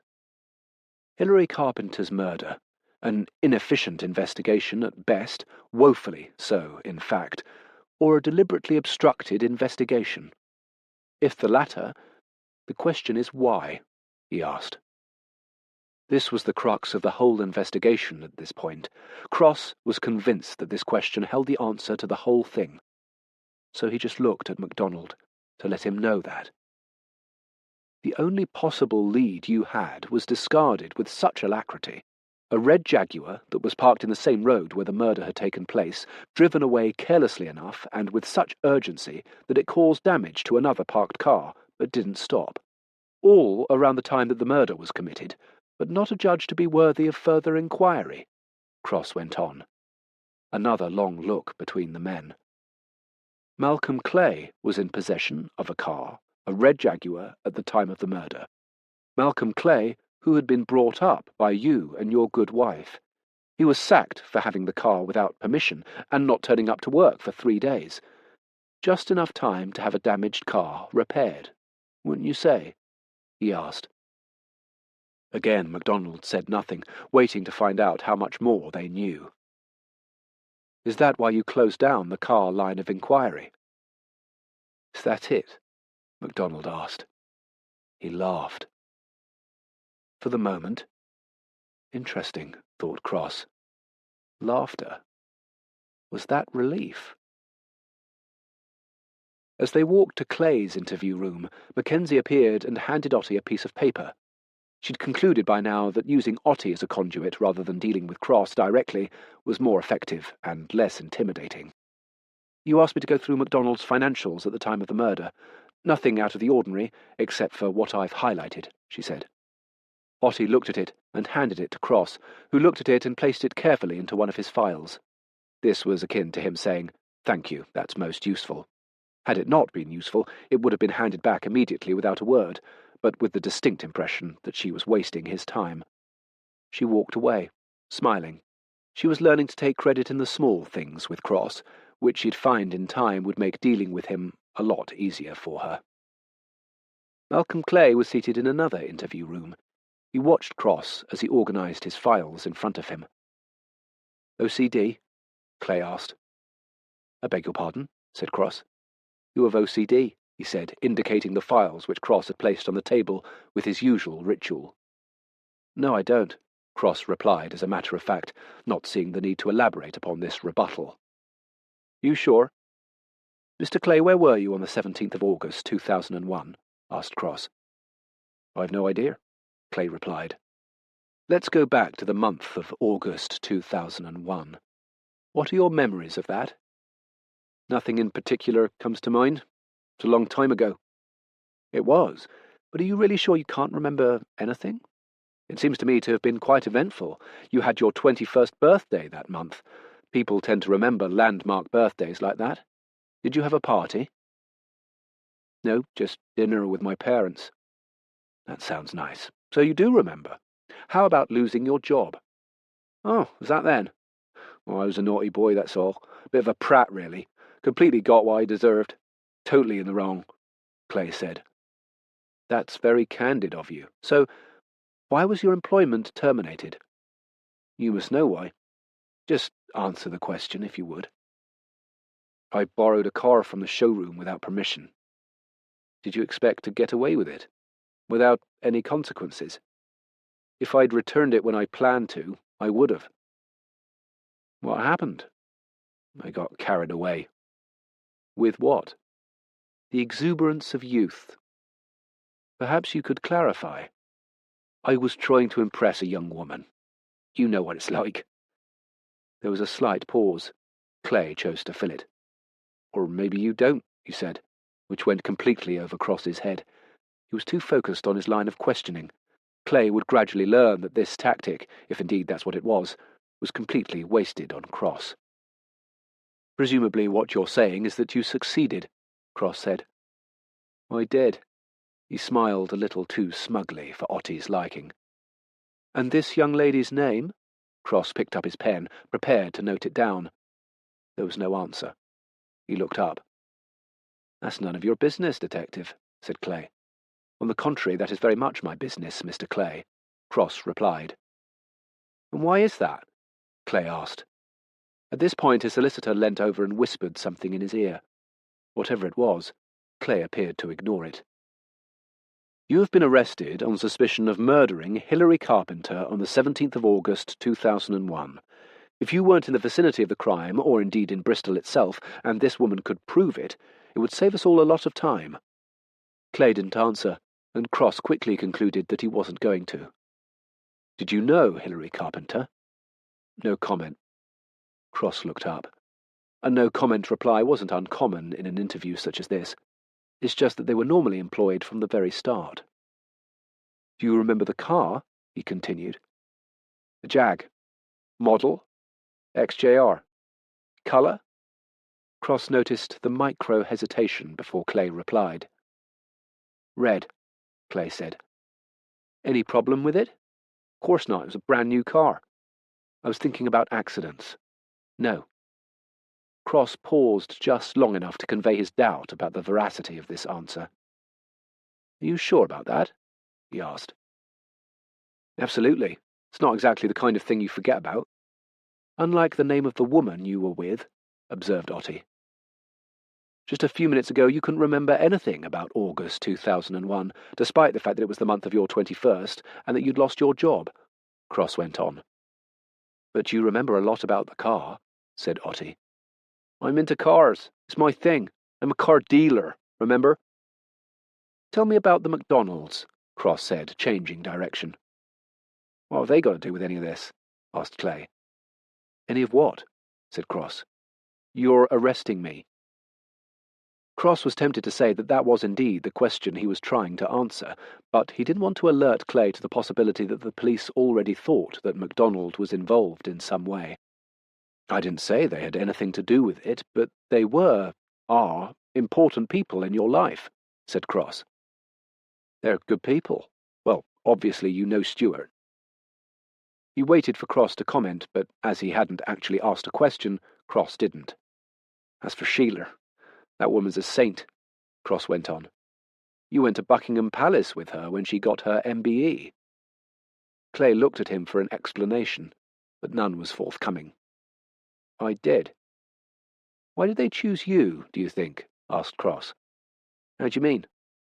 "They had so many people they'd fostered over the years. Why choose you?" "I don't know. We're still close. They're my parents, as far as I'm concerned." "You feel that strongly?" Cross remarked. "I do. Very much so. I owe them everything." "Do you think many others feel the same way about them?" "One or two. It really depends on the length of time they spent with them, what problems they may have had when they arrived." "Were they good with problem children?" asked Cross. "She was. Very calm. Always listened. It's like you couldn't do anything to upset or rile her. You could act up, and you could never get her to lose it. Mind you, if someone got between her and her kids, she was ferocious." Cross thought for a moment, as if he was trying to figure something out for himself, and then when he'd failed, he looked up to ask Clay, "When you say you owe them everything, what do you mean by that, exactly?" he said. "I would have thought that was obvious." "I'm afraid not," said Cross, but Clay didn't volunteer anything further. Cross made a note in his file, then carried on. "Had you lost your leg before you met them?" he asked. "Yes." "When?" "Year before. So you must have been quite traumatized when you met them." "You think?" "How did you lose it?" asked Cross. Clay said nothing. His lawyer stepped in. "The circumstances of my client's injuries are a painful and, as you rightly say, traumatic memory, which he prefers to keep private. They're not relevant to your inquiry, surely?"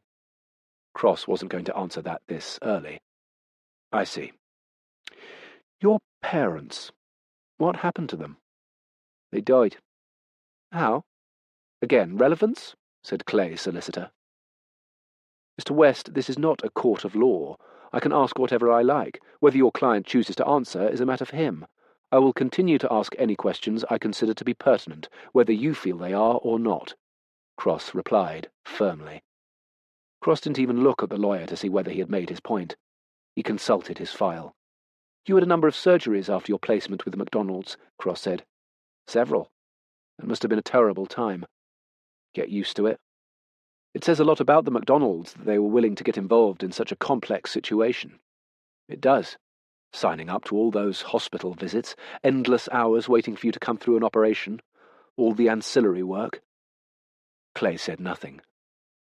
Do you think all those medical treatments created a stronger bond between you and them than the other children? Cross asked. With Sheila, almost certainly. Not so much Stuart. He was always here.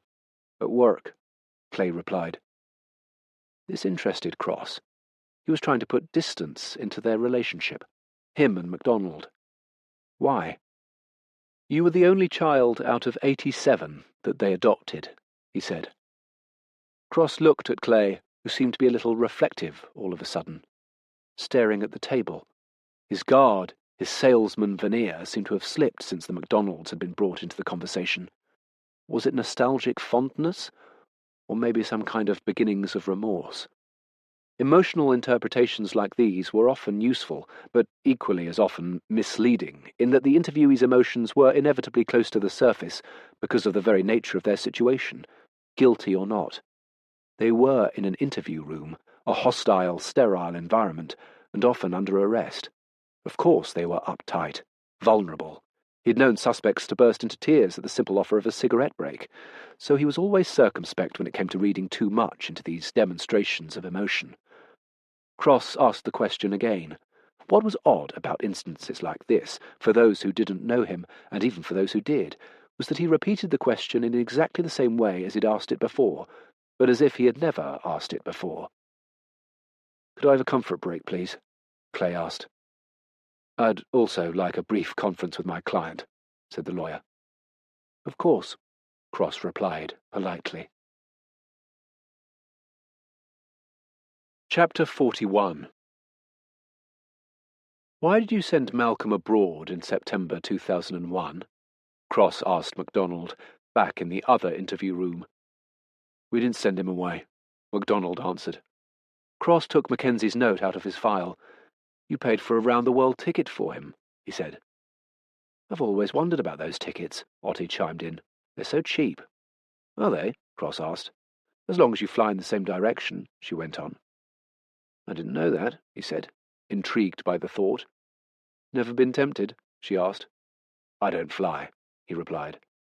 You've never been on a plane? She asked. No. Ironic, given Raymond's history, she said. Actually, that's not true. I went on Concorde with him at the end of last year. Obviously, it wasn't flying. He turned back to MacDonald. My father was an engineer on Concorde at Filton, he said by way of explanation. Is that right? Didn't know that, MacDonald replied. No reason why you should have, said Cross. MacDonald seemed more relaxed than he had in the first session. Perhaps he'd had time to gather his thoughts. Cross hoped so. He found misplaced confidence often a useful tool in interviews. Malcolm's trip, Cross continued. Yes, replied MacDonald. How long was he away for? Just under a year. Really? Seems a long time. Isn't it normal for a gap year? A gap year? I'm sorry, I don't understand, said Cross. That's what kids do. They take a gap year. I know that, but isn't it supposed to occupy the time between leaving school and going to university? Hence the gap. What was Malcolm's gap between? Asked Cross. Good point. I think I even remember saying that myself. He'd chosen not to go to university. He'd got the required grades, in no small part down to Sheila's badgering him to do his schoolwork and revision, but it wasn't for him. He wanted to go straight into work, which he did, but then he wanted this gap year, and I said to him, gap between what? But Sheila, as ever, joined sides with the boy. Actually, she did that with all the kids, always took their side. He laughed at the memory. I might be laughing now, but I didn't find it funny at the time. Anyway, they got their way. He had his gap year, and it did him a lot of good, I think. He came back a bit more mature. Was he lacking in maturity? Cross asked. Not particularly, MacDonald answered, backtracking, just in case Cross had picked up on something. Well, that was extremely generous of you. Like I said, it was Sheila. I thought it was a lot of nonsense, to be honest. Where did he go? Cross asked. Round the world, MacDonald replied, sardonically. It was the first time he displayed any sign of irritation. The trip obviously seemed convenient to Cross. Stop the red car line of inquiry, and then, to double down, send Malcolm off round the world. Had he later become a person of interest in the case, he could have just stayed abroad somewhere and disappeared. Tell me about his parents, said Cross. What about them? How did they die? I'm not sure, said MacDonald, but his eyes flicked up to Cross. They both knew he'd just made a mistake. A small one, for sure, but mistakes like this, however slight, often snowballed out of control. Trying to correct them led to more mistakes being made, and those in turn would then also need correction, until the interviewee found him or herself tied up in knots, just trying to keep track. You're not sure, Cross replied. No inflection of surprise or doubt, just straightforward, matter of fact. MacDonald decided that the safest course of action was to say nothing further. It's something we can easily find out, Otti said. It's just that he likes to keep it private, MacDonald replied. Cross said nothing. Will we be much longer? I have to drive my wife to work. She works? Otti asked. No, volunteers. But she doesn't drive, so I take her. And so they ended it there, but both Cross and MacDonald knew it wasn't done. Far from. Cross and Otti sat in his office, trying to figure out their next move. They had the pieces, but not the glue to connect them. Otti looked up from her foul coffee. It was one of those moments where something was better than nothing, although she was beginning to wonder. Does Clay come up in Leonard's files? She asked. I haven't had the time to finish going through them. Why did he come back? She said. Cross looked at her. I know, if we had the answer to that, she said in sing-song, acknowledging that this was the obvious question they'd muddled over for hours. I wish Leonard had come directly to us. Why would he? He had no confidence left in the police, and who could blame him? Said Cross. That's true. We need to find the body shop and details of the accident. Cross thought for a moment. Leonard kept everything meticulously about the case, in such exhaustive detail, so organized, so much of it, he said. And? What if he was like that with everyday life matters? Hillary's accident. There must have been correspondence. Insurance, for one thing, he said. But Jessica thought he hadn't, said Otti. She could be wrong, replied Cross. Neither of the two detectives expected the scene they found in Jessica Carpenter's kitchen when they arrived. At the kitchen table, drinking tea, carrier bags from Gap, Superdrug, and office shoes at his feet, was Badger. He was looking better and happier than when they'd last seen him. Jessica had taken him shopping. As well as the purchases at his feet, he was wearing a set of new clothes. What really threw Cross, though, was Mackenzie sitting across from him. She looked like she'd been caught doing something she shouldn't have done. Alice. D.S. Otti. Cross. I thought you were tasked with a body shop. I was. Jessica decided to intervene. It's my fault. I've been calling Alice. She's been keeping me abreast of any developments, well, such as they are. She said this matter-of-factly, with no hint of reproach. When she told me about Terence being released, I asked her to find out when. I wanted to pick him up before he disappeared onto the streets again, and she very kindly agreed to come and meet him with me, she explained. Can I ask why? Said Otti. Well, I didn't want him ending up back on the streets. It's awful. He's a veteran, Sergeant, and it might sound weird, but I think we'd already put him through enough, said Jessica.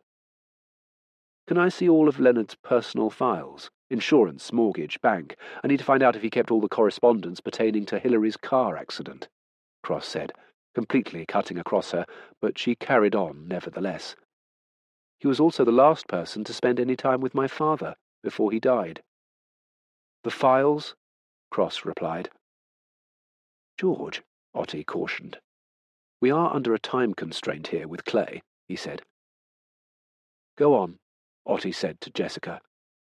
Well, so it wasn't entirely unselfish. I'd like to talk to him about Dad and help him in any way that I can. He's found himself in exactly the same situation as my father. I wasn't able to help him, but maybe I can do something for Terence. Well, that's really kind, and completely understandable. I think your father would be proud of you, don't you, George? Said Otti. I don't know. I didn't know him, so have no idea how he might have reacted. I'd like to see the files, please, Cross insisted. He was getting frustrated. Of course. Jessica left the room. He followed, then turned back. Mackenzie, with me. She got up and headed after him, like a child following a parent knowing the familiar reprimand they're about to receive off by heart. Leonard had an old bureau-style desk with a roll-top cover. Cross and Mackenzie started to go through his personal files systematically. They were so well organised that it didn't take them long to find what they were looking for. Mackenzie held up a file marked Accident. They shared the contents between them. After a couple of minutes, she held up a piece of paper. Here it is. Peter and Amanda Clay. Son Malcolm, aged 8, she said. Cross took the page from her, looked at it quickly, and left the room. He walked straight out of the house and stood by Otti's car. Mackenzie walked back into the kitchen. He's got what he was after, she informed them. I'd best go. We'll be in touch, Otti said. Mackenzie followed her out, but Otti turned and said, No, stay here. It could be helpful. She was relieved, and suspected that Otti had said it partly as a way of keeping her out of Cross's line of fire. She thanked her and went back into the kitchen. Another car pulled up as Otti stepped outside. It was Catherine. Hello, what brings you here? She asked. We needed to go through Leonard's domestic files, Otti explained. Has something happened? She asked. Not as yet, but things are developing, she said. She knew that Cross hated her making statements like this, but she really didn't care. Catherine looked over at Cross and decided against asking anything further. I'm here because I have another pro bono patient in need of a dental exam, apparently. I'm going to take him down to the surgery, said Catherine. Really? Asked Otti. Yes, my little sister's heart could bleed for the entire world. She can't resist a lost cause. Sorry, that sounded way more callous than intended. Alice could have brought him down, saved you the trouble, Otti said. I know, but to be honest, I wanted to have a chat with him. You know, about Dad. She said goodbye to Cross. Inspector? Sergeant, he corrected her, without even looking up from the documents he was still studying. A Range Rover pulled up. Gillian was at the wheel. Catherine turned to Otti. Maybe I'll just take him straight to the surgery, said Catherine. Otti smiled. I hear you. Chapter 42. They were back with Clay. He had the familiar look of irritation people had when they realized that apparently they could just be left in their cell for 2 hours while the police did whatever they felt inclined to do, with no explanation. It's one thing being engaged by a couple of detectives in an interview room, even if it's hostile environment. You're still the centre of attention. Quite another to be left in a blank cell with nothing to do, and against your will. That was the one thing Cross had always felt made it more difficult for people like Clay. Middle class, his own boss, used to getting his own way, the idea that you are being held against your will and have to do whatever you're told. The loss of freedom, for however short a time, was a powerful, emotive deprivation. I'd like to discuss your parents' deaths, Cross started. No comment, Clay replied. That response will only be necessary in the event of a question being asked. It was a traffic accident, was it not? Clay's solicitor whispered something to him. It was, Clay stated. Both your parents killed instantly? Yes. Again, it's only necessary to answer when I ask a question, Cross said. People often made the mistake of thinking Cross was trying to wind them up. He wasn't doing any such thing. He was, in fact, trying to be polite and make things easier for them. Having said that, he wasn't unaware that the opposite effect was often achieved. This, together with his very factual, almost monotonal delivery, often led suspects to believe that he was in control, that he had all the information at his disposal. hence Clay's inadvertent eagerness to answer. "A momentous event in your life," Cross went on. Clay was about to respond, then remembered what Cross had just said. No question asked, no answer required. "Something that must live with you on a daily basis, I would imagine. The loss of your parents, the trauma of the injury, and the subsequent, almost never-ending surgical interventions," he said. He produced Clay's business card. "But you're also grateful to those who cared for you in the immediate aftermath. You raise money for the hospital where you underwent the majority of those surgeries." A long pause. Interminable for Clay. He looked at his solicitor, who just shook his head as if to advise quiet. Cross finished studying the piece of paper he had in front of him, and then turned it over very deliberately, with great care, almost like a rare document in the British Library, the kind you would normally have to wear gloves to handle. He read it with the kind of attention that suggested he hadn't ever seen it before, which of course he had, several times. "Do you know who was responsible for the accident?" Cross asked. "They said it was my father," Clay said. "That's correct.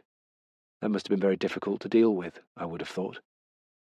He looked up, but there was no answer from Clay. "Is it?"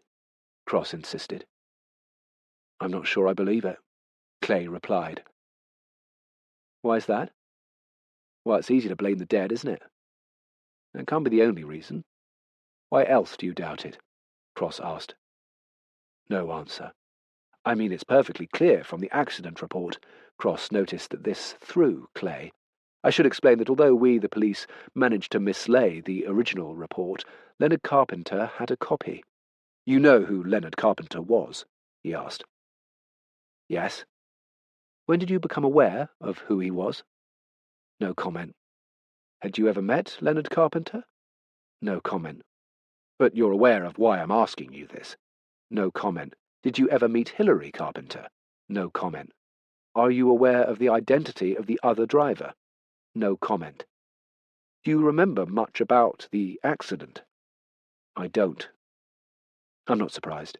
It must have been absolute agony. How do people deal with such intolerable pain, I wonder?" "Are you aware of the identity of the other driver?" Cross asked. Clay looked at his solicitor for a moment. Didn't this clown ask that same question just now in exactly the same way, he was thinking. No comment. This made Cross look directly at the solicitor as he asked the next question. "Why, I ask myself, are you reluctant to answer questions about an accident that happened to you when you were 8, and refuse with no comment, rather than, I don't wish to speak about this, or what's this got to do with the case? No comment just makes me think I'm right in maybe thinking it does have something to do with Hilary Carpenter's murder, and, ergo, Leonard's," Cross said. "I'd like to confer with my client," said the solicitor, jumping in quickly. "I think you should. I'm not sure it's in his best interests not to answer these questions," said Cross. "What the hell do you care about my interests?" spat Clay. "Mr. Clay," his solicitor intoned quietly, "I can assure you I am only after the facts here. I have no feelings either way. I care about the truth, and therefore I care about your interests by ensuring that the truth, and not some distorted version of the truth, becomes clear during this process. I shall continue to do that until this is over," Cross said calmly, and left the room, leaving Otti to deal with the tape recorder. The conference took a full hour, which really irritated Otti. Cross, on the other hand, was always interested to see what came out of such conferences. What had taken them so long? Was it an indication of what was about to happen next? Were they prepared to concede on something? Was it progress, in other words? His line of questioning about the accident had obviously caused the solicitor to come up with a new strategy. This lawyer was a good one. Cross had come across him before, and found him pleasingly efficient and extremely good at defending his clients and guiding them in the room, often directing them to talk when their instincts were urging them to clam up. He had a very keen sense of how interviews would be perceived in the dry, air-conditioned air of a quiet courtroom. In this case, they had prepared a statement, which the lawyer read out. Cross had actually anticipated this. He knew that the lawyer had to be thinking that they had all the information pertaining to the accident, and so no comment responses would serve no purpose. They might, in fact, do damage in the long run and make Clay look less reliable in court. The lawyer read from the handwritten statement on his yellow legal pad. I am aware of the identity of the other driver in my parents' fatal collision. It was Hilary Carpenter. She showed me great kindness in the immediate aftermath of the crash, using her scarf to stem the flow of blood from my leg. She made me talk to her and comforted me, so that I remained conscious until the emergency services arrived. I was later told that she had, in no uncertain terms, saved my life. Had it not been for her, my fate would undoubtedly have been the same as my unfortunate parents. I know this information from what I have been told. One question before I hand over to D.S. Otti. Did you at any time see the original accident report? Cross asked. Clay looked at his lawyer, who nodded his assent. I did, he said. How? Stewart showed me. Thank you. Otti, Cross said. At the start of their working relationship, she had hated it when he would turn round out of the blue and ask her to take the lead. But then she realized the real cause of her resentment. She'd switched off. She hadn't followed the course of the interview properly, and obviously felt that he was checking up on her. The truth was that, as Cross later told her, he liked to change the interviewer at times, depending on how he thought the interview was going. He compared it to a cricket captain changing bowlers, between fast and spin, seamer, swapping from bowling over the wicket to round the wicket. It changed things up a little, stopped the interview getting stuck in a rut or following a predictable pattern. But she noticed he also did it when the interview had taken an unpredictable or unexpected turn, or when there was a development, however small, like coming up with a written statement, as they just had. So you knew Hilary Carpenter, she began. I did not, Clay answered. But you knew of her. I did. Were you aware of her murder when it happened? I was not. Even though it was all over the local news. She turned to Cross. T-set murder, he said. That's right. Awful name. Probably explains why the subs were on local papers and not the nationals. But you weren't aware of it? I was away, Clay replied. That's right. You took a gap year. He didn't answer. You left the country just 4 weeks after her murder. Again, no answer. Did you know her husband, Leonard Carpenter? She asked. I did not. Never heard of him. Not until recently. Did you discuss it with your adoptive parents? Discuss what? Their deaths. The Carpenters. No. Why should we have done? The woman who killed your parents. It was my father's fault. The accident. Clay interrupted quite forcefully. The woman involved in that accident, who saved your life, is murdered. Then, years later, her husband. Did this really go unmentioned by your adoptive parents? Otti said. I told you I was away. A full 4 weeks after Hilary's death. You're saying it wasn't mentioned at all at that time?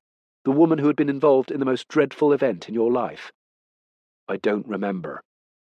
Despite the fact that your adoptive father was the lead officer in the case. He didn't come home and say, here's a sad and strange thing, that lovely lady who saved your life is dead. Murdered. He didn't say anything at all, Otti asked. He's not allowed to talk about cases, is he? Not the detail, no, but nothing wrong in telling you he was on the case. Look, he might have. I just don't remember, said Clay. Did he mention Leonard's death? No, but I haven't seen him for weeks. That's not actually true, though, is it, Malcolm? She said. What do you mean? You visited the McDonald's 3 nights ago. Did I? I forgot. Leonard had been to see Stewart on a couple of occasions. Quite agitated meetings, apparently. Didn't know that. Well, he didn't tell us either, so don't feel left out, said Otti. Clay said nothing. He was beginning to find Cross's silence unnerving. He had come across as the lead interviewer at the start. Why was he now so quiet? It felt as if he was keeping something back, judging the time when to step back in with whatever it was. So 2 people linked to you, well, one of them was, a husband and wife are murdered, and it's just not talked about by any of you. Can you see why I find that difficult to believe? She concluded. Chapter 43. Mackenzie was beginning to wonder whether she would get the smell of spray paint out of her nostrils. At the same time, though, she was thinking it was actually quite pleasant, in the way that petrol or aviation fuel, tar macadam, spray glue often was. What did it trigger in the brain, she wondered? Was it the smell equivalent of umami?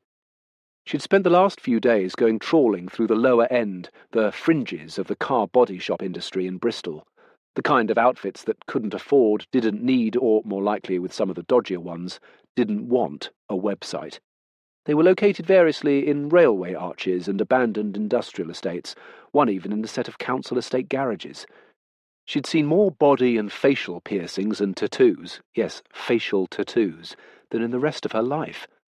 The world of the illicit body shop also seemed to be quite an international one, judging from all the languages she'd heard in the last few days. Sexism and the art of the indecent suggestion, together with a profound suspicion of the police, were also alive and well. She was beginning to question whether this was what she'd joined the police force for, before quickly reminding herself that she wasn't at all sure why she had in the first place, so how could she possibly answer that? She knew she'd have to start somewhere, and this was the kind of grunt work she should have expected to be given. But after having metal door after metal door slammed in her face, she felt like an unwelcome door-to-door saleswoman with a product no one had the least interest in. She was already very familiar with the feeling of being somewhere she wasn't welcome. She felt that back at the MCU at times. She was sitting in a coffee shop when she got a call on her mobile from Brendan Davis, the car salesman, someone else she'd given an MCU card with her number scribbled on it. She sat bolt upright and started making notes, dropping her handbag and spilling its contents on the floor as she did so. "Where were you on the evening of 30th of October last year?" Otti asked Clay. "I was with Sheila and Stuart that night," he answered, maybe a little too quickly. Cross looked up. "Why did it come to mind so easily?" she asked. "Because I knew it would come up," he said. He replied. "How?" "That was the night Leonard Carpenter was murdered." "I see." She looked at Cross. "I'll go and check. While DS Otti confirms your alibi, why don't we have a short break?" Cross said. Clay's alibi checked out. A little too efficiently, Otti felt. Sheila was able to recall the night in question, like Clay, easily and quickly. As if rehearsed, maybe. They both corroborated what they'd eaten, and the TV programme they had watched together, a favourite of Stuart and Sheila's, which Malcolm had been polite and indulgent enough to sit through. Otti questioned Clay further, then, out of the blue and without consulting Otti, Cross announced that he was free to go, on police bail. The brief and client both looked momentarily shocked, which Cross thought interesting. He watched Clay as he left. Relieved, definitely. Elated? Cross couldn't tell. But Clay was on his mobile phone before he reached the waiting taxi. Carson called them into his office. "So what are we thinking?" he asked. Otti replied before Cross had the chance to reply with the familiar, "I have no idea what either of you are thinking," and said, "I like him for Hillary's murder." "But he has an alibi for Leonard's," Carson replied. "He does." "Which puts pay to your same killer theory," he went on. This was addressed to Cross, who didn't answer. Otti filled in. "Let's just look at Hillary's for a moment. Clay was in possession of a red Jaguar at the time of the murder. Hillary had, in effect, killed his parents and maimed him for life. He then disappeared for a year shortly after the murder, paid for by his adoptive father, the SIO in the case, who then did everything in his power to obstruct the investigation," she said. "So why let him go?" Carson asked. "To give us time to think and charge him when we have watertight evidence that will stand up in court," Cross replied. "We need to find that body shop," said Carson. "We need to be able to place him at the scene. Damaging the car will just place him in the vicinity," said Cross. "Which would be a start," Carson answered. But Cross had left the room. As he walked back into the open area, followed by Otti, Mackenzie came rushing in and announced to everyone, "I found it! The body shop!" Cross stopped for a moment, then carried on to his office. This wasn't the reaction she had been expecting. Otti indicated that she should follow her into Cross's office. He's willing to appear in court and testify to the fact that he fixed up the red Jaguar off the books all those years ago. He's no longer in the car trade. He did Clay a massive favour, but got no thanks when Clay became successful. In fact, he reached out to try and get some work when his shop was in trouble, but Clay didn't help. His business went under, so he's not exactly enamoured of him. Clay behaved like he didn't know who he was. Brendan Davis called it in, said he was the only one at the time he thought Clay could have gone to, and he was right. She beamed. There you are, she was thinking. That's police work, thank you very much. The breakthrough everyone's been waiting for. So, we can place him at the scene, she said eagerly. We can place him in a road adjacent to the murder scene, but not actually at the scene. Two entirely different things, Cross said politely. What George means to say is thank you. Is that not right, George? Said Otti. But Cross wasn't in the mood for playing the learning working social etiquette game with Otti. He needed to figure this out. It was at times like these he knew they were really close to solving a case, desperately, absurdly close. They knew who'd done it in all probability, but couldn't prove it in a way that would convince a jury. The tiniest final detail was often seismic in the effect it had on the resolution of a case. He ignored Otti. Mackenzie turned to her. But any jury is going to convict on the weight of the evidence, surely, she said. Maybe, maybe not. And maybe not is not something I'm happy to proceed with, said Cross. Mackenzie didn't appreciate it at the time, but it was precisely this dogged need for literal, obvious, irrefutable evidence of Cross's that drove so many people in the department nuts. They had their man. Get him charged. Get him in front of a great prosecutor. But not so George Cross. Let's go back to Leonard's death, Otti said as she sat opposite Cross after Mackenzie had left. Leonard came back to Bristol. Why? After all this time? Had he discovered something important? A development? She asked. Can't have been a new piece of evidence, said Cross. Where would that have come from?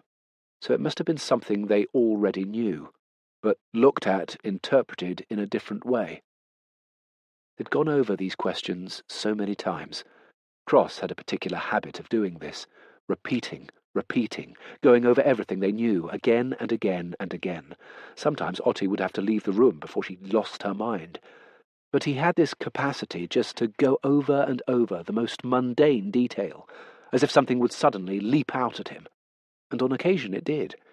She walked over to Cross's board and studied it. She saw the photograph of the footprints from Leonard's rucksack and a photocopy of the Polish shopping voucher. Why would he have a Polish shopping voucher? It doesn't make any sense. Unless it just doesn't mean anything at all, she said. Cross got up and walked over to the filing cabinet and retrieved a file. He took a transparent sleeve out of it.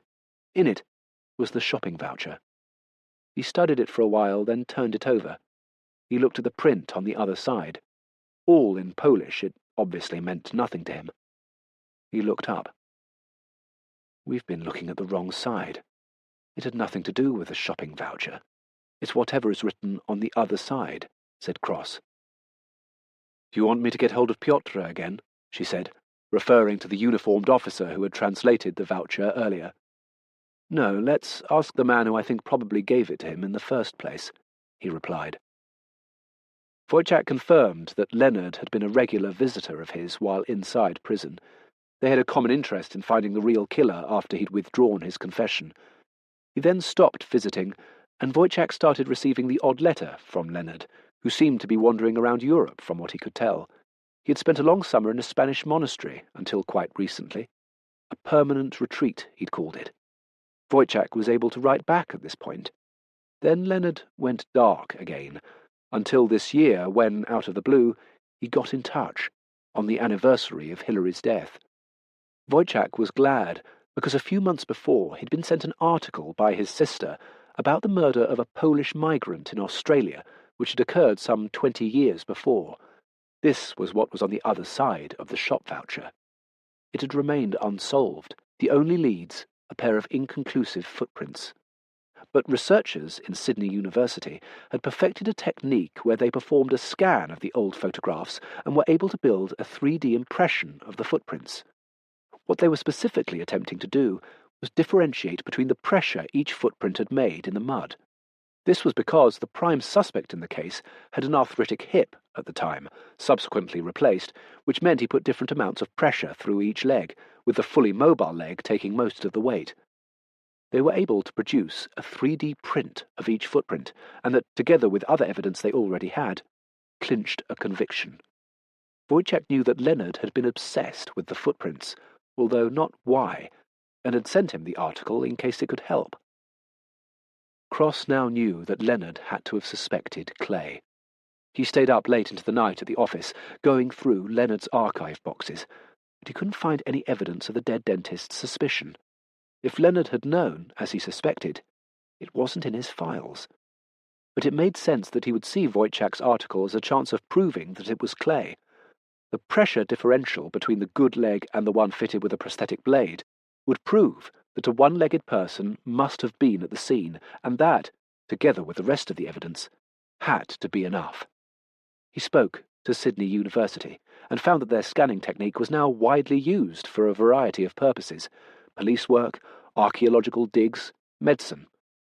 They put Cross in touch with a team in Leicester who had partnered with them on the research and would be able to help him. Once Otti had filled out the necessary forms and got permission for the expenditure, the Leicester team got to work. It was Thursday, and so Cross picked up their takeaway and went round to Raymond's house. Chapter 44. Raymond wasn't there, which was unusual. They always had dinner on a Thursday night. It was their routine. Cross always made time for it. Whatever was going on with the case, he always took a couple of hours out on a Thursday night. It was a pivot in his week, the way he made sense of it, in effect. This continuity, inflexible and immutable, was hugely important to Cross, however inconsequential it might appear to others. The fact that Raymond wasn't there basically threw George's universe out of kilter. He wasn't interested in why his father wasn't there. He wasn't concerned or in the least bit worried. He was profoundly put out, in a way that people might find essentially selfish, and of course it was, because the only way he was able to deal with the world was by placing himself at the very centre of it, making everything revolve around him. He waited for 15 minutes, then dropped the takeaway, still in its carrier bag, into the rubbish bin, and left. As he was getting on his bike, his father pulled up in a taxi. "George, where are you going?" Raymond asked. "Back to work," said Cross. "I'm only 5 minutes late," Raymond protested. 20, in point of fact. "Have you eaten?" "No." Cross was staring at the ground, avoiding his father's look. This was because he didn't like confrontation, and knew from experience that even though, in his mind, his father was incontrovertibly wrong, he wouldn't accept it, and therefore there was no point in having this discussion. "Where's the food?" Raymond asked. "I disposed of it." "Well, that's silly. Come on, we'll rescue it. We can reheat it." "I don't eat reheated food." Cross got onto the saddle of his bike. "George, don't do this." Then Cross said very firmly and slowly, as if this would make his father understand, "We eat together. Every Thursday, without exception." "I know. Every week. No exception." "George, I'm sorry. It won't happen again." "Were you expecting it to happen tonight?" "No, I was held up." "So you can't say with any conviction that it won't happen again." And with that he cycled off. Raymond wasn't upset. He was used to it. It had happened before, and every time it did, they had the same conversation, almost verbatim. He knew, though, that this kind of behaviour was in direct correlation with how stressed George was at work. He had to be close to closing a case. He knew that it would have taken a supreme effort on George's part to listen and understand why Raymond had been late. He had in fact been meeting the nice people at Filton and discussing the possibility of volunteering as a guide there. The fact was that his not being there simply made no sense to George. They had an arrangement, and Raymond hadn't kept to it. Order and routine were vital to George. Not many people understood this about him, and that this was why he was often so odd and difficult. They didn't make the effort to try and understand him, in Raymond's opinion. This was why he'd instinctively liked Otti. She was willing to make the effort, it seemed to him. Chapter 45. The decision was made upstairs to bring Clay back in. Why, Cross wasn't sure. They still didn't have the results back from Leicester, but at least they had the evidence about the car damage to go on with. Clay was informed that he was still under caution. People who were brought back in after being released were always apprehensive. The initial relief at being released, now tempered by the suspicion that the police must have uncovered something new. What exactly that was, they simply didn't know. John Cottrell, Cross began. Clay said nothing. Do you know him? No. Do you know of him? Yes, he's in the trade. Not any more. His business went belly up. Otti contributed. Knew that. I'm not surprised, said Clay. Why's that? She asked. Not much business sense, and unreliable. You ever have any business dealings with him? Never. Cross stepped back in. Let's go back to the Red Jaguar XJR. Are you sure nothing happened to it while it was in your possession? Clay hesitated before offering the predictable no comment. I'd like to confer with my client, said his solicitor. This conference didn't take long. For Cross, this always indicated that the suspect and his lawyer had realized that things had suddenly shifted a gear, and that a more conciliatory approach might be needed. They were back in the room within 10 minutes, not with another prepared statement, but definitely a different attitude. I was there, said Clay. Where? Asked Cross. In the road where the Carpenters lived. I see. I didn't go in. I never saw her. You've taken quite a leap here, Mr. Clay. I need to understand a few things. Firstly, why were you there? Asked Cross. I'd arranged to see Mrs. Carpenter. Why? I wanted to talk to her about the accident. I wanted to thank her for taking care of me, for saving my life. How did you know her identity? The identities of all the parties had been kept confidential. Clay paused for a moment. His solicitor leaned in and presumably told him that the police obviously knew this already.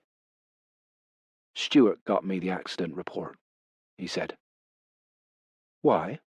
Did you ask him? Said Cross. I'd always wanted to know more about the accident. Well, that's understandable. He'd always promised me that he'd tell me when I was 21. And he did? He gave me the report. What was your understanding about the accident up until this point? Cross asked. My father was on the wrong side of the road. Well, it was a country lane, so I'm not exactly sure whether there was a wrong side of the road to be on. Whatever, he took the corner, a blind corner, too fast, and the accident happened. So it was his fault. There was the tiniest hesitation, imperceptible, almost just a flicker of his eyes. Then, apparently, said Clay. Interesting choice of word, Cross observed. I don't follow. It was his fault, apparently. It suggests a certain amount of doubt, Cross went on. I didn't mean to. It was his fault. So you didn't harbour any grudge or attach any blame to Hilary Carpenter over the years? How could I? I didn't know who she was. Fair point. Let me rephrase that. Did you harbour any such feelings to the other driver in the accident over the years? Asked Cross. No. I was always led to believe it was my father's fault. Another interesting choice of phrase. Led to believe. It implies that you had no choice but to believe that. But maybe there was an element of doubt, said Cross. What is this? An English language lesson? Said Clay. No, Mr. Clay, Cross answered, as if this was a genuine question. It's a police interview about the murder of Hilary Carpenter, and you are under caution. Otti knew that Cross's methodical probing was getting under Clay's skin. So was there any doubt in your mind? He went on. About what? Where the true blame lay for your parents' death and the loss of your leg? No, none at all, said Clay. Cross just looked at Clay. For a long time. Just looking at his face, out of curiosity. He could do this for an age, with no sense of awkwardness or embarrassment. Otti was now in the habit of letting it go for a while before taking over. She instinctively felt that it was good to let Cross mull over what was going through his mind, and for her to go through the building up of the narrative of Clay and Hilary Carpenter, which they would later present in court. "So why had you gone to see Hilary?" she asked. "I already said. To meet her and thank her." "Had you been in touch in advance?" "I'd written her a letter. She then phoned me and we arranged to meet." "Was she pleased to hear from you?" she continued. "Surprised, I think." "Nervous?" "She didn't seem it." "Was it a long call?" "No." "So how could you make that judgment?"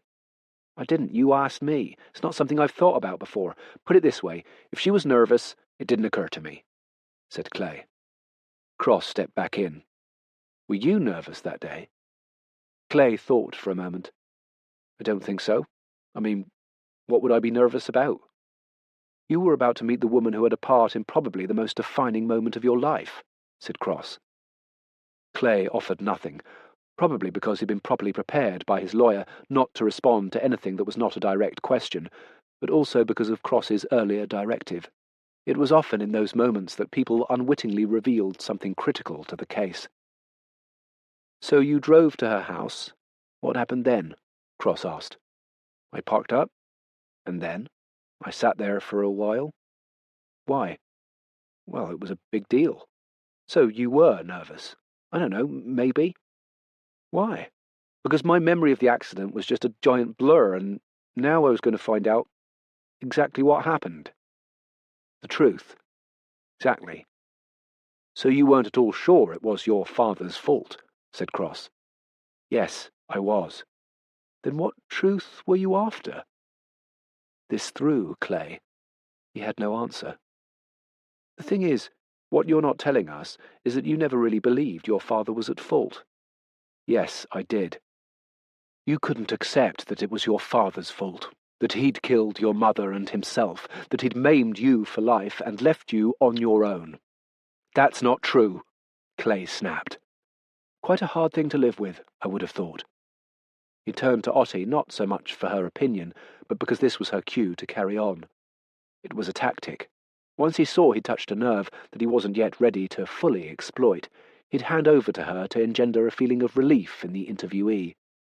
Clay's emotions were high. He was vulnerable, but would be less defensive with her questions about the events of that afternoon, giving him the chance to put forward his version of the story. It was like offering him a comfort blanket, which Cross would then rip away from him when he thought the timing was right. "So you didn't get out of the car," she continued, "for whatever reason. What happened when you got to the house?" "I didn't get to the house. I didn't get out of the car." Cross interrupted as he saw this as crucial. "Sorry, I need to be really clear on this. Are you saying you didn't get out of the car?" he asked. "Correct." "You didn't go into the house?" "No." "Not that day or any other?" "No." "Are you sure about that?" asked Otti. A moment's hesitation, then, "No, I did not go into that house," said Clay. "And you have never been in that house?" Cross repeated. "No." "All right. D.S. Otti." "Why did you change your mind? She was expecting you. Why didn't you go in?" she asked. "Because I saw someone else going in," said Clay. "Who?" "I don't know. Another man."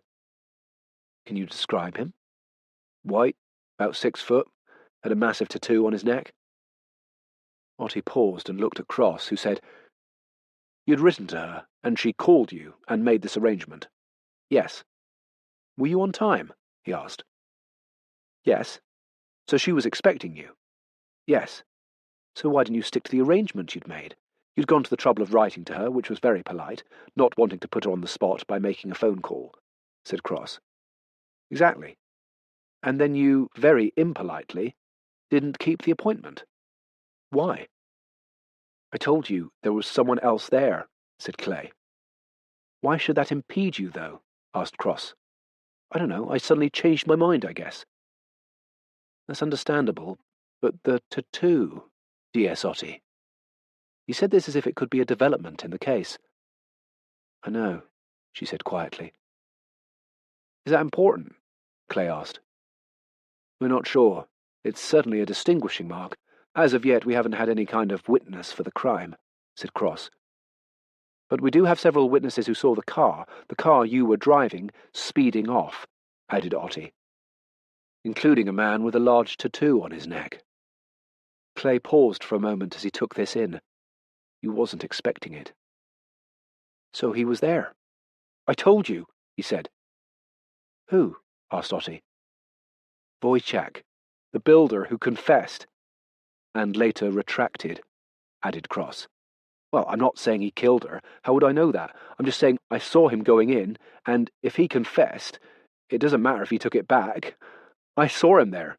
What more do you need?" Clay asked. "Oh, quite a lot more, in fact. Why haven't you mentioned this before?" said Cross. "You didn't ask." "And how did you know it was Wojciech?" There was a slight pause. "I recognized him from newspaper photos," Clay said. "How did you know it was Hillary?" Otti asked. "It was the right house." "Why did you drive off at such speed, hitting a parked car?" she went on. "I hit the car as I pulled out. At speed. I wasn't used to it. It was a big car, huge bonnet. I misjudged it." "Why didn't you stop?" "Well, obviously because I wasn't supposed to have the car. I wasn't going to leave my details now, was I? And I didn't want anyone taking down the number plate, so I got out of there as quick as I could," said Clay. As Clay became more stressed, his accent became more and more Bristol-sounding, or Brizzle, as Raymond used to call it. Did that mean he was lying, or was he just more anxious to tell his side of the story? "Well, one of them's lying, and my money is on Clay," said Carson. "We'll know soon enough, as soon as the results are in from Leicester," said Otti. "And what about Leonard?" "Clay has an alibi, as does MacDonald. Well, they are each other's alibi," she said. "A little convenient?" suggested Cross. "He's an ex-policeman," Carson protested. "Who deliberately obstructed the original investigation. That's perverting the course of justice right there," said Otti. "This is such a bloody mess," was as far as Carson went to conceding she had a point. He felt guilty. He'd given Clay the accident report. He felt responsible, said Cross. "He couldn't have known Clay would end up killing her," said Otti. "I don't think either of them knew. I don't think he intended killing her. The question is, what happened at that house?" Cross asked. Chapter 46. The results from Leicester University arrived. Cross looked at them. His expression gave nothing away. He handed them to Otti and left the room. She quickly followed, leaving Mackenzie, who had just made them coffee, standing holding 2 hot cups and wondering what the boffins at Leicester had said. Cross sat opposite Clay and organised his file in his usual manner. Clay was well and truly used to this little ritual by now. This, together with the fact that his brief had done a bit of digging into Cross and had similar feedback from whomever he asked. Don't be put off by his oddness, and when he appears to be confused, be on your guard. That's when he's at his most lethal. Meant that Clay now accorded Cross a little more respect than he had before, and was now very wary of this strange adversary. Otti came in and gave Cross the printout from Leicester, which he carefully put in his file, covering it with another sheet. She started the tape, and they began interviewing Clay again. Except that Cross said nothing. Instead, just looking at Clay for just long enough to give him, or more likely his lawyer, who was well versed in these situations, the impression that outside the room things had just developed significantly. "I'm going to ask you some questions now, Mr. Clay, and I would advise you most strenuously that it is in your best interests to answer them truthfully," said Cross. Clay didn't respond. "Have you ever met Hilary Carpenter?" "No." "But you have spoken to her?" "On the phone, yes." "After you wrote a letter asking to meet her," Cross said, deliberately plodding, as if trying to come to grips with some very basic facts. This was a deliberate tactic of his. The irritation it often caused in suspects softened them up and let their guard down, he found. "Yes," Clay sighed. This was torture. "Why did you ask for the meeting?" said Cross. "Haven't we already covered this?" Clay objected, but Cross just repeated the question in the same repetitive tone, almost as if he was concentrating so hard he hadn't actually heard Clay. "Why did you ask for the meeting?" he said. "I wanted to thank her for looking after me." "After the crash?" "Yes." "Was that it?" "I also wanted to see how she was." "All these years later?" "It was a fatal accident. She killed 2 people." "I'm sorry?" said Cross. I meant 2 people were killed. I didn't mean—" "It was your father's fault," said Cross, finishing the sentence for him. "Yes." "Apparently," Cross said, quoting an earlier remark from Clay. He didn't react. Cross paused, giving Clay time to reflect on what he'd just said. "I didn't mean," said Clay. I know. Easily done. Please, don't worry," Cross reassured him. Otti looked at Cross. He was so clever in these situations.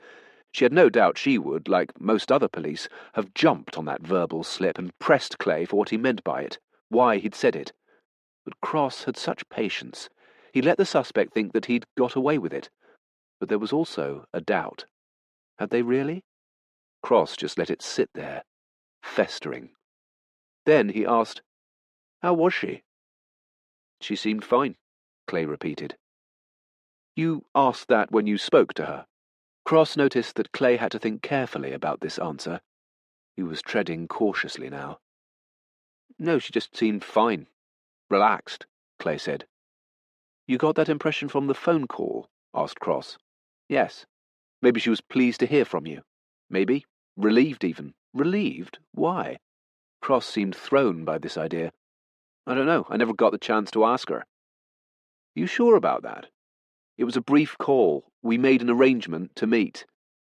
"Long enough for you to infer she was pleased, relieved, perhaps, to hear from you," said Cross. Nothing from Clay.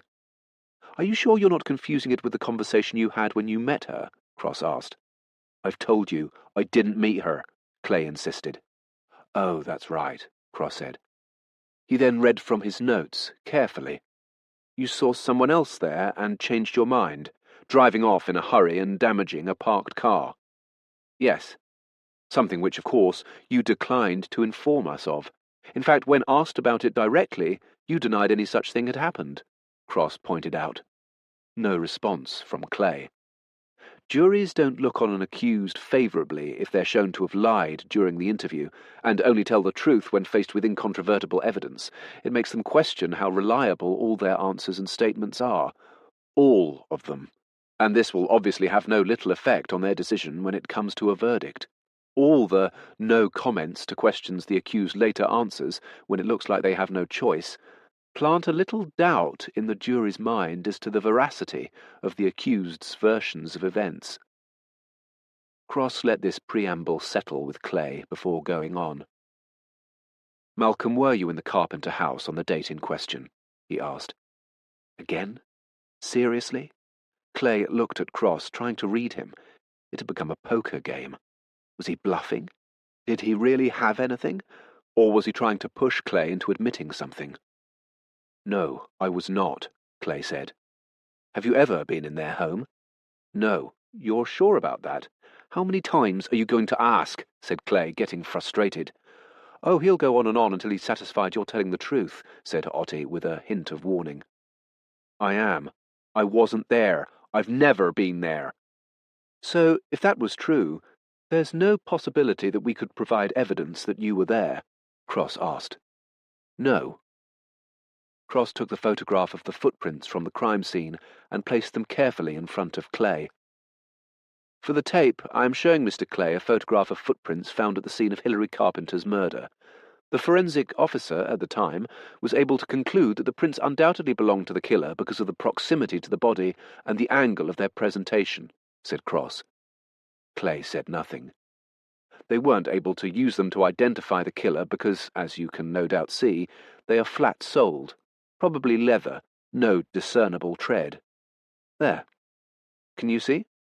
He pointed this out to Clay, even though it was perfectly obvious, and spoke in a way that sounded like he thought Clay might genuinely be as interested as he was. "These are from the original crime report." There you can see the log numbers in the corner of each picture, but that's not where we came across them. No, they were in Leonard's backpack. We couldn't work out what he was doing with them. Then we discovered that he'd come across some new technology. It had been staring us in the face for ages. Wojciech had sent it to Leonard, but it was in Polish, and we thought it was a shopping voucher. It completely threw us, as I'm sure you can imagine, but it was the article on the other side. So silly. Cross shook his head, seemingly at the folly of this, how amusing it was in hindsight. It was as if he assumed that Clay would find it just as amusing, which of course he didn't. Cross continued. This technology was in Australia, of all places, a 3D scanning process which could make a model of the footprint. Why is that important, you may be thinking? That was certainly our first thought. If there's no tread, what does that tell us? Well, that's the brilliant thing. It's not about the shape of the footprint. It's more to do with the depth.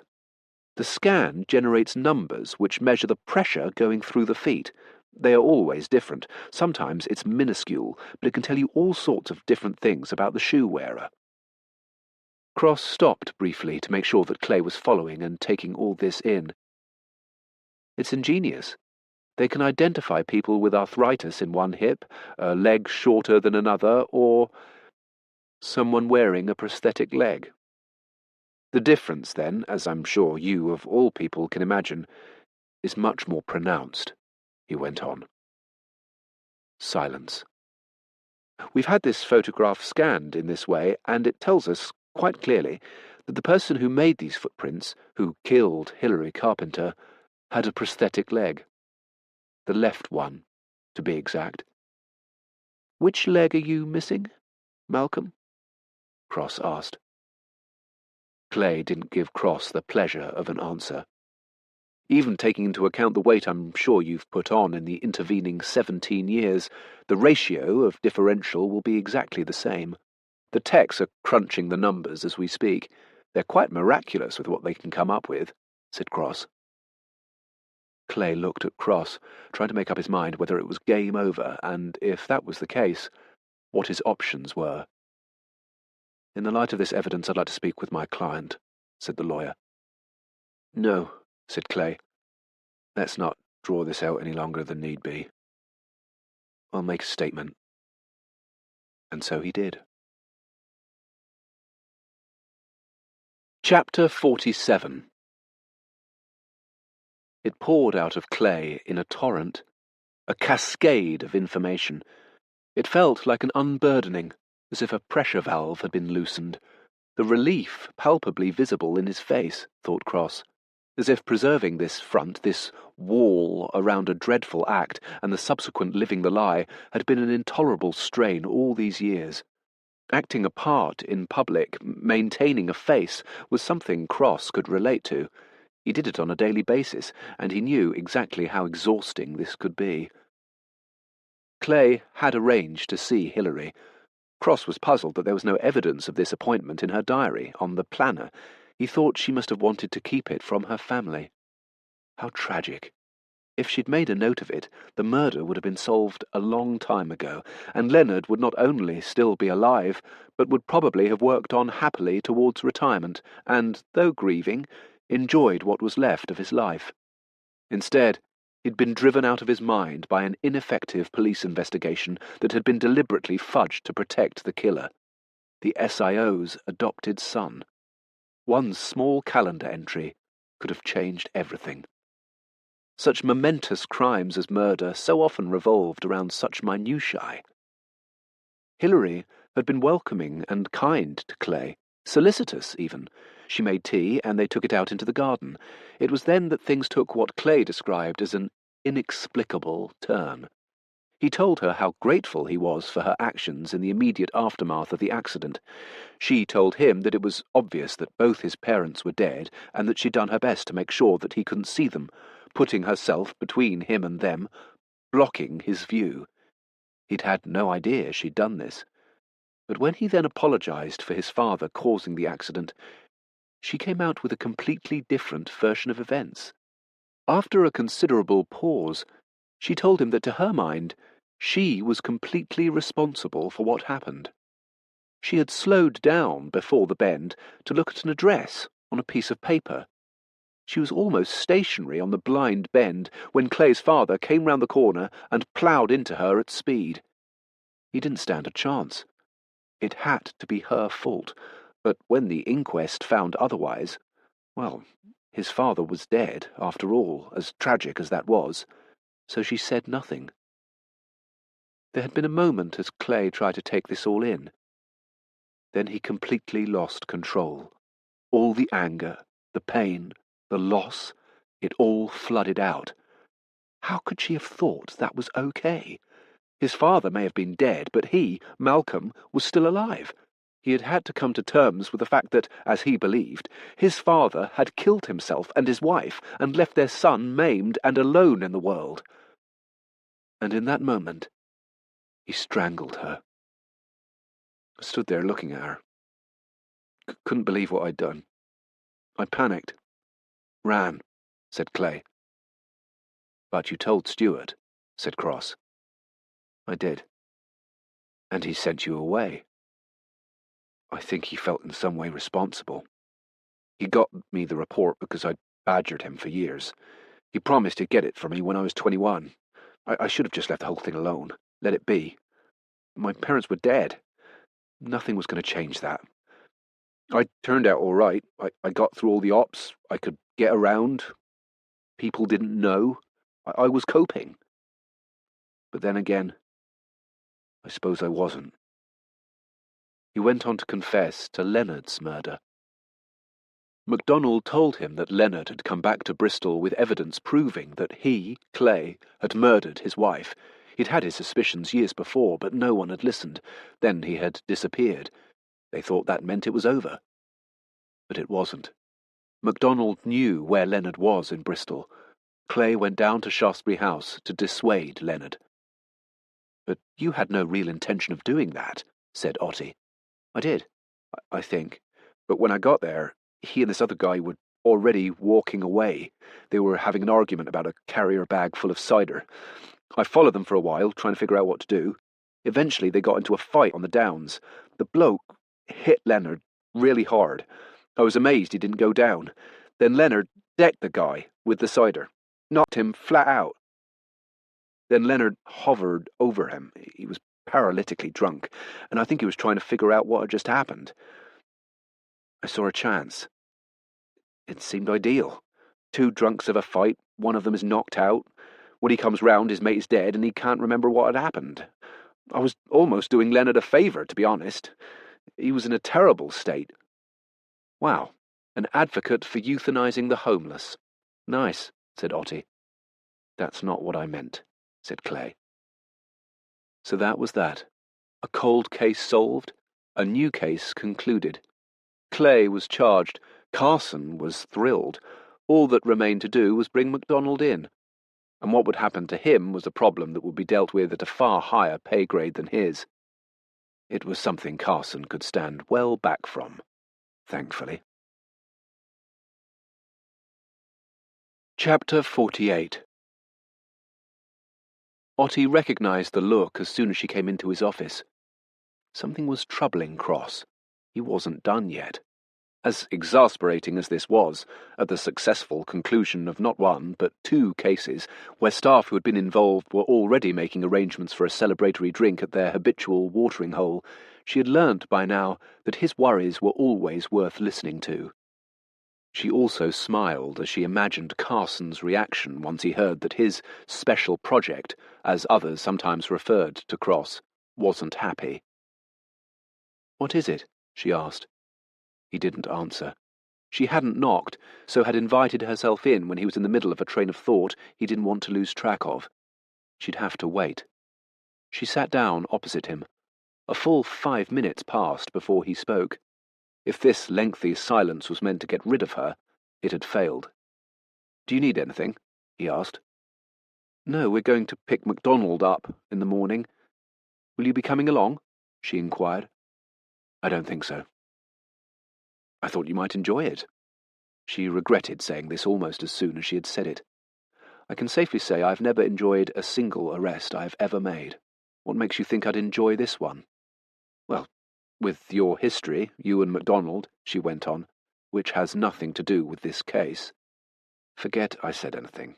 We're off to the pub to celebrate and watch the game, apparently." "What game?" "League Cup. First leg was the night of Leonard's murder, remember?" "Of course," he said quietly. "Anyway, I know you never come along, but I thought it polite to ask," she said. Cross had no idea why it was polite for her to ask a question she already knew the answer to, but he was too tired to ask. With a little time on his hands, he decided to get some organ practice in. The church was empty when he got there, which was unsurprising. He settled into the organ loft and played through some favourite Bach pieces to warm up. He then went straight into the Saint-Saëns he was having a little trouble mastering. It was in the middle of this piece that he realised what was troubling him about Clay. It was his confession to Leonard's murder. It had been very different to that of Hilary's murder. Then he'd taken the time to relate what had happened, picturing it as he spoke carefully, not wanting to miss out any detail.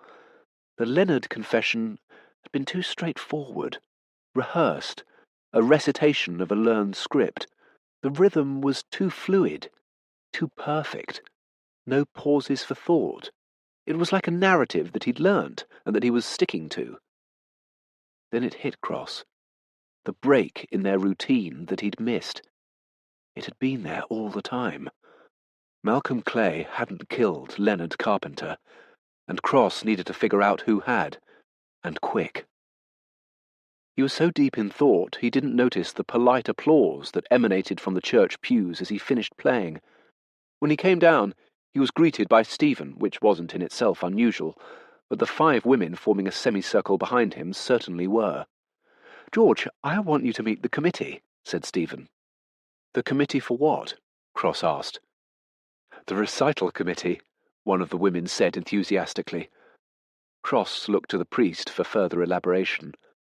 "I decided if we're going to do this thing, let's do it properly. So we formed a committee to share the load," Stephen said. "Do what thing?" asked Cross. "The recital." Cross couldn't believe what he was hearing. He thought he'd made it abundantly clear that he wasn't prepared to play for anyone. "This is what is commonly known as an ambush, George, designed to put you on the spot, in an impossible position so that you can't possibly say no," the priest continued gleefully. "I can't discuss this at the present time," said Cross. "Excellent. Well, that's a start." "What is?" "You saying that there's something to discuss."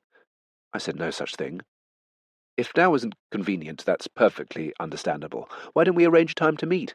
said the priest. Would this man never give up? Cross acceded to meeting the following Tuesday evening, which would give him enough time to formulate a good argument, or arguments, against having a recital of any kind, certainly not with him at the keyboard. He excused himself and left. Stephen was very pleased. For him, this was progress. The first objective of the campaign had been successfully achieved. Talks. After a brief visit to Shaftesbury House and a glance at the Bristol City FC website, Cross went to bed, satisfied that he had the answer. Chapter 49. Early next morning, Otti arrived at the MacDonald house. She was accompanied by another car and 2 uniforms. When MacDonald answered the door, he was already showered, shaved, and in his overcoat. This man still had friends in the force who had kept him informed of all developments. Otti cautioned him and arrested him on suspicion of perverting the course of justice. None of it seemed to surprise him. It was as if he was resigned to it, and maybe a little relieved. Which couldn't be said of what happened next. Cross appeared on his bicycle. He dismounted and carefully leant it against the wall. He then took the unnecessary step of padlocking the bike. It was all part of his routine. Nothing would make him deviate from this. He removed his helmet and the Dayglow bike clips round his ankles. When all of this was done, he turned to see Otti staring at him. "Come to gloat, Cross?" MacDonald asked. "George," Otti said, not at all sure what to add to this inquiry. "I thought you weren't coming." Another patrol car pulled up and 2 more uniforms got out. MacDonald and Otte were standing between Cross and the house, where Sheila MacDonald was standing in the open doorway. Cross indicated that he wanted to get past. "Would you excuse me?" he said, then walked past them up to the front door, followed by the two newly arrived policemen. Otte and MacDonald looked on as he walked up to Sheila and stood in front of her. She had a look that was familiar to Cross, the realization that it was, as she had known all along it would be at some point, over. "Sheila MacDonald, I'm arresting you on suspicion of the murder of Leonard Carpenter. Anything you say—" and he read her rights. They then escorted her to the patrol car and put her in the back. MacDonald shouted at Cross, "But you have a confession." "And how would you know that, Mr. MacDonald?"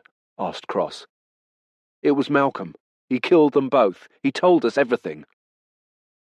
At the end of the day, after a short interview with Sheila in which she confessed to killing Leonard, Carson was standing in Cross's office, eager for an explanation. Otte had already been filled in. In the outer office, several detectives from other cases and departments were discussing the day's events, with the odd, respectful glance in Cross's direction. The enigma had yet again added to his mysterious rep. Cross explained to Carson how he'd been unhappy with the manner of Clay's confession. It was a story he must have agreed with the MacDonalds, and that if the police managed to pin Hillary's murder on him, he'd take the fall for Leonard's. He felt he owed them everything, and that this was a mess of his own making which he would take the rap for. "Quite honourable, if you think about it," said Carson. Cross gave him a look which others might have construed as pejorative disbelief, but was in fact him just trying to make sure that Carson was being serious. "I couldn't believe it when Stuart said that man was back. We thought it was all over. The whole thing was tragic, the accident, Malcolm's actions, but it was over. We got through it. And now here he was, back again. I recognised him at Shaftesbury House. I volunteer there twice a week. I decided to try and talk to him. The night he was arguing with Badger, I followed them, right up onto the downs. That's when they had the fight, and I saw a way out for Malcolm," Sheila MacDonald had said in her interview. It was basically as Malcolm had described it, just with her as the protagonist. Cross had remembered that Malcolm and MacDonald went to city matches religiously. The night Leonard was murdered was the first leg of the League Cup, Otte had reminded him. Malcolm had a box with an advertisement for his car franchise on the front. It's where he entertained customers, and MacDonald unfailingly. The man who had taken him to every home game as a child. They were at the game, not at the house. Cross had several witnesses placing them there. Sheila wasn't at the house either. They had been her alibi, not the other way round, not Malcolm's alibi. She was at Shaftesbury House that night. Funny thing about shelters and hostels. They may have no idea who passes through their doors looking for a roof or a meal, but anyone who has anything to do with the kitchens and the food, they all have to log in. They even have to have a food safety certificate. She was there that night, the night she killed Leonard. "Well done, George. Really well done. You coming to the pub? Just this once? Make an exception?" asked Carson. Cross looked at Otte, and the response she always suggested he try and use in situations like this, however difficult he found it, came to mind. "No, thank you, but thank you so much for asking," he said. She smiled. Maybe he was beginning to learn after all. But his mind had already wandered elsewhere. He had decided the time had come for him to tackle a complex piece by Buxtehude. And now, an exclusive bonus chapter provided by the author in July 2021. Chapter 50. Cross removed 3 cups and saucers, a teapot, and a milk jug from the cupboard in his office. The tea set was the result of a rare, successful foray of his father's into what he described as the e-antiques world of opportunity on eBay. This was during a period when Raymond was convinced eBay was the divine path to an inevitable fortune. He had tried dealing in fountain pens, watches, and even at a time when he thought niche markets were being overlooked, 3-wheeled cars. The tea set had been an exception which Cross had relieved him of, in lieu of a future birthday present, with alacrity. It was a quality piece. He preheated the pot in the office kitchen before adding the requisite amount of leaves. He had decided on an Assam, a second flush Manjushri, a strong caramel flavour to refresh them. It was Otti who had suggested they all had a cup of tea. Cross had insisted on making it as he knew Sheila MacDonald liked her tea. This wasn't a tactic, nor an indication that he liked the woman. He himself wanted a cup, and knew that his efforts wouldn't be wasted on Sheila.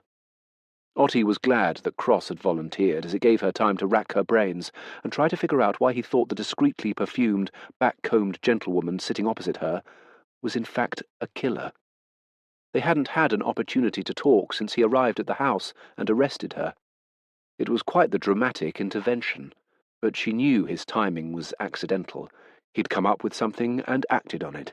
As frustrating as she found this, she knew he'd probably been up all night working, and calling her simply hadn't occurred to him. Cross reappeared in the interview room, placed the tray carefully on the table, and put a cup in front of Sheila MacDonald and her solicitor. Otti was having coffee. "It'll be another 2 minutes," Cross said. "You don't take sugar?" "I don't." Cross then looked at the solicitor, a young, efficient-looking woman. "That's fine," she replied quietly, almost as if she was suspicious of Cross's motives for such a display. Cross turned to Otti, who then asked, "Sheila, do you understand what has happened this morning?" "I do."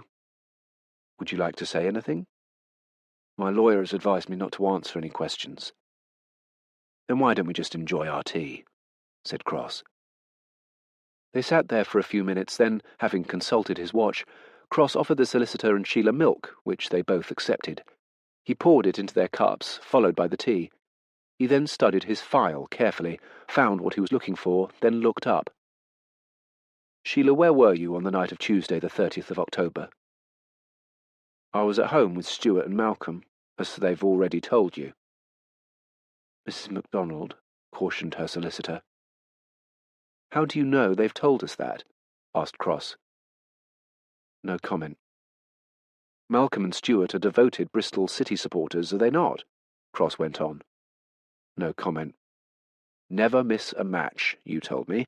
Your husband had taken Malcolm to matches regularly since he'd been in your care." He looked at her. "Is that a question?" Sheila asked. There was a hint of edge in her tone, Cross thought, and made a note to that effect in his file. "Turned him into quite the fan. So much so that he now owns a box where he entertains clients and your husband. Now, the night of the 30th of October, as well as being the date of Leonard Carpenter's murder, it was also the date of the first leg of a League Cup fixture for City. It seems to me that this must have been a big match, not that I'm much of a football man myself, a match of such importance that Malcolm and Stuart would be most unlikely to miss for an evening in front of the television with you. The match was covered on television, naturally, and last night I managed to find a recording on the internet. Malcolm's box is quite easy to locate, as he's placed a large advertisement for his dealership underneath it. And there they were, Malcolm and Stuart enjoying the game, in his box at Ashton Gate at the time of Leonard's death, miles away from the scene of the crime. No comment. No question, he replied. So that was it. Clever bugger, thought Otti. The three of them had alibied each other, so of course no one had thought to check beyond that. Except for Cross. This was exactly the kind of small detail that rarely slipped past him. Now he was putting together the narrative in his meticulous, delicate way. Otti liked this about her colleague, his sense of timing in an interview. The skill in his pacing and the patience that accompanied it instilled in the suspect a very definite sense of being hemmed in by the as-yet unknown evidence. Their attitude, as he laid out his carefully plotted narrative, changed incrementally as the interview progressed. He would pause occasionally for the briefest of moments, not so much to underline the import of what he just said, as to give the interviewee an opportunity to attempt a mental calculation as to how much he might know. But I asked myself a question. Why concoct a fake alibi for Malcolm, which you've all delivered in a suspiciously word-perfect, well-rehearsed fashion, when he already had a completely legitimate one which could be corroborated by several witnesses, namely the guests in his box? The answer was obvious, but nevertheless quite surprising. The alibi wasn't for Malcolm at all. It was for you. He looked directly at Sheila, who didn't move a muscle. Her solicitor decided it was time to do her job. "This is all very well, Sergeant, but do you have any proof? Can you actually place my client at the scene of the crime?"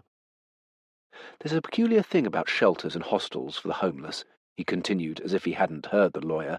"They may have no idea who passes through their doors looking for a roof or a meal, but anyone who has anything to do with the kitchens and the food must clock in. They even have to acquire a food safety certificate. You volunteer at Shaftesbury House, probably through Malcolm, who seems to be a trustee, if the extensive list of selfless causes he's devoted himself to on the back of his business card is to be believed." There was a reaction to this, he noted, a mother's instinctive defensive dislike of her child being disparaged. "You were there, the night of Leonard's murder, but you left your station in the kitchen abruptly that night, saying you felt unwell, roughly prior to the time of Leonard's murder nearby. Why did you leave?" Cross asked. "You said it yourself. She felt unwell," the solicitor interjected. No comment. "Roughly and nearby are hardly the words of someone with conclusive proof, Sergeant," said the lawyer. "Probably best leave that to a jury, don't you think?" answered Cross. "What I think is that you don't even have enough to get this past the CPS," said the lawyer confidently. There followed a full 2 hours of Cross trying to elicit how much information Sheila knew about Hilary Carpenter's murder. Had she known that Malcolm had killed her? All questions were met with a repetitive no comment. But Cross detected, from the way she started shifting in her seat, that Sheila was holding back. This was a conversation she wanted to take part in. She was, after all, Malcolm's mother. Her being Malcolm's mother was the nerve he planned to press when he felt the time was right, when she was tired and frustrated at not being able to speak. He discerned that time had come after another hour of his persistent, polite, detailed questioning. "You've led the most remarkable life, Mrs. MacDonald. A life dedicated to others, to children. You've given them all a second chance. It really is extraordinary. Devoted. Not a thing you wouldn't do for any of them, I shouldn't wonder, but you only adopted one out of all those children. Malcolm. Why was that?" No comment. Was it because he was so damaged by the tragedy of his parents' death? The mental and physical scars it left must have been extensive. You did so much to help. Long hours waiting in hospital corridors as surgical procedure after surgical procedure were performed on his poor little body. Then you and Stuart adopted him, to protect him, to make him part of a family. Your family. A family you and your husband hadn't been able to have yourselves. To let him know that he would always belong somewhere. And it all worked out fabulously well. He became strong, ambitious, and so successful. He was loving to you and your husband, enormously grateful. It may be just a small thing, but look at the lovely car your husband drives. It gives Malcolm a sense of achievement to be able to provide for him, and Stuart a sense of pride that he not only can, but wants to. Cross paused for a moment. Sheila wasn't giving anything away, but he knew she was reflecting on the truth of what he'd said. But was it an accurate picture, he wondered. He knew Stuart MacDonald well from his time working with him. Progressive and generous in the workplace weren't two adjectives that could be readily applied to him. He was of a different age. He was no new man, and Cross suspected this also applied to his parenting skills. Was there a hint of resentment in Sheila, he had thought as he was preparing his line of questioning at 5 that morning? Stuart didn't have much of a role in the children's lives at home, particularly those who weren't with you for long. He was always at work. Cross looked at Otti. We certainly understand that. But he and Malcolm had a special bond, didn't they? They still do, Sheila replied. Indeed, like the son he never had. Like the child we never had. Quite so. Thank you for the clarification. They did everything together. Fishing, went to the football.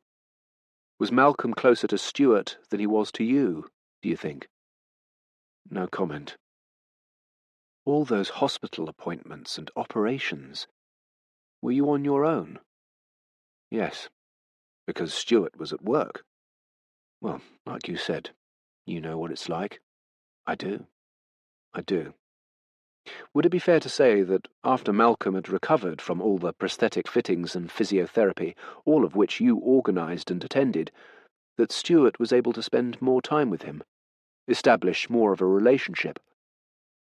To an extent, yes, I suppose so. And you didn't mind that? Of course not. I was delighted, and you must remember I mostly had a house full of other children to look after. Yes, of course. He smiled to reassure her that he was aware of all of this. The reason I'm asking this is I'm trying to ascertain exactly how close they were, he went on. How do you mean? Well, can you explain how Stuart was able to convince Malcolm to confess to both murders? That was not an inconsiderable thing for him to ask. Was it simply that, in his experience, he felt his son might get concurrent sentences? 2 for the price of 1, so why not also cop for the one he didn't do? Otti interjected.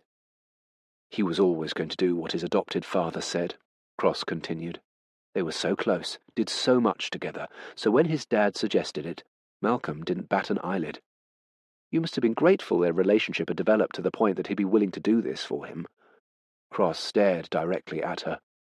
Sheila laughed at the detective's lack of understanding. Stuart didn't have to tell him to do anything, Sheila said. Mrs. MacDonald, warned the lawyer. No, she protested. It was nothing to do with Stuart. Nothing at all. Malcolm did it because I'm his mother. He did it to protect me, not because Stuart told him to. He did it because he loves me, Sheila finished. Just so I'm clear on this, what exactly did he do? Asked Cross. Oh, don't be so obtuse. What exactly did he do, Mrs. MacDonald? Cross repeated. You actually want me to say it out loud? That's precisely what I would like you to do, Cross said quietly. Confess to killing that man when in fact it was me. You killed Leonard Carpenter on the night of the 30th of October? Yes. I killed that man. I didn't mean to. What I mean is I didn't intend to. I grabbed him and asked him why he had to persecute Malcolm after all he'd been through. Wasn't his wife killing his parents and practically crippling him enough? I had him by the throat. We fell to the ground, and I realised he was struggling to breathe, that I was strangling him. I thought if he died, then all of this would go away, and Malcolm would be free of the whole ghastly business. So I didn't stop. It was frighteningly easy. Poor man. You were so angry. I just wanted Malcolm left alone. That's all. To get on with his life. Well done, George. Really well done. You coming to the pub? Just this once. Will you make an exception? Asked Carson, who had come into Cross's office at the end of the day. Cross looked at Otti, and the response she always suggested he try and use in situations like this, however difficult he found it, came to mind. No, thank you. But thank you so much for asking, Cross said. She smiled. Maybe he was beginning to learn after all. But his mind had already wandered elsewhere. He had decided the time had come for him to tackle a complex piece by Buxtehude. He picked up his backpack and left. You've been listening to The Dentist by Tim